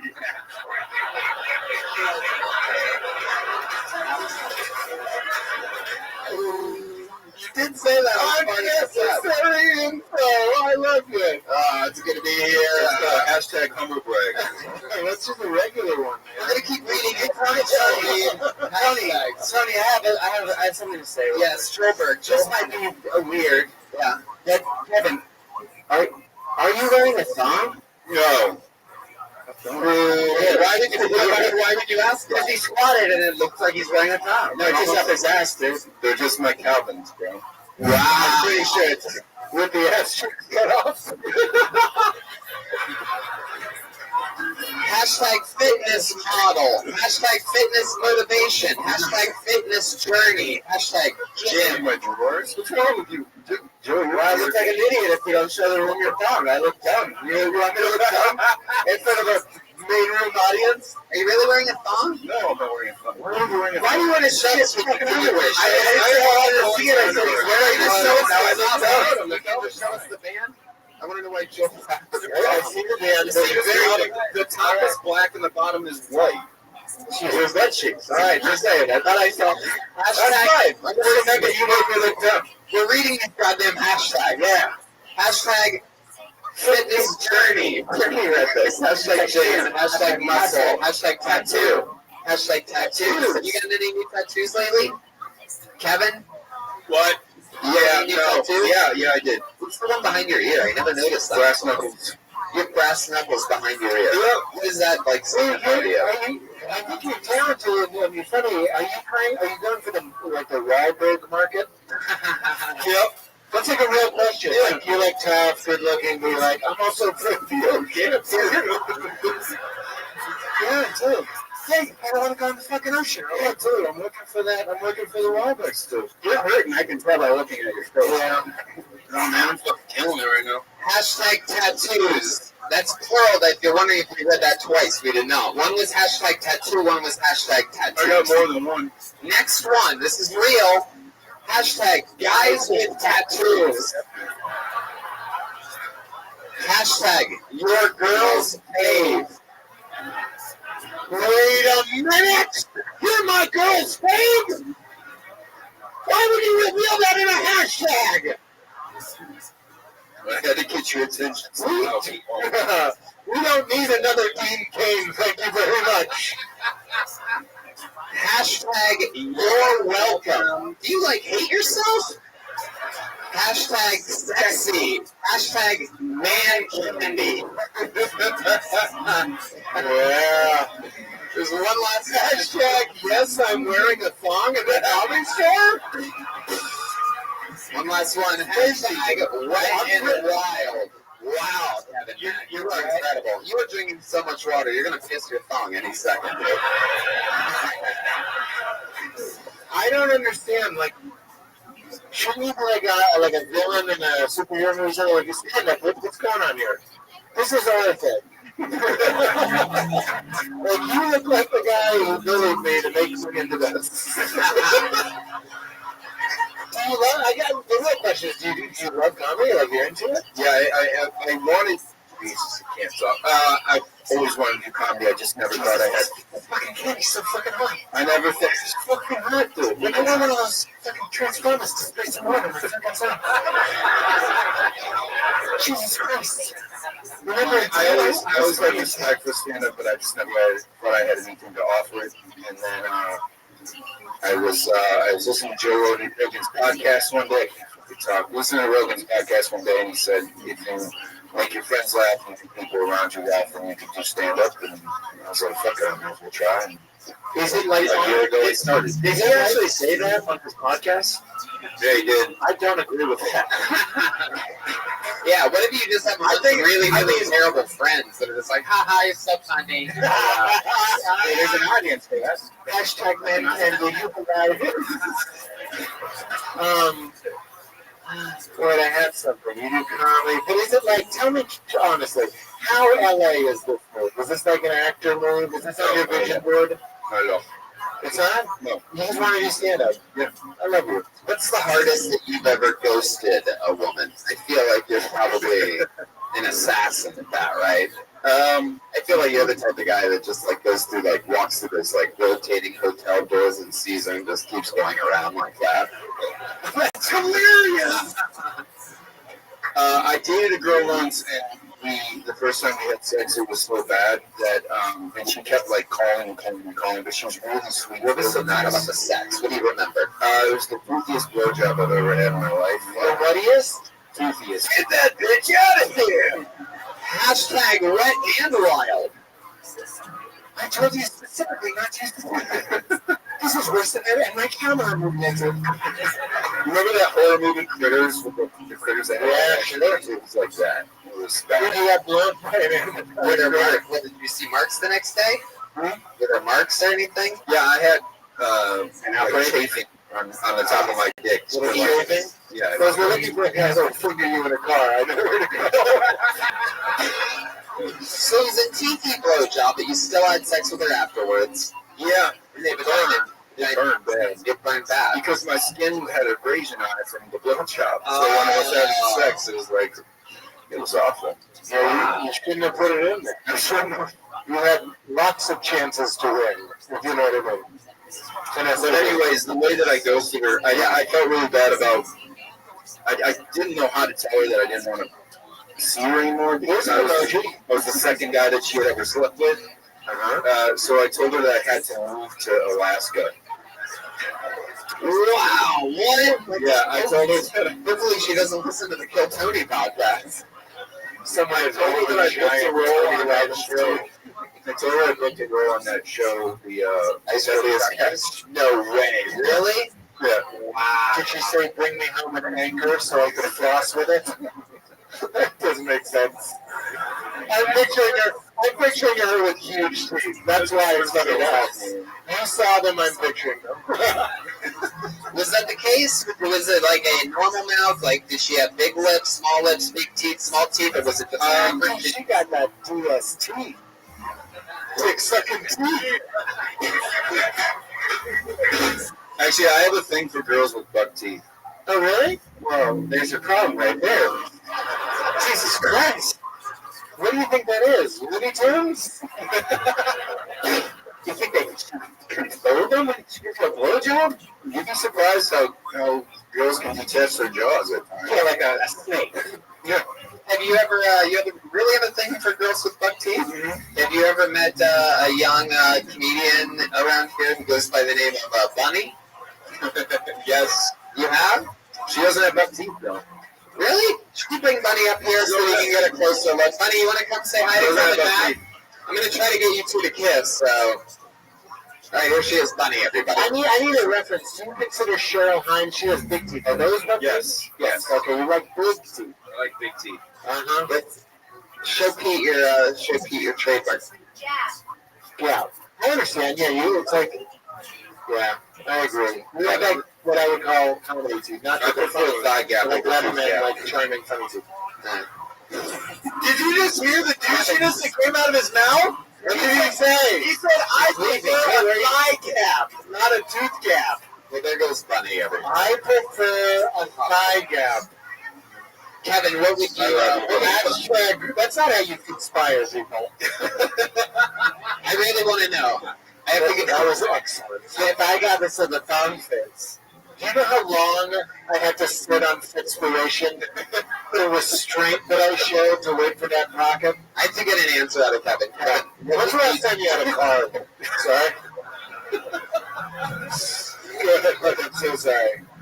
What would you do in the bedroom to Bunny other than tell her that you just got in a job wrong in the deadliest catch?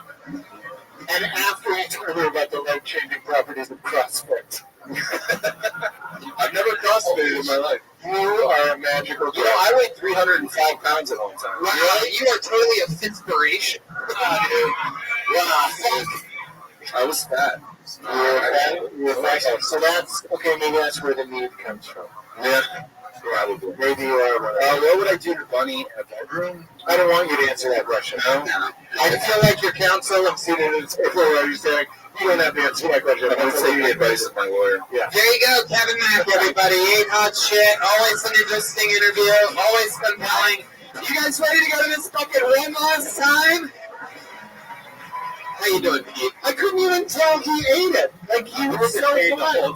He was? He's been right to He looked like he just ate some whey protein. He's in front. He's just good at passing on it. He's like, oh yeah, I always have hot shit in my mouth. I'm sorry. Like my tongue's in there and stuff. You know what I mean? Like, hashtag blood into school. That was so hot I even would have put my tongue in the ocean. Even the ocean. Hashtag wet and wild, dude. Alright, I pulled another name out of the bucket. Put your hands together for Rachel Wolfson. Here we go.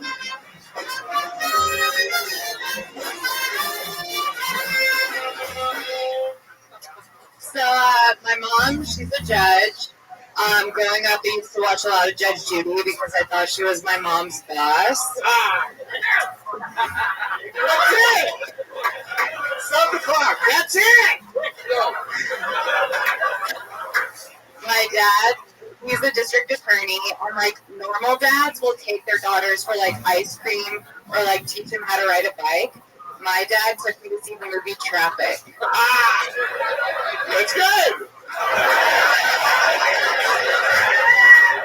I like it! Have you seen that movie? That's great, I picture you. Because he wants to show you what it's like to be a DA. Pause the clock. Resume the clock. Thank you. My sister, she's a lawyer, and my aunt, she fucks cops. So basically, my life is just one giant Law and Order episode. My mom was the judge that put O.J. Simpson in prison. Whoa! Have you heard of him? He was a killer athlete. Alright, Rachel Wolfson. Yeah! judge in Vegas that put OJ in prison? True story. Wow, that's so crazy. Did she ever tell you any inside scoop or anything from that trial? Anything crazy? Maybe. Okay. Really? How long you been doing stand-up? For a year and a half. All here in LA? Yeah. And you're originally from LA, or? Born and raised Las Vegas. Wow. And how long have you been here? 4.5 years. What do you do for work? I work at a dispensary. Wow. Does your mom ever judge you about having a job like that? That's literally her job, so yeah. You work, but here, well, it's legal there now too, right? It is, but like growing up, they told me if I smoked weed, I would die, and I like believed them for most of my life. That's funny. Everything you say is funny. That's a great premise. I don't know. Maybe the other people were just doing that. I'm just kidding. It's like a roasty show. I love it. You're fucking killing it. It's great. I've been positive about everybody. These are my people. I love you guys. You were all great. I saw a lot of tweets and shit saying that people were concerned with how nice Pete Holmes was. Okay, good. That was what you mean. You have shown your entire skill set. I can be mean. Nice, mean. I'll be mean. Silly. I'll be silly. Rachel, what are some interesting like things that you do for fun? Ever skydive or rollerblade while skydiving or anything like that? I make memes. Wow, really? Yeah. What is it we know? I love memes. You love? I do. Well, we make art. I love memes. Whoa, Jeremiah, you seem offended about this meme business. Yeah, I can't stand them. You look like a meme right now. Angry Saxman. That could be a meme. I meme you. I don't know what it is about my meme brain. Jeremiah right now looks like he's a conductor for a train on its way to only West Hollywood. Where Tony Hitchcock is the mayor. Very good. You put a spinneroo there, didn't you? Rachel, tell us some more interesting stuff about you. What else? Can you talk about she did it? She told us a fact and then a joke. Yeah, yep, it's absolutely true. I'm still doing that. I smoke a lot of weed. How much weed do you smoke? You had to guess. Enough to kill her parents. Enough to kill my parents. Mom and Dad still together? Wait, the first time you smoked, did you think you were going to die? Yes. You did? But then it was amazing. And you didn't die, bonus. Not at all. I lived. Cool. I lived. How much weed do you think you smoke ballpark a day? Today I didn't smoke until I got all of my shit done. So today only 5 joints. Wow. 5 pretty low. Only? Joints. Jesus. But they were all here in the back, so I'm a productive stoner. You're like a chain smoker. I'm like a chain stoner. Whoa. Smoker. Mind officially blown. Again, something that would be written on your meme. Rachel, you said Mom and Dad are still together? Yeah, they're married. What does your dad do for work? He's a district attorney. District attorney. What do you do for this? Listen. You son of a bitch. You son of a bitch. Where do I go? I'm the guy who's doing this job. You must be the other guy. It's true. No, you're doing great, Tony. Thank you. You answered the question, what if Anthony Jeselnik wasn't good looking? Wait a second. Wait, are you doing your extra crashing jokes right now? That wasn't from crashing. I ripped that. You're very handsome. Thank you, Pete. So you're good looking. Thank you. But Jeselnik, you look like the last guy.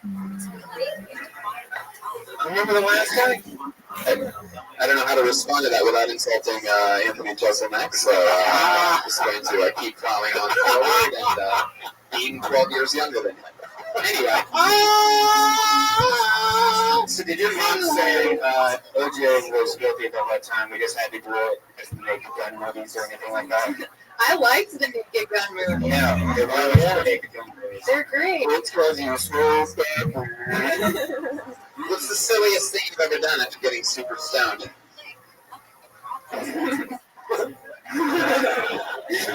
That one. Don't think of the next one. Tell us that one.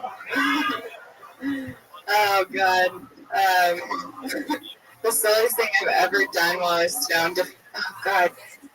Made something like for food that you're not like supposed to eat. Oh, Tide Pods. These aren't grape nuts. This is kitty litter. Wait, what did you eat? I just put something, you know when you cook something and it's like, you're not supposed to, you mix like carrots. You're the dog. You know when you get stoned and you think like, this is going to be a great meal. This is going to be amazing to eat, you know? You definitely know. The fuck did you make, Rachel? What are you doing? I don't know, it had like dairy and spicy in it. Yeah. What did you put in it? A microwave. What? The microwave? I wouldn't say this was the silliest thing, but it was like I gave myself food poisoning.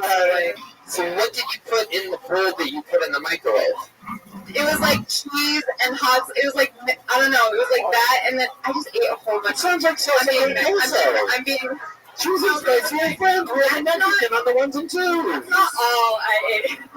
What did you have? All you ate. I feel like I'm more normal when I'm stoned. So like I feel like I'm more sillier when I'm not stoned. I once put a bowl of cheese in the microwave and ate it. No, it was like what's the silliest thing you've done when you're not stoned? When you're not microwaving bowls of snacks? It's a hard question.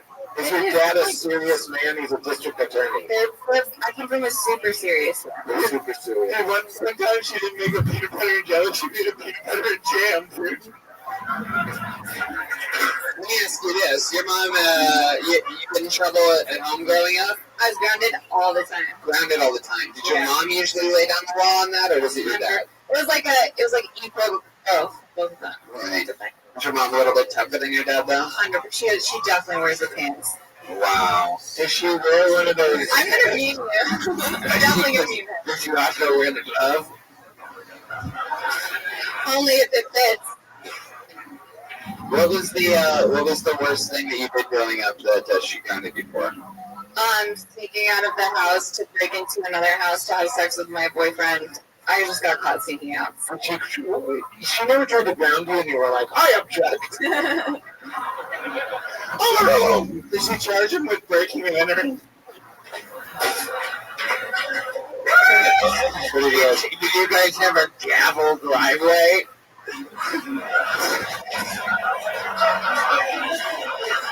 That's my lead singer, Patty Ranger, right there. Fuck yeah. Rachel Wolfson, ladies and gentlemen. There we go. And like that, there she goes, Rachel Wolfson. She's on Twitter at Wolfie Comedy. This is episode 247 of Kill Tony, live from the Comedy Store. We're in Houston this Thursday doing this show with the whole damn band and Brian Redband and me. Saturday in Dallas with the whole damn band and Brian Redband and me. But this has been tonight, 247, with the great and powerful Pete Holmes, everybody. That joined from Ryan J. Email, available at RyanJHop.com, along with Kill Tony the book, which I've been signing and have been selling like crazy. But I am excited to be on this season of HBO's Crash. And yes, you know who else is on the episode that I'm on? The great and powerful Jeremiah Watkins. Sundays, 10:30, HBO Now, HBO Go. It's unbelievable. The great Judd Apatow, Pete Holmes, putting your brilliant brains together to make an awesome show. Authentic. This is really an authentic style type of show. I hope I was mean enough and not too mean. You were fucking awesome. When that girl wanted to hug, did you have to say, may I approach the bench? I can't write it and not say it. Do you think when her mom taught her how to walk that she said that she was taking the stand?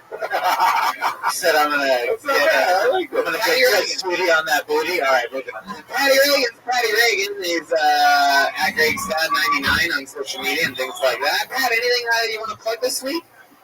Oh yeah, I just want to plug my own asshole. Come and Chris ate a piece of hot chocolate, and these guys seem fine. How do you feel? How did that? He's fine. What the fuck did you try out the internet? It wasn't bad at all. I'm not gonna eat it. Make some noise for Joel Jimenez on the ones and twos. I had so much fun tonight. It was really fun. And how about you make some noise for this entire insane band that they brought with them? That was fucking amazing. Man, cut the music. Cut the music. Give the band a sec to play. Yeah, give it up for the top shelf brass band, ladies and gentlemen. Yeah, I fucking love you guys. Come back anytime. Did you guys have fun tonight? We had to stand the whole time holding a tuba. I mean, that sucks. At least you got to play the tuba. That's cool. And you guys can follow me on social media at Jeremiah Stand Up. I got a new podcast called Jeremiah Wonders. This week's episode is Dom Herrera, so check that out on all the fixins. Listen to all those episodes that Brian Redman and I have done episodes. A lot of fun people on that show. Please, anything else? I have a podcast called Him Made It Weird. Yeah. That's all you need. So go listen to that. Watch it. We're in LA. Everybody stand up in front of me with your podcast. Boise, Idaho, Houston, Texas, Dallas, Texas, Sacramento, California, and a bunch of other fun dates up at TonyHinchcliffe.com. You can see me do stand-up, and there's Pearl Tony shows that are on the road, too. Houston and Dallas. Josh Martin helping us out, running around, RyanJHealth.com for your Pearl Tony book, which we are signing tons of copies of. Thank you guys for your support and fun thing. It's the coolest thing. It's one of those things that will exceed your expectations if you buy it. I guarantee it. I literally read it every day. Yeah, and thank you for our sponsors, Squarespace.com and Fortnite.com. Use the promo code KILL and save on both of those sites. Live audience, thank you so much for coming out. We'll see you next week with another insane special guest. How about one more time for the great Pete Holmes? Good night, everybody. There you go. Kill Tony 147.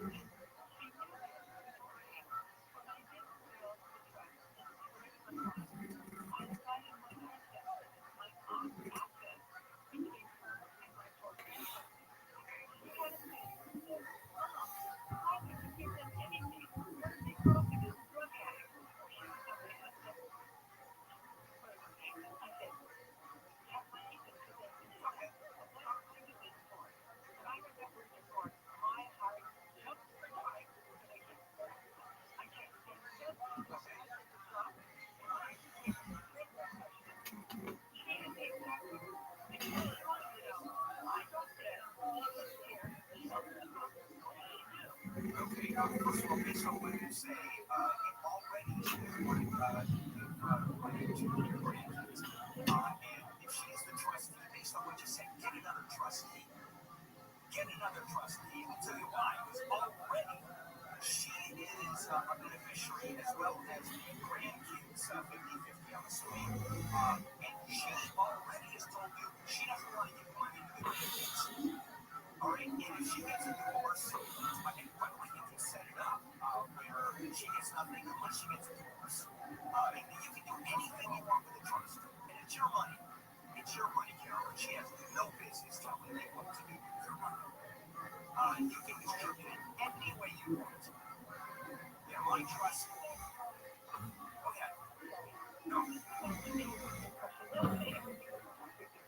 Okay. She's a trustee. It says it in the trust. It's this specific in the trust. That's what the trust does. It describes its specificity. Sure. Like what she does with property. Does she sell the property? Does she transfer the property? If it's money, if it's stocks, whatever, then they're to be sold or distributed. Whatever the trust says, that's what she has to do.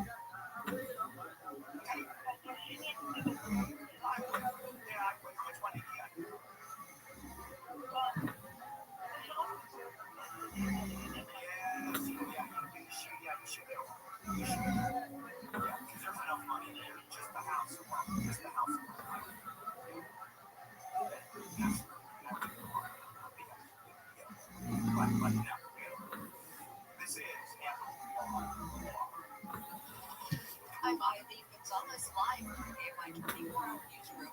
Coming up at the top of the hour, there are plans in the works for LA County to create its own homeless department. We'll have details and we'll check and drive on 710 right after this.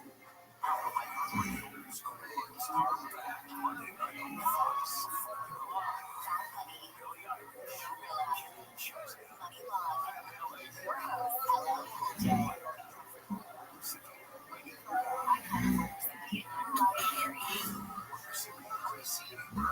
we're celebrating iHeartRadio's Tour of the Century Award, honoring Taylor Swift, the Eras Tour. And listen on iHeartRadio.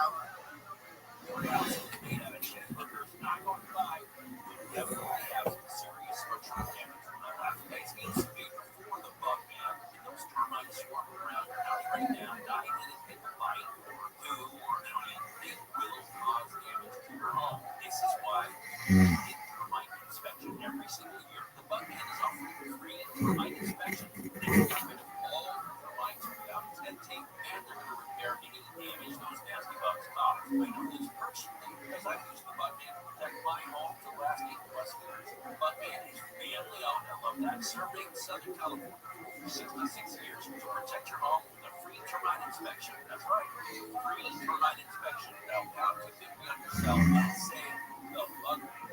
All today will also receive a free-year maintenance program with a continuous inspection and service. For your free termite inspection, now pound to 50 and say the bug man. Now pound to 50 and say the bug man. Hey, this is Lincoln County. Here's what's trending on the iHeart Sports Network. Presented by Mercedes-Benz. The short-handed Lakers fall to the Nuggets. Their fourth-straight loss. Clippers tap the Hawks. James Harden, Kawhi Leonard with 25 points apiece on the ice. The Ducks outlasted Predators. The Kings face off in Nashville tonight.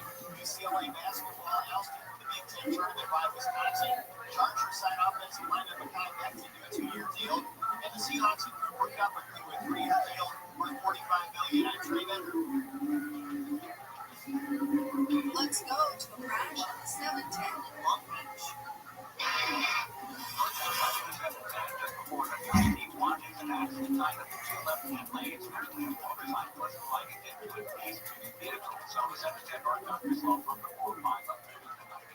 Speaking of the 91 westbound side, plans Long Beach Boulevard. One eastbound transition to the 405 northbound had a traffic sign and a flare. And then on the Elizabeth Connector Road, the design of the goes either way. With Southern California's most accurate traffic report, stop by Morris. That feeling of owning your first Mercedes-Benz is hard to believe, but it's real. From the leather stitching to the electronic design, every element of a Mercedes lives up to its reputation. See for yourself at your local dealer. Offers are waiting. This report is sponsored by Rabbi Radio. Rabbi radios are instant push-to-talk walkie-talkies offering national LTE coverage and no subscription ever. Perfect for instant contact with an aging parent. For a limited time, go to RabbiRadios.com and you get an extra 60% off free UPS shipping and add code radio for an extra 5% off. High quality or saves money. You can get both, especially when it comes to healthcare, and that is Medishare. You get both, and you can receive 5 months a month. Medishare, that's huge, but it's also true that people wind up being more satisfied too. Member satisfaction rate for Medishare is double than typical health insurance plan. That's because Medishare works because for more than 30 years, it's a community of Christians who share more than $5 million in church bills. People love that telehealth, love the huge PPO networks. And really, you can save a ton, like it better. You're really happy to cover to healthcare. So if you're self-employed or thinking about it, you just want to plan it. Call right now and get a price in 2 minutes. Here's the number. Just call 844-50-BIBLE. It's 844-50-BIBLE.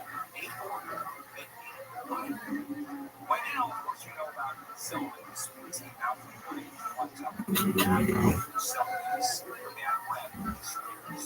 Bread you feel fresh for hours. This works not only in your mouth, it's a coating that once you swallow the capsules, after that's gone into your bloody nose. It really gets to work when that breath can't start and stay there. Now, that breath also is shut down like your tongue.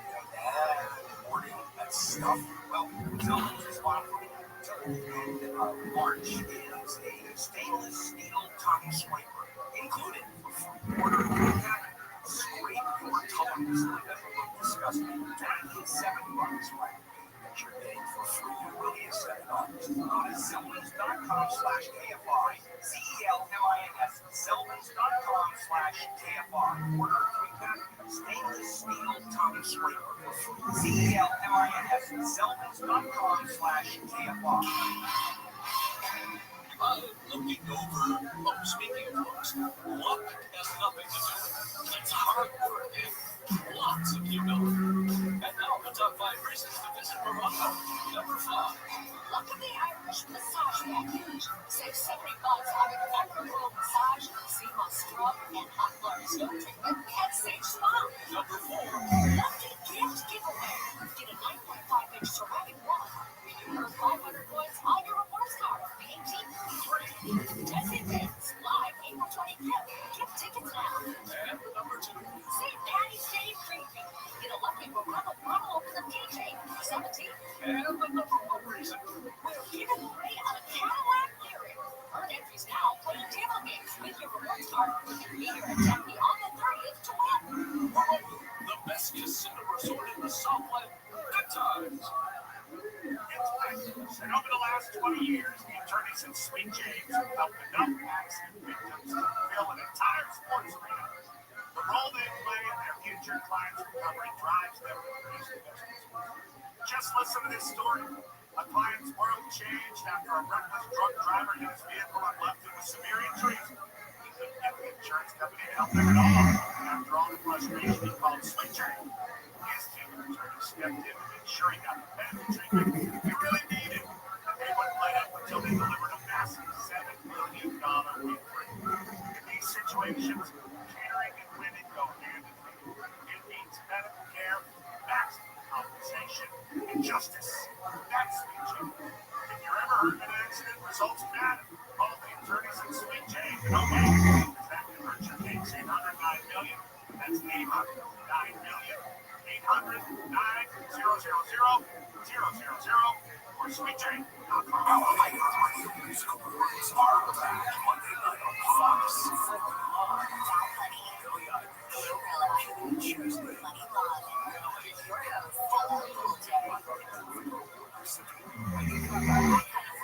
host, Mariah Carey. Celebrating iHeartRadio's Tour of the Century Award, honoring Taylor Swift, the Eras Tour. Live on Fox. Starting at 8 p.m. And listen on iHeartRadio. Portions of the following program will be recorded. Yes, I know. I have a call-making debater. You know, when it's your job, basically, to push people beyond their comfort zones, it's good to make them feel as safe as possible. Like an open-heart surgeon or your own. You'll do fine. No worries. We got with Dean Sharp, the House Whisperers tomorrow morning at 9 on KFI AM 640. You're stimulating talk. If you're injured and need a lawyer, go to HitMeOnTheLaw.com. KFI AM 640.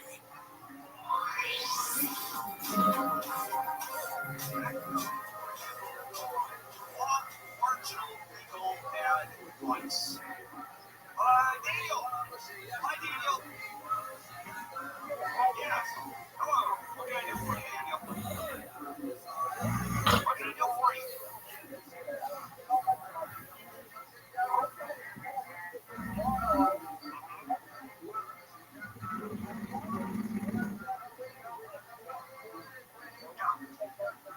No, not a traffic ticket. How was the traffic ticket, Daniel? Oh, yeah. It's, you'll get it. They're going to extradite you from California to Illinois for 35-year-old traffic. Yeah.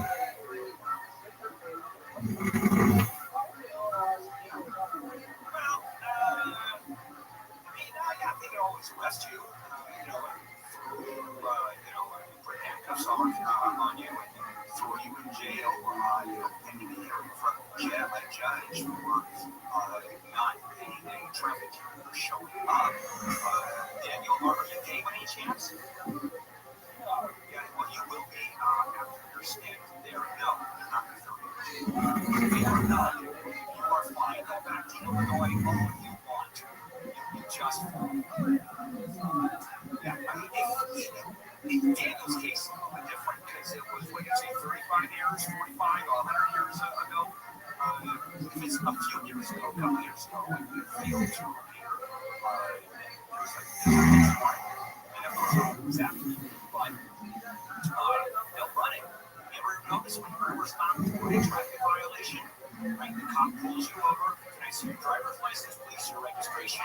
The cop takes your driver's license. I'll be right back.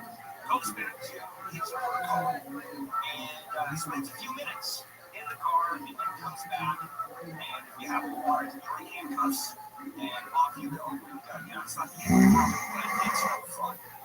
You're in jail for 5 months. And if you don't, you're clean. They'll get back the ticket, either write you a license, either write you a ticket, or if you're lucky, just say, this is a warning that, so 35 years ago, I know, I don't think so. Beirut, hello Beirut, welcome. Yes, sir.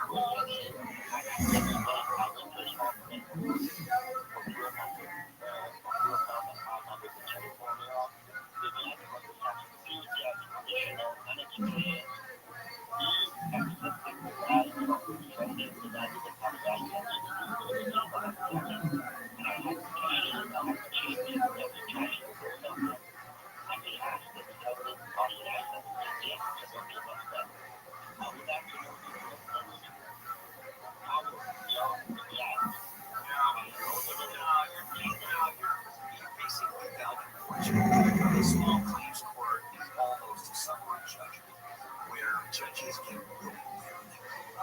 You can't appeal them. No, not in those cases. Just didn't believe you. You want to see the documentation. What the judge should have done is he doesn't have a license. Ask the judge if he should show his license. The judge says, no, just believe him. Not what you can do. Unfortunately, commissioners, these guys are, it's not like commissioners are actually lawyers for the most part. You could have asked for a judge. I think you would say, I want a judge. So you lost the case. Where are you from, by the way? Where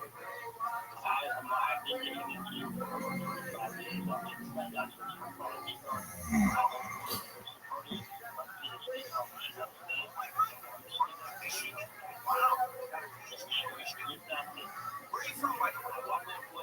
I was born in Iran. Oh, Iran, okay.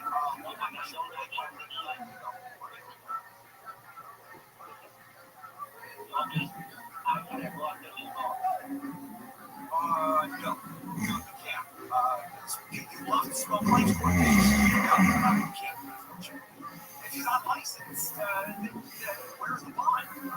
Because licensed contractors are laws. All right, bad breath. No fun, no fun. Especially if you're breathing someone else's bad breath in front of you. So, what do you do about it? Well, a lot of people get so and let me tell you, I've been telling you this for months, so it's been there's something going on with insurance. And I told you, not just the breast pain, it goes way beyond that. I took care of this man on the outside of this capsules, about 2 or 3 years out, nice strong thing. And then you suck on it, and then it's what goes away, and it does. And then you swallow right into the capsule, first to see where it goes in your gut, and then it starts to work, it does that. And it's for hours and hours of fresh breath. And this stuff really, really works. In fact, it was my back right here, wherever I go. So here's if you order 3 pack, you'll get a bonus free pack. Order 3, you'll get 1 free on top of that. And I've never seen this offer before. So go to Zelmans.com/handle. Zelmans.com/handle. Order a 3-pack, get another pack for free. Zelmans, Zelmans, Zelmans.com/handle. This is Handle on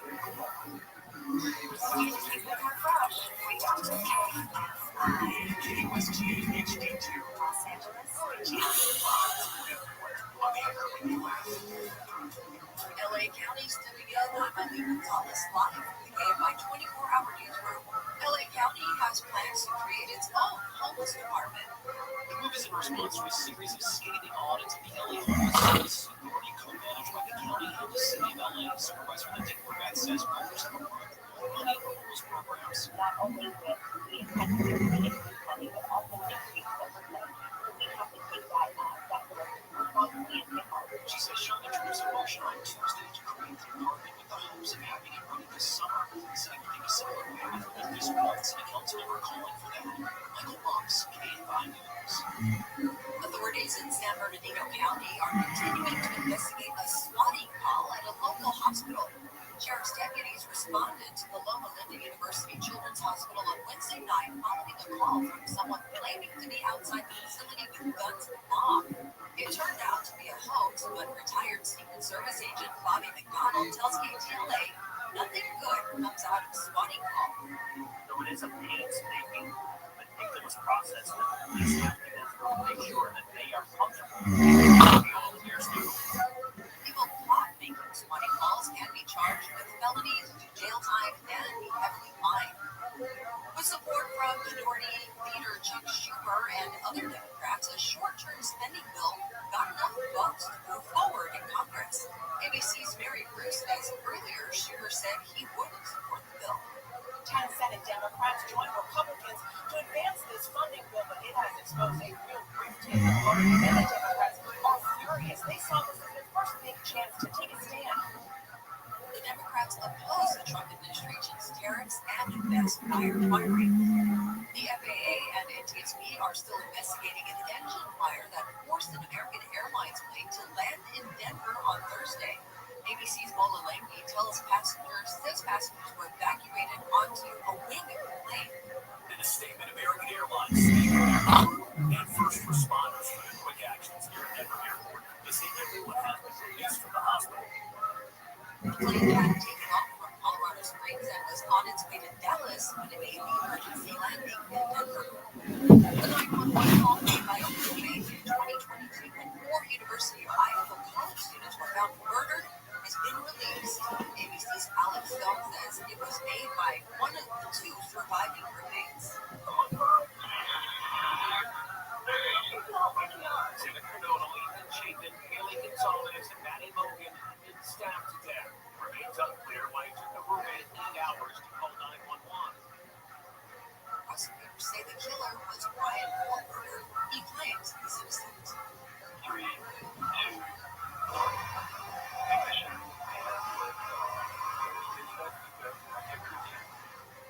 The SpaceX rocket is on its way to the International Space Station with 4 new crew members. Yesterday's delayed launch from Kennedy Space Center sets the stage for NASA astronauts Sydney Williams and Butch Wilmore to finally head home. They were supposed to stay on the ISS for just a week, but their Boeing Starliner spacecraft was found unsafe to return, so they've been stuck up there for over 9 months. If the weather's good, they'll head back to Earth next Wednesday.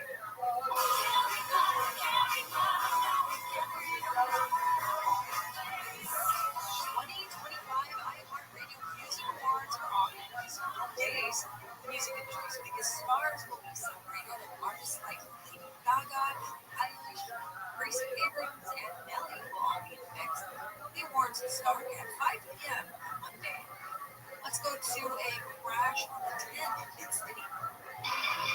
The Santa Monica Freeway before La Brea Avenue, hearing about a three-vehicle accident. Lanes are blocked and we're already seeing reduced use of this city starting at Los Angeles. Long Beach on the Long Beach Freeway, 710 northbound before the 911 earlier accident cleared quickly from the two left-hand lanes. This is where a motorcycle was colliding into at least two vehicles. 710 north, though, very slow from the 405 up to the 91. A reminder, the LA Marathon gets underway tomorrow morning, and there will be several surface street closures as a result. Now, some movement through Los Angeles Street from Temple to Fifth Streets. 4th Street will be on the surface between Los Angeles and Main Streets, and Hollywood Boulevard shut down between Silvers and La Brea Avenues. Now, the race kicks off at Dodger Stadium and at Century City. All closures scheduled to begin tomorrow at 4 a.m. They'll last roughly 6 hours. 91 eastbound in Bloomfield, a couple of things as a dresser drawer window. Lanes on the roadway seem to be options about to run break to get the furniture out of the way. The Southern California's most accurate traffic reports on Mike Lawrence. Our iHeartRadio Music Awards are back Monday night on Fox. Performing live. Your host, LL Cool J. I Got It for recipient Mariah Carey. And we're celebrating iHeartRadio's Tour of the Century Award, honoring Taylor Swift, the Eras Tour. Live on Fox Sunday night, starting at 8 p.m. And listen on iHeartRadio. SoCal weather from K5. Partly cloudy this morning, then it'll turn sunny with highs in the mid-60s for Metro LA and Lucy. Low to mid-60s at the beaches and low to mid-60s in the valleys. Upper 40s and 50s in the high desert. Tonight, mostly clear with lows in the mid-40s.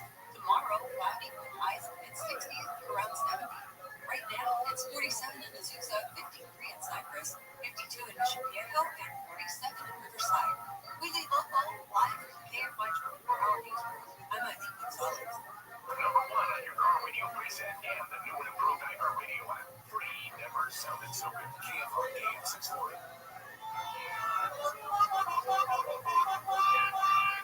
This is Hammond on the Wall. Watch and make the price where I tell you you have absolutely no case. If you're injured and you're a lawyer, go to handleonthewhy.com. And if you're a lawyer and want to join our team, because people desperately need your help, go to handleonthewhy.com and click on the Join Today tab at the top of the page. There has been a problem in Southern California, particularly in the LA Sheriff's Department for a very long time. And one specific senator at Los Porteños Juvenile Hall has been at the forefront of all these accusations of mismanagement and misdoings and just criminal acts by sheriffs. I'll tell you what happened. 30 officers at Los Porteños are now facing Japanese charges for coordinating gladiator fights between kids at the center for a 6-month period. And this is the California Attorney General, Rothschild. He announced this, and they're going after these sheriffs. Nearly 70 fights occurred at Juvenile Hall between July 1, 2023, December 31, 2023. That's for a 6-month period. With the fights not only being allowed, sometimes even encouraged. 143 kids were packed in, a lot of them injured. We don't know how severe, but I'm assuming that kids that go to Juvenile Hall are not let's just say, I don't think that they would pull back when fighting. And the statement from Rob said officers at Los Porteños the duty to ensure the safety and well-being the well-being of those under their care. Instead, they're charged with exactly the opposite, overseeing gladiator fights when they should have intervened. I'll tell you when the investigation started. There was a video of one of these gladiator fights. It was leaked last January. It was then shared on social media. You see a minor being tapped by other juveniles. Two of them were taken in. And some of the detention officers watched. Some were seen laughing and even shaking the hands of the attackers. So let's see what happens. The charges include child endangerment, child abuse, conspiracy, battery, and this is why these sheriff's deputies are going to go down. If this is true, they're going to go down pretty hard. All right, let's go ahead and take some phone calls. Dennis, hello, Dennis. Welcome. Yes, sir.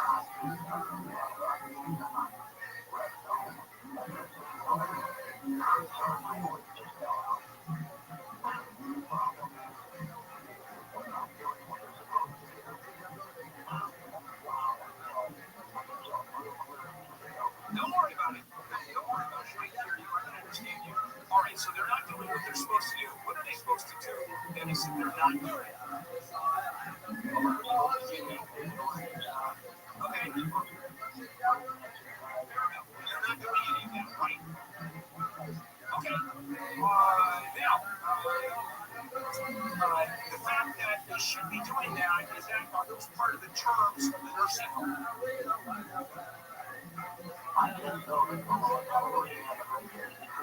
Oh, okay. Who sent you there to do that? Okay. All right. So what's your question, Dennis?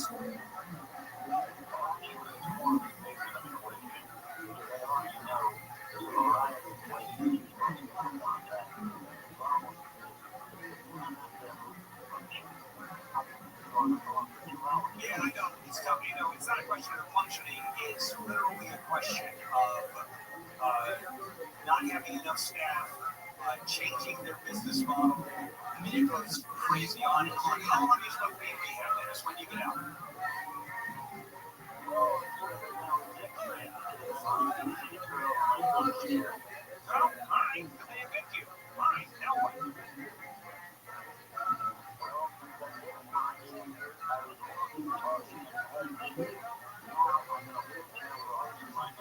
Okay, so are you alleging that it's the rehab center that's causing this?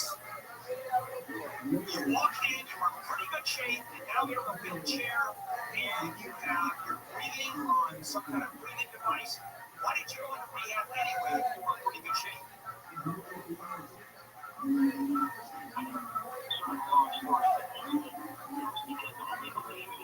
No, you don't go into rehab because of legal issues. You go into rehab because you need rehab. So you were in the hospital for, what were you in the hospital for, and then you were sent to rehab? Okay, and then they sent you to rehab.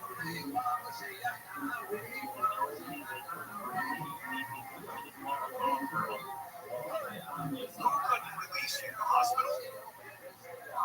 Okay, and so they sent you to rehab. Okay, why didn't you give your social security number, Dennis?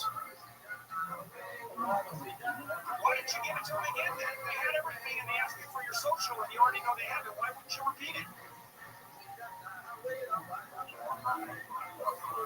Obviously, they had all the information, and then you said, well, you wouldn't give your social security number. It's one of the two. Either they have all the information, or you wouldn't give them their social security number, and they wanted it. Which one of the two?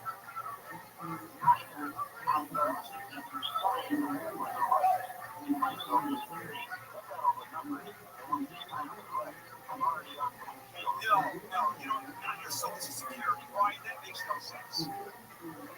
That makes no sense. Social security. Now, if you're on Medi-Cal, I think they have the right to do. They can take a lot of assets. There's no rehab center that I know of. So get yourself out of there, Brian. Just get out. Do you have any families and friends that can pick you up?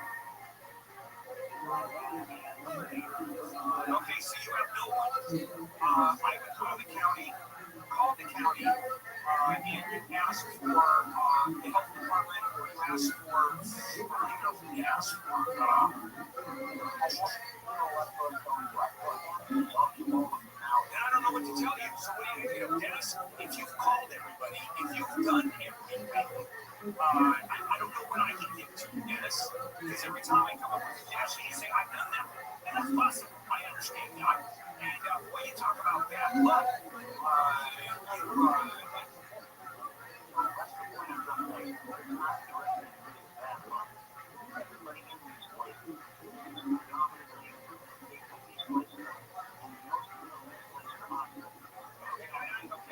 Okay, now what? Okay, silly that they are. And it's horrible. And you think, okay, we'll say I would like the name of some of these places, except without getting sued. You can't say most of these places, and they put them up, and most are hospices. By the way, rehab centers are generally not hospices. It's two different things. So, yeah, I don't know. I don't know what to do with these calls. I've gotten a bunch of these today. They make virtually no sense. Okay. Jimbo, let's start with you. Hello, Jimbo. I didn't know this Jimbo. Yes, it is. I want to know if I can do the right thing with the bow and arrow. No, sure, why not? Raccoons are horrible animals, and they're vicious, and they eat your dogs, and they'll attack you. Yeah, it's perfectly fine to shoot the raccoon with a bow and arrow. Now, whether it's legal or not, I have no idea, but I'm saying, yeah, go ahead and shoot the raccoon with a bow and arrow. I just want to be there when I see a raccoon and get it with a bow. Are you a hunter, by the way? Do you do bow and arrow hunting? No, I don't. I know Oh, with a 22 rifle. Of course you can shoot a raccoon with a 22 rifle. I suggest you do. Whether it's legal or not, I don't know. But I like seeing raccoons explode. It's great. Sure. You have who has it? You have a lot of raccoons in your house? No, but in my backyard, oh, yeah. Wow. Yeah, I should have. Yeah, I would. It's a shame. Raccoons are vicious. My dog just was attacked. My dog was just attacked by a coyote last week. And the dog did survive. The dog was fine. I had a shot that I would love that coyote's head on. But unfortunately, the coyote had my dog in his mouth, a small dog. So that would have been a little damage done to my cooch. But yeah, you killed the hell out of those animals. Damn right. This is Handle on the Law. Coming up at the bottom of the hour, deadly monster storm is sweeping across the U.S. We'll have the details, and we'll check the drive on 5 after this. Our iHeartRadio Music Awards are back Monday night on Fox.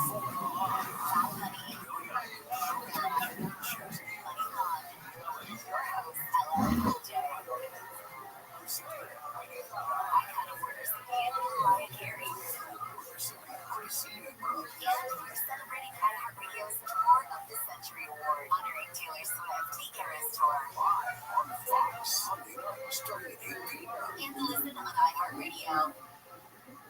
Here's this week's iHeartRadio countdown of the top TV streams. And here's what you've made popular by Get Your Stream On. Starting us off this week is the Yellowstone prequel drama 1923 on Paramount Plus. That's followed by the debut of the new Netflix comedy Running Point, starring Kate Hudson. The medical drama The Pit on Max drops back 1 to 8, with Daredevil Born Again on Disney Plus arriving at 7. The new season of Reacher on Amazon Prime Video remains at 6. Yellow Jackets on Paramount Plus with Showtime slips back 1 to 5 this week, while the new season of Severance on Apple TV Plus remains at 4. The new Robert De Niro drama Zero Day on Netflix kicks off the top 3 for the second straight week, with the third season of The White Lotus on Max remaining at number 2. And that means the mystery drama Paradise on Hulu continues to roll the charts, making it your top streamed show. And those are your top TV streams of the week on iHeartRadio. iHeartRadio brings you New to View, streaming edition. Looking for something to watch? Listen up. Next week on Netflix, the season 4 debut of the kids show Coco Melon Lane, as well as the British competition reality show Sidemen Inside. Next Tuesday, the Netflix stand-up special premiere of Kurt Kreischer, Lucky. Next Wednesday, the debut of the Netflix documentary film, The Twister Caught in the Storm. Next Thursday on Netflix, the premiere of the new mystery comedy, The Resident, starring Uzo Aduba from Orange is the New Black and Giancarlo Esposito, as well as the new animated family series, Wolf King. Next Monday on Hulu, the streaming premiere of the Oscar-winning film, Adora. Next Wednesday on Hulu, the debut of the new drama series, Good American Family, starring Ellen Pompeo from Grey's Anatomy. Next Thursday on Hulu, the streaming premiere of the movie Odessa. Next Friday on Peacock, the streaming debut of Wicked. Over on Max, the streaming premiere of Sing Sing. Next Wednesday on Disney Plus, the debut of the remaining episodes of Season 2 of Star Wars Young Jedi Adventures. Next Thursday on Amazon Prime Video, the premiere of the new drama film Tyler Perry's Felicity. Next Thursday on Paramount Plus, the debut of the new crime series Happy Face, starring Natalie Ashford and Dennis Quaid. And next Friday on Apple TV Plus, the animated music series premiere of Barefoot with music from Timbaland. And that's to be on iHeartRadio. Happy visiting. Your house was made out of cheeseburgers, and I walked by. We definitely have some serious structural damage when I left. Hey, it's Nelson Baker for the Bug Man. Those termites swarming around your house right now. Not even if a bite, 2 or a million, they will cause damage to your home. This is why we get termite inspection every single year. The Bug Man is offering free termite inspection. They can get rid of all the termites without venting, and they're going to repair any damage those nasty bugs cause. I know this personally because I've used the Bug Man to protect my home for the last 8+ years. Bug Man is family owned. I love that. Serving Southern California for 66 years to protect your home with a free termite inspection. That's right. Free termite inspection without having to get yourself and save the Bug Man. Also, you'll also receive a 3-year maintenance program to continue inspection service. Your free termite inspection now back to 50 and save the Bug Man. Now back to 50 and save the Bug Man.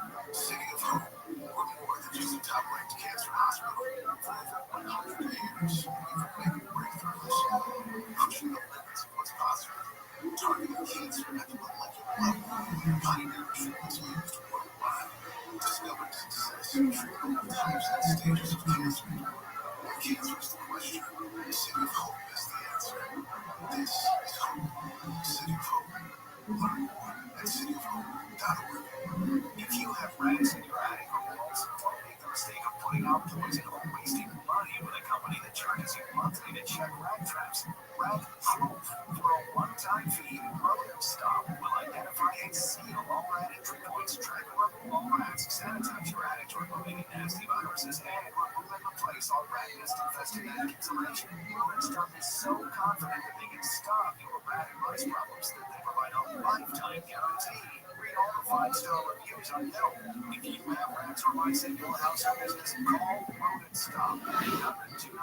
800-290-5343. 800-290-5343. We provide fast, friendly, and effective rodent control solutions throughout Southern California. Plus, our technicians are clean, friendly, and always on time to stop the rodents. Call Rodent Stop at 800-290-5343. Open 24 hours. Call 800-290-5343. Researchers have discovered hidden commands in a popular Bluetooth chip used in over 1 million devices. The chip contains undocumented commands that could let attackers spoof devices, access data, or spread malware. More tech news, tips, and your questions this weekend on Rich on Tech with Rich DeMero this morning at 11 on KFI AM 640. If you're injured and need a lawyer, go to HandleOnLaw.com. KFI AM 640, more stimulating talk.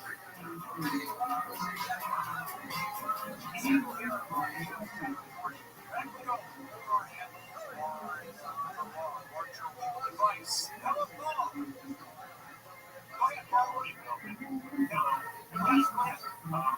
Wondering if I have an agent or really my close friend was recently laid off from her job. She's in her 60s. She's a long-time employee, very senior in the organization.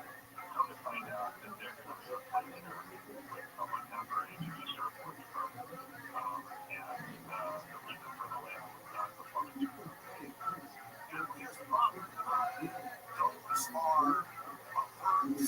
saying, you know what, we don't like the way she works anymore. And the law in California is pretty clear. She can be fired for any reason. She can be fired for no reason.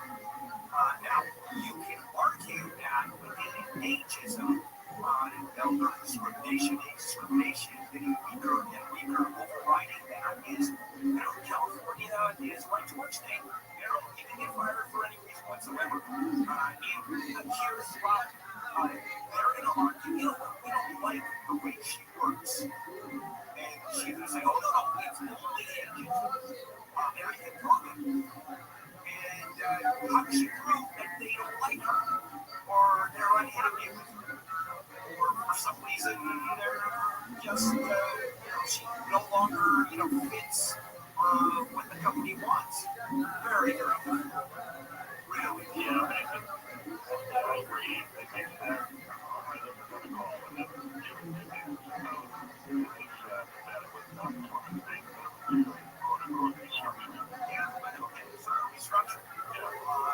and the problem is, unless they prove it was only because she was in her 60s, no other reason, then you have an argument.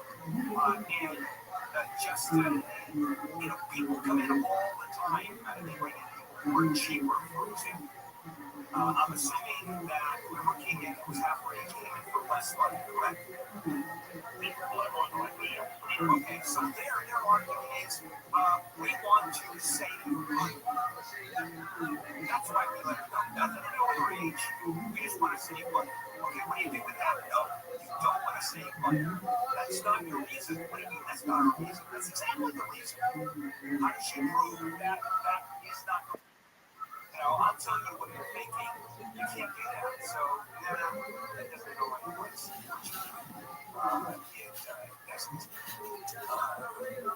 Gary, hi Gary.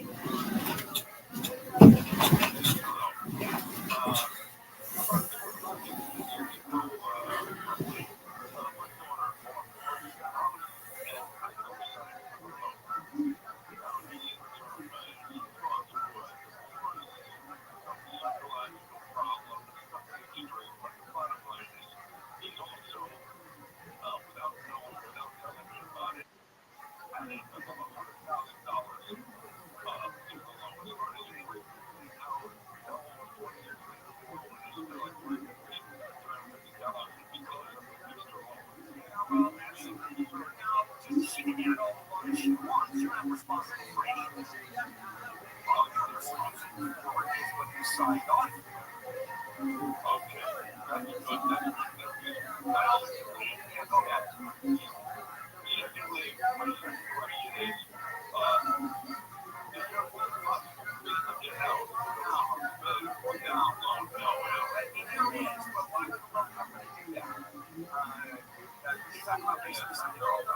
So you go to your loan company, go, hey, I want off it even though she's adding mortgages to me. And that's less of an issue about or less more issue for not being able to pay all the mortgages. So it's even, they're going to put you on even more to look to you. So the answer is no, you got to pay the more mortgages she puts on. The less it's likely she's going to be able to pay all of them. When did she take out the loan? The second one is the second one. And how long ago? Months ago? Years ago? What's she doing? 2 months ago? I'm not quite sure. About 5 years ago. Oh, 5 years ago. All right. Yeah, you're not going to get off the loan, and you're only responsible for the part that co-signed on. That's never going to be careful about that. Co-signed 15 years ago, but you can't, so, that's not what I'm going to deal with. Co-signing a part, exactly. All right, I'm going to talk to you about data breaches. Recently, there was a data breach that was astronomical, 2.7 billion records were stolen by cyber hackers from a company called National Public Data. They provide background checks to employers. You don't even know about this because so many records are stolen online. We are so vulnerable. Our identity is, we have zero control over how well our identity is protected. especially by third-party companies like National Public Data. So understanding how cybercrime and identity theft works, well, you sort of have to. So I suggest protecting yourself with LifeLock. What LifeLock does is monitor billions of data points every second for risks to your online identity. Text alerts you to potential identity threats. Probably won't stop on spotting your own. When you do spot a problem, they immediately get in touch with you. If you become a victim, a dedicated U.S.-based restoration specialist will fix it. That's guaranteed to bring it back. Certain terms apply. It's easy to protect yourself. LifeLock, they can help you. Join it. 40% off your first year with Handle as your promo code. Call 800-LifeLock, promo code Handle, or visit LifeLock.com. Promo code Handle for 40% off. This is Handle on Go On. I'm Eileen Gonzalez, live from the KFI 24-hour newsroom. At least 16 people have been killed in a monster storm system in 3 states. Tornadoes, wildfires, and dust storms have swept across parts of Missouri, Arkansas, and Texas. St. Louis County Executive Sam Page says this type of weather system has not hit the region since 2011. The power plants were followed by tornado storm.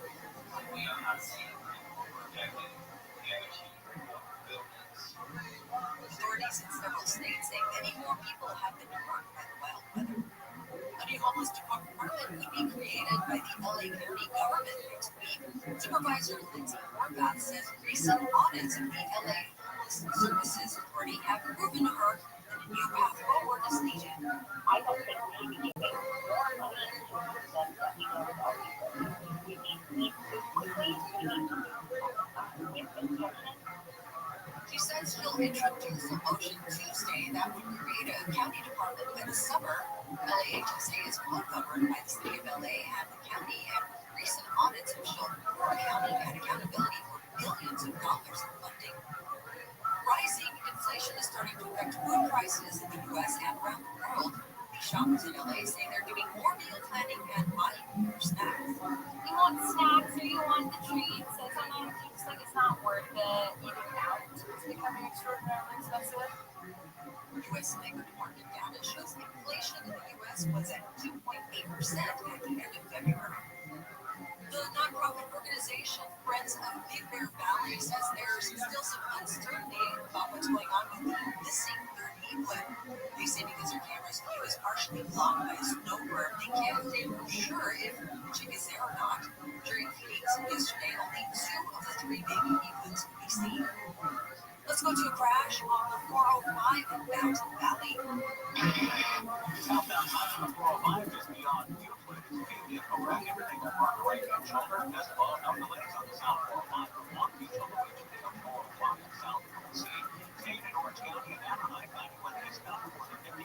Oxford Metro, back down to one of the left-hand lanes. Hollywood Freeway, 101 north now, just before 43. There's a car that broke down. Lanes are blocking. Sullivan Road, 101. There's no interchange to the corner. The Southern California's most accurate traffic report is on my mornings. Our iHeartRadio scores are back Monday night on Fox. Fully live from Billie Eilish, Kenny Chesney, LA. Your host, LL Cool J. I kind of recipient Mariah Carey. We're celebrating iHeartRadio's Tour of the Century, honoring Taylor Swift Eras Tour. live on Fox Sunday night starting at 8 p.m. And listen on iHeartRadio.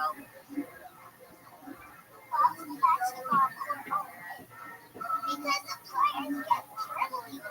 The digital recording, rewarding, but also one of the simplest ways to share home with your kids. What did the buffalo say when he dropped his song on the score? Bye, son. So take a moment to make your kid laugh, because dad jokes rule. Make your kid laugh today. Fatherhood.com.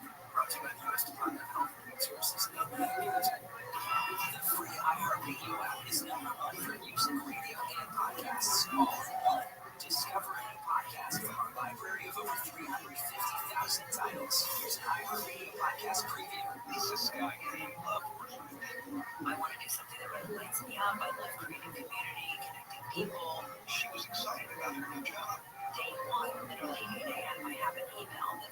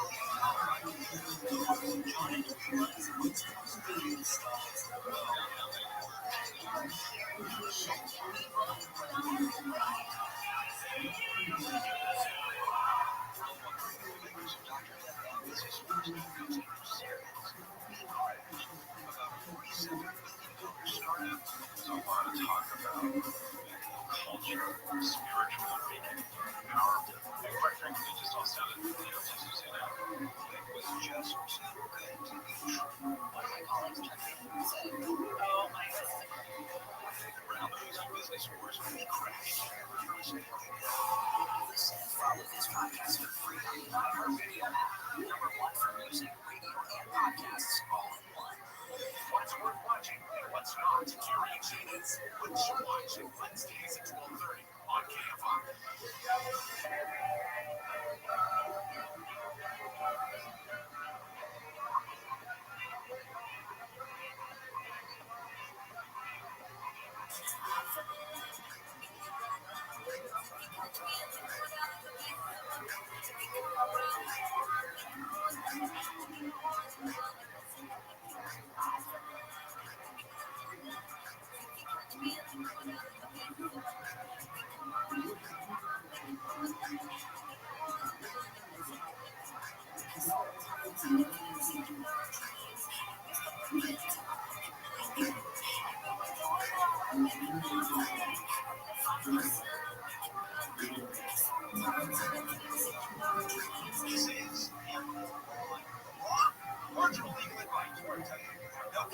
Hi, Mary.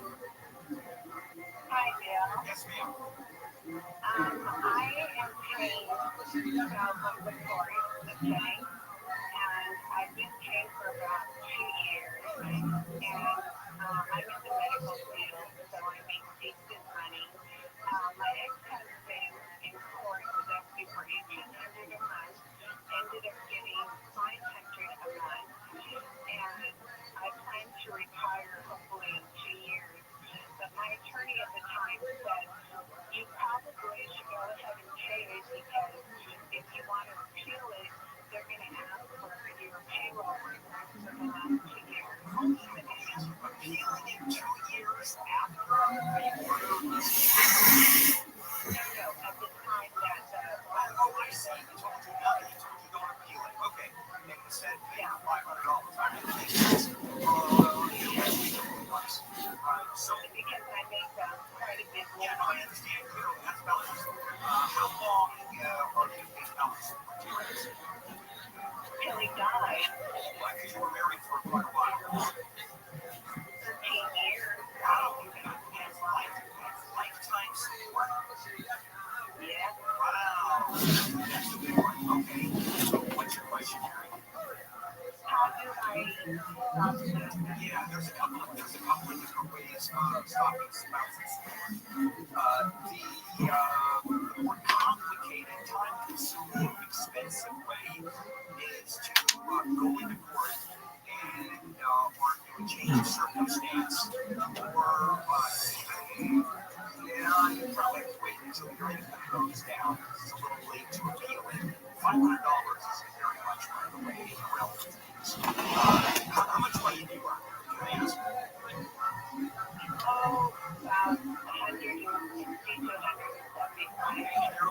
$500 a month. I gotta tell you, right, so one of them is to stop because whatever legal you have, what your hand is doing is expensive, where it takes time. The other way, which is a much simpler way, is simply to kill him. Now, that is a little problematic because, there's some consequences there. But those are the two. Those are the two. $500, that's cheap. Based on 150 years of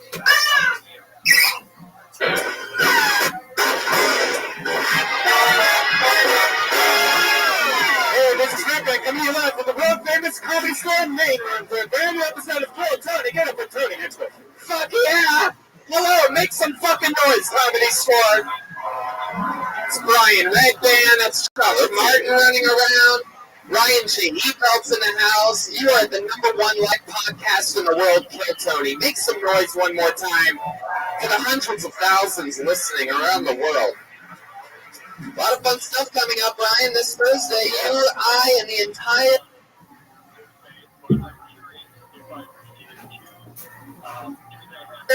Kill Tony band all travel to Houston, Texas to do Kill Tony live in Houston. That's at the secret group. Tickets are available all over the internet. Google that shit. Houston, and then we do a stand-up show after that at the secret group same night in Houston after a live Kill Tony in which people there in Houston can sign up for. We always have fun characters. It'll be our, I think, our third or fourth sold-out Kill Tony. Yes, it's always fun on the road in Houston. Yeah. And then the next day, we are doing 2 comedy shows in Dallas at Hyenas. Me, you, the entire band. I headline big crazy shows, and we get to see everybody that you love from Kill Tony there. And then on Saturday in Dallas, we do the exact same thing again. And before that, we do yet another Kill Tony. We do a Kill Tony, and then 2 live stand-up shows on that Saturday, February 3rd in Dallas. After that, I go to Boise, Idaho with Josh Martin, and other fun gigs, Sacramento, California, and other fun places, TonyHinchcliffe.com for that. Red Band, how you doing? Everything good? Everything's great, man. Who has more fun on a Monday than us? We do.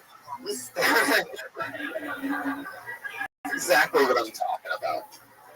It's 2018, people. You have to ask yourself, what kind of physical impression do you want to make on people around you? Did you know that there's a one-stop shop for hair loss, skin care, sexual wellness for men? Medical-grade solutions, real doctors offering well-known generic equivalents to name-brand prescriptions to help you keep your hair. No herbal supplements, prescription solutions backed by science. And it's really cool. You get to meet a doctor, or you don't have to go to a doctor's office, and you get prescribed things for your hair, your skin, and you get generic Viagra for $20 a month. It's awesome. And right now, if you order, our listeners get a free trial of everything you need to keep your hair for just $5 a day. Right now, while supplies last. See website for full details. This would cost hundreds if you went to the doctor or a pharmacy. Go to forhims.com/KillTony. That's FORHIMS.com/KillTony for hymns. /KillTony. Is there an echo in here? It's a little bit of an echo. You hear that? I like it. Am I the only one? Sounds a little too echoey. I do like 15. Oh, man. Wait. Sounds crisp and clear all of a sudden. It's almost like we got an awesome new website. Exactly. Things you can do with Squarespace, man, I tell you. You know ShopSquad.tv was built on Squarespace? You can turn a cool idea into a new website. You can showcase your work. I have a whole store, all of Death Squad's merchandise, like this hat. Right now, you can go to ShopSquad.tv. It was all made on Squarespace and made it like in an hour. I'd say I probably made that whole website in an hour. Same with TonyHinchcliffe.com. I'm pretty sure the Kill Tony website is Squarespace. I mean, it's a no-brainer. It can hold the bandwidth if you ever get successful in whatever you want to do, and it's just a great place to start and have a cool, sleek website. You can go to squarespace.com for a free trial when you're ready to launch. Use the offer code KILL and save 10% off your first purchase of a website or domain. That's squarespace.com. Enter the code KILL and you save 10%. You guys ready for this episode of Kill Tony or what? We are live at the Comedy Store. I'm so excited about this. Let's bring up tonight's guest. He's one of my favorite comedians in the world. I am on this season of Crashing, which he stars in on HBO. Yes, truly one of my favorite funny people to work with in all of comedy. Make some noise for his first time on Kill Tony, the great Pete Holmes. Fuck yeah. Here he is. Welcome, buddy. Thank you very much. Welcome, Pete. You hit the odds live. It is. It's fun. We get away with it somehow. That's the only way you can make people listen to him without looking for that 15-second forward button. Yeah, exactly. When it's live, you guys just have to be like, okay, if I make a website, I'll remember that. We actually have, it's a very fun system where the listeners of the show want to know. You said something truthful, so you get the horse to truth. Wow. Okay. Sorry, Tony. Yeah, no. Who's lowering the levels on the goddamn horse? It's Brian. You did yourself? Yeah, because I accidentally hit it sometimes then. All right, Tony, sorry. Our fun method of reading ads is so that we do it live and the listeners of the show actually listen because they want to hear if we're going to flood lines or judge each other and shit. So it makes the listeners actually listen twice as hard, even though it sounds like we're sort of fucking up. On the ads. Yeah. All right. Squarespace. Yeah, see? Look at that. It just drew you in. Now we got a free ad for you. You owe me I $400. had so much fun shooting Crashing with you in New York City. Sunday nights, HBO. 10 p.m.? 10:30 p.m. 10:30 p.m. A bit late. HBO. For me. And I'm on HBO Go and HBO Now. I love those. I pay for both of them. I don't know why. That makes no sense. Why would you do that? It's just, I don't know. One's if you have a cable subscription, one's just a straight up. I'm really not good at that. He's making a point. Please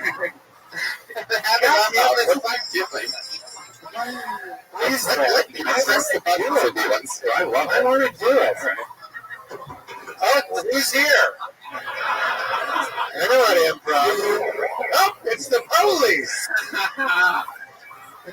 I'm saying that correctly. But no, it was excellent. Tony is on the finale of the second season playing himself, and he and I, spoiler alert, roast one another. So it's anybody know the roast battles? There's got to be a sound for that. Oh, what are you saying? That was strangely appropriate. Everybody knows there was so few people that we were in the desert in a cavern for a moment. Anyone here go to the roast battles? Not a popular show. So we get to do it on HBO, which you can watch on 2 platforms. Absolutely. Is this a real sport? Yeah. What is the deal? It's just always been there. It's part of like the design of the whole thing. It's wooden. Oh yeah, and LASpeedweek.com. I put that there to remind me to say that on there. Oh, okay. The blade says Squarespace. I don't like having this. Wow! You're the first person ever in 247 episodes to uncheat the sword. It took you, we are only by all regards, about 7 minutes into this podcast, and you look super long. You have a serious... Don't make me unsheathe the rest of the sword. Walk away before you reshoot it, because that reveals the true size. I don't know, I think you're pretty good with that thing. With the sword? Yeah. Yeah. What is this? That's the Bucket of Destiny. Ichabod's Bucket of Destiny. Ichabod. Yeah. Ichabod's a real human from Las Vegas, Nevada. He's probably about 60 years old, but he looks like he's about 235. He's a very scary dude. He's a cartoony legend. He got pulled out of the bucket once and told us his incredible story. I can't wait. I love this. He gave us a bucket one time. Anyway, we have a band. I'm going to bring up the band. And, they play characters every single week and commit to them throughout the episode. They're our favorite band. They're the best damn band in the land. Make some noise for the Kiltony band. It's Pat Reagan, Jeremiah Watkins, Joel Jimenez, and Chroma Chris. What? Wow. What is happening? Oh my God.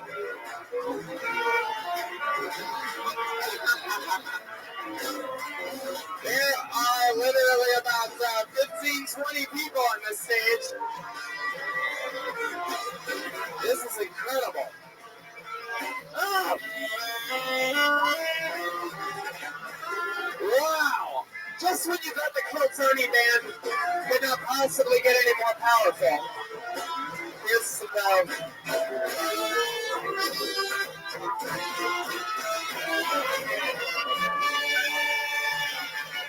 fuck yeah! Wow! What an entrance! The best damn band in the land, and I'm pretty sure they are committing to being band members. I got a lot of what gave you that idea, Tony. Jeremiah Watkins, first chair saxophone, ready to be here. Patrick Clayton, guitar guy, baton guy, happy to be here. I should have smoked weed, man. You guys are smoking weed. I should have smoked some. Do you have any idea how amazing that would have been if I was toasted and you guys came out like that? I'm still not comfortable with these guys behind me. Jeremiah, Pat Reagan, and Joel Jimenez, the drummer, clearly brought all of his cousins with him. Wow. Going on the bass. And Chroma Chris on the bass. Some paper hats, some real hats. We don't know. You look like Ant Bison. What's underneath that thing? What do you got stuffed under there? Oh my God, from the weight gain challenge? There's a weight gain challenge? Tony, why don't you tell him? Well, during the month of December, Jeremiah and I had a competition to see who could gain the most weight.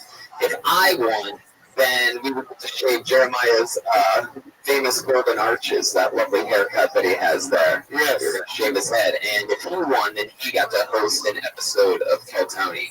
And after 30 pounds of gorging himself, he gained 30 pounds, and I gained 3 pounds. You're like the inverted Christian Bale. That's incredible. He gained 27 more pounds than he had to get to host an episode of Tell Tony. I joined the band and played all the songs he knows how to do. But I hosted the show, and it was one of the high-rated most in the show history. For him.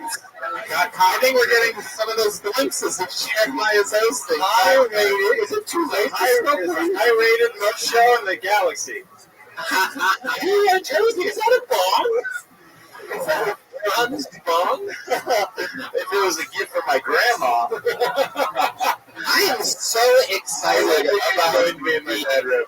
Quantity of people on this stage. The fact that I'm going to pull a name out of this bucket here at any moment, and people are going to perform in front of this is pretty fucking awesome to me.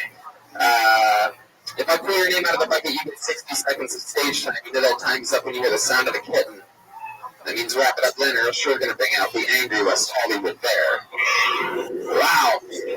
It's angry tonight. Don't run that light, people. This is a very, very, very serious show. You guys ready to start this fucking shit or what? Come on, you can do better than that Monday night. Make some fucking noise. These places, they're treating us like it's a Monday. 30 pounds. All right. Your heart will never be the same. You'll lose it, but the damage is done. You're dead at 40. You can't do that. I'm just kidding. You're going to be fine. Is that a band hat? Yes, it is. How come you have that very professional one and those other guys made out of clearly construction paper and a feather? I thought ours looked better than his, but whatever. Yeah, I made them, so. Oh, wow. Jeez. Okay. I mean, in solidarity, you could have worn one of the big ones. But you had to wear your special boy hat. Never thought of it that way. Joel Jimenez is the only Mexican I know that works in construction paper. Wait for the paper. Wait for the paper. I pulled your first name out of the bucket, everybody. This shit's about to happen. You're not interrupted 60 seconds, and then you get interviewed by this insane crew. So your hands together for Emma Lee Rivera.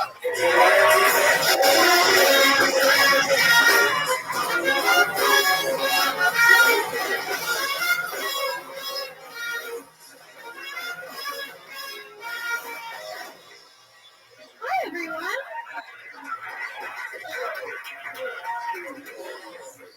So, my mom kidnapped my dad. That's how she got him. Yeah. Not recently, because she's dead, but she went over to her niece's house and discovered that she was found again, and was keeping my dad in a drawer, like a gremlin. Just, so she shoplifted him. She also sold ass professionally for 40 years. Yeah. The prostitutes were really old by the time I came around, so she turned the brothels into rooming houses. So I basically grew up in a retirement home for whores.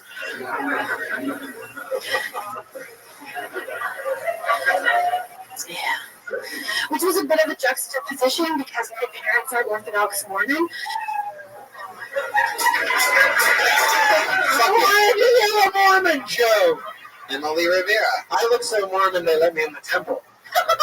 Only a Mormon would get that. Yeah, they let me see the dragon. Yeah, you don't look Mormon. You look like the target of Mormons. Like, we need to get that one. Yeah, it's true. She'll want to get everybody. Did you do a mission? Yeah. Why not? You're Jack Mormon before you went on your mission? Yeah. That's bullshit. No, they don't send girls until they're 21. And I was already married and had a kid by then. So. Is that right? Yeah. Oh my God. Yeah. How old's your kid? She's almost 10. Wow. You have a 10-year-old. Wow. Do they look Mormon? Really? No. Yeah, you do. No. That's fascinating. I feel like your first line should have been that guy was a Mormon. No, I'm not critiquing you. I'm just so interested in that. I didn't understand your first line. That's just real. Your man? Yeah. What's a man? Is that Indian bread? What the fuck is going on? Like a grandmother? Yeah, I'm from Boston. We don't say nana. We don't do nan. Nana? We do a fucking old lady over there. What's that? You guys don't call them nans here? No, isn't that sweet? That's interesting. So, man, I think I'm being real. I might have liked your first joke more if I knew what a nan was. So, okay. So don't judge it on that alone. No, don't. You won't have to, but I'll never get it. You have a 10-year-old. What do you do for work? I am a tour manager and writer, and I do this. Are you looking at the band soon? You guys ready to split 50 bucks to graves? Pretty much. Minus travel? 30 living pounds. What kind of bands do you manage? They're not bands. It's contemporary opera and comedians. Yes. Contemporary opera and comedians. Yeah. Where do you book these opera singers and comedians at? Not together. No, just like breweries and festivals and things like that. What kind of brewery can I see an opera singer? Well, there's not a lot of entertainment from where I'm from, so they're just like, yeah, bring anybody. They serve the beer in horns. Sorry? Like the horn cups? Never mind, moving on. Oh, boy. No, I liked it. Oh, boy. I liked it. I also just thought what you did was so difficult. You hit the stage and you really... Again, like that was good confidence. Good for you. How long have you been doing stand-up? Not fucking easy. A year? What's that? A year? That's incredible. You should be proud of yourself. I'm the Paula Abdul of the show. You're great. I'm just waiting for Brian to be like, you should have talked about pussies. Talk about your pussy. Talk about your Mormon. Yeah. Says your pussy all like. You got torn up. All right, there you go. They sew it closer together. Like, is it tighter now? Okie dokie. Wow. And she does impressions. Is your family still in Utah? Are you from Utah? My mom's from Utah. I grew up in Nova Scotia. Nova Scotia. Canada. When did you move here? Sorry? When did you move here? 3 weeks ago. Wow. What is this? I'm dying up here? Season 2? This is incredible. I'm invested. What is going to happen to you? I want to know. Like, where does this go? I'm going to follow you. I need to update. This is like Crashing Season 2. There was also a 10-year-old sleeping in my house in a drawer. What's the 10-year-old doing right now? To support me moving out to LA, my husband and my daughter moved back to Mexico, where he's from. Wow. It's cheaper until I can do their paperwork to bring him here. I got here when it was raining. It was a very sad day. I need a camera crew following you for the next 1 to 6 years. That choice is up to you. The duration is up to you. How about we do 3 and then we can re-sign? Yes, 3 and then you are a tour manager. That's great. This is your tour deal. Is that okay? It's incredible. They're making really good. Yeah. Shipping you that premium Coca-Cola. So you have half your kids technically are what? Half Canadian, half Mexican. Oh, so they're American. Yeah. The whole thing. All of it. How long do you think they're going to You can have that joke, by the way. Thank you. It worked, and it's yours. Please tweet me if it works. I will. I need to know. Do you have money? Yes, I'm okay. How much money do you have? It is interesting. Let's give you money. My kid's gonna go to school, please. No. How much money will you give her, and I'll match it? You got 3 kids? Wow. Send them to Mexico. It's something you can do. It's so much. If you don't want them, just go, Dad's going to be a comedian. They go off to Mexico with an ex-Mormon. It'll be fine. Unsheath the sword. That's right. That is a precious story. I hope you're journaling. I need it. How long could be your story? This could be your show. We do a lot of journaling. That was real, man. How long's it been that they've been in Mexico? Since Christmas. We went down for Christmas, and then I moved here. Wow. They unwrapped that gift. You guys are staying here. Do I get paid for this show? I don't. You know I paid for the show. As a reward of your amazing, amazing performance and story, we are going to let you have sex with any one of Joel's cousins that you want. I think you need to ask yourself, are you feeling horny right now? I got stuck with it too. Oh, yeah. Is that the best one? Fuck yeah. Let's just say that drum kit's standing up by itself. I miss dick riffing. It's the Holy Ghost. Emily, do you have any other special skills or talents that you do? How many or shirts did you bring to LA? How many are we working with? Sorry. Your question was better. I used to be a singer, and then it's not real. It's LA. Everybody does that. So No! Special here. Get out of here. You're a former normal. That's amazing. You guys are collab. What types of things did you sing? Musical theater. No way. Musical theater. Yeah. Have you seen Book of Arts? Yes. Did you love it? I did. Great, right? Yeah. So. Very, very good. More people read the Book of Mormon because of Book of Mormon. But they don't get the real Book of Mormon. There's there's the Book of Mormon light that the missionaries give to everybody. And I found the Book of Eli. Freaking Denzel Washington lying the whole time. Don't ruin a great film. Just because you haven't talked in a while, don't take away fun from people that might have been dragging their heels on a post-apocalyptic Denzel Washington vehicle. Like we have so many movies of his to choose from. How dare you? That's my 10-meter party ring about this. I don't know what you said, 30. I know what your cells are saying. When are you planning on, what's the next step in your guys' thing? Like when you go back, are you going down to Mexico? Are they coming back here? Are you waiting to see what Donald Trump does? Yeah, well, no, I'm just waiting for green cards and things like that. Gotcha. Green cards? I know. What's the deal with Canadian citizenship? It's easy for her because I'm half American because of my mom. So hers is easy. It's his that's a problem. But I don't want to be a single mom in LA. Single mom, Mormon, ex-Mormon, dad and kid in Mexico, mom, the super American, dad from Nova Scotia. Yeah. And that is the story of Emily Rivera. Monday nights, 8 p.m. ABC. It's called Emily. She's got that good pussy. What? Jesus Brian. That joke brought to you by ZipRecruiter.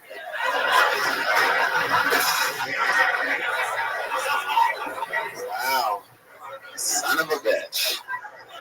For 10% off that good pussy and her offer code KILL. Hit hard for her and 4 hymns. 4 hymns? Is that a thing? Yeah. I pulled another name out of the bucket. You guys having fun out there? You getting it? Put your hands together for Mike Fallon. Fallon? Paul Fallon?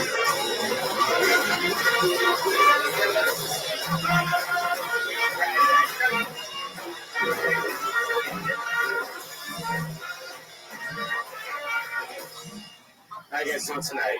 Is it good? I was going to start off, but you guys know I'm not a Forrest Whitaker impersonator because both my eyelids work. All right?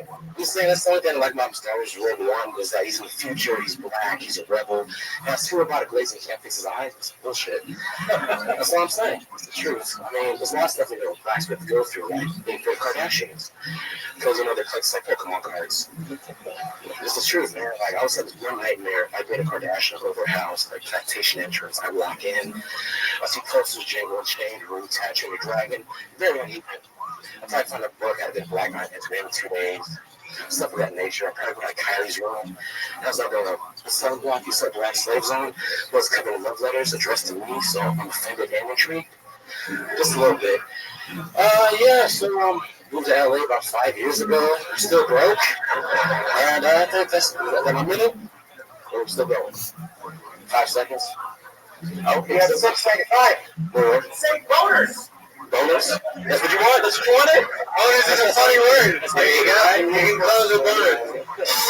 Yeah, boners. Is it down? Is it down? I love this fucking band. This is amazing. Wow, that's so powerful. One more time for Mike Fallon, everybody. There you go. Appreciate you guys. Mike, I'm going to be honest with you. I was listening hard during all of that. You sounded out of breath 30 seconds in. What happened? Where do you think you went wrong? About over 300 pounds. That's what happened. What is it? Over 300 pounds. It's actually about 25% higher than the little girl that was just up here.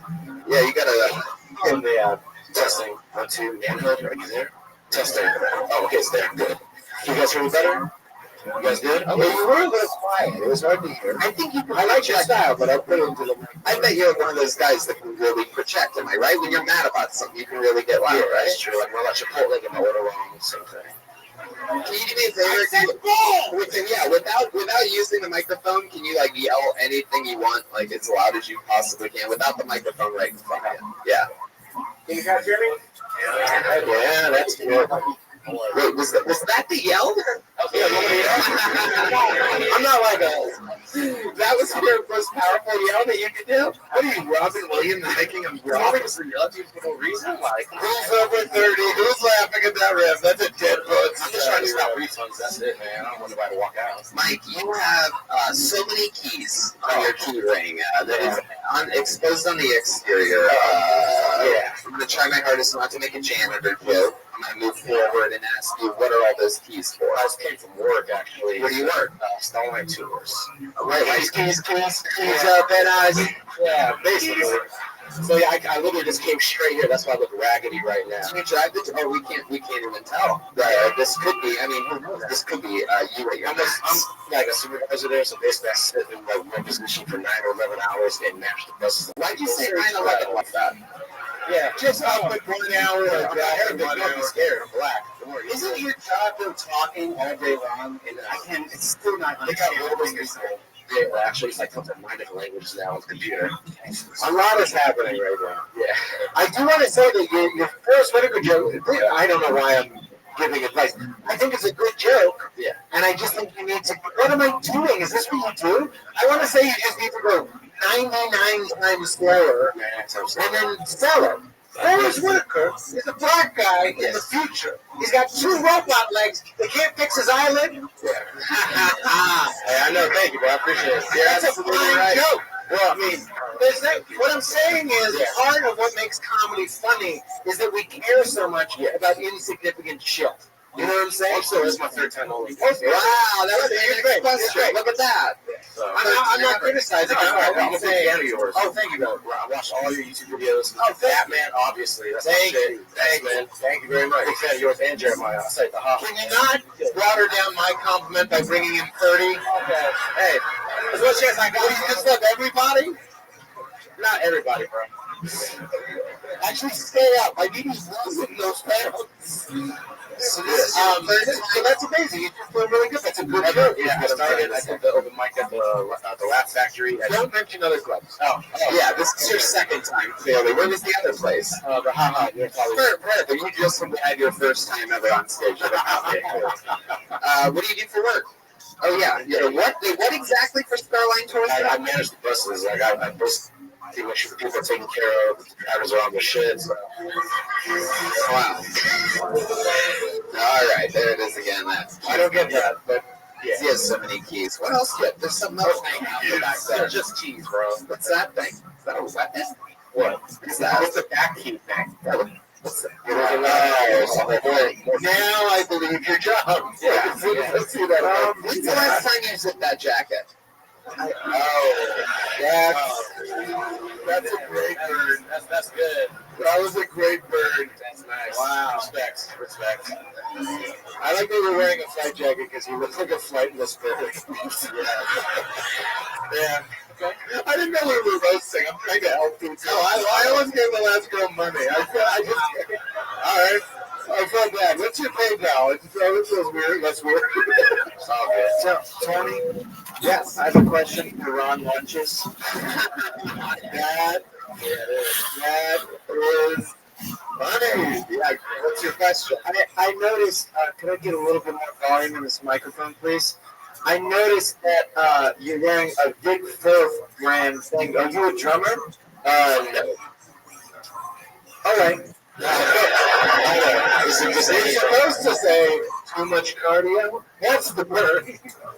How long have you It's a fat joke. You already made one. We're in the zone.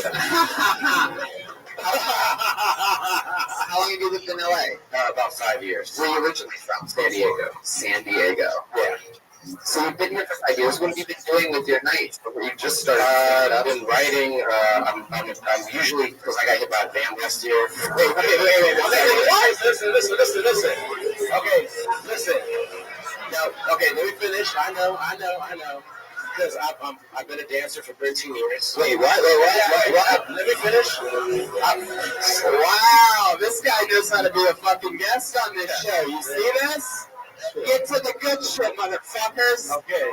You were a dancer for how long? I've been dancing for 13 years. He was dancing for 13 years continuously until he got hit by that van last year. Yeah, so, like my style's called pumping. Vladimir Putin. Everybody, I'm really excited about this. All right. Yeah, so I mean, I've booked gigs here and there. Like the biggest thing I did was, do you guys watch La La Land?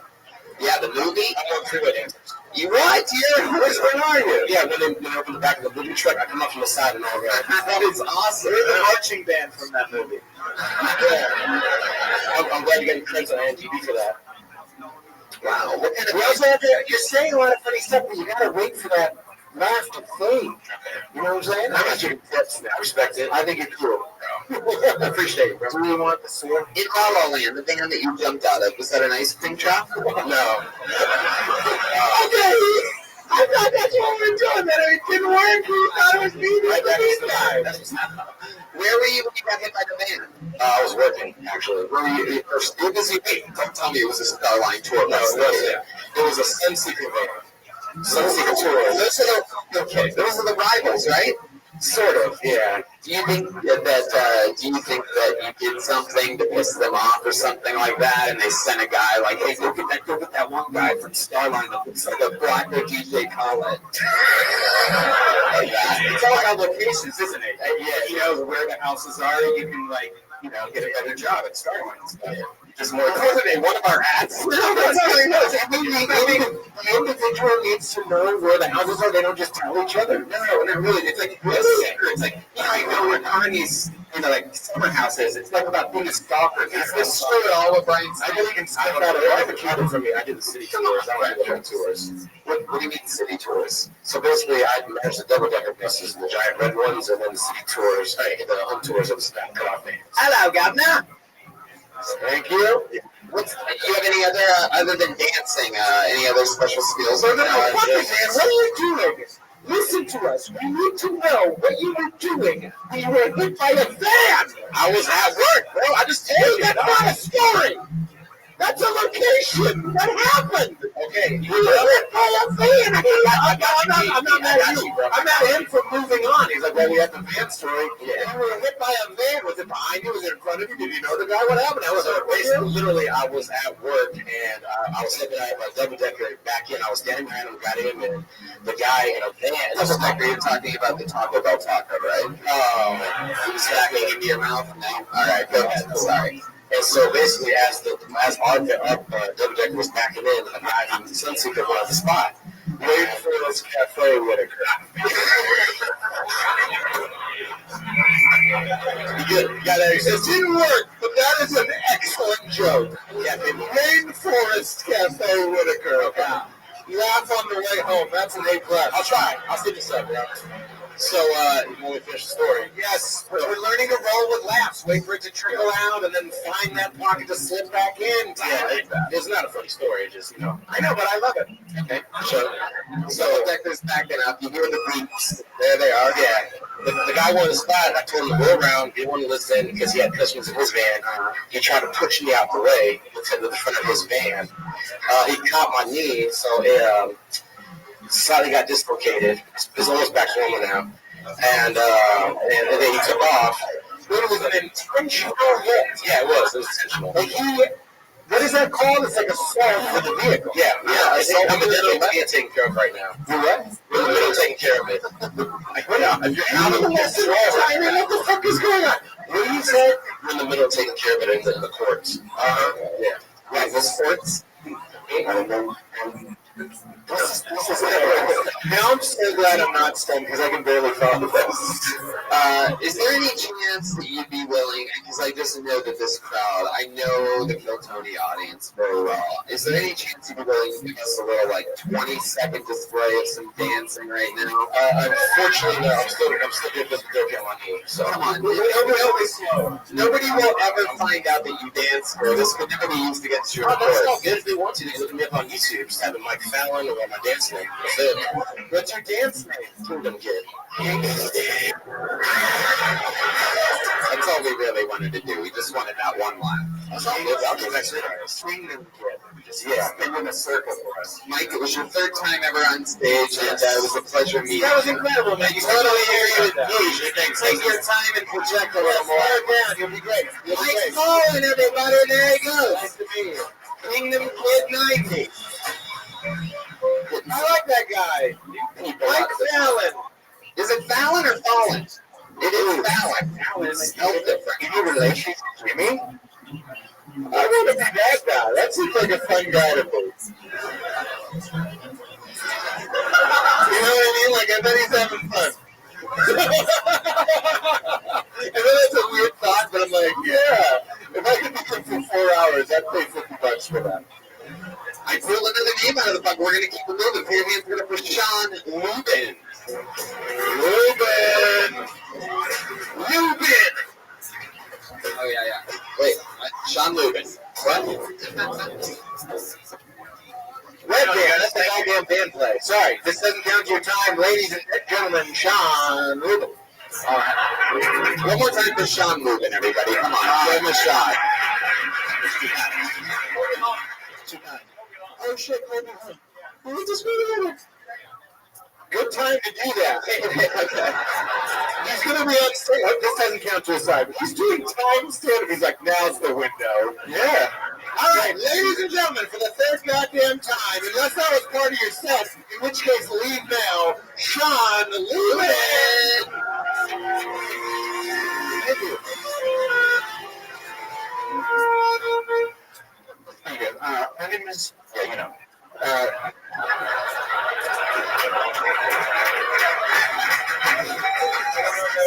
so I'm a big fan of extreme metal, like blackened death metal and grindcore.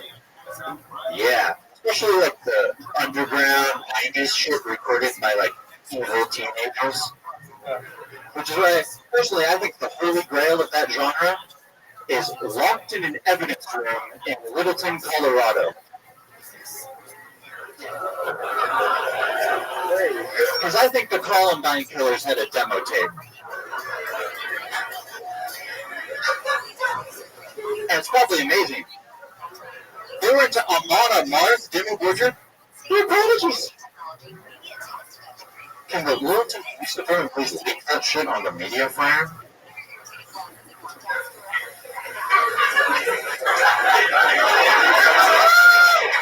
There's a minute. We could have left the guy in. Good Good job, man. His fingers are getting a little bit longer and longer. Sean Lubin. Sean Lubin. How's it going, man? Is this your first time on the show? My first time on the show?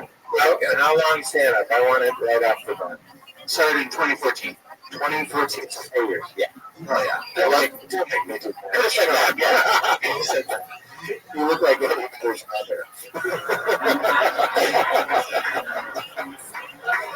What do you do for work? Barista. Barista. Wow. 1 minute you're making the movie The Room, and the next you're a barista. Oh, you look like the other guy. Yeah. Tommy Wiseau. There you go. Hey, this guy. The guy that Tommy, he doesn't look like Tommy Wiseau. Have you seen any of them? No. Tommy Wiseau looks like the vampire that killed this guy. Where are you a barista at? Vaughn's Starbucks. Whoa! That should be your opening line. I am a barista at Vaughn's Starbucks, so regardless how the slip goes, I'm happy to be here. Writing openers. How does that happen? Do you apply at the Vaughn's or do you apply at the Starbucks? You apply actually at the Vaughn's, which is the same company as Safeway. Were you willing to take any job that they gave you, or were you trying to get the Starbucks job? It was a pretty desperate time. Yeah. So don't make it sad. Jesus. Desperate times call for desperate measures. That's a band joke. They have measures in music. Literally playing to the back of the room. How long have you been baristing at Vaughn's? About a year. Did someone in an orange vest say, I don't know if you're grocery store material. Maybe you could move a few sacks of beans. Yeah. What made them think you were right for the coffee shop, do you know? Experience? I think it would. I don't know. They just knew. It just made me better at people. What do you think makes working at a Starbucks at a Vaughn's different than working at a different Starbucks? Oh man, well, first of all, because I have a little bit of facial hair, Vaughn's Safeway has this protocol where if you have any facial hair, you have to wear a beard net. That's so embarrassing. Do you look like Bane? Yeah, I have to wear a beard net even for like this kind of succulent facial hair. Do they sell them like on Amazon, like cool ones where it looks like a skull or something, maybe? That would lead into the death metal stuff. That'd be a good idea, but yeah. They're like, I love Avenged Sevenfold, as you can tell by my beard guard. Yeah. Dude, I feel like your first line should be, I work in a Starbucks in a Vaughn's. Second line should be, they make me wear a beard guard. Yes. Why are you telling me about death metal when you going there? Trying to seem cooler than I am, clearly. Yeah, True Town is funny town. The beard guard, that goes up to what? Your nose so your mouth's covered? Yeah, it has to cover. They don't want whiskers falling in people's coffee. That's right. Trees, right? I mean, how long do you work a day? Sometimes it'll be 8 hours. You don't usually get overtime. I take it. So you just look like a Mortal Kombat character all day. Yeah, we did. And then you see like the regular Starbucks guys have long beards and like gel in their beards and all that crazy stuff. Right, because you're at the Vaughn's on top of having to be inside the grocery store, which is already torturous enough. You have to go one level lower and wear the beard guard. Yeah. Hey, Tony, I got a question about your beard guard. Yeah, go ahead. Where do your beard guard grow? Perhaps a beer garden? Love beer gardens.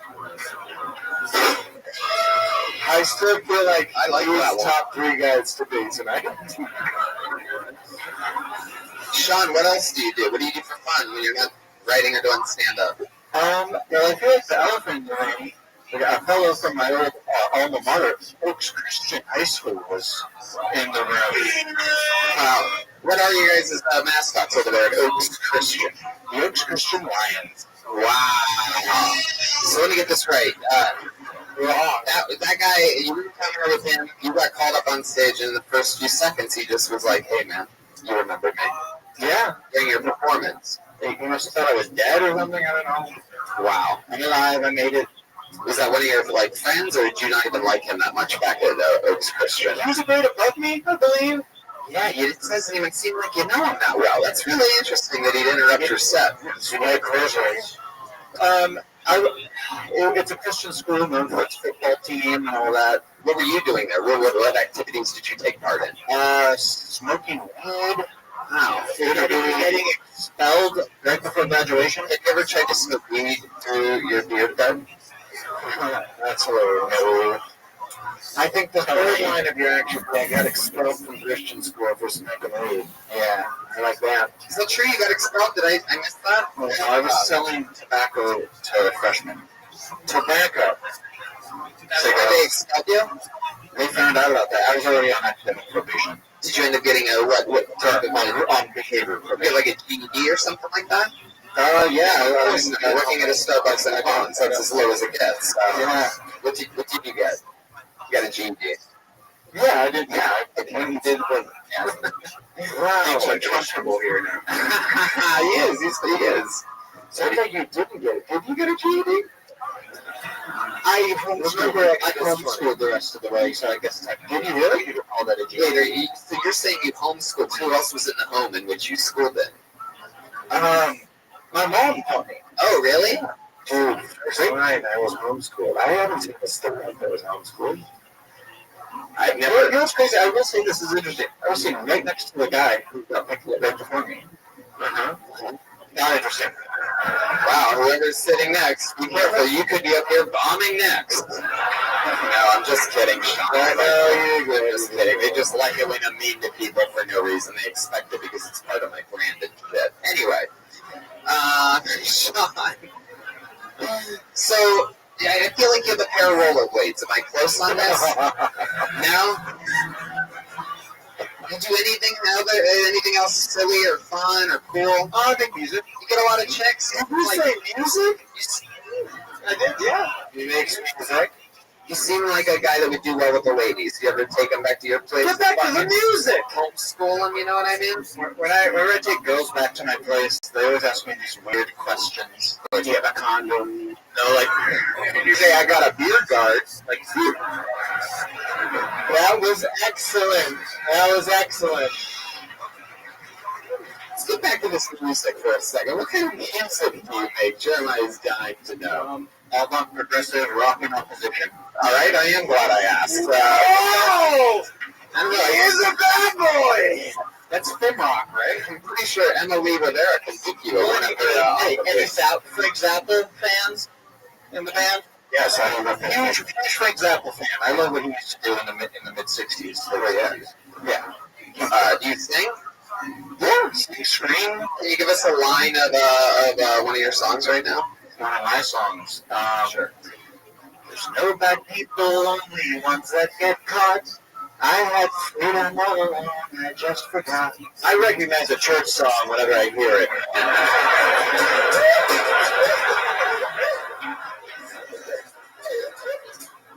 It was good. Well, Sean, it was nice to meet you. Thanks for coming. You got it. John Lubin. Lubin. He's on Twitter. John Lubin. Kingdom Kid 90, Mike Fallon. This is the portion of the day where I don't have to wear a beard guard. It's also a good opener. I'm going to be writing through people the rest of the night. I won't be able to know. It's fun. You know, it's one of those things that I never talk about, but I ask them these questions, and I think the same thing all the time, almost to every answer that I get, because it is everything. It's incredible how different everybody is. Yeah. So, yeah. I just want to meet of who they are immediately. Who are we seeing? You can say, go ahead. CJ Price, everybody. CJ Price. Here he comes.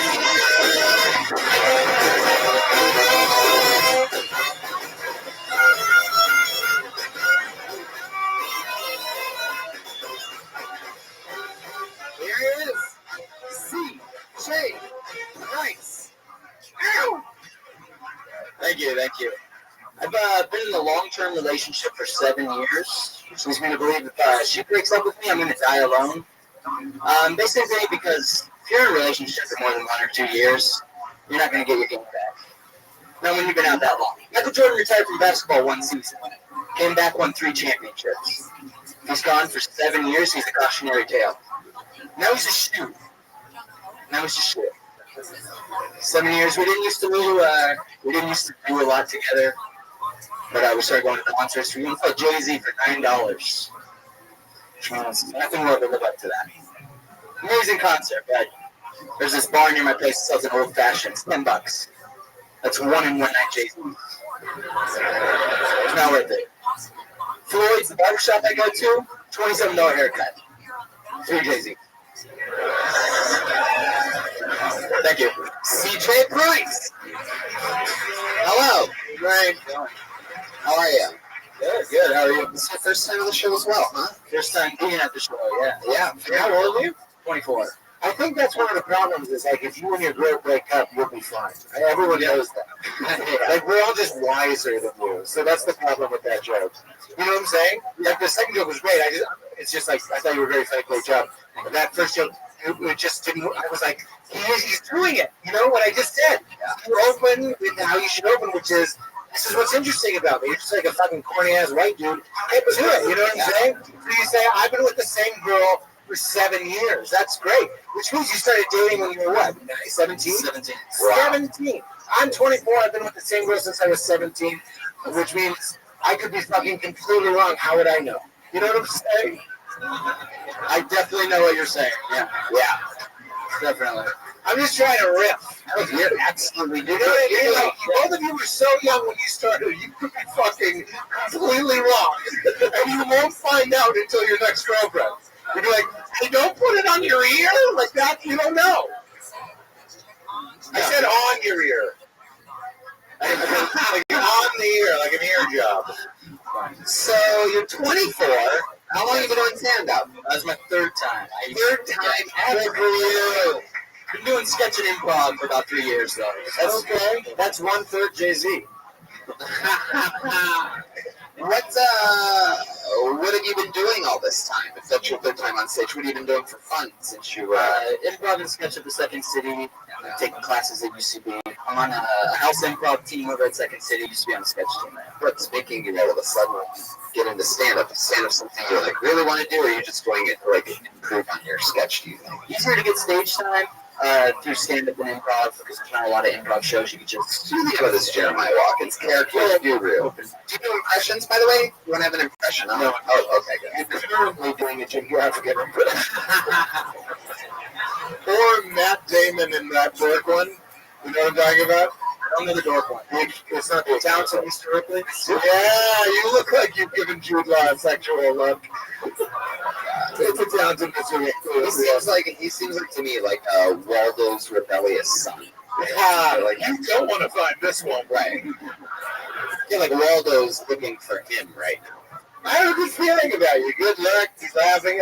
I'm not saying you're good looking. You are good looking, but I'm saying you have a good look. I get you. Good jokes. You should be doing stand-up, man. I started improv, and I was doing stand-up as well, but I leaned to stand-up because it is so much easier to do it. Because on improv, if like 3 of your guys suck, your team sucks. Or if 3 of your guys don't want to do it all the time, then you can't do it all the time. You're making the right move. 24 is great. You've been with the same girl for 7 years. Do you guys always have sex in the same positions? No. Yes, really. No, you try different stuff out? Yeah. Like what? Like how do you know what to do? Like do you like look it up? Like do you Google like other shit to do or something like that? I'm sure the boys see pornography. Do you really? Well, you look like you make pornography. He does. He's got his hand in his pocket right now for podcast listeners. Yeah. Sorry. Well, it's more like improvisation over there. Oh, wow. Yeah, you ever check out her second shitty? You know what I mean? Wow. I'll put it in your yes and. No, because there's like, tell me when you're Del Close. I'm not done riffing. I'm done.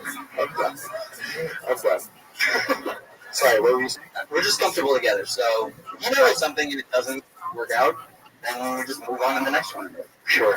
That's it. And what is she? I'm happy. I don't know if she is. What does she do? She's a line cook at a cookie place in Silver Lake. At a cookie place? Can I just say this is the most romantic story I've ever heard? How did you meet? College? We met in high school, actually. High school? So you said that. You've been dating some listen. It's nice, but there's a lot to mind there. But that's interesting. Was that turkey raw? It's just sushi in a bowl. And he says she's a line. Yeah, absolutely. We're missing a special. Yeah. She's a line cook. She assembles bowls. All right, cool. Moving on. She assembles bowls. What did they look like? Give me an example. You know, this is actually kind of a compliment. You know the Captain America movies where he's trying to be incognito? You know what I mean? He's meeting Scarlett Johansson in the Starbucks. He's like, "I'll blend in. That's you right now." Going to the Apple Store. Yeah. You look like you're in the Skulls. You know, they look like. You know what I'm talking about? You look like the rapper Logic if he wasn't half black. Oh shit! That's great. That's great. CJ, you're 24. You look like you're living that wild life. What do you think's the wildest thing about you? The wildest thing about him? Yeah. 2/3 Jay-Z. You know, anything you do dangerous or fun sometimes or crazy or silly or something, anything. Don't really do anything crazy. Just once a My year. dad's in prison? I don't know if that's... Really? Wow. Man, I got you a second line. How much taxes did he try to evade? None. How many bars is he behind? Oh, okay. What did he get prison for? For murder. Whoa! CJ Bryson, Debbie, killing people! Yeah. It's a shame I don't know anybody with sound effects.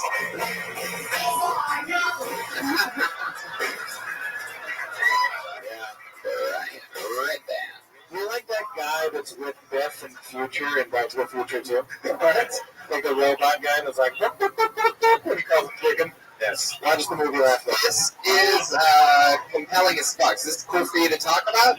Yeah. How old were you? What an actual place. He's in the can. How old were you when you're I was 21. Who did he kill? Let's just... Some guy who broke into his house after my grandma died and stole the jewelry, and then he came back to steal more, and then my dad killed him. Was your dad waiting there at the house? Yeah. Wow, sort of like Kill Bill style, just sitting there with a shotgun waiting for the door to open up? That was the weapon. Yeah. Really? A shotgun, and he was waiting for the person to Yeah, come. shot him in the back, he crawled out, and then he killed him in the front lawn. And is that why you went to jail? Yeah. What the fuck? That would do it. Yeah, you know, I just mean like, maybe you could get away, like a lawyer could get you after shooting somebody who's trying to steal. Well, he only got 10 years, so he got the second shot that went off. It is the second shot. Yeah, that's what I'm saying. People get time. What am I hard? They get time because if you shoot somebody 6 times and then reload, you can't plead insanity because no insane person would be like, time to get the bullets and load them. So that your dad respect the second shot, right? Yeah. No, he's done. But he knew what he was doing because the jewelry, you know, he probably rubbed his mom and the jewelry probably meant a lot to him. And the guy was probably that he killed addicted to drugs or something like that. Well, they were both addicted to heroin. It seemed like that you could be like in an act of rage though, like you weren't thinking. Yeah, like an emotional state. Was this just a like public defendant that your dad had or something? No, we actually hired the guy who tried one of the first murder cases in the state of California or something. I don't know what it was. Some amazing qualification, but we got him a good plea deal, so he'll be out. We got him a good plea deal. Or was it close? Were they kind of like, look, you shot a guy who was trying to rob him, let him go? No. Why wasn't it close? Because the guy didn't have a weapon on him, and it finished out front. It's because he followed him. So was your dad like a scary dude? No, I didn't think he was capable of murder. Not my life. Wow. That raises an interesting question. Do you inherit your father's murderous traits? Well, I didn't kill up here, so no. That's good.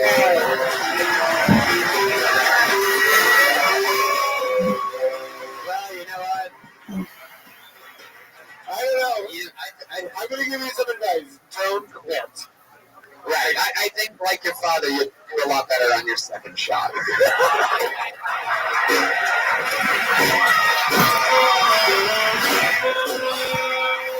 CJ Price, ladies and gentlemen. Let's keep flying through it, shall we? Stats of murder. That's fun, man. There you go. 24-year-old CJ Price, third time ever on stage. 24. 30 pounds. 6 more pounds than that kid's been alive. What did you do? What did you eat? Well, melted ice cream for breakfast. A lot of meat after dark. He ate so much food that he literally got those gloves from the real hamburger helper. Just warming up, people. Let's do this. Yeah, that's a fantastic joke. Yeah, your jokes are sharp tonight. Oh, that's another music joke from Jeremiah there. You guys got no music at all? Come on! Come on! These people need to get with the program. The hat wasn't the problem.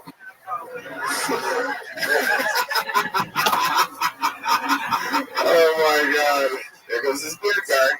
Ah! Alright, I pulled another name out of the bucket. Put your hands together for Jeff Wallace. Jeff Wallace.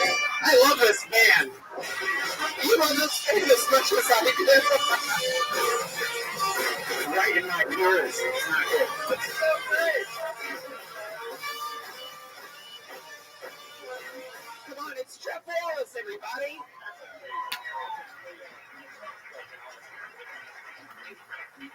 This is a long text. Really? All of them?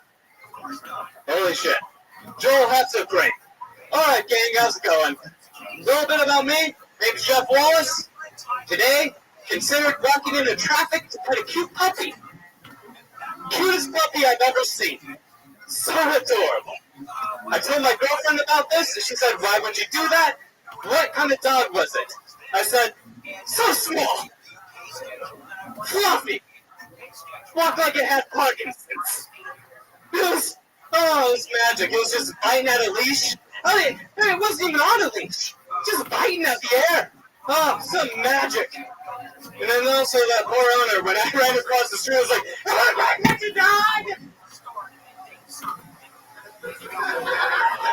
He reacted about the same way that you did, except you had a can of mace. Alright,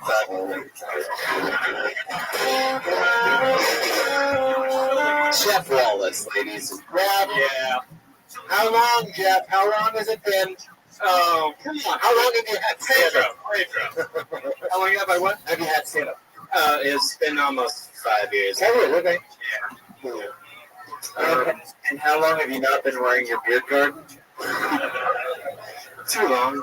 I want to say, you know what's funny about I don't know, one day is kind of literal. Yeah. So I don't know. Audience, let me know if you're with me on this.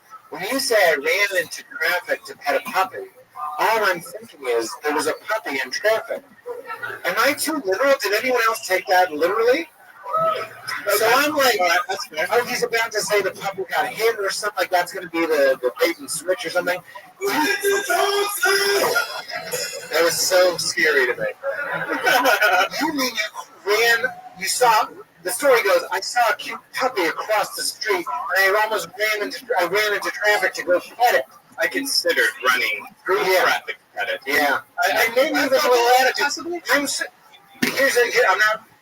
not, what's your name? Jeff. My name's Jeff. I'm fucking stupid. I'll give you an example. I saw a puppy that was so cute across the street, I almost ran into traffic to fucking pet it. I mean, I'm not saying it's a good joke. I'm saying at least you know what I mean? Like, I get the attitude, and I get what you're saying. You're saying I'm an idiot. It's an I'm an idiot joke. Yes. You know what I mean? But if I don't understand your perspective, I can't laugh at the reaction of what your girlfriend said. I'm still thinking about the answer again. Jeff, straight up critiquing shit. You're doing an amazing job. I need to go. Sure, no, Pete, you're doing amazing. Jeff, have you always looked like a young Charles Manson? You know who he looks like, actually? The guy from Short Circuit. That's a deep reference. I think he looks like Jesus Christ if he was deeply affected by not having a real dad. Question for Jeff. I don't think I got that. Question for Jeff. Some of them did. It's okay. How many times have you cried to an inner film? Where are you from, Jeff? West California. Wow, what's that? Where's that at? It's near Fresno. It's in between Fresno and Bakersfield. Yeah, that's about right. What do you do for work? I'm in sales. What are you selling? Fenestration products. Fenestration? Yeah. What does that mean? It's windows and window and door hardware. It sounds like what Louis did. Jack off in a plane? Yeah, he fenestrated. Yeah, so hard. That's not fucking right. Louis also worked in a lot of windows and doors.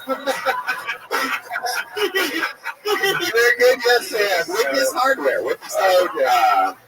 That makes sense. What does that mean indoor hardware? Like anything specific, like a knob or a bolt or anything like that? Just the whole thing? Yeah, it's the European door and window hardware. It's weird shit. Why'd your voice just change when you said European? I don't know. You became European. Wow, you're getting weird. Okay. This has been happening sometimes lately. Is he unsafe? Does Bono know you have his voice? Jeff, do you drink a lot? Yeah. A lot of people I notice don't bring their drinks up here on stage. Yeah, I was standing in the fucking hallway to the men's room because there's nowhere to sit because, such a successful podcast. It's the #1 live podcast in America. And guys, thank you. Like this hallway needs a door. Were you blown away? Were you blown away? Like it. You deal with a lot of Jeff over here. You deal with a lot of like female homeowners. You ever get hit on by ladies while the husbands are at work and you're measuring out the doors and shit or whatever? No, not really. I work mostly on the phone, so I wish that would be the case. Well, that's cool. Can you give us an example of if I called you to get some windows and doors and shit, what that would be like? Yeah, sure. Impression. You at work? Yeah. Okay. Hi. Jeez. That's how you answer the phone at your job? I'm going to say the name of the business. You're calling us. You're calling us. I'm not going to say the name of the business. Okay, let's make it up. Okay, can you make up the name of the business? Okay, here we go. Here we go. That one says that's still going to pick up. You have to be open. Wow, you're really good at this, Jeff. Thank you for calling Pleasure Doorhouse. How can I help you? You see the difference between the second city guy and the... Oh, God, come on. That's okay. So, is there anything interesting about you, Jeff? And how much have you had to drink tonight? I've had 3 Millers. I've had about 5 beers. It looks like if you stroke your hair 3 times, it sounds a unicorn. It does. You want to stroke it? When you say 3 Millers, you mean 3 Miller bags? I can't do it. For legal reasons, I can't do that. Were you blown away the first time you saw fire? That is so good. That's the area. I was working on caveman jokes today, and I didn't tell him I chose the puppy joke, which was a bad idea. Stop. Do you have a roommate or anything like that? No, I live alone. You live alone. Do you have a pet? Weird pet? No pets. You live alone as far as you can tell. The game is quite dark. How long have you lived alone? Dinosaurs? Just 2 months. Since my Komodo dragon died? Very good. Very good. It is good. That's pretty much what I was thinking for. Yeah, I was like a weird too. Have you ever had a weird pet? No, just cat. How straight are your pubes? Oh my God, dude, ridiculously straight. Are they really I haven't straight? trimmed them in a long time, and it's getting a little creepy. It looks like an emo kid down there. Did you name your nuts the Almond Brothers? That's my boy Jeremiah Walking. The Almond Brothers. Because they're nuts and they have straight long hair. Do they grow? It's like a triple joke that Jeremiah just added. 3-pronged. I go to this Jeremiah Watkins brothers. There's 2 of them because they're nuts. Who was the brothers? Do they really grow straight? They're really? Yeah, it's really weird. That's how you take care of your hair. Let's face it. I mean, you leave-in conditioner or something like sheer that. neglect. It's Do you go to ferments.com and take special vitamins for that? I thought about telling a joke about it, but no. They are probably good because I would have lost their sponsorship. But I think you should address the hair right up top. Yeah. Come on. It's Man, I'm just trying to run shit, It's the hair I know is ridiculous. But No, I'm not saying it's ridiculous. It's noteworthy. it is ridiculously noteworthy. Yes. It's like your Aniston phase or something like that. Yeah. It just stands out. There's something about, normally when we see a look like that, it's followed by the backside of a horse. You look like you give Luke lessons. I feel like you're here to recite a poem to my girlfriend. Okay. Your wife. My wife, I know. I love your I just for some reason say Is she? Hello. Oh, hi. Hey. You have a crock pot?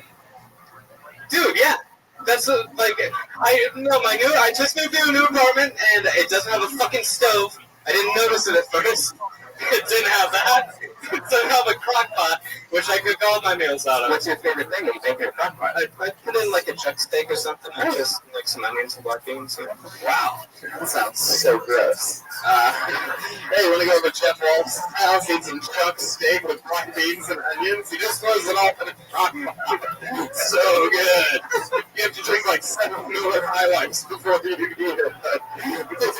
That's something delicious by the time he cracks open that sweet, sweet crock pot. Once the smell of the onions and the beans fills that apartment, which only takes seconds because it isn't the biggest apartment. No, it's not. It's right. Not at all. It doesn't have a stove. It's not normally one of your 7-bedroom luxury apartments. But we got 7 bedrooms, no stove, you know. All right, Jeff, have you ever gotten away with a crime before? No, I've been caught for all of them. What's the most interesting thing that you've been in trouble for? Fingering my girlfriend while I drive. That was probably. Wait a second. Okay. What time was that? Wait, did this happen when you were?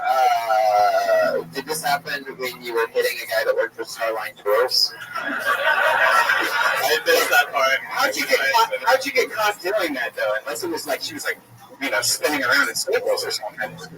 She reported it. The cop on a motorcycle? No, it was, I'm pretty sure that someone called the cops on us as we were leaving a place. It was like kind of a sting thing, I think. Yeah, sting thing. Oh my God! All right, guys, you know why we're here. Today we are going to get every kid that is fingering their girlfriend in this local parking lot. Operation finger or more go into a vagina. We get, and we will go. Operation finger bang. Now we are going to take the world on this day. In the valley, there was a huge fingering epidemic, and so. What the fuck? Yeah. Where did it happen at? Where'd you get busted? I got busted on the freeway. I was driving home from an establishment. It's on the finger way. I don't know. We were driving away from the bar. With my guy? From the bar. Where did they see you do the fingering at? On the freeway? We were driving in my car. On the freeway. And she was swerving somewhat supposedly, so I don't really. She was driving. She was driving. Look at that. She was driving.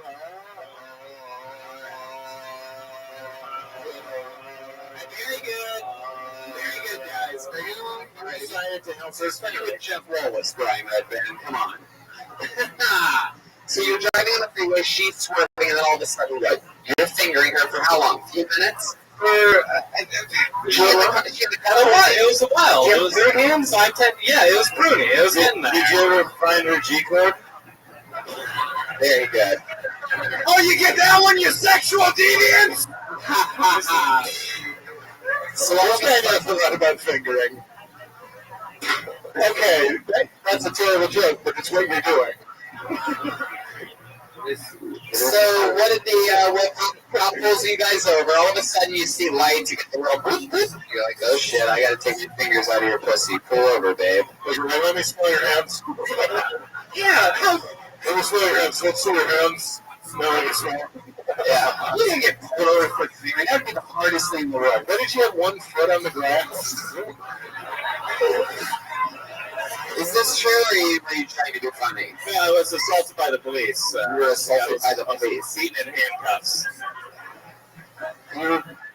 Not finger cuffs.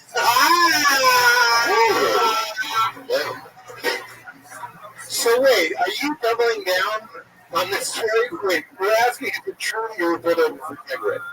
Yes. That's not true. You were pulled over because she was swerving. Yes. Okay, so tell the fucking truth. You were pulled over for swerving. How did they discover that you were fingering? Did you really? I'm sorry. Did you think I was arrested for fingering my girlfriend? Yes, and you thought you were in the traffic because I did. I thought that. I'm going to be honest with you. That's not real, guys. Jeff, People don't get arrested for things like that. Over here. I was pulled over because I thought I was intoxicated. Right now on a live podcast. That's not very great. Hands where we can see him. But you weren't driving. You can be drunk in a car. Yeah, and arrested for it. You were a passenger in a car drunk and you were arrested? No, yeah, I was. My gal, she was inebriated. Do you think we're playing an improv game right now or something like that? We're interviewing you to find out real life shit. But still, if your girlfriend was drunk driving and you were also drunk, you don't get arrested. If you get out of the car and try to convince them that they shouldn't arrest your girlfriend, and then at that point they decide they should probably arrest you. Okay, so you were fucking disorderly. You're trying to fight the cops. They take you away. Exactly. Is your life mantra all right, all right, all right? I wish it was. That is my hero. Jeff, what do you think the most interesting thing about you is? Yeah, I have no answer to that. I apologize. All good. We're going to keep it moving. There goes Jeff Wallace. Jeff! I'm going to be honest with you. I didn't want to do anything wacky this week. I wanted to go right through a normal episode of this show, all the way through the bucket. As you guys may know, Ali Makovsky retired from regularism last week, and we have begun recruiting a new regular. And but in lieu of not having a regular this week, we have been doing this thing that we've experimented with a couple times, and Brian is set on this being a wild part of this show, in which somebody we've given the opportunity to a random volunteer who thinks that they can endure eating something hot. This idea that Brian is just completely fucking in love with, like, and then they get to do 2 minutes. But this is not anything hot. This is like the hottest shit you can buy on the internet. Right? It's how hot is it? Now, Chroma Chris, the bassist, last week, he ate 3 times the amount as the last person. He said it didn't really affect him at all. Chris, would you like the piece just a half of the piece, or this 15 piece of this chocolate? Do you want to be uncomfortable for the rest of the show? I'll do a full piece. A full piece? Wow, full piece for Chroma Chris. Balls to the wall. All right. You can come over here. Yeah, for those of you listening to the podcast, I'm deeply, deeply sorry. Yeah. But here's a full piece. It's about the size of your little fingernail. A little Asian girl. Can we just keep this part moving, for the love of God? Yeah, so Chris, here you go, Chris. He's going to throw you the extremely tiny fingernail piece of chocolate. All right. And this is the part where we look over to our left, I suppose, and ask the comedians if anybody wants to eat something hot. Peter, are you excited about this? This is supposed to be extremely hot. Do you like hot stuff? I did something like this, like spicy interviews. I like to eat how you have an oil. Yeah, Brian is not trying to fuse that segment. Chris just ate it. He just ate it. It should take about 3 to 5 seconds until he's dead. And Chroma Chris is a Marine. Is that true? Wow. I put 2 years together for Chroma Chris. I had no idea he was an actual Marine. Is it spicy? Tall brother. Can't really see anything there. It's all right now. It's not. Yeah, that's exactly what I thought. What are the stakes raised now? Trust me. You keep an eye on this. Where all the least funny people in the room put up their hand for the opportunity for. Oh, these are on the stage. See, this is what's over here on this side. Guys! It's Pete Holmes, everybody. Don't do that. What's interesting, Pete, this person gets 2 minutes uninterrupted. They're eating the thing? They get to eat the thing and then do the 2 minutes. I feel like the end of the second Bourne movie, where the one guy says to Jason Bourne, "Look what they make us do." You know what I'm talking about? Look at what we have to do to get on a podcast. Chris, how you doing over there? Jeremiah. Frank, say something. Yeah. It's the worst. It's the worst? Really? Can I see him? I immediately regret this decision.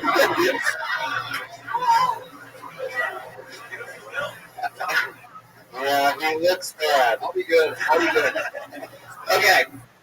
We spotted someone in the audience that is actually one of the Kill Tony favorites, and he hasn't been up in a while, and I think it's going to be a lot of fun to see him try to endure this.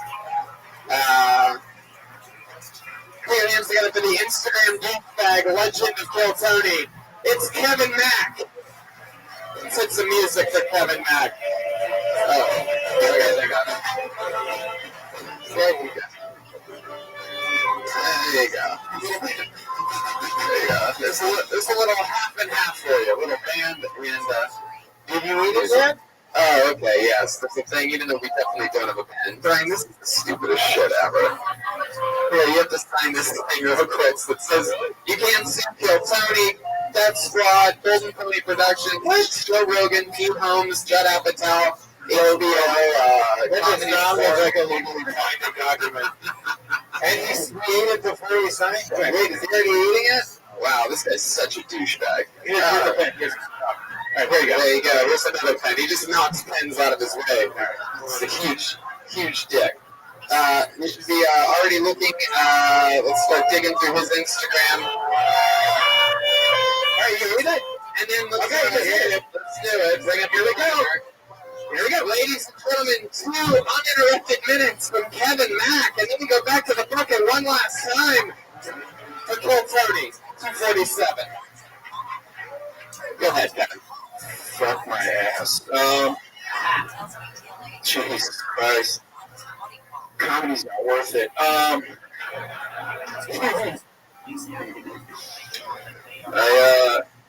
just got back from New York. It was cool. Shooting a movie out there. It was cold as fuck. It was, the warmest day I was there was 0. It was terrible.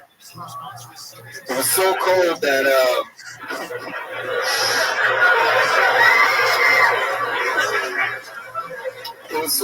I was only liking girls' pictures on Instagrams if they were wearing sweaters. It's like, oh, bitch, you look cozy as fuck. Oh, this bitch wearing Uggs, worn toes. Hell yeah. Oh, fuck.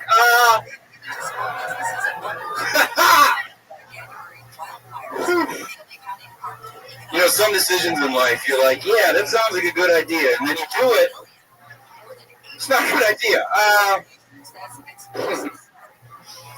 The Kill Tony guys have been getting me real hard. The fans have been getting me real hard on Instagram. Not my dick, but they've been coming at me hard lately. I had a guy, he messaged on one of my pictures and he said, hey man, I think you're really funny and I really appreciate the way that you handle things on the show. Keep going. I thought that was cool, so I messaged him back and I said, hey man, I'm glad you appreciate it. Thanks for following me. And he messaged back and said, nah, you're a total faggot. I was fucking with you.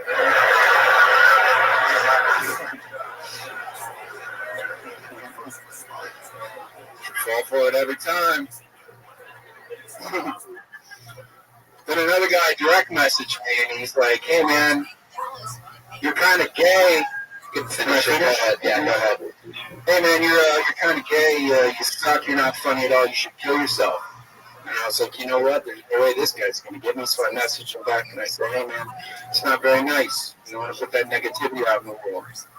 And then he messaged back, holy shit, you responded. I'm your biggest fan. That fucker got me too. Fuck yeah, Kevin Mack. There you go. Here's some milk. Want some milk? Want some water? What a douchebag. Played us all like fools. It's like he didn't eat anything hot at all. Didn't really play into it.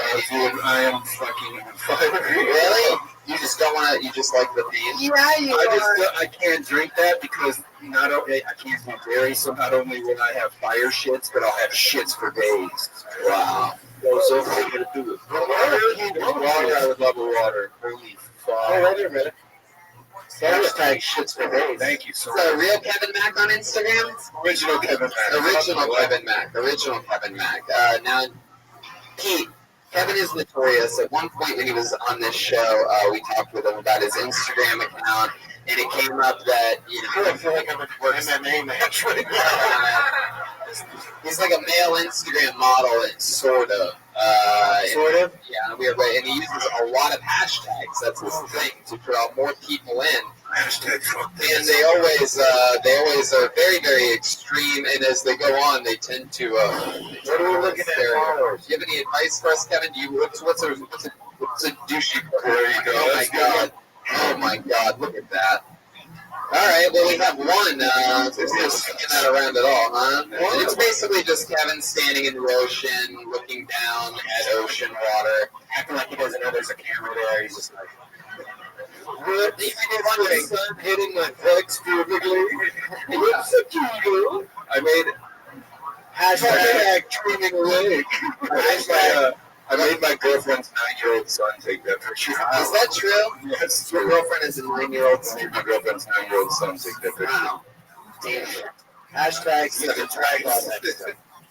Hashtag abusive daddy, you know. Now those are all funny, guys. But we're going to read you with actual hashtags from the actual post that he actually thought would draw him more actual good Instagram followers. The post, I'm going to read you what he said. Standing in the ocean, looking down at the water as it splashes against his legs. Original Kevin Mack said, "This is a picture of me going as far into the ocean as I'm willing to go."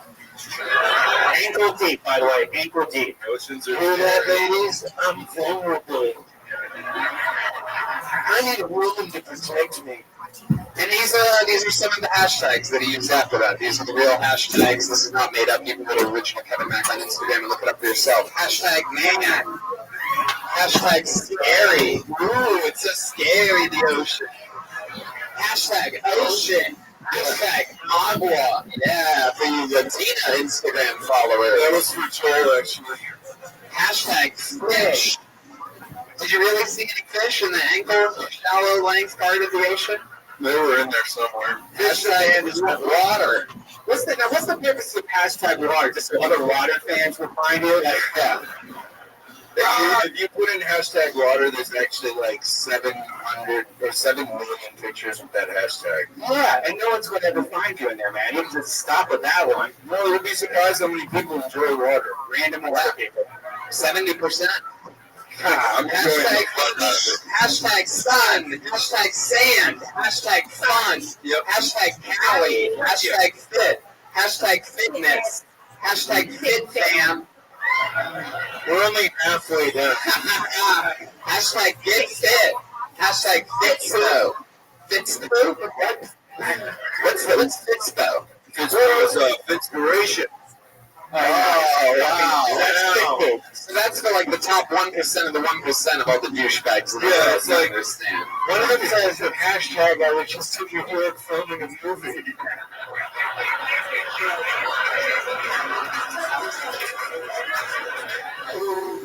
You did say that. I'm necessary info. I like it. It's going to be hashtag humble brag. That's just a regular one. Keep reading it. Tony, I have something to say. Yes, Joburg. This might be weird. Yeah. But Kevin, are you wearing a thong? No. Why would you ask that? Because he squatted and it looked like he's wearing a thong. No, just up his ass, dude. They're just my Calvins, bro. Wow. I'm pretty sure it's with the ass cheeks cut off. Hashtag fitness model. Hashtag fitness motivation. Hashtag fitness journey. Hashtag gym. My drawers? What's wrong with you? I look like an idiot if you don't show the room your thong. I look dumb. You want me to look dumb in front of a main room audience? Are you really wearing a thong? No. Why would you wearing a thong? Why do you want to show us what you wish? I wanted to see it. I said he's wearing it. Now I look dumb. Can you show us the band? I want to know why Joe. I see the band. The top is black and the bottom is white. Jesus, butt cheeks. All right, just saying. I thought I saw. Hashtag. Just remember, you were really dumb. You're reading these goddamn hashtags. Yeah. Hashtag fitness journey. Hashtag gym. Hashtag muscle. Hashtag tattoo. Hashtag tattoos. Have you gotten any new tattoos lately? Kevin? What? Yeah, I did. What's the one behind your ear? I never noticed that. Brass knuckles. You have brass knuckles behind your ear. Yep. What is that like? I think you're talented and you're funny. Are you going for the wild bird market? Yep. That's like a real question. Yeah. Like, you're like tough, good looking. You're like, I'm also pretty. Yeah, too. Yeah, I want to go in the fucking ocean. I want to. I'm looking for the wild birds too. You're hurting. I can tell by looking at your face. Yeah. Oh man, I'm fucking killing it right now. Hashtag tattoos. That's plural. That you're wondering if you read that twice. We did not. One was hashtag tattoo. One was hashtag tattoos. I got more than one. Next one. This is real. Hashtag guys with tattoos. Hashtag your girl's fave. Wait a minute! You're my girl's babe! Why would you reveal that in a hashtag? I had to get your attention. We don't need another Dean Kane, thank you very much. Hashtag you're welcome. Do you like hate yourself? Hashtag sexy. Hashtag man candy. Yeah. There's one last hashtag. Yes, I'm wearing a thong at the comedy store. One last one. Hashtag wet and wild. Wow, Kevin. You are incredible. You are drinking so much water. You're going to piss your thong any second. I don't understand. Like, shouldn't you be like a villain in a superhero movie? So just stand up. What's going on here? This is our thing. Like, you look like the guy who bullied me to make me into this. Do you love? I guess the real question is: do you love comedy? Like, you're into it? Yeah, I wanted. Jesus, I can't talk. I've always wanted to do comedy. I just never thought I had. That fucking candy's so fucking hot. I never thought. It's fucking hot, dude. Like, I want one of those fucking Transformers to spray some water on my fucking tongue. Jesus Christ. I always had respect for stand-up, but I just never thought I had anything to offer it. And then I was listening to Joe Rogan's podcast one day. Listening to Rogan's podcast one day, and he said, if you make your friends laugh and make people around you laugh, then you could do stand-up. And I was like, fuck it, I'm going to try. Is it like a year ago, it started. Did he actually say that on this podcast? Yeah, he did. I don't agree with that. Yeah, what if you just have a really terrible friend and it's like, haha, you're so funny. There's an audience for that. Hashtag man candy. Wait, I had something. You do comedy, but is it like? Tell me honestly, how LA is this movie? Was this like an actor move? Was this on your vision board? No. It's not. No. I just wanted to stand up. Yeah. I love you. What's the hardest that you've ever ghosted a woman? I feel like you're probably an assassin at that, right? I feel like you're the type of guy that just like goes through, like walks through this like rotating hotel doors and sees and just keeps going around like that. That's hilarious. I dated a girl once, and the first time we had sex, it was so bad that, and she kept like calling, but she was really sweet. What is so bad about the sex? What do you remember? It was the toothiest blowjob I've ever had in my life. The ruddiest? Toothiest. Get that bitch out of here! Hashtag wet and wild. I told you specifically not to use the teeth. This is worse than that. And my Shyamalan movie I did. Remember that horror movie Critters with the critters that had? Yeah, sure. It was like that. It was bad. You got blown by an animatronic. Did you see marks the next day? Hmm? Were there marks or anything? Yeah, I had an outbreak chafing on the top of my dick. Chafing? Yeah. I was looking for the guy that would finger you in a car. I never heard of it. So it was a teethy blowjob, but you still had sex with her afterwards. Yeah. It burned. It burned bad. It burned bad. Because my skin had abrasion on it from the blowjob. So when I was having sex, it was like, it was awful. Yeah, you shouldn't have put it in there. You had lots of chances to win, if you know what I mean. But anyways, the way that I ghosted her, I felt really bad about. I didn't know how to tell her that I didn't want to see her anymore. I was the second guy that she had ever slept with. So I told her that I had to move to Alaska. Wow, what? Yeah, I told her. Hopefully she doesn't listen to the Kill Tony podcast. I told her that I booked a role on that show. I told her I booked a role on that show, the No way. Really? Yeah. Wow. Did you say bring me home an anchor so I could floss with it? That doesn't make sense.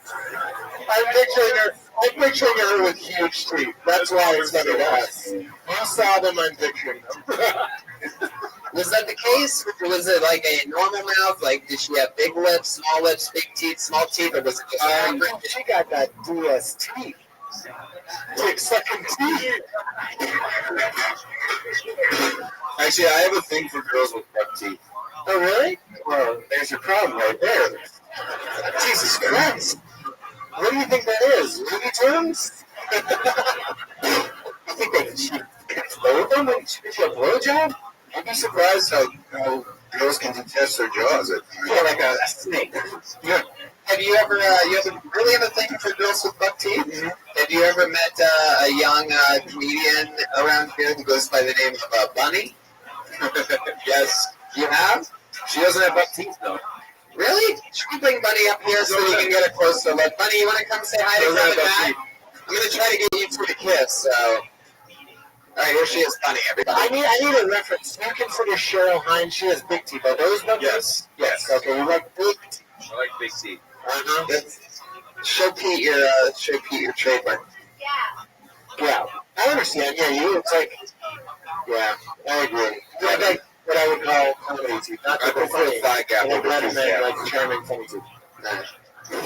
Did you just hear the juiciness that came out of his mouth? What did he say? He said, I prefer a thigh gap, not a tooth gap. So there goes Bunny, everybody. I prefer a thigh gap. Kevin, what would you hashtag, that's not how you inspire people. I really want to know. I think that was excellent. If I got this in the found fix, do you know how long I had to sit on inspiration? The restraint that I showed to wait for that pocket? I have to get an answer out of Kevin. When's the last time you had a card? Sorry? I'm so sorry. What would you do in the bedroom to Bunny other than tell her that you just got on a jaw run in the deadliest couch? And after we told her about the life-changing properties of CrossFit. I've never CrossFitted in my life. You are a magical player. I weighed 305 pounds at one time. Wow, you are totally a fitspiration. Wow. I was fat. You were fat. So that's, okay, maybe that's where the need comes from. Yeah. Probably. Maybe you are. What would I do to Bunny in a bedroom? I don't want you to answer that question. No? I feel like your counsel and seated as before. You saying you don't have to answer that question. I'm taking the advice of my lawyer. Yeah. There you go, Kevin Mack, everybody. Ain't hot shit. Always an interesting interview. Always compelling. You guys ready to go to this bucket one last time? How you doing, Pete? I couldn't even tell he ate it. Like he was so the whole time. He was? He's been great to He was like he just ate some whey protein. He seemed fine. He's just good at putting on an act. He's like, oh yeah, I always have hot shit in my mouth. I'm sorry. Like my tongue's in there and stuff. You know what I mean? Like, Hashtag blood in the school. That was so hot I even would have put my tongue in the ocean. Even the ocean. Hashtag wet and wild, dude. Alright, I pulled another name out of the bucket. Put your hands together for Rachel Wolfson. Here we go.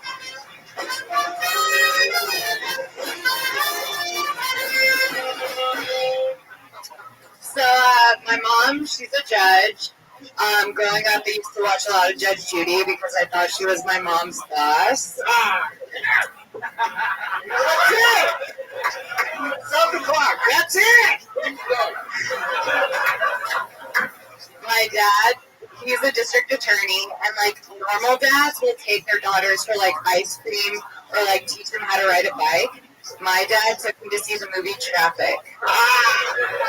That's good! I like it! Have you seen that movie? That's great, I'm picturing it. Because he wants to show you what it's like to be a DA. Pause the clock. Resume the clock. Thank you. My sister, she's a lawyer, and my aunt, she fucks cops. So basically, my life is just one giant Law and Order episode. My mom was the judge that put O.J. Simpson in prison. Whoa! Have you heard of him? He was a killer athlete. Alright, Rachel Wolfson. Yeah!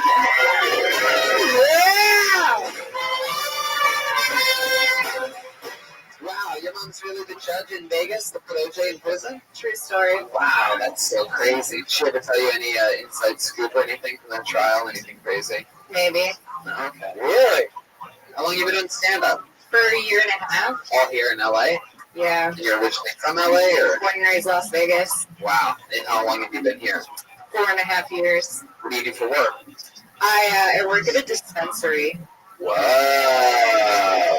Does your mom ever judge you about having a job like that? That's literally her job, so yeah. You work, but well, it's legal there now too, right? It is, but like growing up, they told me if I smoked weed, I would die, and I like believed them for most of my life. That's funny. Everything you say is funny. That's a great premise. I don't know. Maybe the other people were just really bad. I'm just kidding.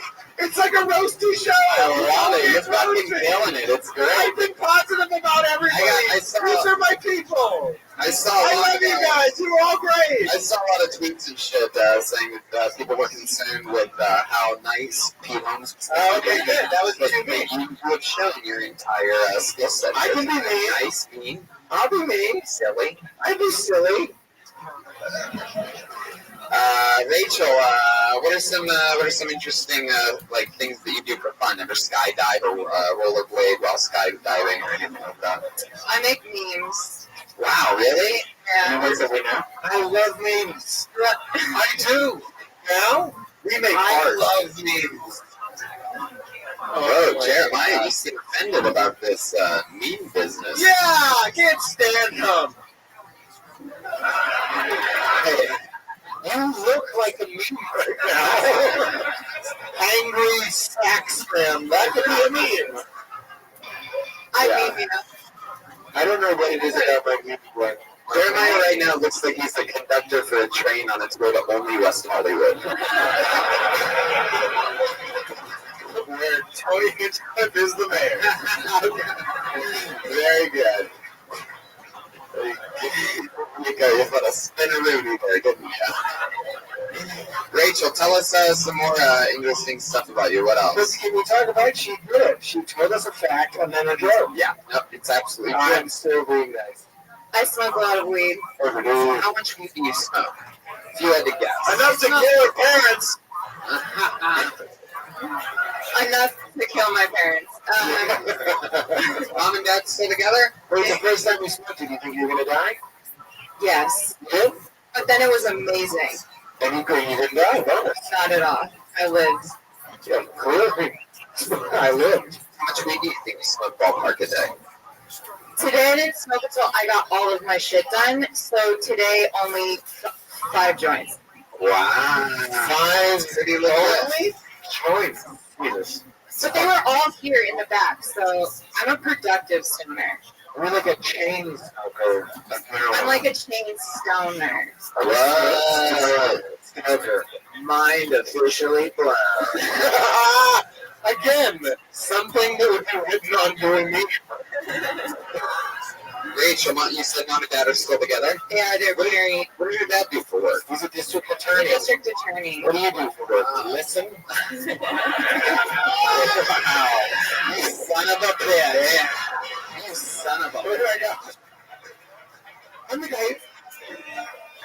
guy who saw the shot. You just want the other guy. It's true. Well, you're doing great, Tony. Thank you. You answered the question, what if Anthony Preston wasn't good looking? Wait a second. Wait, are you doing your extra crashing jokes right now? That wasn't congratulating. I ripped that. You're very handsome. Thank you, Pete. You are. You're good looking. Thank you. But Jeselnik, you look like the last guy. Remember the last guy? I don't know how to respond to that without insulting Anthony Jeselnik, so I'm just going to keep plowing on forward and being 12 years younger than him. Anyway. So did your mom say OJ was guilty about that time? We just had to do it because the Naked Gun movies or anything like that? I liked the Naked Gun movies. Yeah. The Naked Gun movies. They're great. It's because you smoked that. What's the silliest thing you've ever done after getting super stoned?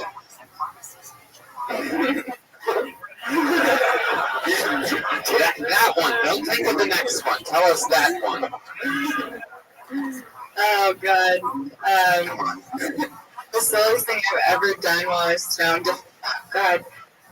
make something, like, for food that you're not, like, supposed to eat. Oh, Tide Pods.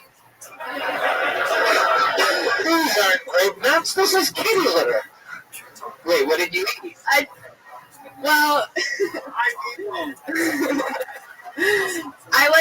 I just put something, you know when you cook something and it's like, you're not, like, Where you're not was supposed to, you mix, like, I carrots. killed the dog. You know when you get stoned and you think, like, this is going to be a great meal. This is going to be amazing. You know? You definitely know.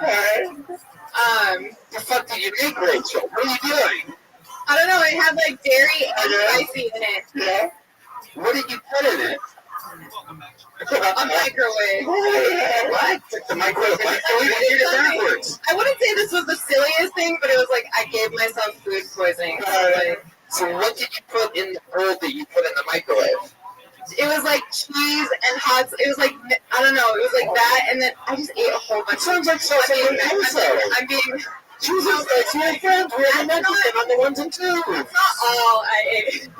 What did you have like that? All you ate. I feel like I'm more normal when I'm stoned. So like I feel like I'm more silly when I'm not stoned. I once put a bowl of cheese in the microwave and ate it.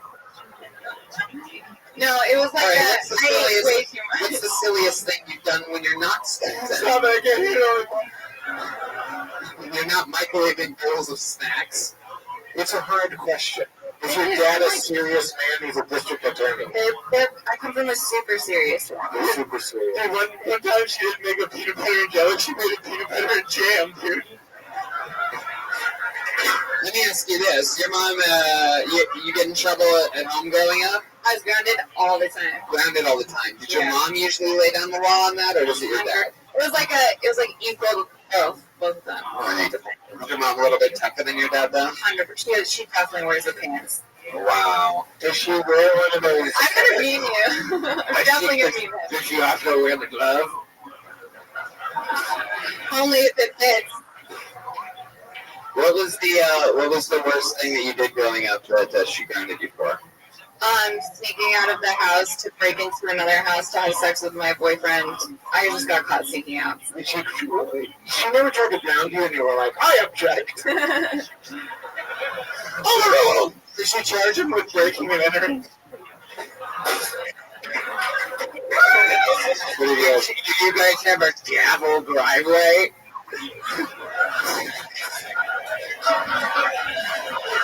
That's my lead singer, Patty Rager, right there. Fuck yeah. Rachel Wolfson, ladies and gentlemen. There we go. And like that, there she goes, Rachel Wolfson. She's on Twitter at Wolfie Comedy. This is episode 247 of Kill Tony live from the Comedy Store. We're in Houston this Thursday doing this show with the whole damn band and Brian Redband and me. Saturday in Dallas with the whole damn band and Brian Redband and me. But this has been tonight, 247, with the great and powerful Pete Holmes, everybody. That's drawing from Ryan J. Email, available at RyanJEpop.com, along with Kill Tony the book, which I've been signing and have been selling like crazy. But I am excited to be on this season of HBO's Crash. And yes, you know who else is on the episode that I'm on? The great and powerful Jeremiah Watkins. Sundays, 10:30, HBO Now, HBO Go. It's unbelievable. The great Judd Apatow, Pete Holmes, putting your both brilliant brains together to make an awesome show. Authentic. This is really an authentic style type of show. I hope I was mean enough and not too mean. You were fucking awesome. When that girl wanted to hug, she had to say, "May I approach the bench?" I can't write it and not say it. Do you think when her mom taught her how to walk that she said that she was taking the stand? She said, I'm going to get Judge Judy on that booty. All right, moving on. Patty Reagan is at GregSad99 on social media and things like that. Pat, anything you want to plug this week? Oh, yeah, I just want to plug my own asshole. Chroma Chris ate a piece of hot chocolate and These guys seem fine. How are you feeling? How did that He's fine.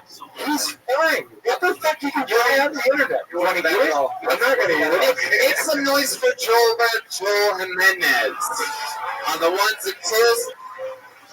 I had so much fun tonight. It was really fun. And how about, sorry. and how about you make some noise for this entire insane band that they brought with them? That was fucking amazing. Redman, cut the music. Redman, Wow. cut the music. Give the band a sec to play. Yeah. Give it up for the top shelf brass band, ladies and gentlemen. Yeah. I fucking love you guys. Come back anytime. Did you guys have fun tonight? We're going to stand the whole time holding a tumbler? I mean, that sucks. At least you got to play the tuba. That's cool. Yeah, you guys can follow me on social media at Jeremiah Stand Up. I got a new podcast called Jeremiah Wonders. This week's episode is Dom Herrera, so check that out on all the fixins. Listen to all those episodes. Brian Redband and I have done episodes. A lot of fun people on that show. Evans, anything else? I have a podcast called Him Made It Weird. Yeah. That's all you need. So go listen to that. Watch it. We're in LA. Everybody stand up and say the name of the podcast. Right. Boise, Idaho, Houston, Texas, Dallas, Texas, Sacramento, California, and a bunch of other fun dates are up at TonyHinchcliffe.com. You can see me do stand-up, and there's Pro Tony shows that are on the road, too.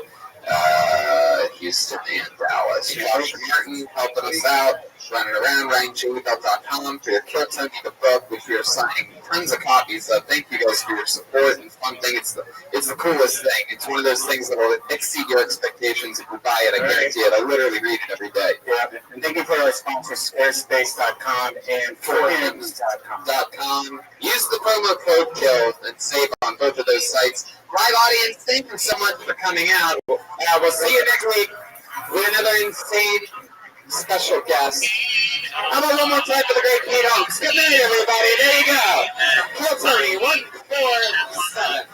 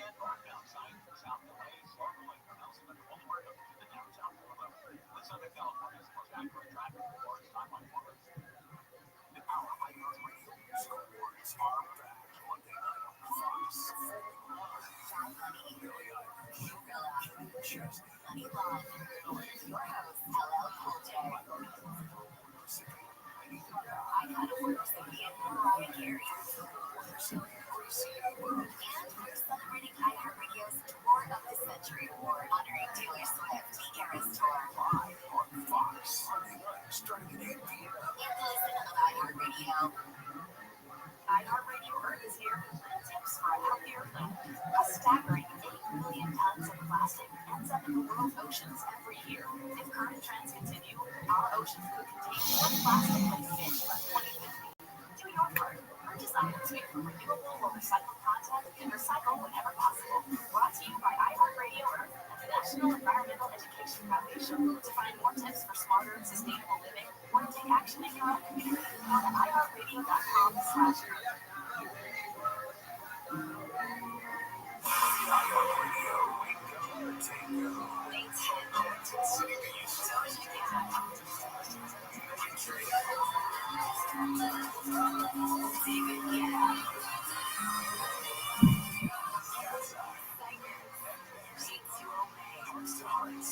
Performing at Sunset, Gwen's Divine.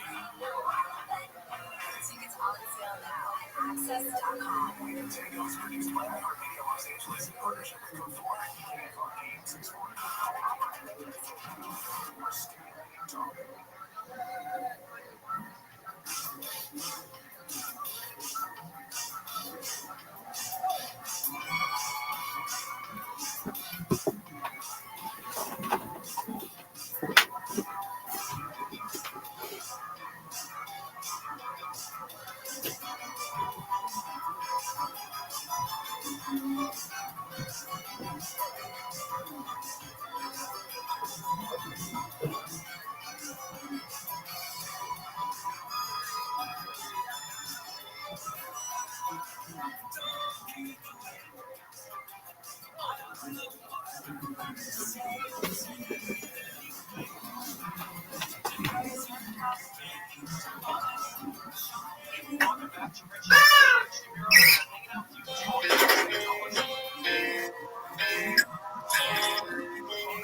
Hey,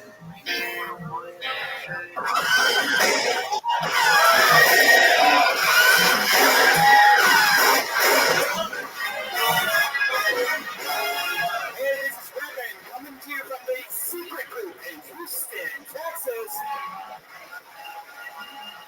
Give it up for Tony Rothschild! Fuck yeah, hello Houston, make some noise, come on! Here we are. What's more fun than us on a Thursday night? Nobody. Brian Redband's here. What's this? On the ones and twos and everything good in the world. It's good to be back here. I believe this is our fourth time doing Kill Tony here, and you guys are that's more than San Diego. That's more than Los Angeles. We love you. You love us. Keep it going. So a bunch of other crazy places with Kill Tony coming up. Some fun places. Phoenix, Dallas this weekend. Yeah, Dallas. You guys want to double dip? Oh shit! Whoa! Some people are angry that we perform other places. Wow, way to be a good fan. Hey man, way to really support us. Ooh, dude, make a living off coming here twice a year. Fuck yeah, dude. It's a bunch of fake ass bitches in Dallas, though, right? Don't say that. Now listen. You just had 30 tickets returned us back. Good luck with you. Guess what, Houston? We love you so much. We're also doing an entire huge stand-up comedy show tonight. Right after. How about that? After this. So if you don't already have your tickets for that. Yeah, if you have tickets to that show, also you have to have everyone leave and then come back in though, because they have to clean the place. But if you haven't got tickets, let's face it, if you guys could see 2 shows for the price of 1, you would. Right. You shady bastards. Yeah. I would too. Yeah. I'd figure out a way to just stay in the restroom or something like that. If it's going to be like 5 Kill Tony fans huddled in the men's room stall, just stay here. Yeah. And we're performing stand-up on that show, a bunch of fun stuff, and going other places too. That's all at TonyHinchcliffe.com and DeathSquad.tv. But let's do this, shall we? Youngblood, can you grab the Houston Bucket of Destiny, please? I never got the names of the people that have signed up. A bunch of human beings certainly signed up. And here it comes right now. Look at this. Destiny will decide our show this evening, ladies and gentlemen. This is a nice glass one too. Last time was like a pickle jar or something. Remember that? Yeah, this is fancy. This is clearly from the dinner table at like one of the Bushes or something like that. Marriott Grace Houston treat. So let's just jump right into it, shall we? Our guest tonight, how many of you are real Kill Tony fans out there? Sort of can't believe that we're even here all doing this right now, but this is such a special show for us. We are going, as far as this table concerns, guestless tonight. because in exchange for that, we decided to give you and bring out, even though it was not in our budget, the entire, real, authentic, the best damn band in the land, the Kill Tony Band, with Pat Reagan, Joel Maya Watkins, and Joelberg. Joel Jimenez.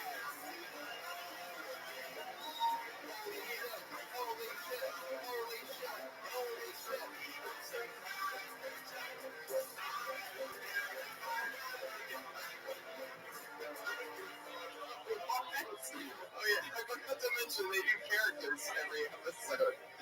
And I guess wait a second. Are you guys baseball fans? Big fans. Can't wait for the Super Bowl to be over. Wow. That really got the carry on, didn't it? Wow, baseball fans. That's incredible. We got a Yankee fan, a Kansas City Royal, and a Mexican kid on I'm pretty pumped about this. Jeremiah, you've been here in Houston with us before, right? Last time? This is my third time here in Houston at the Secret Tour. I love you guys. Patty Reagan, welcome. And Joel Jimenez is here, ladies and gentlemen. He can unleash the beast at any given moment. We've seen it 1,000 times before. I'm excited. Should we just jump right into this bad motherfucker? You know how it works, people. Some people signed up earlier. Some people are scared. The people that signed up, I can pull their name out of a bucket and they get an uninterrupted 60 seconds performing stand-up or anything that they want. I mean, let's face it, we've seen the show. Sometimes it's not stand-up at all. Sometimes somebody's just having half a meltdown right in front of us. You should scoot over a little bit. You have this whole table, yeah. Okay, fine. Thank you. I'm very happy. You just grazed my dick. Sometimes they need to bump you, though, to make sure you're not doing anything.